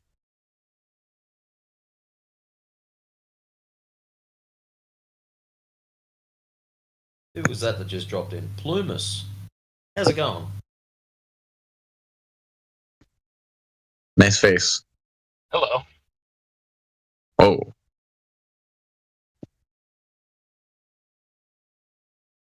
What brings you here? I'm just here to listen in to the whatever arguments are passing through this channel. That's cool. Do you have one for the flat Earth topic? Sure. One thing did cross my mind recently. I was looking up. Someone had mentioned about a wicked nation will receive no sign other than the sign of Jonah, right? So biblical reference. So I started looking up some scripture about the sign of Jonah, right? And there seems to be a position that it's probably could be an astrological sign, right? The stars, that's a sign in the Bible. So I started doing some research into that, and I wanted to see if there was any record of Nineveh having an eclipse around that time. Oh, hold on 1 second. Yeah, thank you. Just dash and should be all good to go. All right, perfect. Thank you. Sorry, I didn't know they were going to come talk to me. Okay, so long story short, from that I found out that some archaeologists did find Nineveh, the city of Syria, right? And they had recorded a big eclipse around 760 something BC. And so that got me thinking that eclipse would have been confirmed by astronomers today. Like, we could predict eclipses pretty good, right? In the future. We could also retroactively look back to eclipses that would have happened in the past. So all this to say, I was curious what, if there was a flat Earth explanation for how eclipses could be predicted with such accuracy in the future and in the past. Easy. There's a thing called the Saros cycle. That's how they predict eclipses. Next question. I'm sorry, I didn't quite hear you. You said that's easy. How was it? The Saros cycle. Yeah, it was created well before people thought the Earth was a globe, right? And it's still what NASA uses, right, when they predict eclipses. It's called the Saros cycle. Look it up.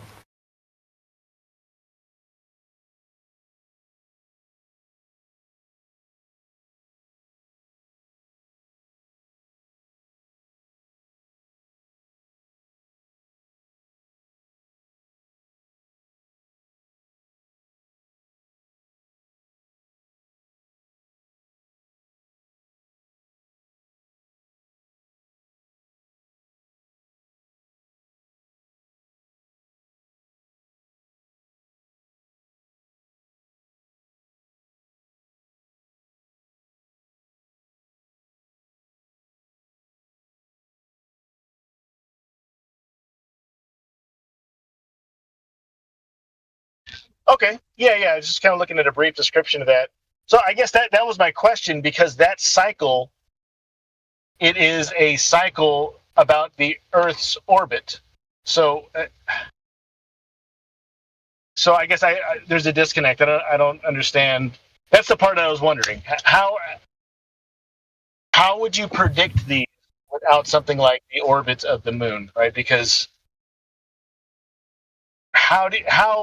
what's your terms for how the moon goes around the plane of the Earth? It's not an orbit. What do we call that? That would still be an orbit, yes, because it goes around. Oh, okay. I didn't know that. We still call it an orbit. Okay. So yeah, technically it still is.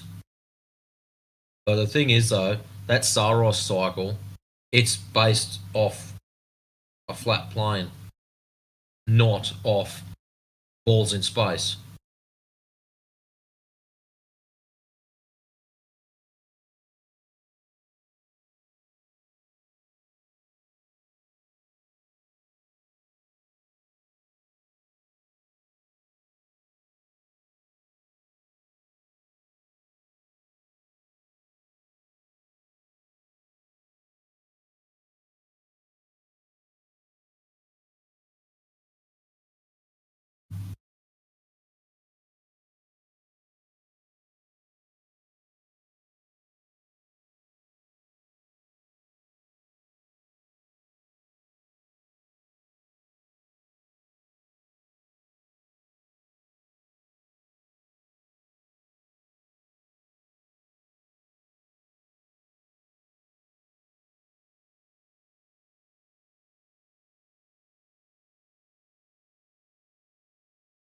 What I miss, Matrix? Anything exciting?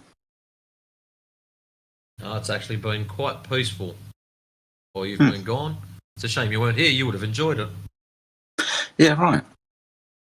Oh. Yeah, we were just having a chat just then to Plumas, who was asking us about the Saros cycle. I mean, he was asking us about how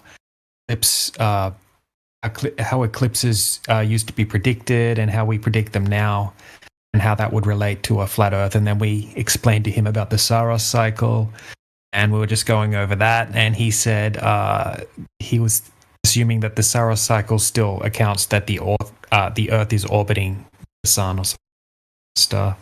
Filling him in that wasn't the case. They assumed a flat plane. Yeah,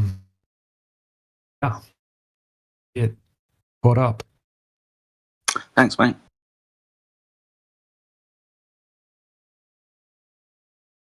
Yeah, Plumas. There's a little bit of text if you want to have a look at it in the side chat there about it, in relation to flat Earth.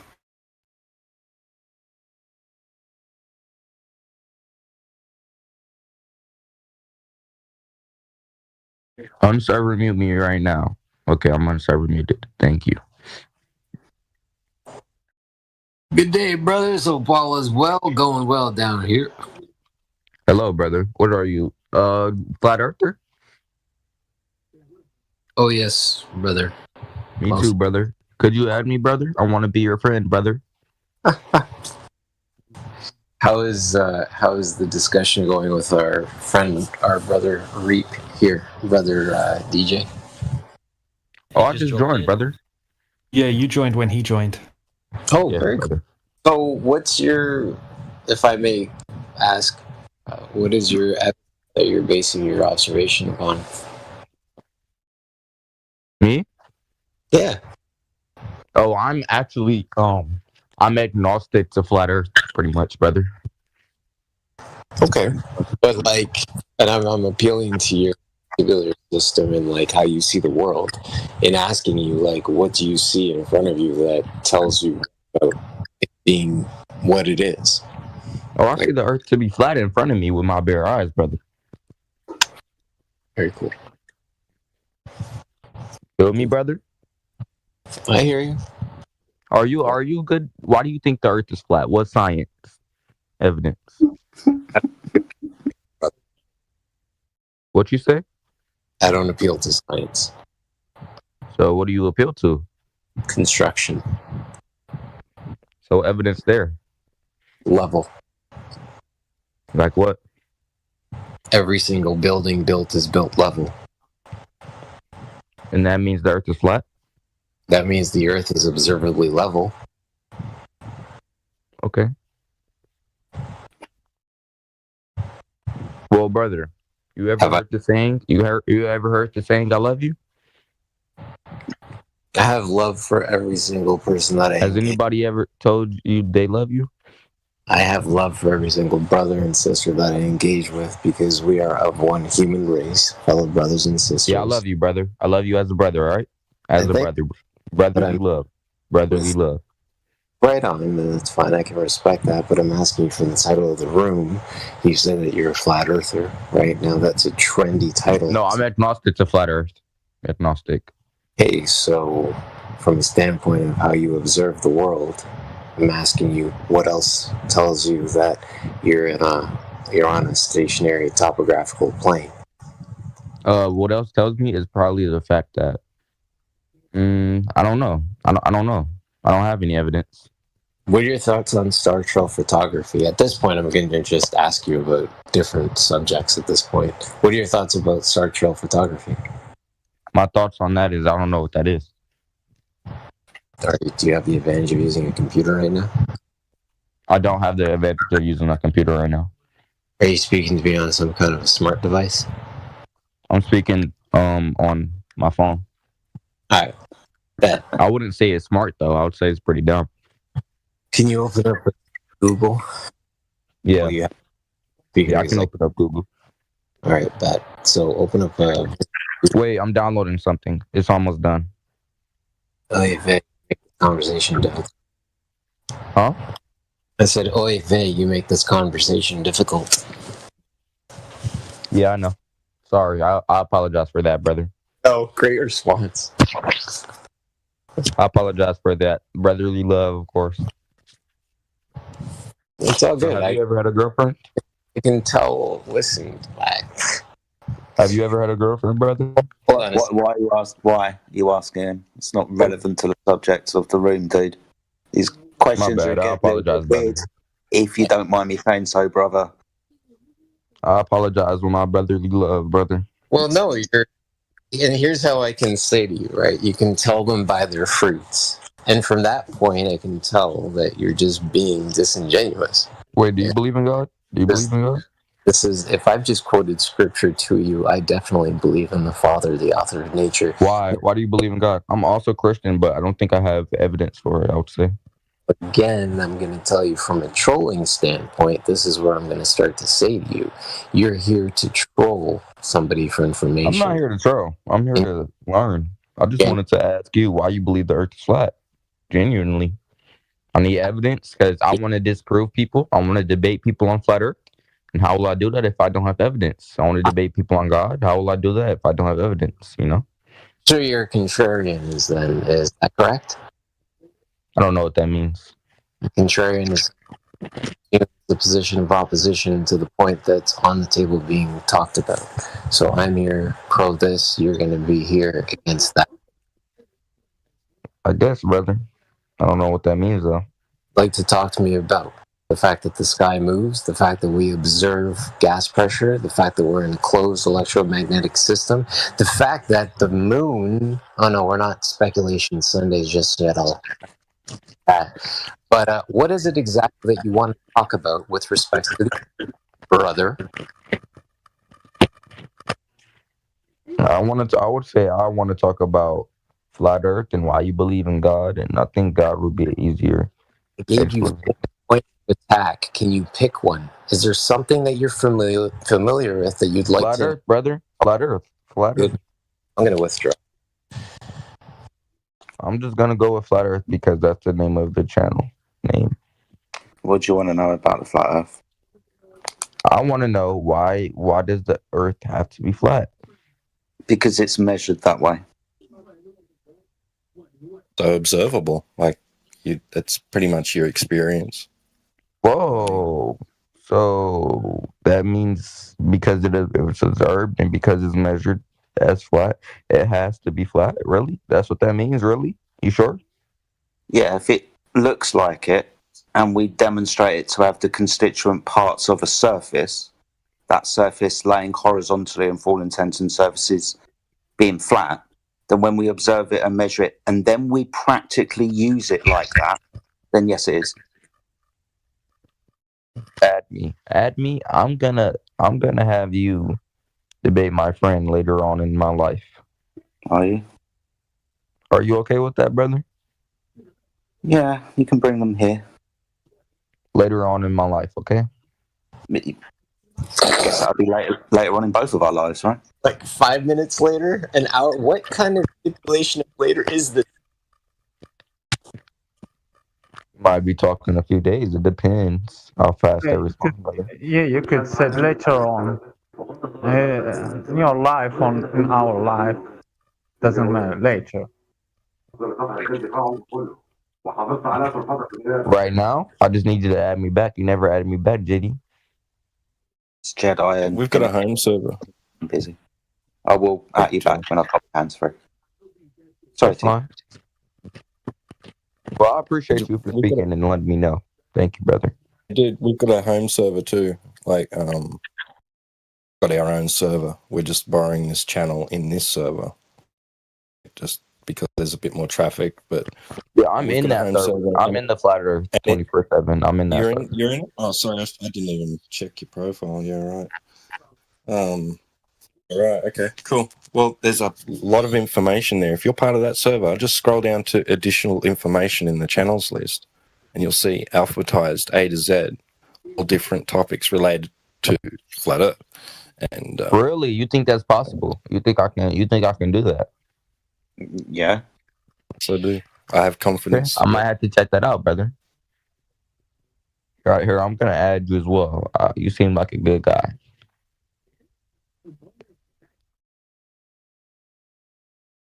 I added you as well, brother.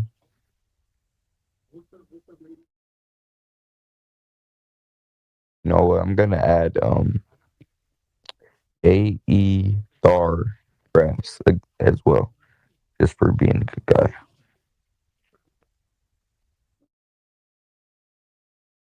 Okay.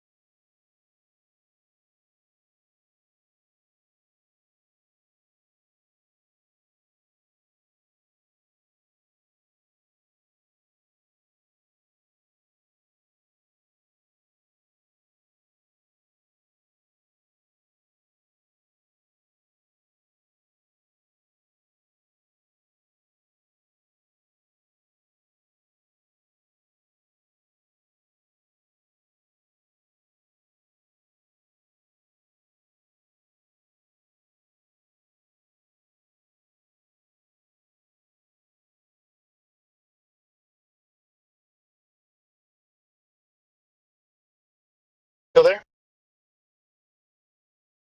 I'm always here, brother. Never leaving. Thank you for the Soros cycle. I was just doing a bit of reading on that. That is interesting, and yeah, it looks like it's still used today as kind of a yeah, you're welcome. You're welcome. An indicator of like when these eclipses will happen every 18 years and whatever it is. But the precise predictions for eclipses. Okay. So I understand. Hold on, my friend. Let him speak. What are you talking about? You understand what? You didn't send him any shit. He didn't talk to you even. The fuck are you talking about? Why are you answering him? Sorry. The heck is that?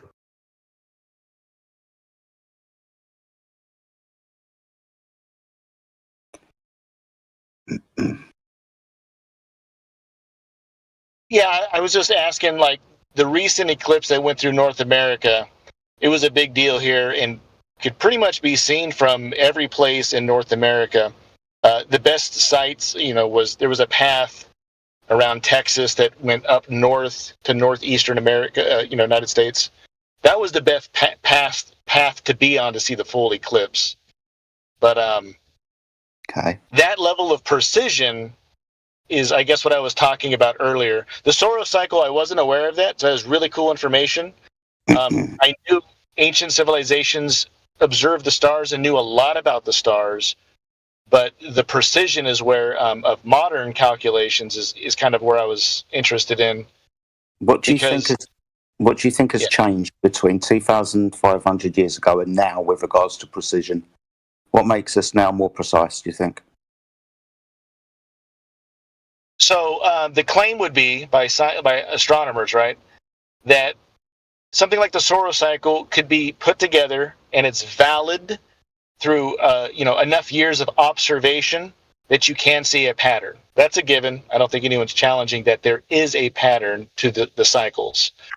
But the precision of saying there will be an eclipse that could be seen from North America at this time of day on this date, and the best place to see it is going to be in this state from these times to this time. Like the level of detail about predicting a future eclipse far surpasses that which is within the Soros cycle. The Soros cycle is a good general indicator, but it doesn't give you like precise latitude, longitude, and time of day for an observable eclipse. Okay. So the reason why I asked you that question is because the main reason why we've got more precise with the predictions of these things is because we've got a more accurate with telling time as opposed to 2,500 years ago. Now, the other thing on top of that as well is because we see these things happen over and over again, and we understand that we're going to call this a seasonal variance. And we have things like supermoons, right? For example, when the moon is said to be larger in the sky and closer to the Earth. So we also have a 3 million mile difference within the model of where the sun is further away. This is just understanding geometry a little bit better with regards to how big the sun is and how big the moon is at this particular time of year. This is why we have things like annular eclipses, right? An annular eclipse is where the moon is smaller than the disk of the sun, so we see a circle, a circle of the sun's light around the darkness of the moon. That's an annular eclipse. We've gotten better at predicting those as well because we understand the seasonal cycles. But that doesn't require any geometry apart from a flat plane to make the measurements from. There's no geometry involved in doing this, apart from when when the moon's a little bit bigger and composed to a little bit smaller at a certain time of year. And relevance to location to where you're going to see the eclipse depending on the time of year. There's no, like I said, there's no ball orbiting another ball where one ball is casting light upon another ball. But it's not that within predicting eclipses. It's just better understanding of the cycle. Well, I guess that's where my hang-up is, because when I go to try to look at, now, look, admittedly, the calculations for how the astronomers claim to predict with such precision future and past eclipses, it's over my head, like, admittedly, right? Yeah. But I can at least look at it, and there is this source code, essentially, of here's how the calculations would be made.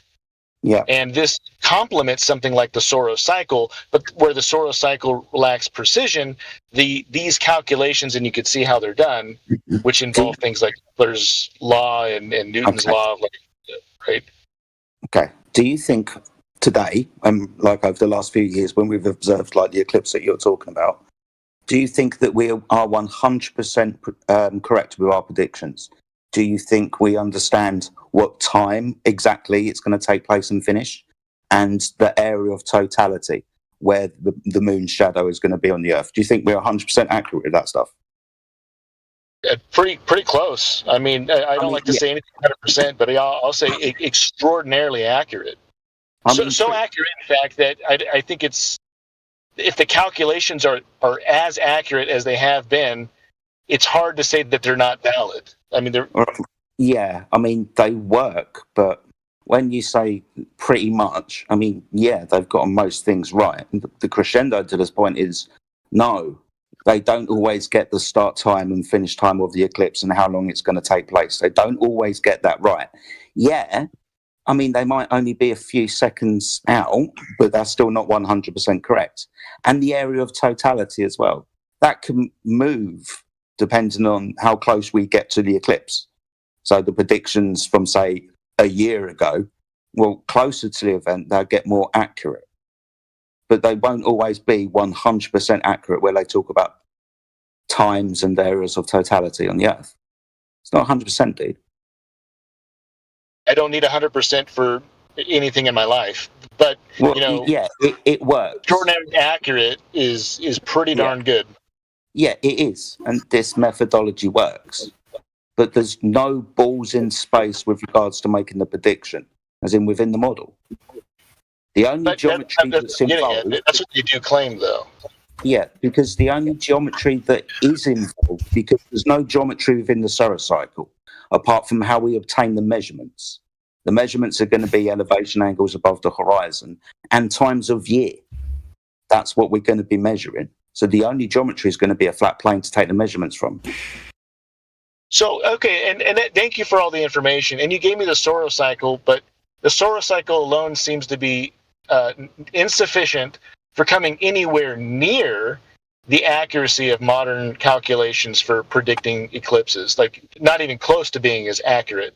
So that's what I was trying to ask you earlier. My original question is there some other chart or table that is more detailed, has more nuance to the solar cycle?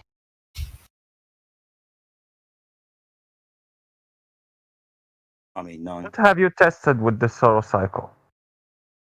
Just to know how far you went with it. What did you test with the solar cycle? Just tell me. Did you compare the last eclipses that happened and see if it is accurate or not? Did you test anything on it? Do you know what is the amount of time between the repetition of the cycle? How much time the cycle takes to repeat itself? Did you verify that? Did you take that number and use it with the old eclipses, compared it, you add that number of time and compared it with the eclipses that will happen, for example? I guess not. That's a good question. Is that question to me, by the way, to Plumas? No. The question is just to the person who said that it's not accurate, and compared it to the accuracy of what they are giving us. Oh, sorry. I'm not the solar cycle person. I thought that was to the other person that brought up the solar cycle. I only recently found out about the solar cycle on this call. Maybe someone else can answer. I was talking to the person who just said that it's not accurate and compared it to the postdictions that NASA gives to the people. So to compare it to that, I think that person just should test the solar cycle, verify the dates of for example, old eclipses, and that number of the 18 years, 10 days, 8 hours, if I remember it correctly, and you see if that date corresponds to that cycle that happened 18 years, 10 days, 8 hours after that, and see if it is accurate. Because I think that person didn't even verify.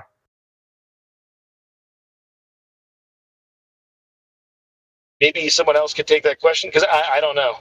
Does anyone else have a response? He's actually talking to you, dude. That's the thing. Oh, I'm not a solar cycle person. You all brought that up. Sorry, again, you're the one who said that it's not that accurate within your last statement when we were speaking. You wanted to table in the chart or something. Are you refuting that it's not as accurate as modern predictions? There you go. So he's talking to you then. So he's definitely talking to you. He's asking you. He's asking you. Have you verified this for yourself? No, I just found out about it, but I read. I was reading. You brought it up, and in nowhere did anyone claim at any point in time that it could predict eclipses with a level of accuracy of modern calculations. Nice. I don't think in history it's ever had the ability to calculate geographical locations for observable eclipses. Only that there is a regular pattern to the eclipses, but not where you could observe these eclipses and how they might be seen from different places on the Earth. In the solar cycle, did you find how they are predicting? In the solar cycle itself, did you find how they are predicting or predicting the location of the eclipse? Because I don't think that it will tell you that in the solar cycle. You have to understand that this was developed by the Babylonians and Chaldeans, who only observed their visible sky. They didn't go to North America, for example. What they noticed was the pattern. This pattern, like information, was spread around the known worlds as they moved around, right, as they shared their knowledge with other people. And as we used this pattern, we realized that in different locations, the utilage of this method still worked. So again, we've only got more accurate because we've discovered the known worlds. We've noticed that the eclipses happened at this time, at this place, as compared to over here, where they don't happen for another 8.888 years or whatever. So it's just a method of understanding there's a pattern in the sky. That's all it is. No, I hear you. Look, it's fair enough. I'll go back and do some more research on it, and maybe there is a more detailed, right? Because the solar cycle is based on observations, like you said, originally by the Babylonians. I don't think that is the measure by which current astronomers are predicting eclipses. The process has refined. It is. Okay, so when you go to NASA, yes, they still use this method. Yes, the methods and the prediction and the being accurate has gotten better over time, but they still use this methodology. It's a post-diction, right? So this pattern happens and will continue to happen in this format off into extended time. They just use this method. Yes, it's a regular cycle. It looks like it shifts a certain number of degrees west every year as it cycles through. But if you want to say, for an astronomer to have the best view of the eclipse that they know is going to happen, it requires additional calculations to determine what latitude and longitude would be the best place to view that eclipse. Well, it's based off your location. So you're trying to look at the world as a whole. No, it's based off specific locations. So, for example, where I live in Australia, if we have an eclipse today, they then use the Saros cycle to go, the next eclipse at my location will be at X amount of time. So do you have a link to that? Because I don't know how you all get, if you want to observe an eclipse, you're trying to view the world as a whole. Don't view it as a whole. Base it off your specific location. The last eclipse was when, and then you add put into the Saros cycle, so 6,832 days plus 4 hours or whatever the time frame is. There's very specific numbers, days, hours, the whole lot. And that's when the next eclipse will happen at your location. So the eclipse that passed through North America does not happen every 18 years. There might be eclipses happening every 18 years that are similar, but they're not the exact path. Exactly. Go ahead, Jed. Yeah, no, you are 100% correct. You're not going to see exactly the same eclipse again. It's not going to happen. You're going to get similar eclipses. You're going to get eclipses that are close to that location. But again, it's just a methodology of noticing that there's a pattern, and we observe this pattern and make post-dictions upon the thing that's always happened and always will happen. No geometry involved, apart from the measurement of them above the horizon requiring an angle of elevation above a horizontal plane, and time. I want to say something, but I don't want to the Globers to just take it on me, because it's just something that I did read in Arab servers and articles. So unfortunately, it's in Arabic. If someone wants, I can share the video and the article. So for the position, what I heard, you take something like the AE map. I'm not saying that the AE map is correct. So it's just for the understanding of the method how you can post-dict the location of that of the eclipse. So you take an AE map and you cut that AE map like you cut a pizza in 3 equal sections. So the eclipse that happened in one of those sections, it will happen in the next section. So when you do the Saros cycle, that eclipse will repeat itself after 18 years, 10 days, 8 hours. But in the next third of that circle, you cut the circle on 3 equal sizes. So if it happens in 1/3, the next time it will happen in the second third,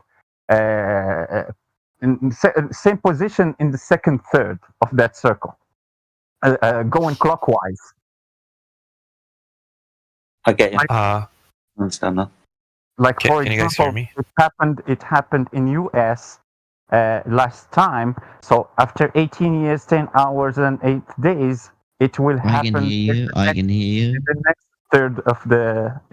third of that circle. So it will be next to Asia, Japan, and those places. Hello, can you hear me? Hello, I can hear you. Can you hear me?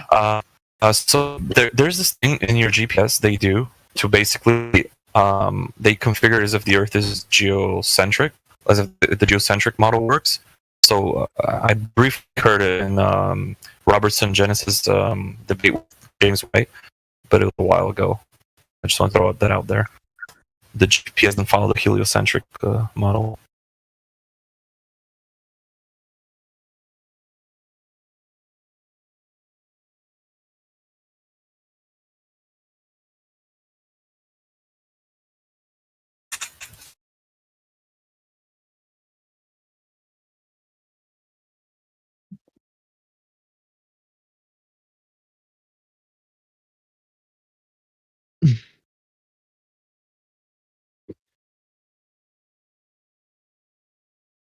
So how's everyone doing?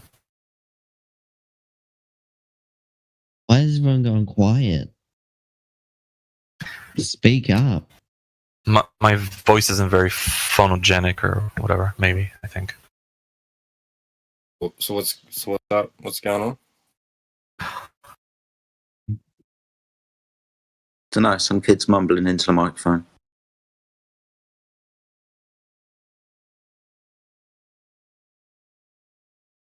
You say something about listening something? Listening.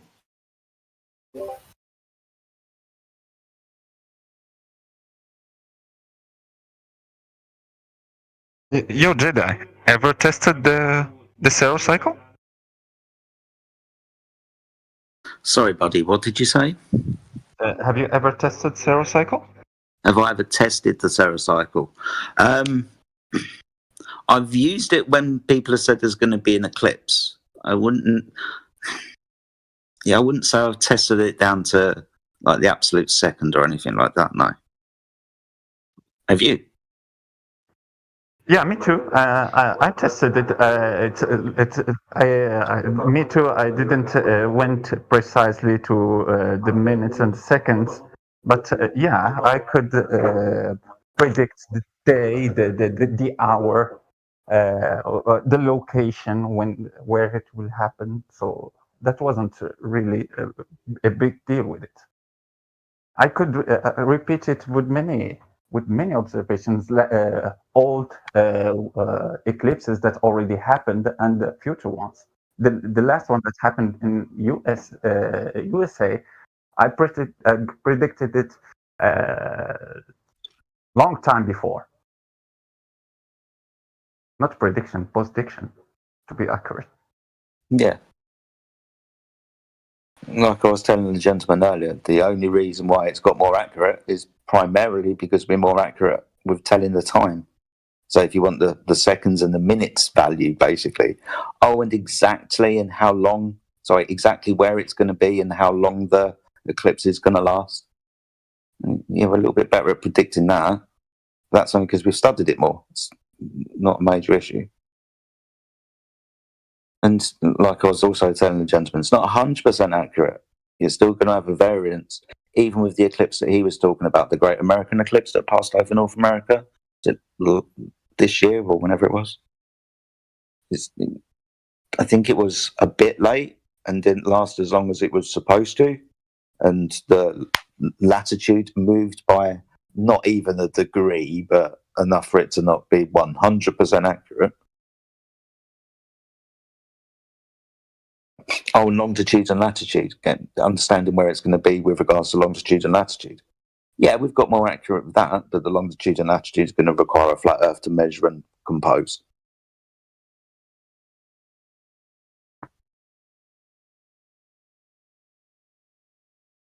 So I guess the only geometry that's involved is a flat Earth coordinate system. If that's actually geometry.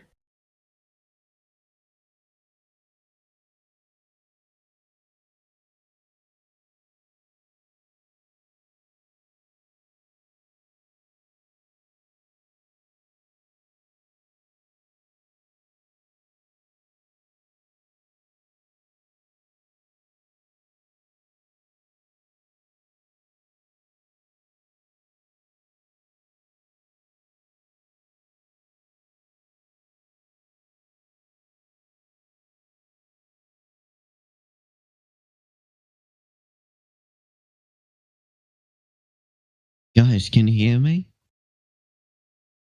Yes, we can hear you.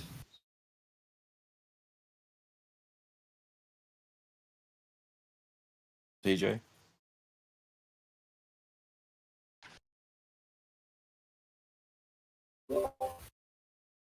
Particle poop. We can hear you. That's a joke, guys.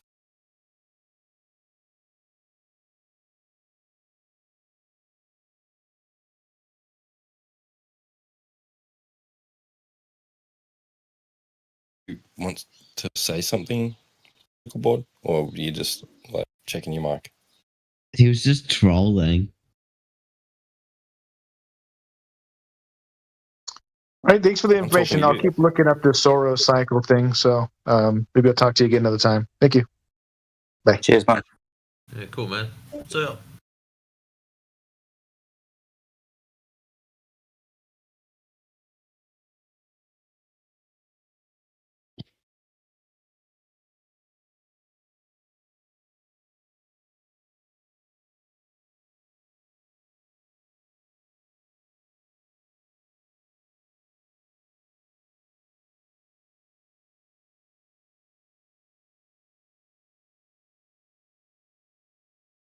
So, yo, right quick, just want to double check on something. An eclipse always occurs 14 days after a full moon, correct? Yep. Bet. Thank you so very much for confirming that, brother.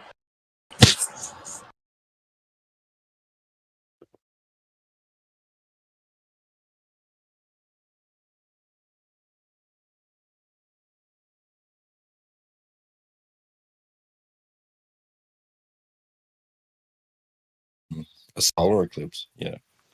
All right. Solar eclipse is when the moon has to be new. Lunar eclipse, moon has to be full. So yeah, wait, 14. You said 14 days after a full moon.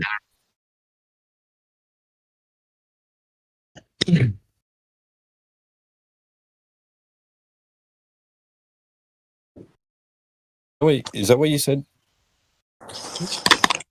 Yeah, it's so here's what it is. And brothers, I'm just going to be completely transparent with this theory that if we have this observation of the moon in its full capacity in one side of the sky, right, literally opposition to the sun, and then 14 days later we have this thing that apparently eclipsed, or something eclipses the sun. Well, I'm gonna just by default put forward the proposition that in fact the moon fronts the sun, and versa occurs. Just with that consistent observation that we have that full moon, right? Again, the moon is at its full capacity, and then 14 days later, this happens. So it's just that consistent observation that at some point, they're again on that racetrack, they interact with one another. They literally, one car passes in front of the other race car, and it overtakes. And that was, I appreciate the confirm. Thank you. You've heard the story of the tortoise and the hare. The story of the tortoise and the hare is the story of the sun and the moon throughout the year. Yeah, and I appeal to Enoch with respects to the sun leads the charge, but at some point, right, the moon catches up to the sun. By no stretch of the imagination am I saying that the moon overrules the sun, but the sun always leads the charge, and at some point in time, the moon catches up to the sun, and that's an awesome observation from the standpoint of the tortoise and the hare. Yeah, and normally the moon it's always doing that with the sun. They are going in cycle because that cycle of the moon in one single month. So you see that full moon in the night side, and then the new moon is always in the day side. So meaning that the moon every month passes next to the sun, but because the moon is traveling between the tropics faster than the sun, so the moon and the sun they don't catch during they don't hide each other. So the moon will not hide the sun. If we claim that that eclipse of the sun is just the moon hiding the sun, so the moon won't hide the sun every month, even if it passes next to the sun every month. But it won't hide it. It won't make an eclipse. Only when they are just they coincide in the same tropic and the same position.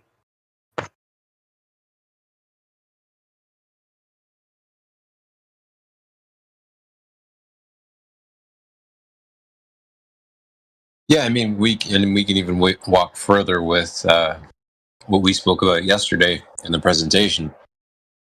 That like around June 21st, the sun and the moon are traversing the inner tropic. And then around December 21st, 6 months later, the sun and the moon are traversing the outer tropic.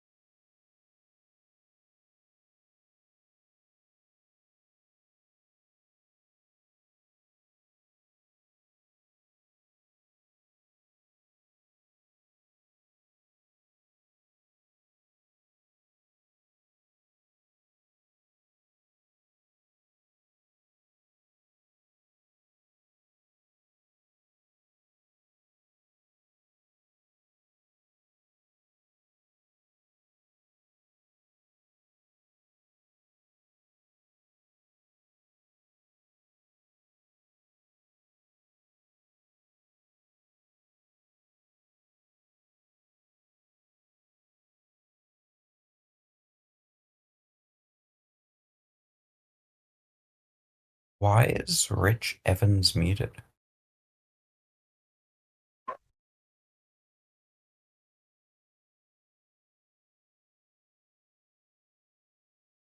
Repeat offender. Ask Crit. Because it's just Rich Evans. Dude, hearing his response is actually legendary. You have to ask him. I would actually almost ask you to wait until you can ask him in person. Not in person, sorry, via audio. Versus text. Why is Rich Evans muted? Did he get the unmute? I know Rich Evans is muted because he constantly causes shit in the server, and he's been permanently muted for a long time, but he still comes in here every day. Listen. Oh, okay. Well, that's a bit sad. Actually, it's a good thing that he pops in regularly. At least we know he's all right.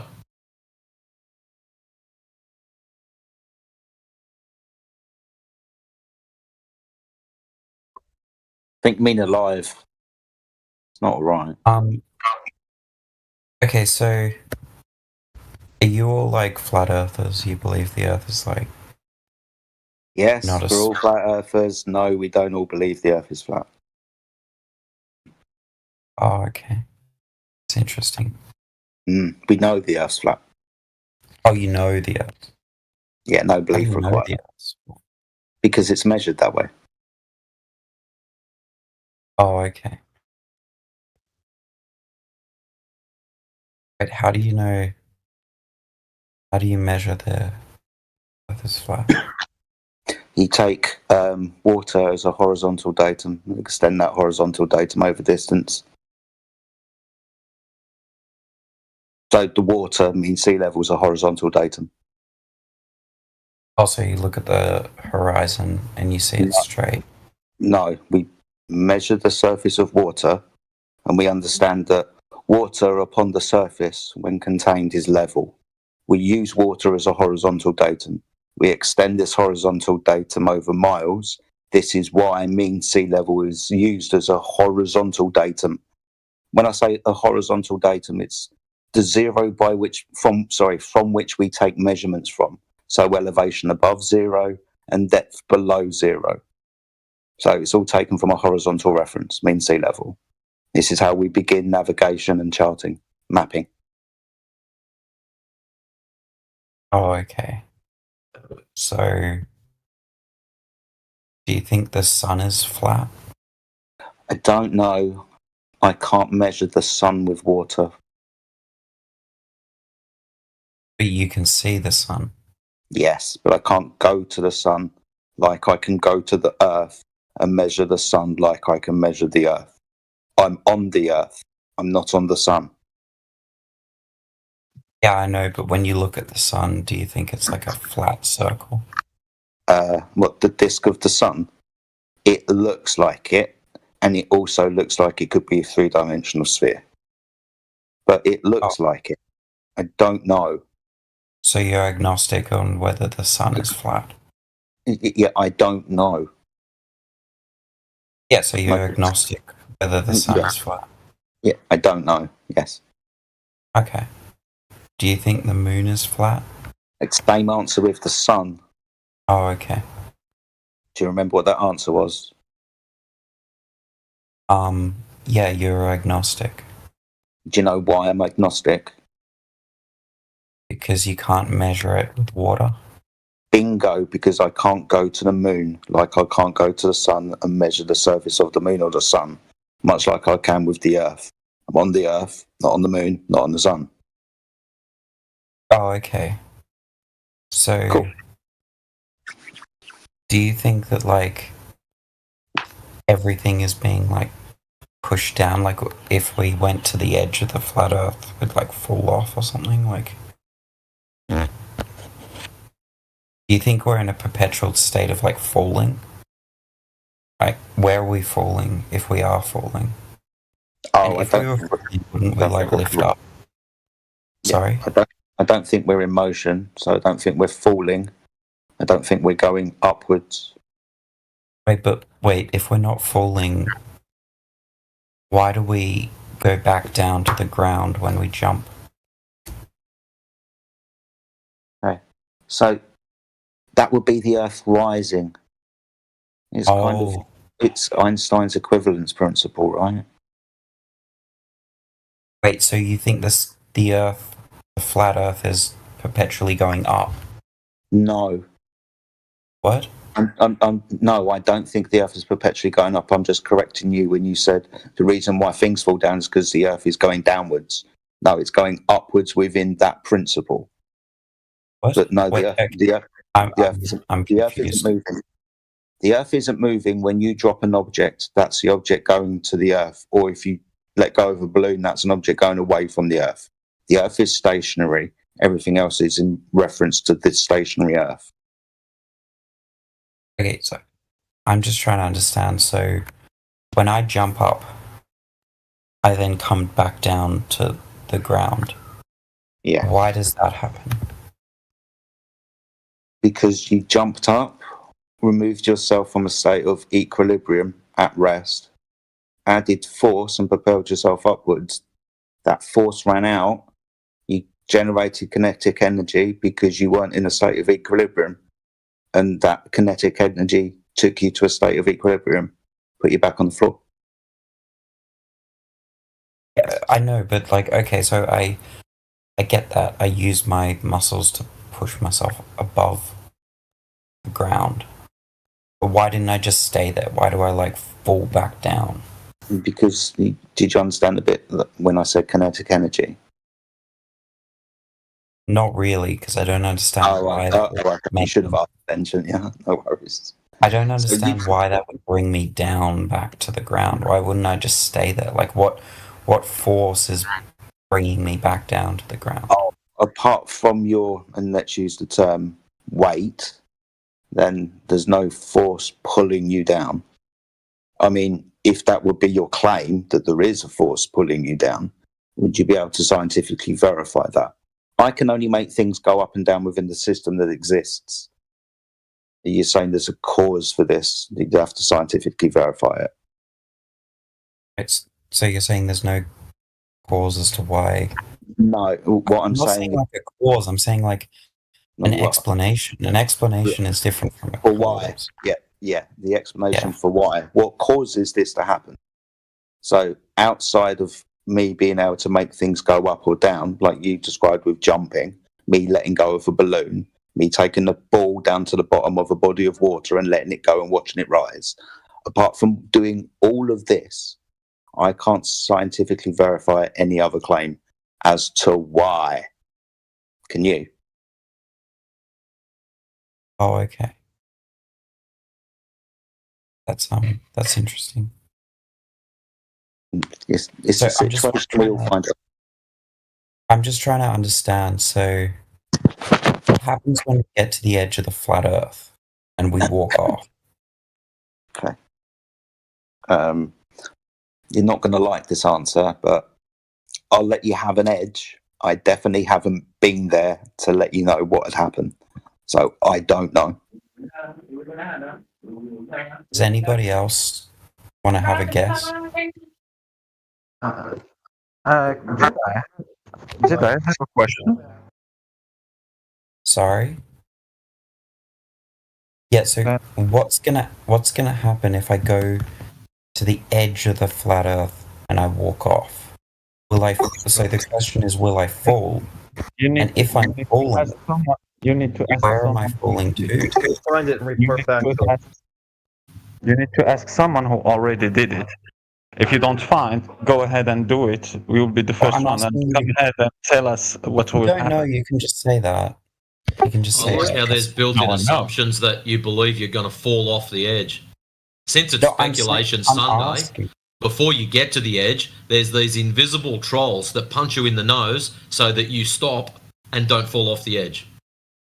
Yeah. Well, what if you like beat up the invisible trolls? Or you, I'm just asking, what's gonna? I didn't. Also, it's just, I didn't. What why, if? why is this guy Brother. able to talk? No, I'm just asking internet for you 1 sec. Consider something. I'm asking you to consider an option as well, right? Is we could just be land in the middle of a puddle. Go ahead. Yeah, I didn't actually say that you're going to fall off, so I'm not assuming that. Hold on a second, just shut your little mouth. I'm sorry, that was me. Please, so before answering your question, I want you to answer my question because I was wondering since I was young. For fuck's sake, can I just answer this guy's question like I've been trying to for like 2 minutes? The Earth is contained, so there's nowhere you can fall out of. We have gas pressure, which tells you that there's containment. So you're not falling off of the Earth or out of it or any of that. Okay, everybody go ahead. Okay, so if you walk off the edge of the flat Earth, you'll just like float? No, that's not what he said. What? How did you get you're going to walk off the flat Earth and float from he said it's contained? Well, I'm very confused because... Well, I'll explain it then. What my friend said is, if you go to the limitation of the Earth, you're going to find a container. Because we've got gas pressure, there must be a container. So you should be able to reach the limitation, that being a container. If you reach a container, you're going to not walk through the container and start falling into something. You're going to reach a limitation to the environment.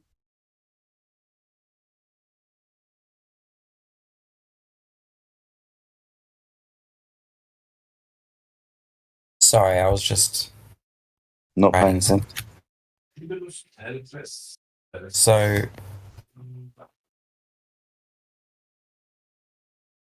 Oh, okay.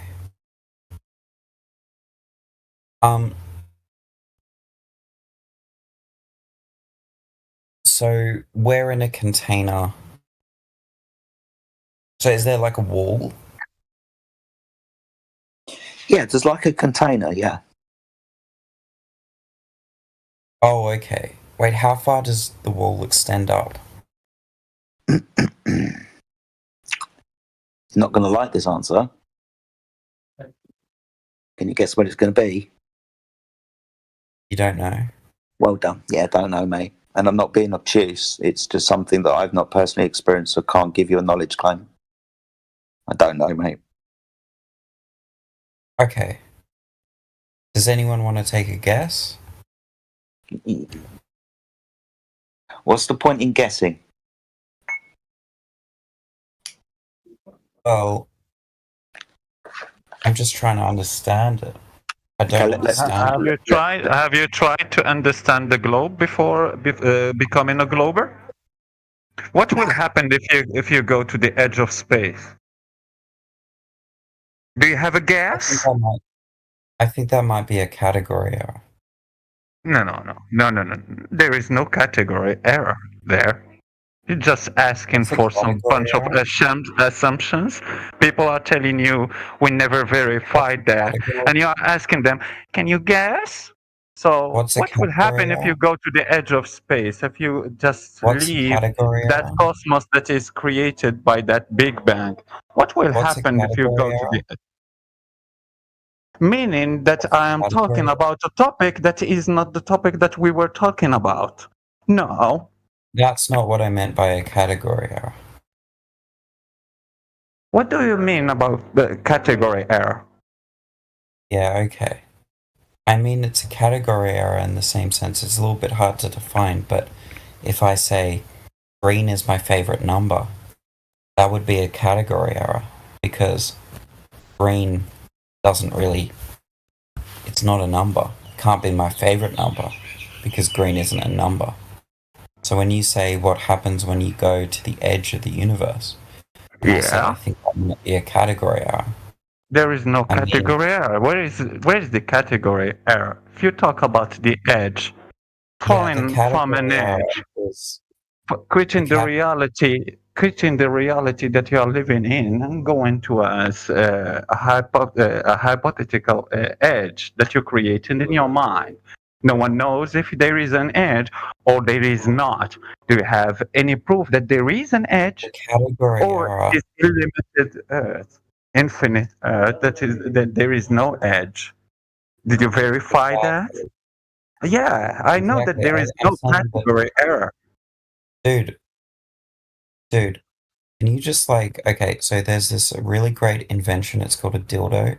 Just put it in your mouth every once in a while, just to stop speaking. Now you will put it now in your mouth and you shut up. Here the dildo. It took a weird turn. That was weird.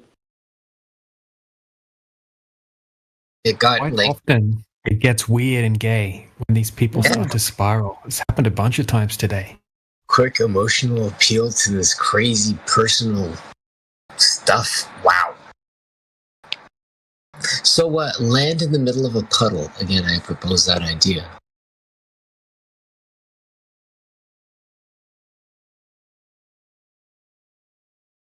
Right, should we try again with Bellop? Maybe he's learnt his lesson. Let's not bring sexual devices into the conversation.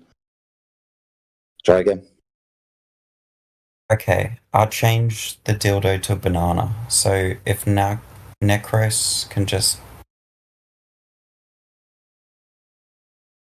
Instead of a banana, I'm just going to use the mute button.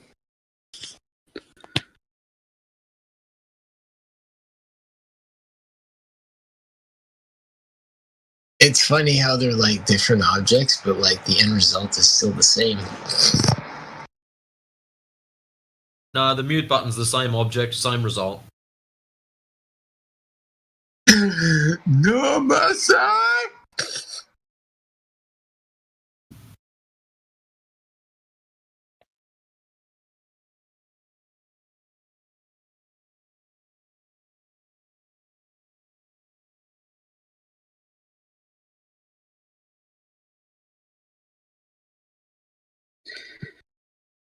I don't know why I do this. All right, so Bellop, have you learnt your lesson yet? Oh, of course. Good. All right, don't make me act like that again, dude, please. Just have the conversation. Don't have to be a dick. I'm never a dick. Okay, so the reason I said it was a category error is that, or it might be a category error, is that I'm not really sure that space has an edge. So to ask what happens when you go to the edge of space, I think that might be a category error. Sorry, before I just dip out quickly. It's the same category because we're talking about the limitation to an environment. So your ask is limitation to the Earth. What happens at the edge of reality? So we asked this question back to you. We've asked this question before. Well, if we're told that the universe is expanding, it has a limitation to its volume, its size, so an edge by definition. What happens when you go beyond the edge of the universe? Same type of question, dude. It's kind of on category. Okay, well, there's a few responses to that. First of all, if you think the universe is unbounded, that means that there's no edge. But secondly, So what part of expansion do you think doesn't involve the limitation to the volume? there might be there's not really a place where the universe Yeah, because it's expanding. There is a limitation to the volume, so there is most definitely a place where the universe stops because it hasn't fully expanded and filled all the space yet. No, you're not quite understanding. So, like, the universe might not be infinitely old, but it doesn't necessarily follow from that it had a beginning, right? Sorry, because that's what the Big Bang is. Space and time created. It might not have a beginning. Okay. It might. We're not talking about time. Unbounded. Yeah, but I'm using an analogy. A bad one. We're talking about it expanding, right? Like a balloon. Yeah, it might not have an edge. Even if like a balloon expands? Yeah, even if it had a beginning, even if it was smaller in the past than it is now, that doesn't follow from that it has an edge. So a limitation to the environment. Would that be how you would term it? Look, I'll try and explain. Look, it might be asking like, what's the smallest real number before 0? Well, there isn't an answer to that question, and the reason there isn't an answer to that question is because for each number n, you can count n minus 1. Why are you bringing up abstract mathematics when we're trying to talk about physical reality? Because it's relating to physical reality. No, physical reality. Or when you have one pen and two pens, why are you talking about numbers? Well, would be the category error right here, right now. Dude, this would be the category error right now. We're talking about physical reality and you're bringing up abstract mathematics to try and speak about physical reality. No, we're trying to talk about physical reality. Don't bring up abstraction. What? It's not abstract. It is mathematics. Numbers by definition are abstract. But a number's physical. If I ask you, how many bananas do you eat a day? Right? Okay, so the bananas would be physical then, wouldn't they? Yeah, but are there 3 bananas? Let's say you put 3 But the bananas would be physical, wouldn't they? Each day.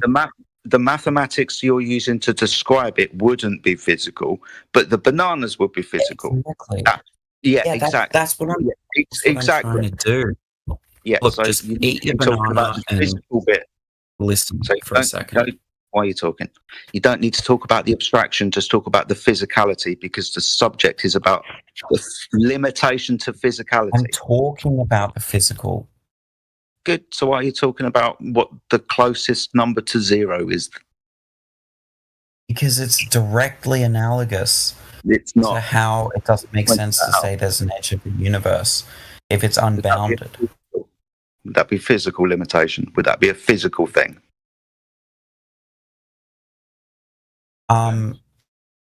Sorry, what? Would that be a physical thing? The The limitation. universe is at least in part physical, yeah. Yeah, so it would be physical then, wouldn't it? Look, rather than talking about this, do you want to just eat your banana and listen?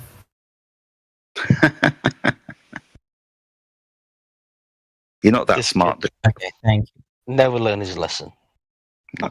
So look, the point is that if the universe is unbounded, right? Okay, what does that mean? Increasing size. The universe being unbounded means that there's sort of a limit to how big it is. A limit to how big it is. Anybody else catching this? All right, I'm going to go for 5 minutes. I can't go round in a circle again, being he's now using the words that I used. Fucking hell. Okay. So he's gone to eat his banana. So I'll try and explain to the rest of you. So there's a limit to how big it is, right? But at the same time, there's no edge of the universe in the same sense. So what would the limit be? Hold on a second. You need to eat it. Jedi, you were eating a banana. Continue. Belop, if you mention bananas again, I'm going to fucking boot you out of here. You claimed the universe would have a limit. What would that limit be? The edge? Would that be the limitation of physical space? Because the physical space hasn't extended beyond this point. So an edge of physical space. Can you just eat your eggplant and just let me in? Try and engage your brain. Stop trying to be smart and going for really pathetic insults and engage your brain. Oh, he's not smart. He's showing that he is bricked. I had the clips, and they are really funny.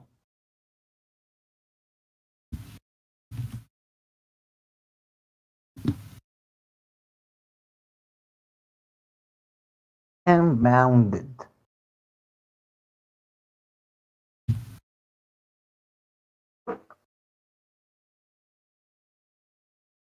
Oh, Trump's done something dumb. I really hope someone kills Trump. Oh my gosh. No, I don't want someone to kill Trump. I want Trump. Shut. Are you an idiot? He's stupid. I told you. Oh, stupid people like this. Come on, man. Question: how does the moon work?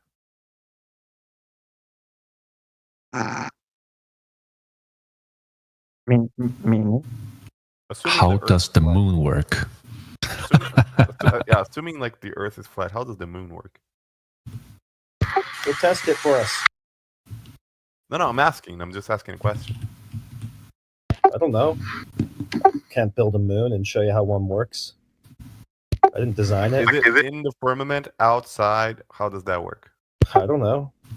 I've never been to it. Well, me neither. Well, tell me how it works then. You know as much as I do. Okay. Anyone knows how the? Does anyone know how the moon works? No, not you. That's why you're That's asking. why I'm asking. Not us either. So we're all in the same boat. That's why I'm asking. Why asking a bunch of other people who know as much about it as you do? Okay, never mind then. I'm not asking questions anymore. Try to ask intelligent questions that will have an answer that can make an impact at how the moon works. You know that no one went to the moon to see how it works. You don't need to go to the moon to know how it works. Oh, so you're gonna assume? Okay. I mean, you can do There is a little genie there. I mean, Catholics assume there was a dragon there. Yeah. That's what you will get if you just want bunch of assumptions. So the only way that are not verified. So the only way to know how the moon works is going to it, because you don't need to go everywhere to know how things work. For example, you wouldn't be able, even in a flat Earth, you wouldn't be able to go to the sun. Yeah, that's why we don't claim to know what is the sun, what is made of, and how it works. I can tell you that it rises from the east. It sets in the west. Same thing that you see, I think. But you know for a fact that the sun, it's it just irradiate heat, right? I think that's agreed upon even on the flat Earth, is it not? Okay. That doesn't. So we know one thing about it. We know it radiate heat, right? It's not one thing. I just told you one. You forgot it. I think you have short memory.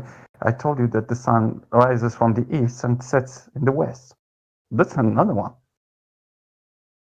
Yeah. Sure. We do know that as well. Of course. 2 things. Okay, so is it how does the sun work as well? Yep. Go and check and tell us. Go to the sun? Check and tell us. Don't assume and tell us. You can verify how it works, how it does work. Yeah, go ahead and tell us how it does work. But just don't assume, please. I hate stories. I like something verified. But you know that assumptions based on evidence is not technically a story. It's educated guess, and that's being very, very generous. Yeah, go ahead and use that and tell us how the sun works. Look, we know that the sun has to be hot, right? That is something that we know. We know it goes from, well, it sets on the it sets and rises from different directions. We know both of those things. Those are things we know for sure because we can observe, right? Do you only take into consideration things you can observe, or do you then try to get evidence of how things work to then form a hypothesis of how it might work? Yeah, just try and show me. I don't know how you are doing it, but I just want But to I'm see. not doing it. I'm just asking. But try. Who knows? If Try you to can get some answers. Yeah, use educated as I am, what. try to guess how the sun works. Nah. Yeah, you said that you can use that logic and assume things that you can. I don't know how you would just assume things that you didn't verify, and it's not considered as an assumption. I don't know. So what you're saying show is me the that method. you can't know anything outside of your own experience. Yeah, because I'm telling you that because you are showing me that you can't do it. You are not showing me that I'm wrong. You're showing me that I'm correct. But go given ahead. that How the explanation, sun works? I can It prove to is you that out of America your. exists. So just yes, show me how the sun works. It is out of your experience, but use what you just the things that you are questioning now on me. Use them and tell me how the sun works. I could claim the sun is a ball of fire. Now I couldn't. Like it would be an assumption, not based on my own observation, because I know fire is hot. The sun is hot, therefore fire. Right? That could be an explanation. Doesn't mean it's right. Yeah, it doesn't mean it's right. You're correct. Plasma also. But it does seem logical, doesn't it? An arc with an anode and a cathode, high voltage. It's not fire. I honestly don't know what we're discussing. It can appear exactly like that. Remember that Batman sign? So if you open that sheet, it's just an anode and a cathode next to each other. They are not touching, but there is a little space between each other. And you turn on the high voltage, you will have an arc. Ionization of gas, intense heat. Yeah. But it's not fire, and it's not a ball of fire. I mean, I'm not claiming that the sun is a ball of fire. I don't think anyone claims that. I mean, some people do, but I'm not claiming that. I'm just saying that out of my observation. You want me to guess? I could just guess that because I'm not really educated in the sun. That's why I asked the question, how does the moon work? And then you brought it to the sun. Yeah, like I told you, you can use those things just to guess, and you just throw on me a guess, trying to hoping that I will just believe that guess that it is the I didn't moon, throw in any fact, guess because at you. you I told just me. asked you, and you asked me to guess. No. You were the one who asked me to guess. I'm not asking you to guess. I'm asking you to use those things because you said if things that are you can't reach, you can't just say how it works. I told you that you can assume how it works, but it's not the reality. You did, and you just tried to teach me how you can do that, and I told you do it with the sun and tell me how the sun works. You just thrown on me something that you just. So would we It's consider an all of assumption. Literally, it's 100% an assumption. You told me that the sun is a ball of fire because you feel fire heat. is hot. Yeah, an arc using electricity. It's not fire. It's hotter. Sorry, so much hotter. So here's the thing, though. The reason I'm asking you those things is just to illustrate how it is important to see experiences outside of your own observation. You yourself will never be able to observe everything. So at one point or another, you're gonna have to agree with with like someone else, even because it is proven by studies that your own observation and your own memory can fail you. You can actually do tests like that, like watching things from when you were a child, videos of things that you did that you do not remember. So your memory can fail you. That is true. You can remember things wrong. That's true. So you're going to have to rely on other people and the people around you. That's how society works, right? So even though I can't go to the moon, I can rely on people who studied the moon. And that's why I'm asking you guys how the moon works.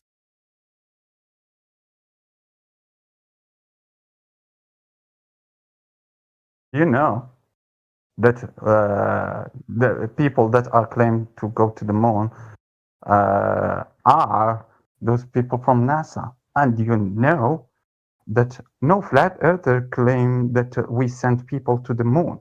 We, flat earthers, not NASA.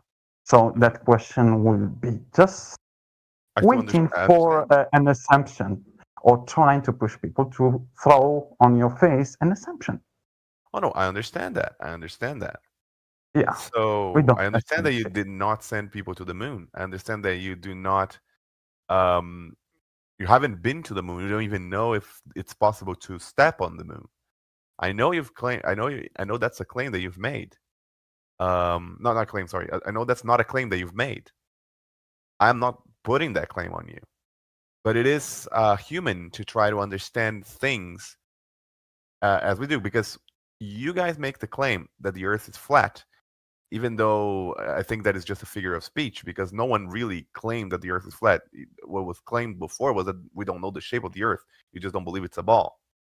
Understand things, how things works using assumptions. Oh, trust me, brother. I can guarantee to you.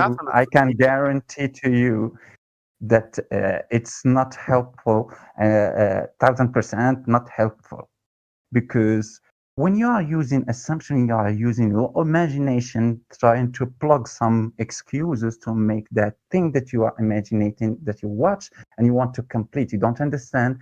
You want to complete that understanding by plugging something that you just brought from your imagination.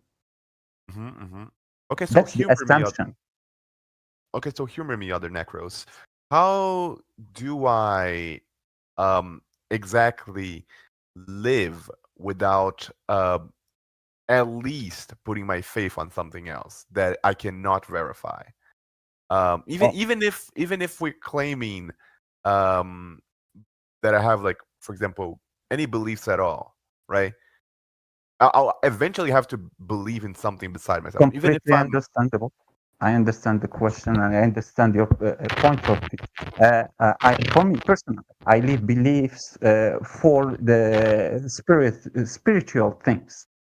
And for the reality, I talk about what I know.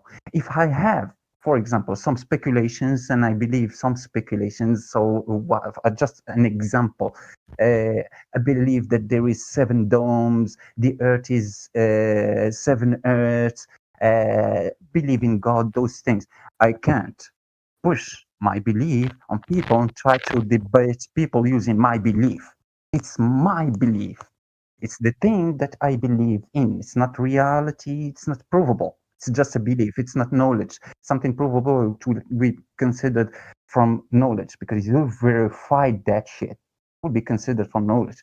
Like God say it in His scripture, believers, disbelievers, or unbelievers, or like something like that. So the opposite, believers and the opposite. So there is nothing as knowers. People who know God, you just have belief. You can push your belief on people, trying to use it as an argument. So when you believe that assumption that you plugged, ball of fire, sun, you can't tell me that it is a ball of fire. You just believed it.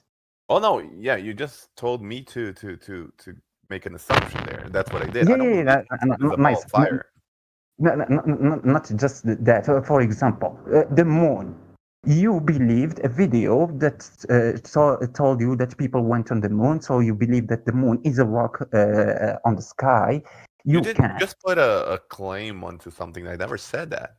No. I'm not. I'm telling you. I'm giving you an example. Oh, okay. I'm not telling you that you are now doing that. I'm just trying to find an example and give you that example. So, for example, you, the person, a glober, you believe satellites. You never had a satellite. You never made a satellite. You never sent a satellite to orbit. You don't have a satellite in orbit waiting for you in your name.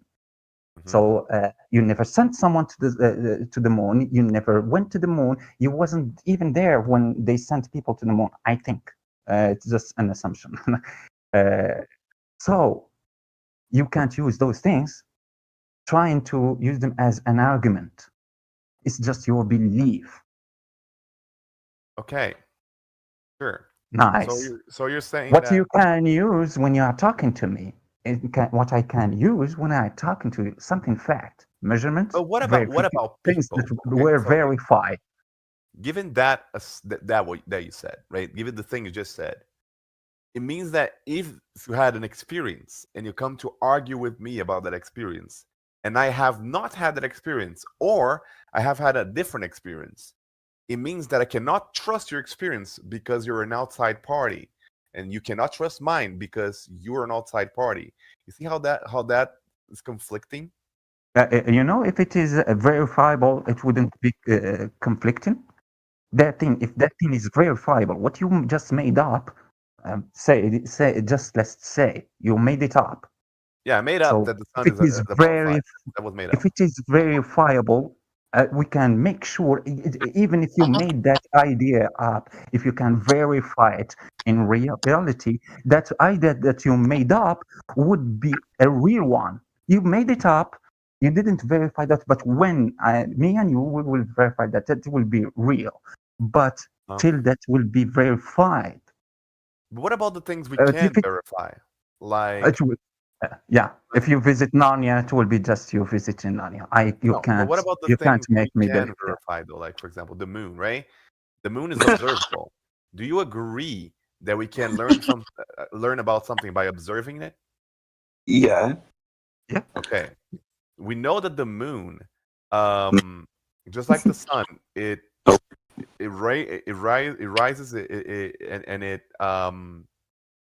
rises and it what's the other word? It rises from the east and sets in the west. It sets. Yeah. So it rises and sets. We know that.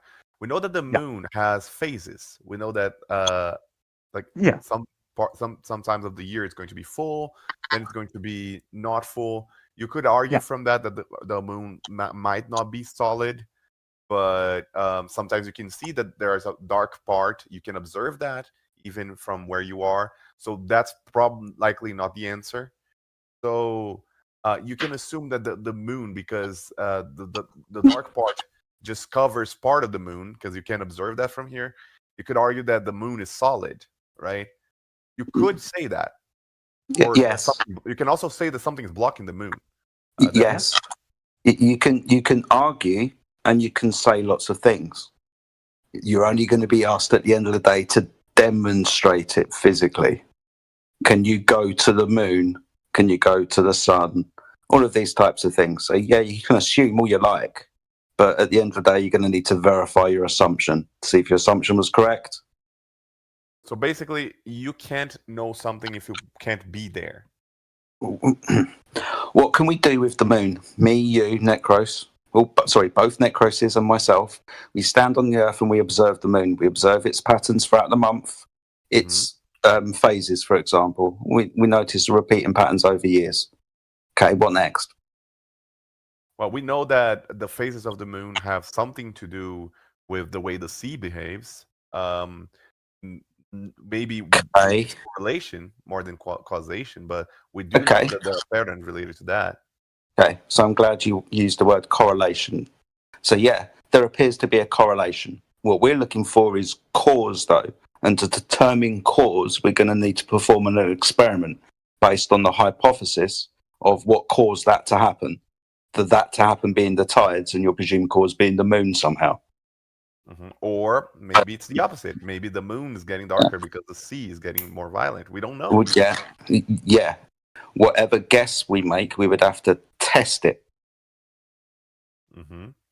Cool. So there's, again, what are we trying to discover about the moon? Because every single thing is going to come down to verification of that claim. Oh no! I've been trying to get is a claim, but you don't seem to have a claim. So that with regards to what? With regards to what? We don't have a claim about what? About how the moon works. That's the question I made. What do you mean about how the moon works? Let me rephrase that. What is the moon? We don't know. There we go. Okay, that is okay. Okay, so do you know? Me? Yes. I only know what I've been told, buddy. Yeah, exactly. At this point, we all only know what we've been told. We can't verify because we've only ever been told. Can't go there, can we? For example, to say what the moon is actually made of. Right. There is one thing that we can verify, and that is the distance to combined with the size of the moon. You can't. Yes, you can by law of perspective. Okay. So using an angular size, how something appears to be, how are you going to determine its actual size and actual distance? You can't actually determine that, but you can verify whether or not NASA's numbers as to the distance to and size of the moon are correct. And I've actually done it myself. That didn't make any sense. With law, do you know what the law of perspective is? Do you know how to prove whether you're right or wrong? So when one of you boys can prove your story, then we'll be able to verify that you were right or wrong. Other than that, you keep telling us a bunch of claims. You can actually do it yourself, No, and I'll I can't explain do it. no magic I'll explain it. I'll explain to you the process. No, do it. It's very No, easy. do it. No, go do it and verify it. I already did do it. I already did do it. Yeah, let's let him explain it. Yeah, you're not going to let me explain. We'll just keep cutting me off. But. We're interested, so we're trying to stop the conversation because you can explain.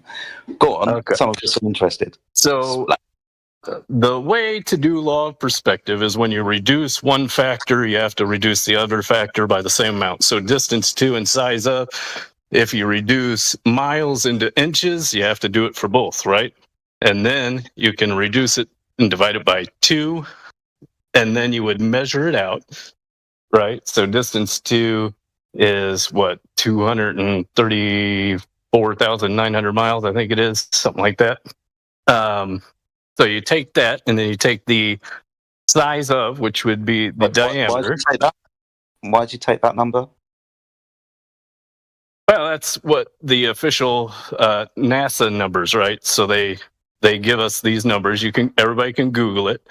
And you can verify the numbers, and then what you do is you reduce it into inches from miles, and then you can divide that by 1,000, and then you can map it out in your house. Take a ruler, and you do a cutout. You do a round cutout of the moon. In your house? Sorry, Are you in your okay, house. dude? You reduce miles to inches, and then you reduce the inches by 1,000. Right? So you divide by 1,000 for both. This is keeping in line with law of perspective. So you would come out to, what I do? Whose Divided by, perspective is 238,000 miles? What the fuck are you talking about? NASA says this, right? I don't care what NASA says. Where do you have 238,000 miles? In your room? Well, what I'm getting at is that when you actually do law of perspective on this and you map everything out and you do the cutout and you take and what medium what's on for some entertainment? Blind Rage. I want you to do me a favor. I want you to put in a given diameter of 32.4 miles. Your elevation. Yep. Diameter 32.4 miles.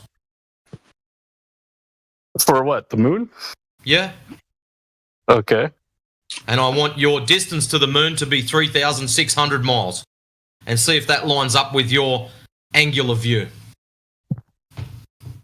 I'm sure it probably would. So we've got a problem there. So now I've just verified that the moon is 3,600 miles away. Congratulations. Mathematics proves nothing. Right. No. What I'm saying is Not by no. law of Yes. perspective, if the number. I'm using your law of perspective, mate. Use the numbers and go and do it. No, I've already used mine. I've used NASA numbers, and I did. Yeah, I want you to use my numbers and do it again, and watch what happens. Where did you get the number from, though? So the number is from NASA. Everybody. We don't care where the numbers are from. Not you, Stop. Not you, the other guy. Where did you get? We don't care where the numbers are from. Just do it with the numbers I just gave you and watch what happens. But where did you get those numbers Necros, it's got nothing to do with anything. I will tell you after he does it. No, you don't even know what I was about to say. The moon in the sky is 10 times larger than the cutout, which means that NASA is wrong. So that means they don't know the distance to or the size of the moon or a combination of both. The only measurement you have is angular size. You don't have a distance. I know that because they guessed the distance to Venus to triangulate the distance to the moon. I get it. But what I'm telling you is that based off their own numbers, you can verify or not verify using law of perspective. Yeah. It proves or disproves. It's either one. It's either correct or it's not correct. We don't and when care you about actually plug cartoons. it in, it's We don't incorrect. care about verifying cartoons. Are you okay? Of course I'm okay. You okay? Why would we care about verifying Snuffleupagus, dude? Just understand the mathematics. I'm saying it disproves what they say. Brother, a third grader knows they're wrong. We didn't have to say all that to say these dudes are fucking liars and what they told you was wrong, and there's no way for them to prove it and back up their claim. That's all you got to say. You and I can't back their Everybody claim. can say that, but this is actually verifiable proof that they're wrong. Hey, what's up? So is everyone? Yeah, here, so is the tape retarded? measure. You guys all think Earth A is flat? tape measurer. I'm just kind of surprised this channel exists. Feel like Yeah, a thing that really measures stuff, man. No, I know yeah, it sounds does, surprising. it does, but are you? How the heck do you prove? I don't know. It's better than Looky Loo. Looky Looer. I don't know how the fuck you're measuring something by just looking and hoping. I mean, yeah, it is just looking. You could literally just see the Earth as a like the 24/7 live stream. Stream there. Oh my god! Like you do understand that you need specific tools to measure specific things, right? You wouldn't use a tape measure to measure the surface. 100% you would.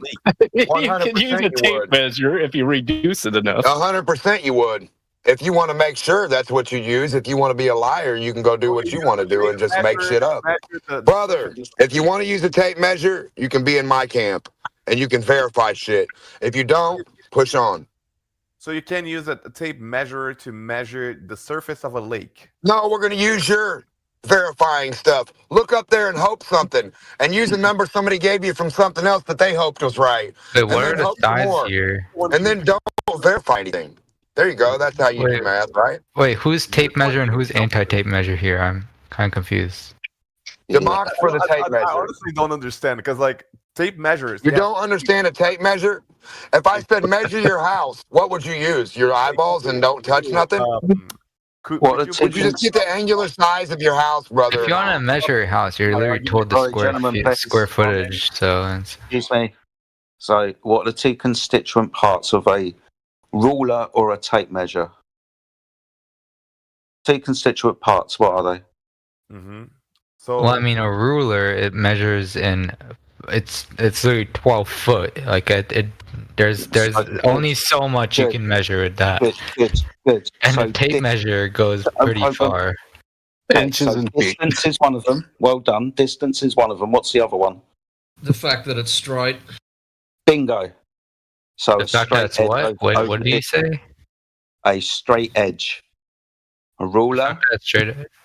Yeah, straight edge. Over distance, right? Between 2 points along a line. Well, Straight what edge. are we measuring? Like you said, measuring a lake. You're not going to measure a lake with a ruler. That's not. No, but we're going to use the same principle. So we're going to use the straight edge over distance, right? Okay. And and see if there's a deviation from that straight edge of the water. Over distance, the water should diverge. Well, I mean, it's not like a lake is like a straight square. Like it's not uniform, you know. If we can go from well, I one mean, if you're measuring the perimeter, like it's not gonna.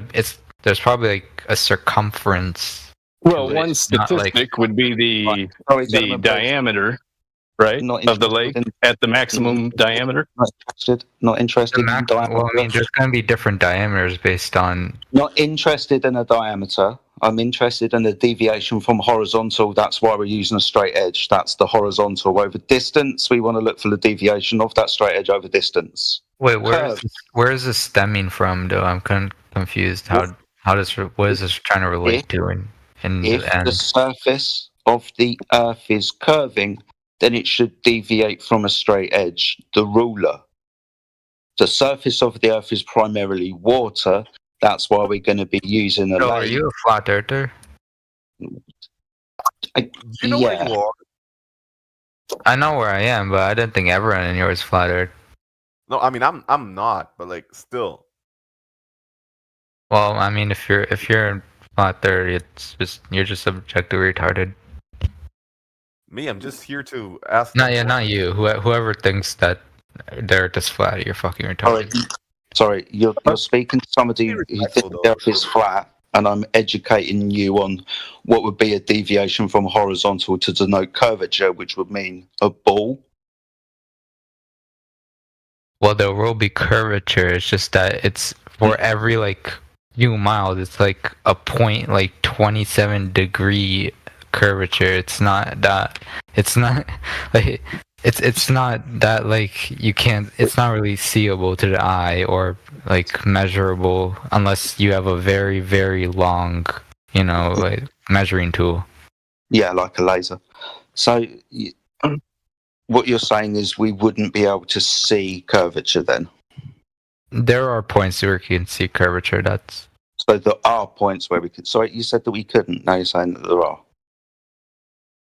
I mean, I know there's just one lake. That's what you guys were talking about. Lakes actually. Yeah, Salt Lake. You can like if you're able to like see boats go over the curvature or then disappear. So we can see it then. Yeah. Well, at some point. So what point would that be? I'm not sure how to explain it. I mean, I'll just say if you would it be, for example, a mathematical equation, a way to figure out where that point would be? If, for example, I'm not sure, bro. I'm not like a physics. They're going to use the not physics. This is geometry. So if we know the size of the circle, it could be a sphere, but we're only going in 2 dimensions for this example. But if we know the radius, the diameter, or the circumference, then it's just a mathematical equation, a way to figure out where the tangent would intersect if it was taken from an observer's eye height in feet. How tall you are, what altitude you occupy above the surface, and where the horizon would be for things to disappear beyond it, like your boat example, right? Yeah. It's just a mathematical calculation away.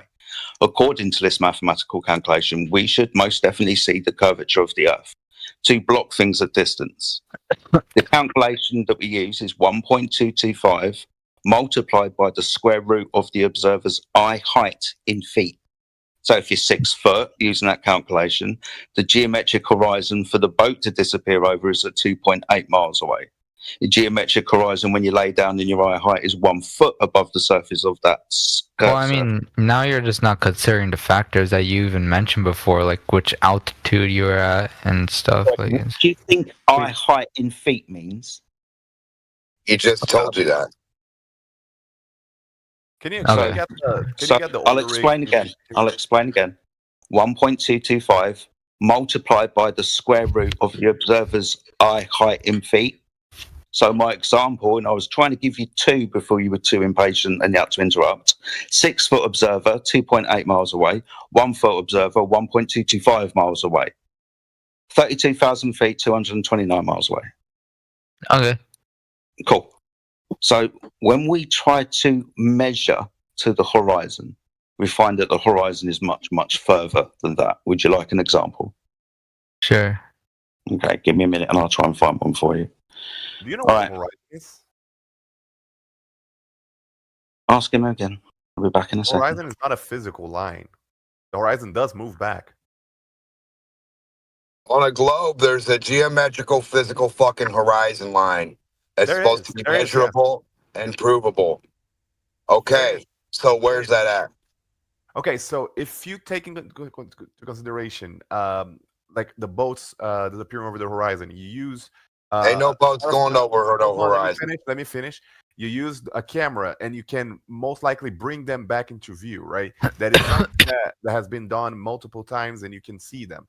But eventually, there will be a point in which, no matter how powerful your camera or telescope, whatever you're using is, the boat will not come back into view. That didn't make any sense. That doesn't make any sense. Even with If you go over a hill in my backyard the first time and you're halfway hidden by the hill, stupid, no matter what the fuck I get out, I'm not going to be able to bring any more than half of you around the hill back. Do you understand? Do you understand? No, do you understand? No. Don't cut me off. The boat, when you thought it was first past the curve, right? I'm attacking. Then you got your binoculars. Dude, let me finish. Then you got your binoculars out and brought it back, dummy. How can you bring something back to a fucking curve?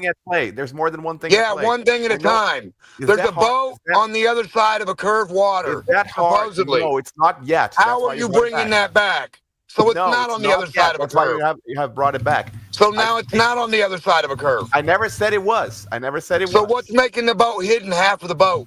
I'm getting there. Give me a So second. the boat being hid, half of it is not because of a I curve. haven't finished my explanation. You are attacking. So it's not. you are But attacking a listen point to that what I'm hasn't- saying, stupid. I can help you. You are attacking a point that hasn't been finished yet. No, you're dumb. You're dumb and you don't listen. You are, because you can hear.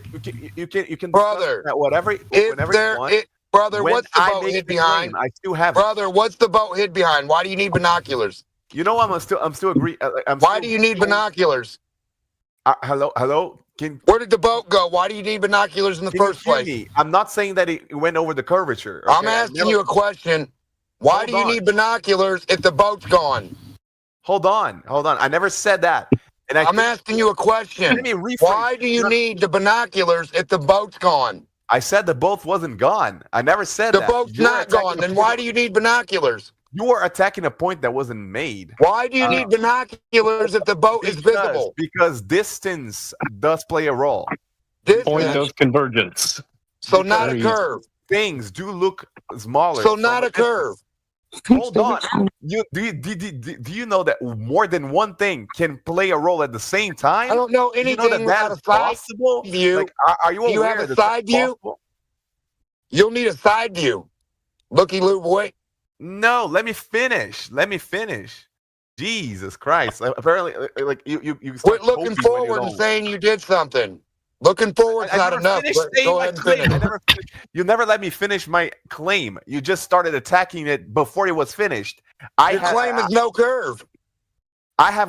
You haven't let me finish, because two things can be at play at once. Okay, so I'm waiting for the curve. Don't let me. Then let me finish. So distance, yes, it plays a role. Things do look smaller from a distance. That's true. That is indeed true.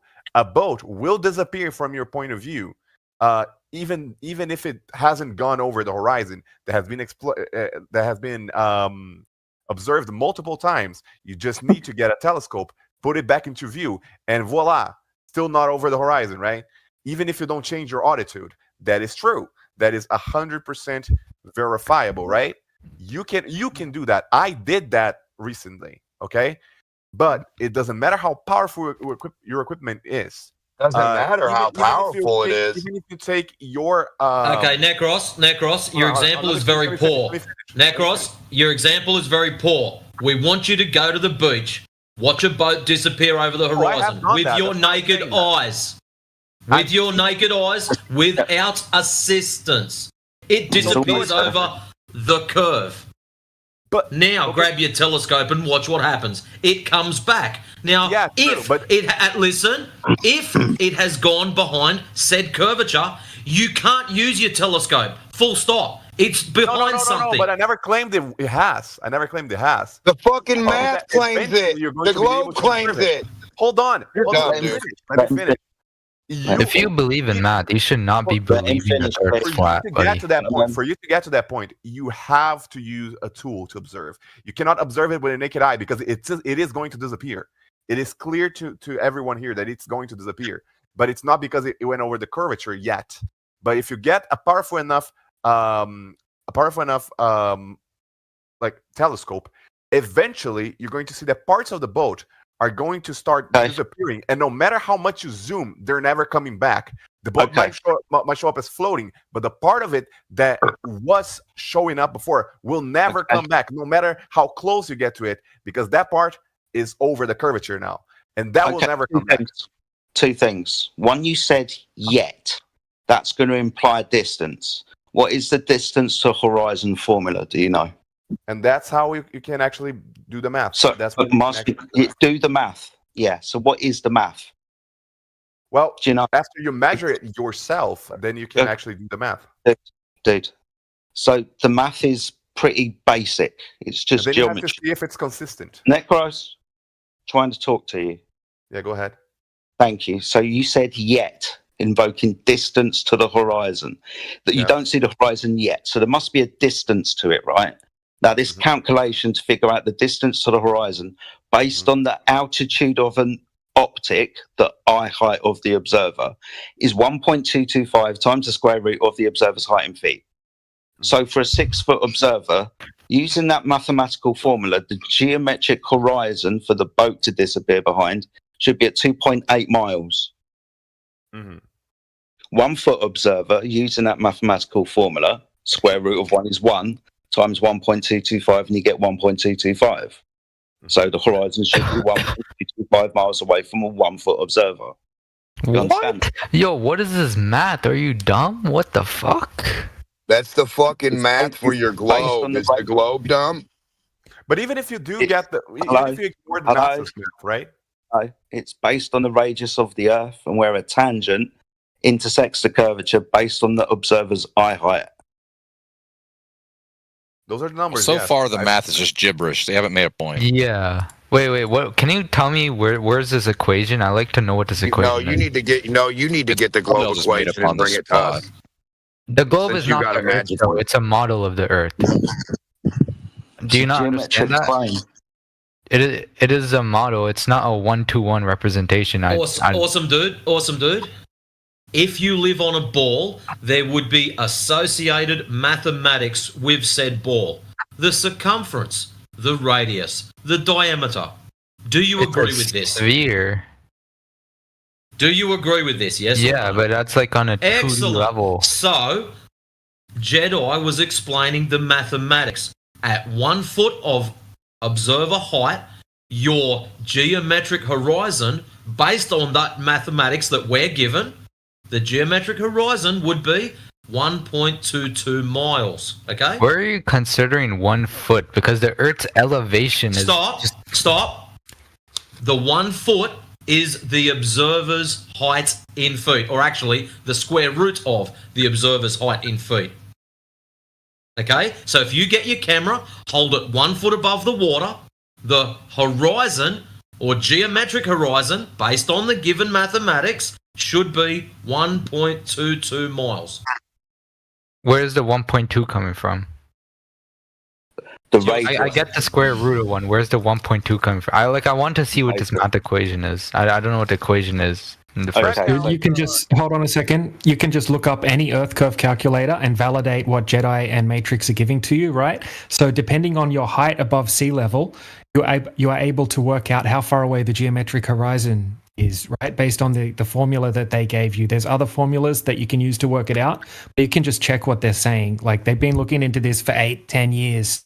You know exactly what the math is that they're talking. See, the video Jedi sent us of like the oil rigs is exactly what I claimed before. Go back when it zooms out, you cannot see the oil rigs. Yeah. Okay, so I see what you're saying. 1.23 times the square root of height in feet.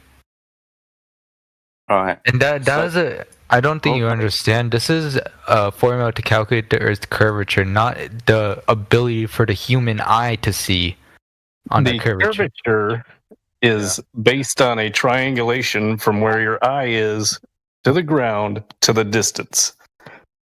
Basically, those 3 points would make a triangle.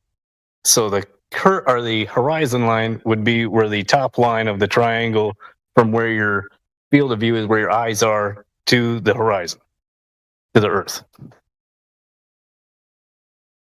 Wait, no. This isn't claiming any.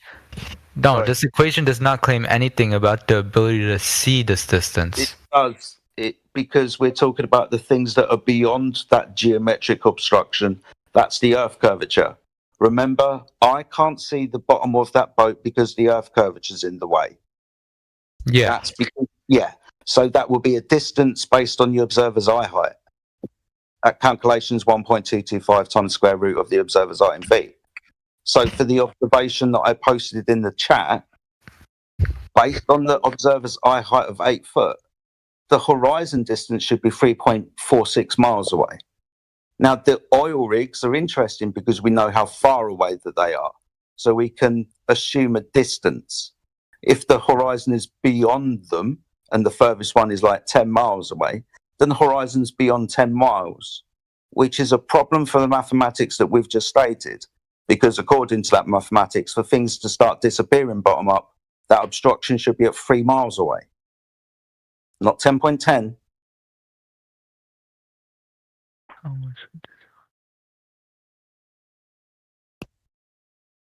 Okay. It is, yeah, okay, so it is, okay, no, yeah, you guys are right. Okay, so it is the distance from your height. Okay, I get it now. Good stuff. Well done, I thank wasn't understanding the equation. That's fine.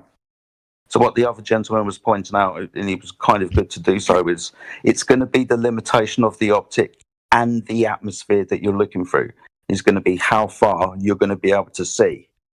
So if you improve the optic from your eyes to binoculars, telescopes, high-power zoom cameras, the horizon's just going to keep extended into distance like it's demonstrated in the video.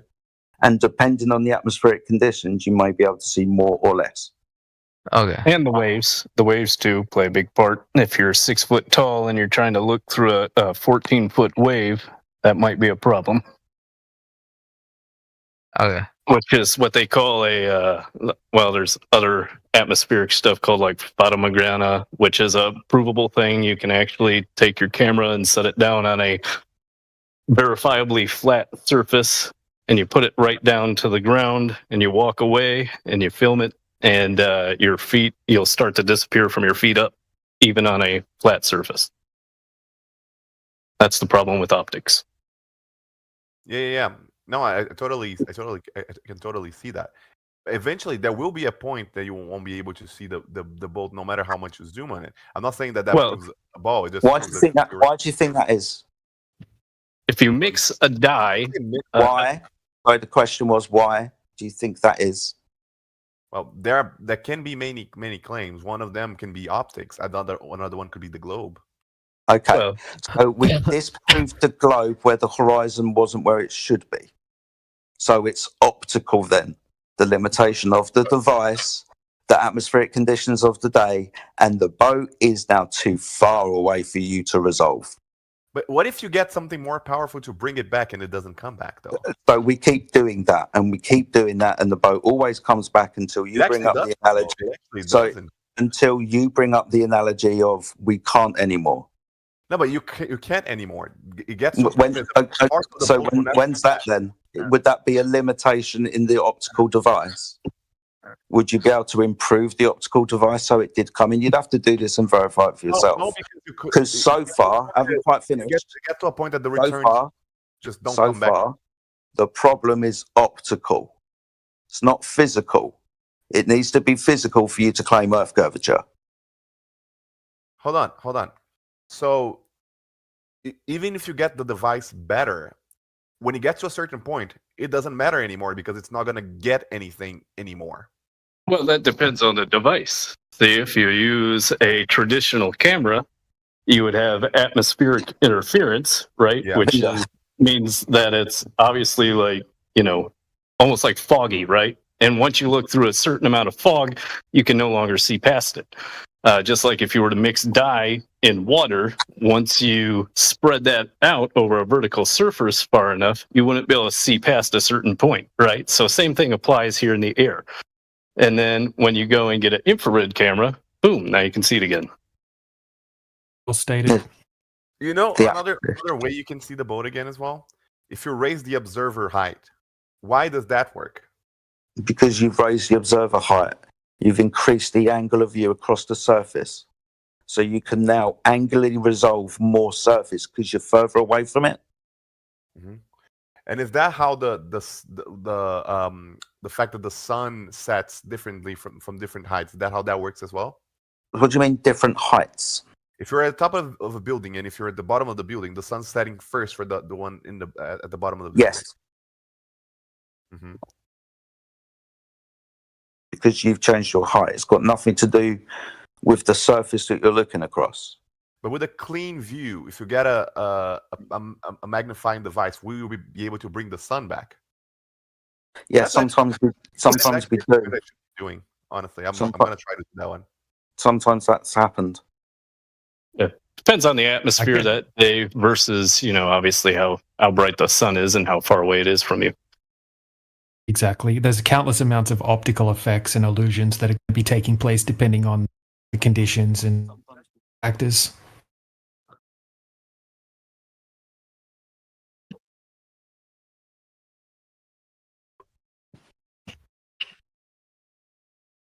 So this is all optical then, and by no means are we demonstrating curvature of the Earth. Well, my claim is that eventually, no matter how powerful the thing you're using is, eventually the boat will not reappear. That's lovely. What does that mean?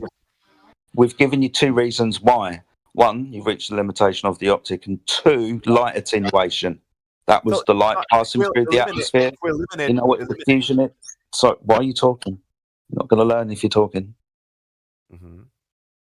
You've come back and you've gone full circle like we haven't said anything. I'm having to reiterate what we've said, and now you're interrupting the reiteration. So I understand that the atmosphere conditions can like interfere with how far a lens can see, but it's also right if it's clear days and skies, right? Let's say the tide is not very high on this day. You still will not see the boat after a certain distance because it will have gone over the curvature. No, what day? Sorry. The curvature should be at 1.225 times the square root of the observer's height in feet. In the video that I gave you, that means the observer at 8 foot, the horizon should be 3.46 miles away. But measurably, because of the oil rigs and we know the distance, the horizon is more than 10 miles away. So the curvature needs to happen before the optical resolution runs out. The optical resolution is the only thing that is running out based on the technology and the atmosphere. Because if we had that good enough technology, which we do, then the limitation always to how far we should see would be the curvature of the Earth. Okay. I mean, I'm not really like, I'm not experienced on like camera lens and all. So if a lens is not powerful enough to see this distance, then sure, I can agree with you in that. I'll take your word for it because I'm not. Let's just say we've got this magical lens that's infinite. Yeah. It's still only going to max out at about 300 mile. Exactly. Thank you for finally pointing that out to them. You cannot see infinitely. There's no amount of things that makes you see infinitely any object to where you should think that, hey, man, this thing's disappeared behind a curve now because I can't see it because it went away. So hold on. Well, it did also go away. Like it went over a curve. If your lens was able to see 300 miles. Can you explain to me why? All you got to do is have a side view. That's the explanation for both of you guys. Why can't you see? You know what a side view is? I do know what a side view is. Not really. A side view. So if you look at the front of your car. Okay, so you like a rear view mirror? Like, are you talking like that? No, hold on, stop. The front of your car is the headlights. The side of your car would be the doors where you get in. The back would be the trunk. So now if you're looking from the shore and you're looking out at the boat, you're looking at either the front or the back of the boat, right? Right? Yeah. The boat's going away from you. You're looking at the back tip of the boat.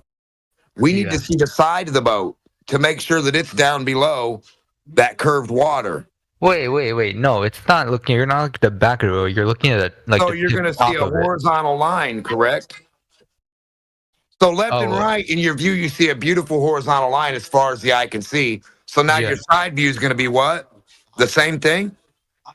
No. What do you mean the curved water? Brother, listen. If your side view is a horizontal line, you said no, but I'd love to see your side view that's curved. And then your front of the view that you look out forward and you see left to right the whole way, that's horizontal. There's no curve in between anything in your view when you look out at the horizon. It's called the horizon. That means horizontal. So now if you think a boat's going over something this way, looking at you looking that way, and you think it's over that, then you have your buddy from the side and say, hey, Bob, can you see me? Yeah. Draw a horizontal line from my eyes or my feet to where the bottom of the boat would be. And if the boat lines up from the side view's observer, where the fuck is the curve you're talking about? You have a horizontal line you can use as reference all day, boys. Now, do you understand? The side view will tell you whether there's a curve or not. Just not you looking forward and fucking just saying a bunch of dumb stuff. I understood a little bit, but like, honestly, I think you guys are more experienced in this like this like camera lens and views Like I think you guys are probably just more. I'm like, just experienced in that. knowing that if you look at the front of a mountain that's 50 miles long that way, you can't see the rest of the fucking mountains. You're only seeing the first one. So don't tell me it's curved or anything else when you don't know. You got to get a side view, pals. Let me ask you a question. Why can't you see infinitely? Why can't you get a side view? Is the question? Is that what you're asking me? You can. I'm glad you asked. Yeah, look, so the reason you can't see infinitely is because you have an angle of view, right? Everything converges into a vanishing point. That's the way your eyes work. Like if you're standing in a really long hallway, everything's going to converge into the center. And that's what's called a vanishing point, because that's the limit of your angular view due to perspective, right? And then when you're looking out over large bodies of water, you have the atmosphere as well to deal with. So over large distances, it becomes opaque. Just like if you were in a clear swimming pool and you draw a smiley face on the other end of the swimming pool, right? You're not going to be able to see the other end of the swimming pool, because even though the water's clear, over distance, it becomes opaque. Right, same thing happens with the atmosphere as well. So those two things, you've got the angular limitations, which also apply to zoom lenses, right? So you're going to be able to increase the angle of view, but you still eventually everything's going to fade out into the atmosphere. That was what blind RRR rage meaning before. Okay. Like. And I just wanted to just quickly touch on what Demok was saying. I just want to touch on what Demok was saying as well. He was saying, like, if you're standing at the shoreline of the ocean and you're looking at a boat appear to go over the curve, right, in front of you, and that's just 3 miles away, it's starting to disappear bottom up according to your globe model.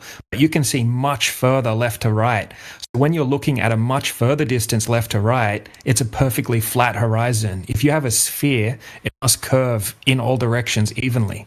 It's not like a paper towel roll. That's what he was getting at. But partly with the side view thing. Well, that doesn't mean the Earth is flat because of this view limitation from the atmosphere and like. We're not using this as right. We're not using this as a flat Earth proof. We're just attacking the boats over the horizon claim. Also. Well, the only thing that attacks is that the math might not add up.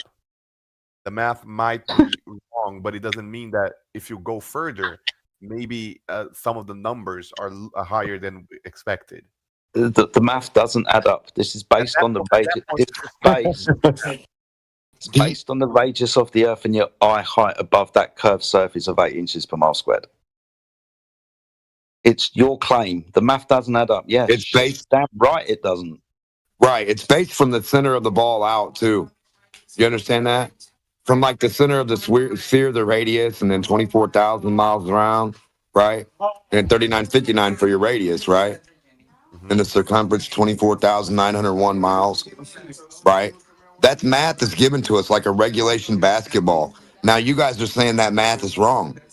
I'm not saying you guys must be the super mathematicians who know the Earth's size over everybody else, and I'd like to know how you verified your math versus their math. What math did you use to tell how big the Earth was, Necros? No, you can actually calculate that by calculating the distance at which, and if you have a laser, right, you can calculate the distance at which you cannot bring the boat back into view. Then you can calculate that distance as the distance for the the curvature. Brother, you didn't even know that you can only see 1 mile. That's going to depend very specifically on what type of optic that you're using. So the 1.225 multiplied by the square root of the observer's height in feet is based on the human eye. It's not based on an optical device to conceive. That's never going to work with the human eye because the human eye is limited. Yeah, and this would be the limitation. This would be the limitation of your view across a horizontal surface. Well, do you agree with physics? Yeah, then I agree with this. You. Hold on. This isn't physics. This is geometry and math. I agree. We're just doing geometry here, not physics. No, he's adding physics into it. Yeah. That calculation. So the funny thing about that is, in your human eye, being able to see the boat forever. That is indeed bullshit. That calculation wouldn't work. Well, with a standard 6-foot person, the point of convergence is about 3 miles, which oddly enough is the horizon line. So that's kind of a funny coinkydinka. Isn't that the original math though? The one that was proposed like in the 1800s? The original math, what, based on No, that's modern day. There's GPS, brother. There's a fucking satellite that rolls around the Earth supposedly every 90 minutes, and you're saying its math is wrong. GPS is actually ground positioning system, not it's not a satellite. They don't have any satellites. Oh no, satellites do exist. You can. So I'm saying, so you guys are saying they have no way in 2024 to verify their own fucking numbers. You're saying Bob and Tom know the numbers. You're saying you know the fucking globe size over everybody who's giving it to you. That's exactly what the fuck you're saying. No, it's not. It's not. Actually, you could actually verify the numbers if your calculations go right. And How? Well, do the experiment, right? Observe that. Measure with a laser or with whatever you can measure. Okay. That is reliable. Done that. We've done that. Compare the numbers. If they are the same, which they most likely are going to be, then you can assume, oh, the Earth is round or the Earth is flat, or at least you can say, okay. Assume. Why would you be assuming if you had to measure? Hold on 2 seconds. So you think it would be a good idea to pass a laser across the body of water, right? Well, that is then you're going to argue refraction, right? No, I'm just asking you if you think that's the viable method that you're asserting at the moment. Is that what you're saying? It is not 100% viable. I'm just using it as an example because of like humidity, like light distorts, so it's not going to be reliable. No. But we could measure that distortion based upon the wavelength of light that we're using, right? And that we get into other measurements that are more complex. Yes. Well, more accurate, because what different wavelengths of light refract differently, right? Good. So we could use, say, an infrared laser, and we could pass it over, for example, a salt flat or a lake. And if we were to hit a target on the other side that was at the same altitude as the laser, say 6 foot, and the target was 6 foot, and the distance was, say, 30 to 35 miles, that would demonstrate that there wasn't any deviation and the Earth would be measured to be flat, right? Yes and no.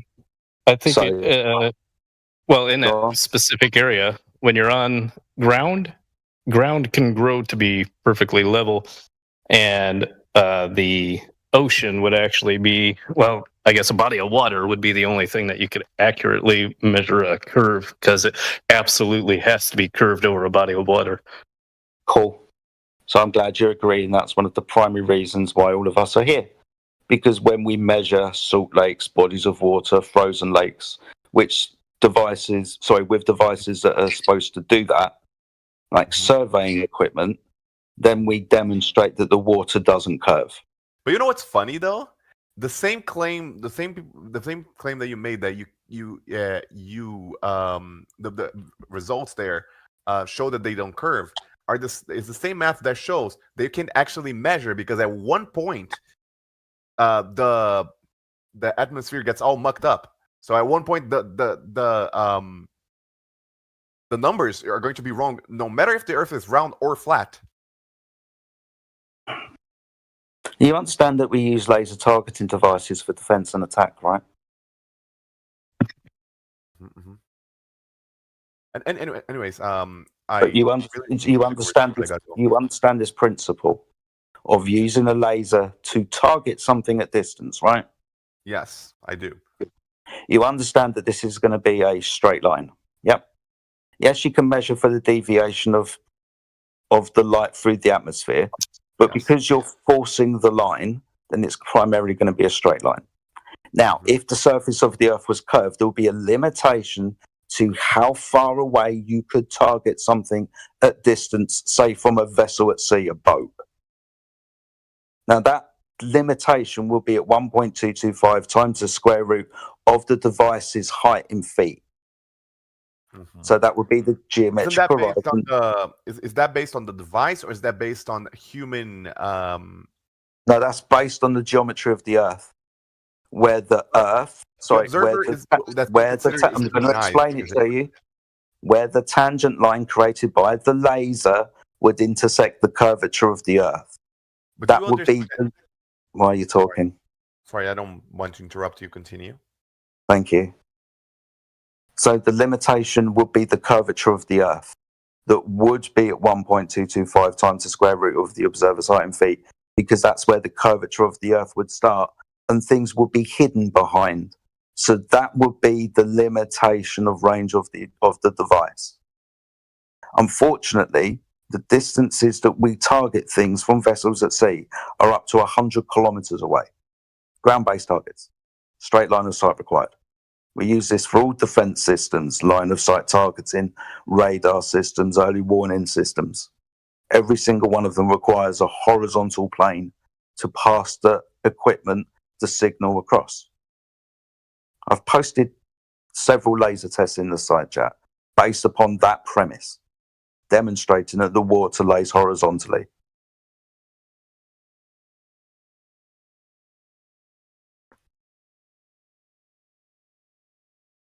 There's hundreds more.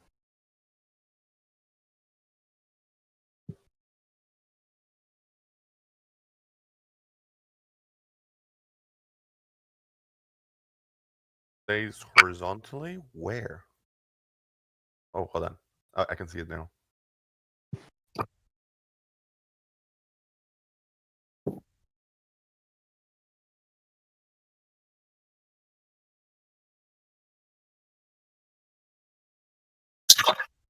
What?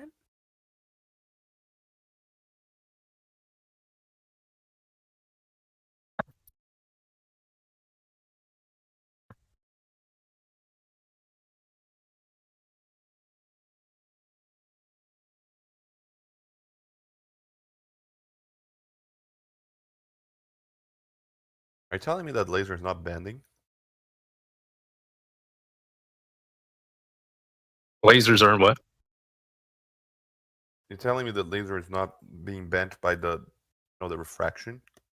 Yeah, but they account for that. And, there's also other methods of doing that where you can go up higher in the air and aim it downward towards your target and then do a intersect with another laser, which I think most oftentimes they actually do intersect the lasers. No, fair enough. I'll take a look at this, at these videos. Okay, I gotta go now because I have an appointment. But I'll take a look at these videos and then I'll come back more informed because I did watch some of the videos you guys asked me to watch as well. So And one funny thing to note about that too is like the further inland you would be on a ball, the greater the actually angular distortion would be from the from pointing the laser out over the ocean. Awesome. Okay, I gotta go. But y'all have fun with your discussion. Good chatting with you, Necros. Cross number 2.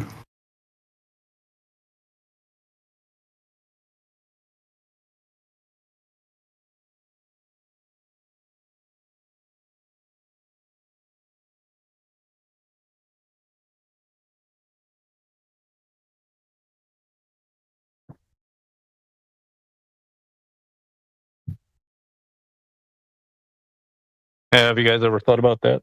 If you're on a ball, the further inland you would be, so if you're past the 3-mile mark, it would significantly impact the angular distortion by aiming it out over the ocean. Whereas if you're on a flat plane, the angular distortion would remain the same no matter how far back you go.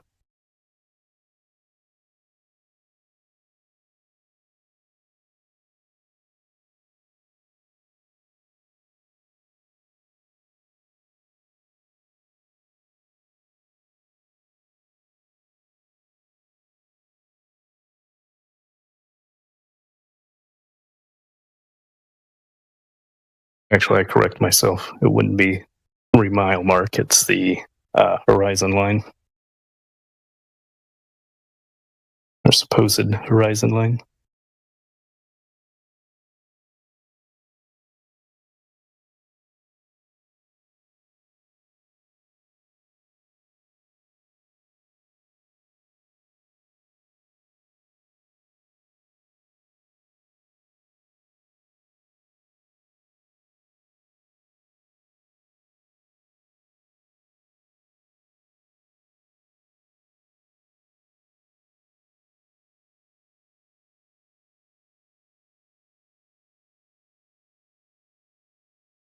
I'm on deck. What's up? What's going on?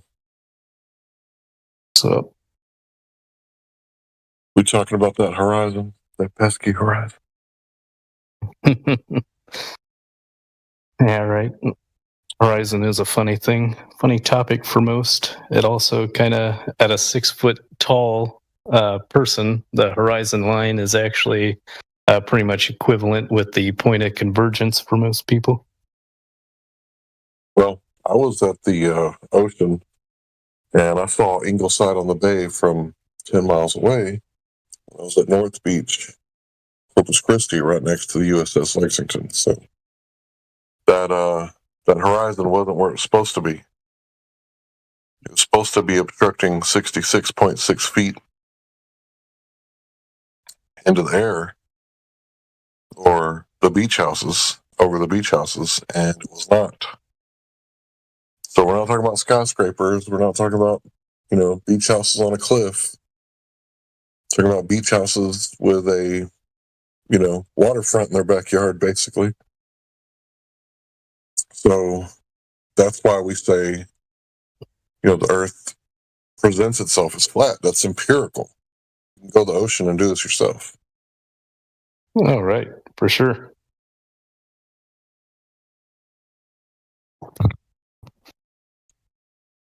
Matter of fact, I'm heading there in a couple days, going on a cruise from Fort Lauderdale. So I get some pictures while I'm out there too. Good for you, sir. Have fun. Enjoy yourself. Oh, yeah, I will. Thank you.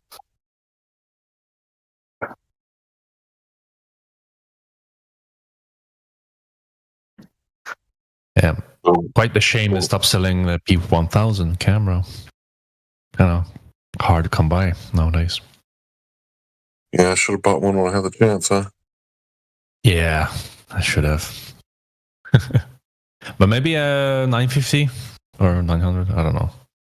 Might work as well, I guess. They aren't that bad, I guess. 80, is it around 80 times zoom? 84. Yeah, but that P1000 was a globe Earth killer. Top killer, yeah, I know. Top. Globe killer. But, yeah, I don't know. I actually worked out math as well from somebody. They did a moon sync. You guys know what a moon sync is?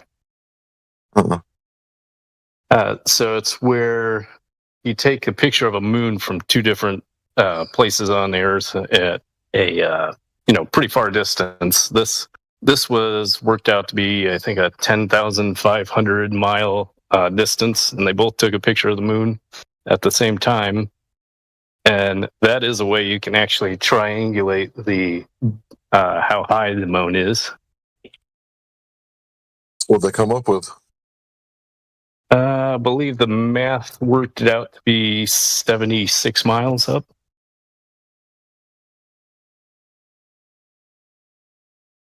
And the funny. Go ahead. Oh, I was going to say the funny thing to note on that particular instance was, and these were taken with P900s, they had all the angular info as well. And then I plotted it on a globe Earth, and it was actually impossible that the lines intersect. So there was no way possible that it was done on a globe Earth. Put that in a video?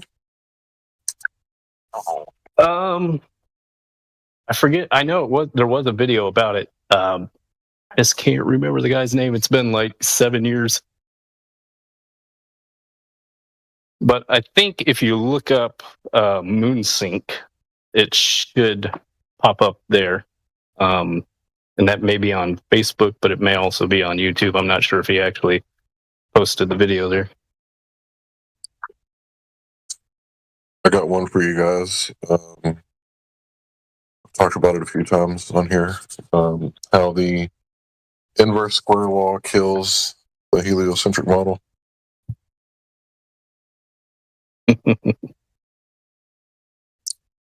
There's a lot of things people don't really realize that they can observe, like for instance, if the solar system is heliocentric, and they say that 24 hours is one full rotation based on the sun and the Earth relation, right? Well, if you actually think about that and map it out, if it's one full rotation is exactly 24 hours, as they say, then in January, if the sun were to rise at 8 a.m., then in July, the sun should rise at 8 p.m.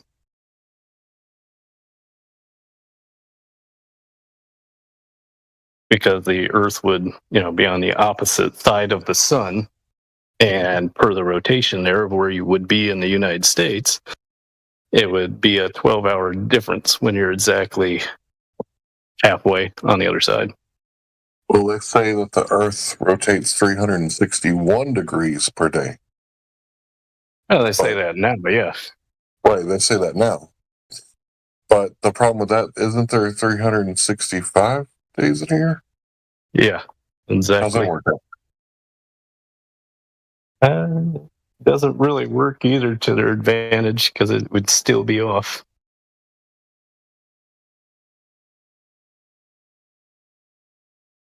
But even so, I mean, that would just, again, it would be different times per day, really. I think slightly different. And over the course of several years, it would definitely rear its head there.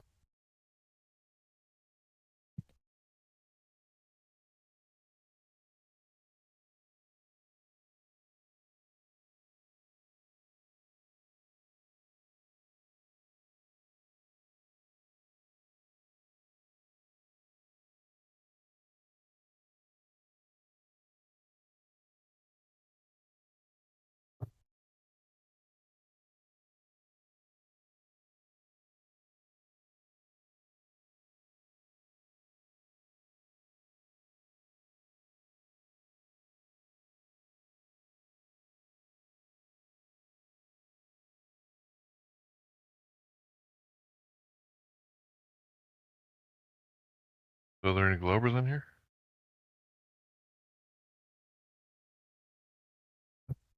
No, I think they all left.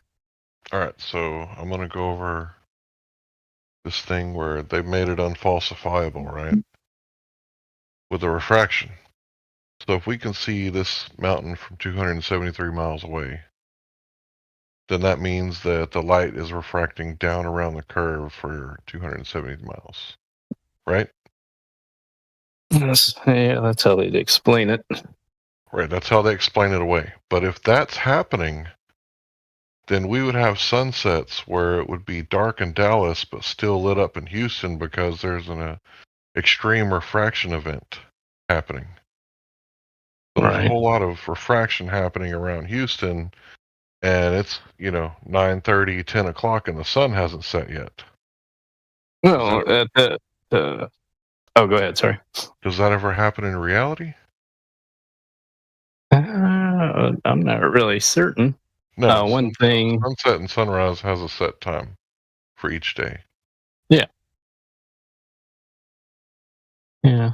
So these extreme refraction events, where it's 273 miles of refraction, we don't witness that. No, you'd witness it. Not only that, like refraction actually creates distortion, so the sun would actually appear to be an oval at that point.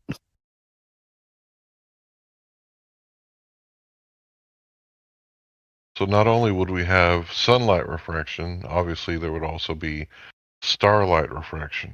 And if that was happening, we would not be able to triangulate our positions. Right.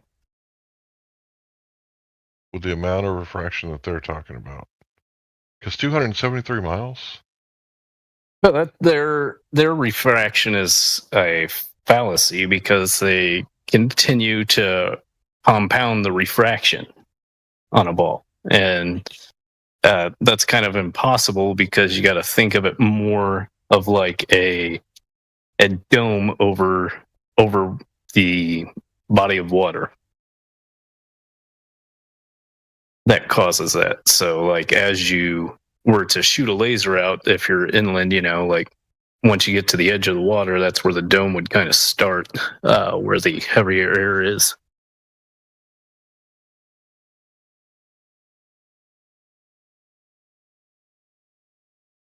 And that's why if the Earth was a globe, and let's say you went back 10 miles, pointed a laser out over the ocean, it would have a massive amount more refraction than if you were actually standing directly in front of the ocean and pointed it out.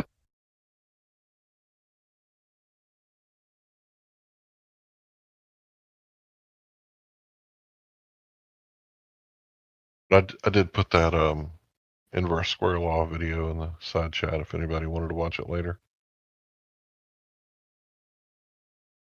Yeah, I'll take a look at it. I'm always interested in these things. Been fascinated by it for 8 years. That's kind of funny. I started out the same way probably everybody else did. I looked at a video and saw it said flat Earth on it, and I was like, oh, this is going to be a great laugh. And by the end of the video, I'm like, well, there's too much fact in there for it to be a laughing matter anymore. Yeah, it was Rob Skiba for me. Yep, same here. No shit. Yeah. Such a shame that he had passed. Yeah. I believe he was a good man. Yeah. I'd like to think so. Always seemed awfully genuine and nice.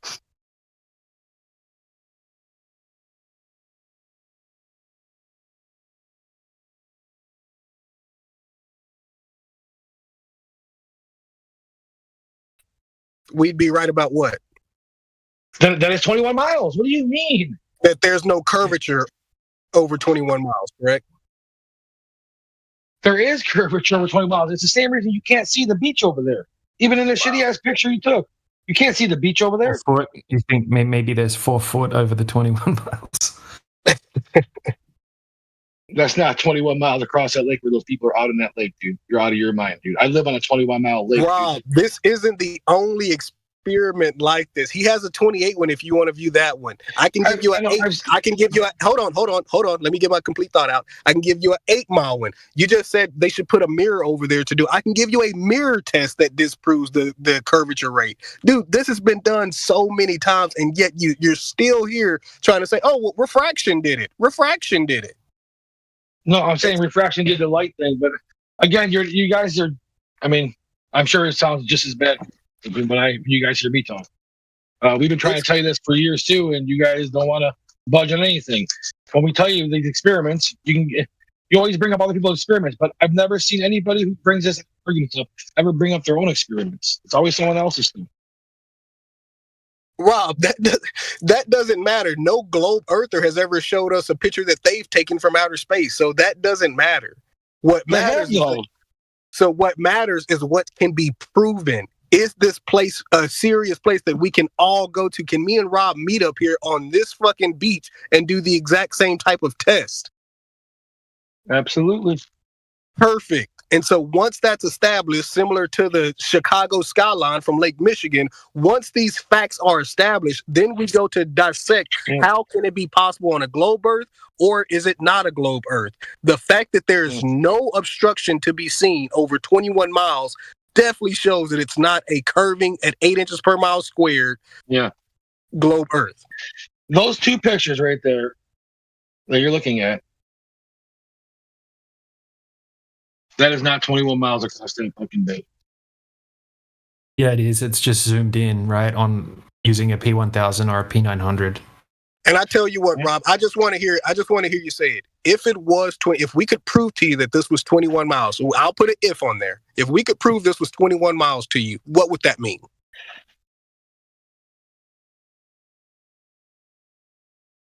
Nothing, because you still can't see across to the other side.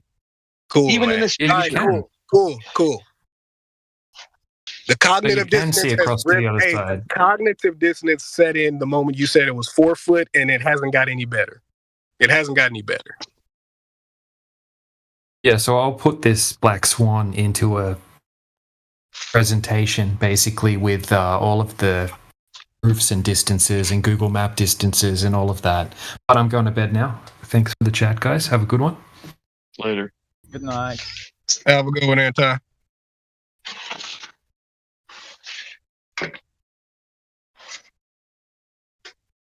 Hey, but Rob, I really don't think there's too many other places we can go, man. We heard your spill. You know, you thought it was 4 foot of curvature because somebody told you that was named a scientist, and you ran with it. At first, you said this shouldn't be seen on a globe Earth. Then, once you saw that it is seen, you're like, maybe it's not 21 miles, and we'll go with that. You tried to find any reason for this not to be a experiment, and that's because fine. the light. Yeah, but the light you see, JP, the light you're seeing is not coming from the fuck. You're not looking at the light on the beach. You're looking at the light as it's coming across the water, being refracted at you. You're not seeing the guy on the beach holding the light. So you know what happened, Rob Noxious, with that guy. So it's what's happening with the majority of people, and it's what's happening every day with those so-called scientists. They are laughing at people who just believe what they are told by those so-called scientists. They are surprised. Oh, what the heck? Those people are so stupid. They believe any shit we tell them. I only believed him on the math because he's a math guy, dude. Like I said, dude. No, you're not believing on any math. You just believed a result, a number that the guy gave you. Don't believe the math. You don't. I don't think it could. You did the math yourself, and you didn't. I think you did. No, I went to the earth curve calculator right away and put the earth curve calculator in. And it even came up the wrong thing. It came up 198 feet. So again, I mean, are all earth curve calculators the same? Because I got 198 feet when I put in 5 foot viewer height.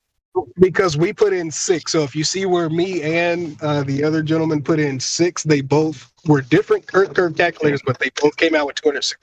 So listen. Yeah, well, the guy in the video survived. If you really believe the math, you will get the right number because you will use that thing that you believe. Because if you use the wrong numbers, which were given to you by a wrong calculator, it was 180 something feet, and the other, which was very terrible, it was 4 feet for 21 miles. It's completely different than 206 when you use that thing that you trust. You said you trust the math, you follow the math. You didn't follow the math, you give us just 4 instead of doing the math and having 266. That's a big difference. I think that was not using math, not even guesswork. You didn't even guess the number. That was blind belief. I know, but see, the whole problem is you guys are thinking of it as like, okay, so when I'm looking for the curve, I should see a giant curve in that lake, like a giant bump in the lake, and that's not what you're measuring, or what even the correct idea what you should be thinking about. The Earth is curved itself, so the whole thing is saying, well, I should see the curve as a lake curves. It doesn't work like that, dude. It's an equidistant curve, what we call it. It's constant. You're on the curve already. The way that it would work, see over it. I got you. The way that it would work, Rob, is the whole reason that these tests are done. Because what you would have to say is that the horizon is geometric, which means that you can't just automatically see over a geometric physical obstruction. So that's where these experiments come into play, because you cannot see past a physical obstruction the same way a laser cannot laser past a physical obstruction that's 216 foot tall. If it's pointed straight at a 6 foot observer, it will never get there. Light can bend for sure. No one's saying light can't bend, but light bends what way, Rob? It bends down. So it would bend down. It would not bend over, up and around, up and over a 216 foot curve. We proved that in a video, dude. We showed you the curved light inside the thing, and you didn't want to hear about it. No, who showed me that? Remember the curved light with the sugar water and the curved light? The light goes up and down and bends right over like a banana. That is my favorite thing to talk about, Rob, because that shows you that a laser cannot surpass a physical obstruction. It will bend. No, but it does in that video. Listen to me. When you put more refraction, the laser bends quicker, and it's going to curve down before it gets to the physical obstruction. The only possible way, and I'll show you the video right after this, the only possible way for a laser to go over the physical obstruction is if it's already physically above the physical obstruction or pointed at an angle that is above the physical obstruction. Gotcha, JP. Because in that video, if you look closely, when it shows that blue light and they focus on it, it shows the light hitting the water. As he's seeing it, the light's hitting the water too. So therefore, the light must be bending towards the water, proving that the light is going over the curve of the Earth. Checkmate. That's false, Rob. Here, and I'm going to show you in real time. You see two lights in that video. You see two blue lights. The one that's blinking on the so-called beach, and the one that's on the water coming off the water. Why would the water be reflecting a light that's not even facing the water, even aiming towards it? The light is above the water. What are you talking about? No, it's not. The light's on the beach. The light's on the beach. Is it going over the water, Rob? No. Time for you to go. You're gonna need something. You never know when it's next to go. Let me show you this in real time, Rob. Here you go. Oh, you don't have to. All right, one quick question, Rob. I just posted the picture. Why is the laser light not surpassing the physical obstruction? So you don't leave till late today? Like midnight? Hey, you're hot micing what? Which?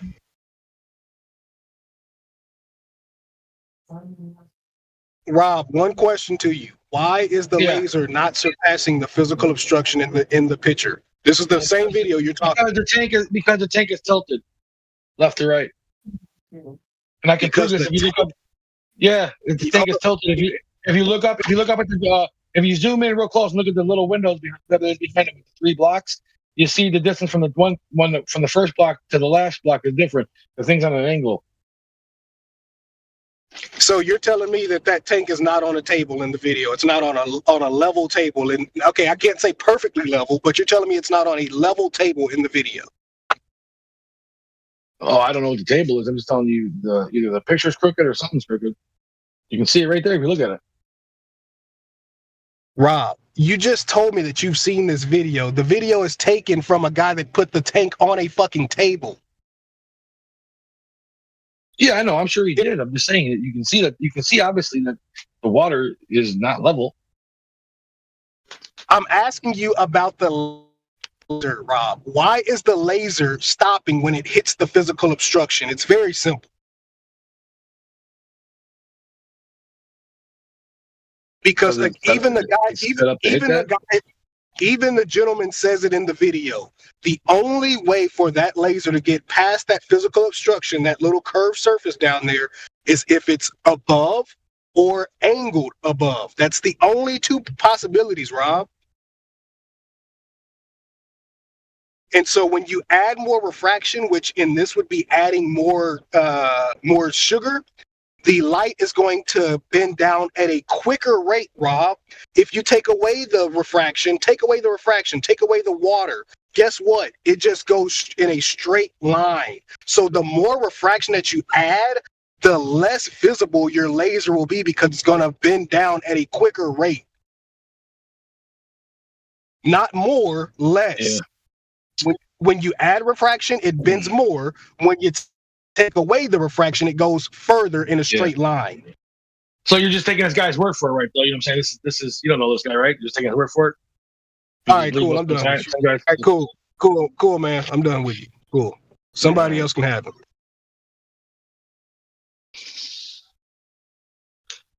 Now we're not even talking about what we're looking at. We're talking about the guy that's doing it now. No, I'm talking about you. You obviously believe this stuff. I'm just saying, if you believe it, then you're just following someone else too, like I was doing. Anybody knows that if you put a laser in sugar water, this is the way that it will behave. You don't have to. How do you know that? You never did it though. Who haven't done a fucking test with sugar water? Are you crazy? Yes, I have. Oh, then why are we looking at your pictures? Because I didn't record a fucking video fraction rebuttal. Oh, okay. I'm sorry. I thought you might have did that. Hey, Rob, I tell you what. If you want me to do it for you tonight, I got some sugar and water at the house. I can show you how this. Cool. So you can do it too. Nobody is denying that this is what happened in sugar water with a laser, but you right now. Yeah, well, I mean, I can't be. I don't like to be like everybody else. I have questions too. Like I said, I question everybody. I don't question what these people tell me. You didn't question the guy that told you it was 4 foot over 21 miles. You didn't question him. Yeah, you got me there. You came back and tried to bust our balls about it, and you were absurdly wrong. Cool. Yes. Live and learn. See how easy it is to be duped when you don't do your research.